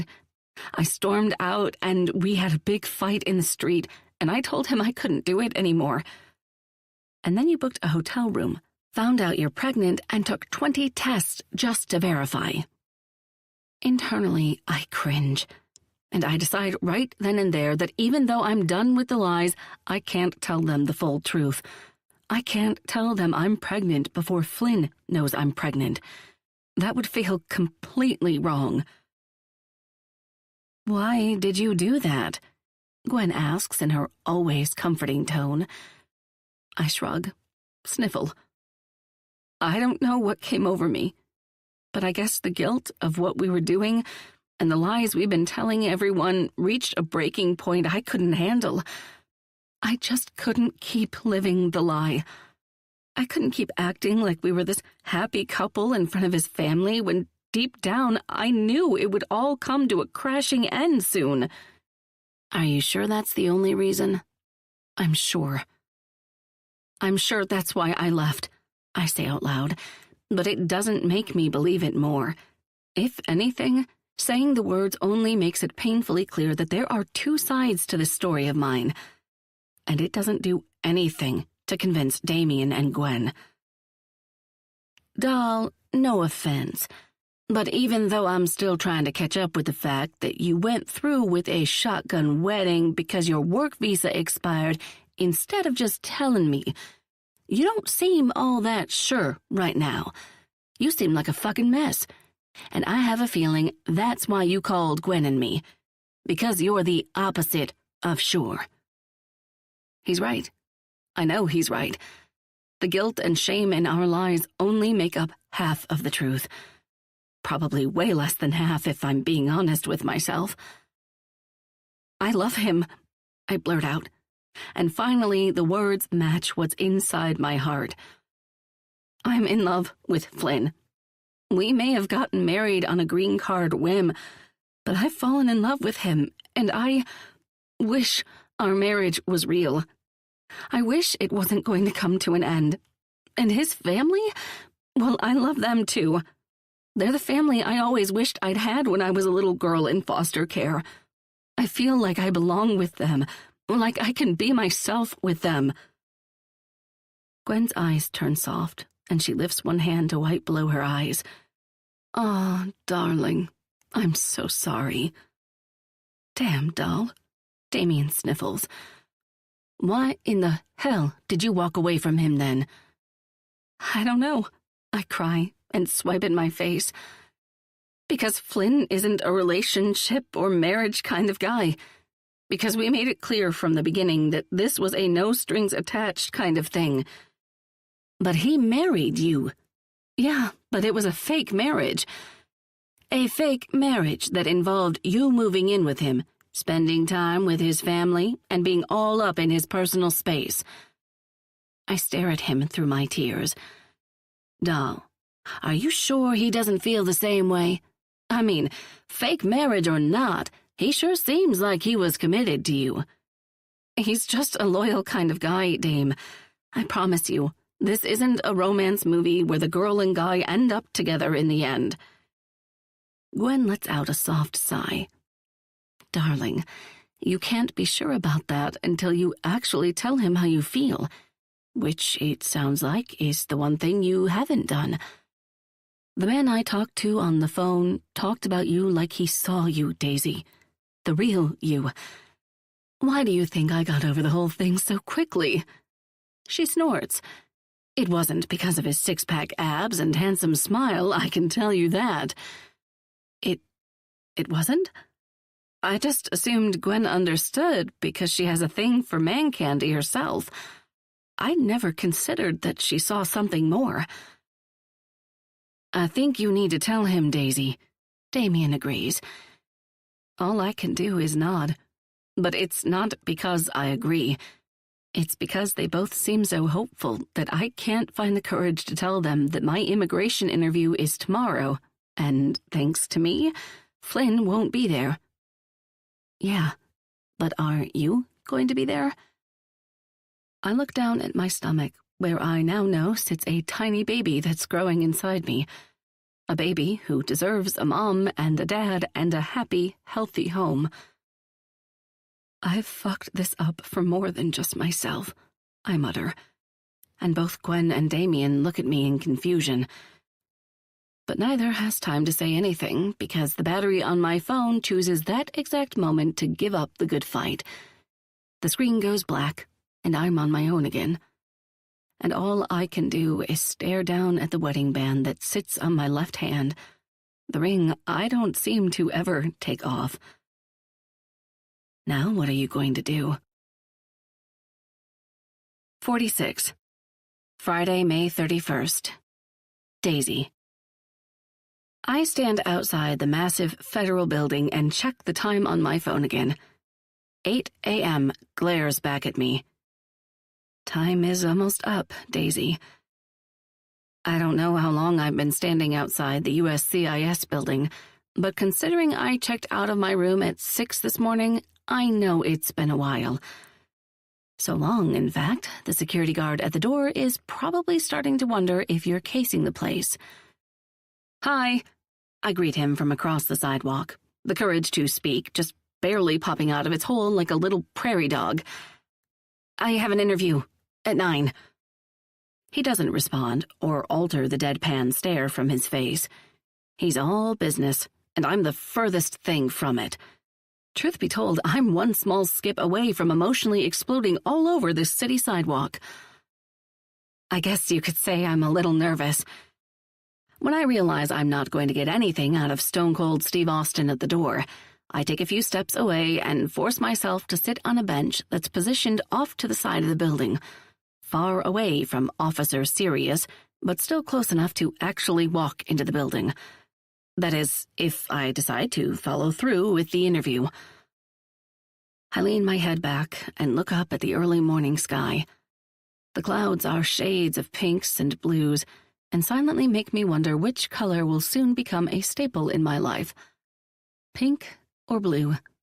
A daughter or a son? Hand to my stomach, I feel around my belly for any sign of pregnancy. I'd like to think I can feel a slight fullness in my lower abdomen, but truthfully, besides my out-of-whack emotions, the only reason I know I'm pregnant is because of Dr. Fields and the 20 or so sticks I peed on last night. I'm pregnant with Flynn's baby, and I don't know what to do. You do know. You need to woman the hell up and go to that interview and make damn sure you can stay in this country long enough to tell Flynn you love him and you're having his child. But how do I explain the obvious reality that my husband isn't at my interview? The question urges me to stand back to my feet and play the all-too-familiar role of crazy lady pacing outside the building. My husband really wanted to be here, but see, there was an emergency. He fell off. That is not going to work. Flynn is very ill. We had Taco Bell last night, and I'm sure you can understand how that can end badly. You definitely wouldn't want him here, stinking up your bathroom. Haha, I'm an idiot. My husband is... Out of nowhere, 2 arms wrap around my shoulders and pull me back into a hard, firm chest. I shriek out in surprise and start to fling my arms at my attacker, but that's quickly stopped when... Daisy, calm down. It's me. Fills my ears. I spin on my heels and come face to face with the one person, the only person I want to see right now. Flynn. What are you doing here? We don't have much time, babe, he says, and in a matter of seconds, my feet are off the ground and I'm in his arms, cradled close to his chest. Across the street and into an empty alleyway, Flynn doesn't set me on my feet until we're completely alone. I'm calling in my IOU. My head jerks back. What? The night we got married, you said you owed me. And whenever I wanted to call it in, I just needed to tell you. Well, I'm calling it in now. Normally, I'm not the quiet one in our conversations, but right now that's exactly what I am. I don't want you to leave, Daisy. I want you to stay and make a real go of this with me. And quite frankly, I think you owe me the chance to try. He wants me to stay? You want to try to make a real go of it with me? I repeat back, my whole body shaking with the overwhelmingly relieving feeling of my adrenaline crashing. I'm not going to have to fight at life alone anymore. More than anything I've ever wanted, he says, and takes both of my hands into his. You make me better, Daisy. But will he still want that when he finds out the truth? That our lives are going to be a lot more complicated than a couple of raging horndog fake spouses? I don't want to go back to my quiet life without you. I don't want to do anything without you. The urge to tell him everything, to lay it all out on the table is too strong, and without thinking, I blurt out the words right in the middle of him talking. I'm pregnant, I exclaim, just as Flynn finishes with, love you. Holy hell, he loves me? He loves me? I love you too, I shout at the same time he asks, You're pregnant? Tears threaten, and a giggle bursts uninvited from deep, deep in my chest. For once in my life, I'm going to shut up and let someone else do the talking. Flynn deserves that. Flynn deserves everything. You're pregnant? Flynn repeats again, this time on an awed whisper. I nod, and emotion floods my eyes for what feels like a million reasons. Worry, happiness, elation, concern, fear. It's a kaleidoscope of feelings rushing through my veins. You're pregnant, he states this time, as if he needs to hear the words out loud for himself. Yes, I answer, and the need to give him an explanation, to assure him I haven't been hiding this, is too strong to deny. I can't be quiet anymore. But I didn't know until last night, after I left the Penrose. The doctor who did my physical called me, and yeah, even though I didn't really believe her, it only took a $200 trip to Walgreens and a gallon of Sunny Delight for me to comprehend that I am, in fact, pregnant. Apparently 7 to 8 weeks along. My baby is inside you, he says, and reaches out to gently place his left hand, the one that still showcases his gold wedding band, onto my stomach. Right there. That's our baby. I nod, and the tenderness of his touch allows the relief of tears to spill down my cheeks. Yes, that's our baby. A lifelong contract we can't deny, he says, and lifts me into his arms. You're staying with me forever. I'm going to love you both with everything I have. He presses his lips to mine, and all the fear and anxiety that are spilling out from my eyes and down my cheeks turn to pure happiness. You're my wife, Daisy, the one and only woman I want to spend the rest of forever with. He whispers against my mouth. Hell, you've been my wife all along, even when I was too dense to realize it. Even when I was telling myself that this was all just a fake marriage, I say quietly, and lean back to search the depths of my husband's eyes. Deep down, I knew it was real, Flynn. I don't want anyone else. Just you. He kisses me again, but this time it's fiercer, more passionate, and it's not long before my legs are wrapping around his waist and my fingers find their way into the thick tresses of his dark hair. God, I've missed this. I've missed you, he says between kisses. I know it's only been 10 fucking hours, but I can tell you it's been the longest 10 hours of my life. I spent last night walking all over this fucking city, checking far too many hotels trying to find you. I lean back and meet his eyes again. Why didn't you call me? I did, on and off the whole damn night, he answers and presses a trail of kisses down my cheek and against my neck. But it just kept going to voicemail. Shit. I cringe. I kind of maybe turned it off for a bit, and then the battery died. But I also moan, because Flynn's mouth is on me. I can't not moan when his mouth is on me. Next time you get upset about something, upset with me, promise me you won't do that. Promise me you won't run away from me without giving me any idea of where you're going. I was really fucking worried about you. I swear. I gently bite down on his bottom lip and tug. Cross my heart. Fuck, he mutters and slides his fingers into my hair to deepen our kiss again. I know we need to go into that interview soon, but I need you, babe. I can't think straight. I have to be inside you. What? I question with wide eyes, but also a desperate throbbing ache makes itself known between my thighs. I have to be inside you, Daisy. Right now. Oh, holy moly, this man. He's my guy. Master of the universe. Father of my child.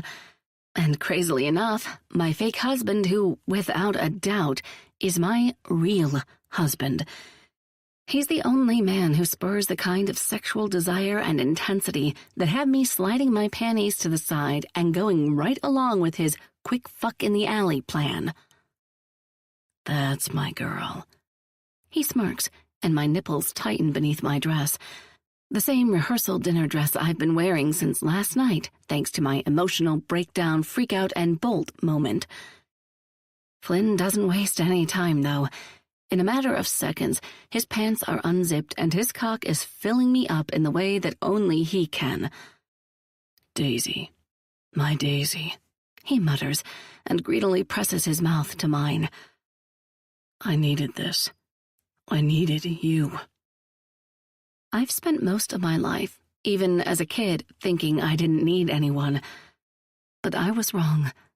I needed him, too. 47. Flynn. Daisy, how long have you and Flynn been living together? Fran, the all-business U.S. CIS agent, asks, her eyes filled with a healthy dose of suspicion. Though after 40 minutes of sitting across from this woman, I'm not entirely sure a suspicious demeanor isn't just a staple for her. Fran is the kind of woman who takes her job seriously. She lives and breathes her position within the immigration department, and she even takes pride in her own American citizenship. I know this because every photo on her desk includes her in various patriotic gear, American flag t-shirts and hats, shooting off 4th of July fireworks. Fran's pictures show she's an all-American kind of gal, and I can appreciate the display. Any old girl, even a country, has her problems, but I can't deny she's been pretty great to me. Hell, without her and her roots and tradition, I'd have never gotten here with Daisy. Well, I moved to New York April 22nd, Daisy answers, and her knee bounces in erratic movements beneath the table. Basically, as soon as my boss would let me shift my work duties from the West Coast to the East Coast, I made the big move. Fran nods, jots something down on her notepad, and Daisy glances at me out of the corner of her eye. She is completely freaked out by this interview, but truthfully, I'm enjoying it. This is Daisy at her most beautiful, her mouth moving a mile a minute and her curls bouncing with every move.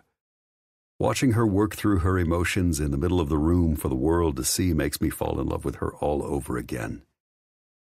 As such, I couldn't feel any more at ease. There's nothing in this world realer than Flynn and Daisy Winslow. She's my wife, the mother of my child, and the only person on the planet from whom I'd answer an uninvited FaceTime call. She might have burst into my world like a spiraling tornado of long-winded words and crazy eyes. But fuck, I'll forever be grateful she did. There's no way in hell I'm going to let Fran do anything but approve her green card.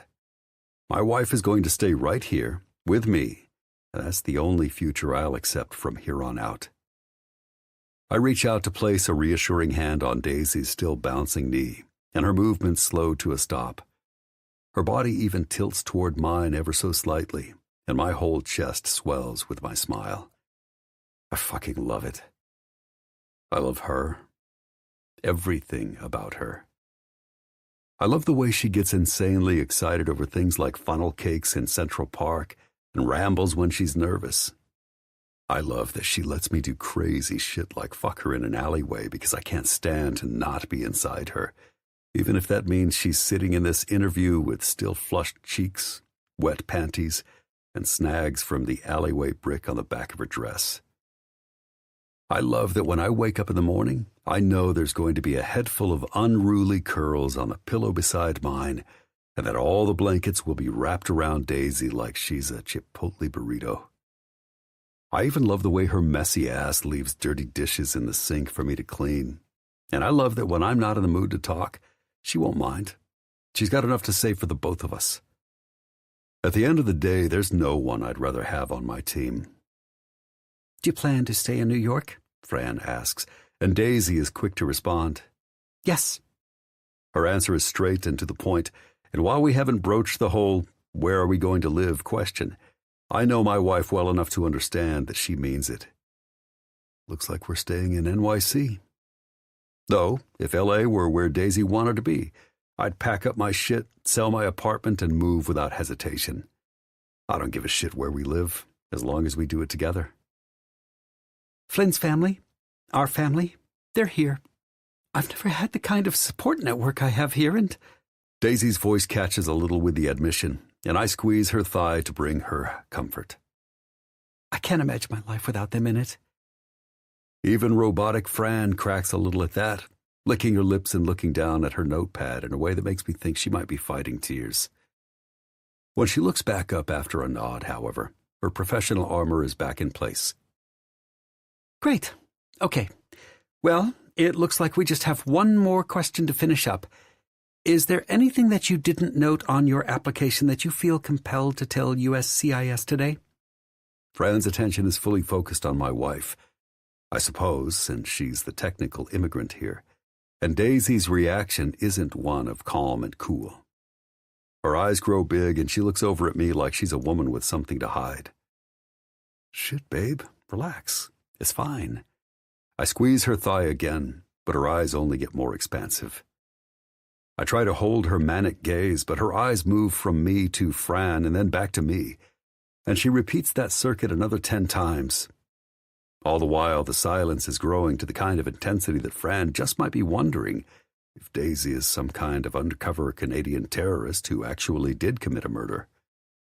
Which, truthfully, would be quite the turn of events, considering Canadians are about the nicest fucking people in the world. But anyone who is staring into the depths of my wife's currently crazy fucking eyes probably wouldn't feel at ease. Do something, man. I think what Daisy is trying to, I start, but I'm quickly cut off by the beautiful maniac sitting beside me. I have a child, Daisy yells out so loudly it startles Fran's pen out of her hands. You have a child you didn't mention on your application? Yes, Daisy exclaims, but then shakes her head. Wait, no, I mean, I haven't had a child yet. I have one in my stomach, growing inside me, she rambles, even pointing to her belly as evidence. I'm pregnant, knocked up, bun in the oven. She pauses and then points 2 finger guns in my direction. By this guy, obviously. My husband, Flynn Winslow. He's the guy who did it. Got me pregnant, I mean. Well, fuck, Days. You could have maybe kept the finger guns holstered. I shut my eyes for a brief moment, but then I smile like a fucking fool. Though, I guess that's what happens when you're in love. You become a goddamn buffoon for the woman who owns your heart. Fran looks at me and then at Daisy and then back at me. We just found out today, I explain with a knowing smile and wrap my arm around Daisy's shoulders, pulling her closer to me. And, well, I'm sure you can understand why my wife is a little on the excited. I lower my voice to a conspiratorial whisper. Antsy sighed. We're both over the moon with the news. Yeah, Flynn's right. I'm, kind of an easily excitable person, if you haven't noticed, Daisy chimes in. So I apologize for all of the shouting. I see. Fran just nods and jots more shit down on her notepad. No congratulations or soft smile, just a fucking nod. Obviously, that reaction does nothing for Daisy's current worked-up state. I squeeze her thigh again for reassurance, but before I can get her to relax back against my arm, Fran is back with the same unnerving question. Is there anything else you feel compelled to tell USCIS today that you didn't note on your application? Daisy's knee is off to the races again, bouncing up and down in quick succession. Anything else besides that I'm pregnant? Yes, Fran responds, and her lips stay in the same firm line they've been in since we sat down across from her. Oh, fuck. Here we go. Daisy pauses, and her eyes are so big I can actually see my reflection in her pupils. I don't think so. I mean, we haven't had a change of address, I calmly respond. Daisy is still working with Ellis Gray. They have offices in Manhattan. Yep. Daisy nods so many times I fear her head might roll off her neck. Same address, same job, same Daisy and same Flynn, same awesome marriage. Just a baby in the belly, she exclaims again, and the finger guns are back out and blazing. God damn, she's cute. A fucking mess, but cute. Discreetly, I reach out with one hand and ease the guns back into Daisy's lap. I will say that with a baby on the way now, we'll definitely be looking at other apartments in the city because our current place is only one bedroom. I'm assuming we'll need to update USCIS with any change in address? Yes, Fran answers firmly. Within 30 days of your move, you need to update us by mail or through the online form. I nod, look over at Daisy, and realize her mouth has morphed into the biggest smile I've ever fucking seen. I'm talking the Joker's smile pales in comparison to this all-teeth megawatt force. While Fran makes more notes on her notepad, I suddenly tilt my head to Daisy, but it only makes her smile grow bigger. Shit. Pretty sure all the emotions of the last several hours and her pregnancy hormones and this fucking woman with a face made out of stone are about to make my wife break. Dude, you're going to have to get her out of here. Yeah, I have to get this interview show on the road. The sooner I can get Daisy out of this room, the sooner I can take her home and fuck the anxiety away until she can relax. Well, Fran, this has been a real pleasure, I say, and reach out to pat Daisy's knee. And I really appreciate the professional manner in which you conduct these interviews. Fran looks at me through narrowed eyes. You're going to have to do better than that, my guy. Really hit her with the charm. Fuck me. I inhale a discreet breath and prepare myself to be the kind of man I most certainly am not. A small-talk schmoozer like my baby brother Jude. Fran, I'm sure you don't get to hear this as much as you should, but the United States of America is lucky to have you at the helm of the immigration process. Her eyes become less narrowed.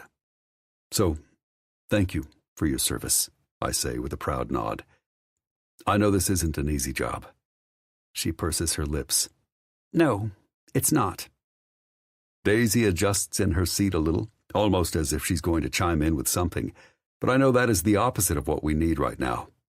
No offense to my gorgeous, beautiful, amazing, intelligent wife, but in the name of her and my sanity, I need her to sit tight while I extract us from this situation. Just out of curiosity, how long does it take for applicants to find out if they've received a green card? It depends, Fran responds. Some applicants find out during the interview. Some have to go through a longer process. I feel Daisy tense up beside me, but I keep my cool. Sounds like very stringent protocols you follow. Oh, they are, Fran comments, and I almost sense a smile on her firm lips. very stringent. That's great to hear. I smile at her. A relief, to be honest. I appreciate your dedication to the monumental responsibility you're tasked with. Wow. Well, thank you, Mr. Winslow. Are you going to need us to come back for another interview? I question nonchalantly, and use all my strength to keep up the loathsome small talk, while ignoring the tension that's vibrating off Daisy's body. Fran looks down at her notepad, then at Daisy, then at me. Her eyes waver a few times, but eventually she says, No, sir. You will not need to come back for another interview. I feel I have obtained all the information I needed for your wife's case, and I am happy to report that I will be recommending her for a green card. Thank fuck. Really? Daisy questions and hops up from her chair. I get to stay in the country? I get to live here? With my husband? Fran nods. Yes, Mrs. Winslow. Oh my God, Fran! Daisy shouts and jumps around on her feet. I could kiss you right now. Please, don't do that, ma'am. So we're all set? I quickly ask, and Fran nods. Yes. Good luck and congratulations. Thank you. Daisy squeals and jumps into my arms. Thank you, Fran. I love you, Fran. She continues to shout, and I don't hesitate to carry her right out of old Fran's office. Once I get us safely on the elevator and behind closed doors, I set Daisy to her feet and kiss the hell out of her. Babe, I love you, I whisper between kisses. But fuck, I was scared shitless you were going to break in the middle of that interview. Oh my God, she says through a giggle, her lips still permanently attached to mine. Is that why you started talking so much? I had a moment where I thought you'd been abducted by pod people. Says the woman who kept shooting fucking finger guns at the immigration agent. I didn't know what to do with my hands. She giggles some more, and it's the best sound I've ever heard in my life. Fuck, baby. Once you started smiling like you were trying to get your mouth to reach your damn hairline, I knew I had to do whatever I could to get you out of there. And boy, oh boy, am I glad you did. Daisy snorts and hops up to wrap her legs around my waist.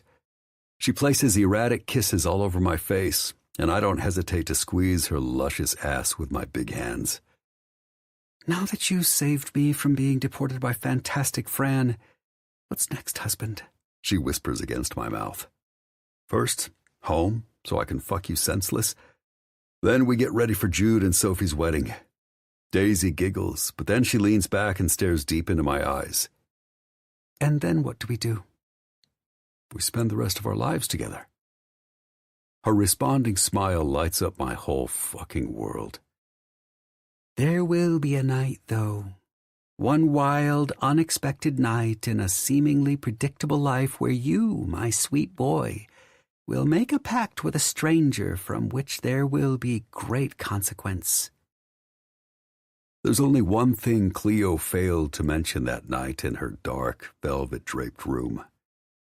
That Daisy would be the kind of consequence I would pray will never change. Epilogue. 10 hours later. Daisy. I take a bite of delicious wedding cake and look across the room, where I spot Flynn standing in a corner off to the side of the dance floor, chatting with his brother Remy. I don't yet know all the details of what happened between them last night after the rehearsal dinner, but from what I understand from Flynn's limited explanation, Remy broke open our huge Pandora's box of lies and dragged Flynn through a tense questioning. My shoulders sag. And to think, while he was going through all that, I was finding out about the little bambino in my belly. To say the past 24 hours have been a bit of a roller coaster ride would be quite the understatement. But I can't deny I'd ride that crazy roller coaster 1,000,000 times over if it meant I'd end up in the same place, married to Flynn with a precious baby on the way.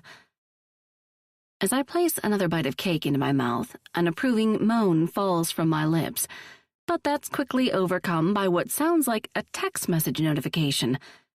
Quickly, I locate my purse beneath my chair at the head table and realize both Damien and Gwen have been trying to reach me since my dead battery abruptly ended our FaceTime chat. The whole screen looks a little like a psycho killer movie massacre, but the last 2 texts in the group chat are downright dire.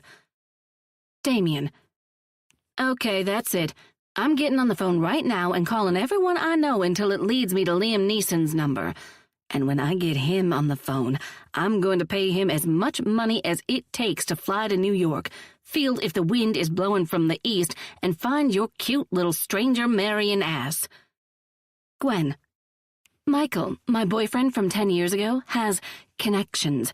I'm waiting for a text back, but we did enough freaky stuff that I know I can blackmail him into using them if I have to. Maybe he and this Liam can team up. Holy hell. I'm an asshole. Me. You guys, I am so sorry. My phone died last night, and it's a very long, crazy story. But all you need to know is that I'm good. Fantastic, even. I love you both so much, and I swear I'm doing really, really good. I hit send and add one more message to the chat. Me. Oh, and Damien, I need to permanently stay on the East Coast. Damien. You're good? You're good? Listen, Missy, I'm going to spank you so hard the next time I see you, and I've already visualized the whole scene happening on the West Coast. So you'd better give me a damned good reason if I'm going to mentally rearrange my vision to accommodate smelly New York. Me. I'm in love with my husband, and he's in love with me, and yeah, I'd kind of like to keep living with him. Damien. Well, hot damn. I guess you're off the hook then, because that's a pretty good reason. Damien. Happy for you, Daisy. Even if you're a little biatch and made me cry. Gwen. Time to settle in, darling. Me. Settle in? For what? Gwen. Happiness. Come dance with me. Warm hands wrap around my waist, and I glance back to see Flynn standing behind me, resting his chin on my shoulder. Everything go okay with Remy? Yeah. He nods. We're good. Is he mad at us? At me? For lying to everyone? I ask just as I lock the screen of my phone and set it on the table. No, babe. Flynn shakes his head. He gets it. But even if he were pissed, it wouldn't fucking matter. You and I are a package deal. A package deal. I like that. I smile and reach out to adjust his tie. Did you tell him about... I question, and Flynn places a gentle hand in my belly. No, but that's only because it's Jude and Sophie's night. He answers and holds out a hand toward me. We'll tell them soon. But for now, how about that dance? I don't hesitate to place my hand in his and let him lead me out onto the crowded dance floor. In a matter of minutes, I'm tucked safely into his arms, and we're swaying around the room to the music. I look around the venue, taking in all the familiar faces that have become some of the most special people in my life. Uncle Brad and Aunt Paula giggle like teenagers as they dance across the room. Lexi cackles as both Wes and Winnie dance with her. Ty steals an amused Aunt Paula from Uncle Brad's arms, and Jude stares down at Sophie like she's the only woman in the whole wide world. Damn, they look so happy. Do you want a wedding like this? Flynn whispers quietly into my ear, and I look away from the happy bride and groom dancing in the center of the ballroom to meet his eyes. Like a wedding do-over? He nods. And replace our glorious memories with Marilyn Monroe? I smile and shake my head just as I stand up on my tippy toes to press a kiss to his lips. Never. Flynn places his hands on my hips and searches my eyes, but I already know what he's silently asking. I love our wedding day memories just as they are. I don't want to change them. I feel the same, but I do have something serious to tell you. Panic seizes my breath. What? I never took back the rental dress and tux, so I'm pretty sure we can expect a charge on our next credit card bill. I stop in the middle of the dance floor. Are you serious? He nods, smiles, and leans forward to press a soft kiss to my lips. At the time, I didn't understand why I wasn't ready to return them. Now I do. Be still, my beating heart. Well, holy hell, I don't think I can be upset about the bill now, I yell with a playful slap of his chest. Flynn Winslow is a secret sentimental softy. Only for you, babe. He winks and places a gentle hand to my stomach. Our baby is in there, I whisper, and emotion builds in my throat, urging tears to prick my eyes. Never in a million years would I have guessed Flynn would be the father of my child. But now that our tiny baby is growing inside my belly, I've never felt more blessed in my life. Flynn bends over to place his lips to my belly, a soft, discreet press of his lips over my bridesmaid dress, before standing back up to pull me into a tight hug. When do you think we should tell everyone? I ask, when I see that his mom and Winnie and his brothers and Uncle Brad and Aunt Paula have now made a circle around Jude and Sophie on the dance floor. Let's handle it like our wedding. I tilt my head to the side. What do you mean? My family is fucking crazy. We'll tell them after the baby is born. Laughter bursts from my lungs. Pretty sure they're going to know before the baby is born. You know, with the whole, this belly of mine is going to get much bigger thing. Probably, like, scary bigger. I can't fucking wait. He rubs my belly again, and we both look toward the center of the dance floor to find a giggling Sophie sitting in a chair and Jude striding up toward her with a big, sexy smile on his face. Sophie's sisters and a few of the other bridesmaids start to throw $1 bills toward the happy bride and groom, and Flynn smirks down at me. Just think, babe. All these crazy motherfuckers are your family now. I smile up at him. They sure are. Talk about a dream come true. 2 months later. Flynn. I feel nervous. Daisy flashes a shaky smile in my direction, and I reach out to take her hand in mine. There's nothing to be nervous about, babe. I know. Her free hand fidgets with the paper on the exam table. It's just that, I don't know. I hope everything is okay with the baby. It will be, Days. She starts to open her mouth again, but when the door to the exam room opens, she quickly snaps it shut and watches as a woman in a white doctor's coat walks inside. Good morning, Daisy. I'm Dr. Summers. How are you feeling today? Do you want the real answer or the fake answer? The doctor grins. The real answer, always. Well, I've been better. Daisy shrugs. Morning sickness has been kicking my ass the past few weeks. She's not joking. Every morning, like clockwork, I wake up to Daisy in the bathroom with her face in the toilet. I can imagine, Daisy. But I will tell you that, generally, once you're well into the second trimester, those symptoms will start to dissipate. I have everything crossed that's the case, Daisy answers and looks over at me. I'm sure my husband feels the same. My morning puking now serves as his alarm clock. Dr. Summers laughs and meets my eyes. And I take it you are that husband? I nod and smile. I'm proud as hell to be Daisy's husband, but that doesn't mean I'm ready to get chatty with everyone now. Well, are you two ready to see your baby today? The doctor asks as she puts 2 latex gloves over her hands. I think so. Daisy flashes a nervous smile in my direction. Of course, we're ready, I reassure, but I glance over my shoulder to the door. But we should have 2 more people who want to be here for the ultrasound. They should be arriving any minute. Daisy looks at me quizzically, but I don't offer any explanation. I always say, the more the merrier, Dr. Summers comments and begins to set up her ultrasound equipment. A baby is something to celebrate. Flynn, who else? Daisy starts to ask, but 3 knocks ringing against the door interrupt her mid-sentence. Slowly, 2 heads peek inside. Did we make it in time, darling? Daisy's jaw nearly hits her chest. Gwen? And Damien, a jovial male voice exclaims as he steps into the room. What? My wife's smile is infectious, and she glances between Gwen, Damien, and me. Did you do this? I shrug. I might have had a part in it. Had a part in it? Gwen teases.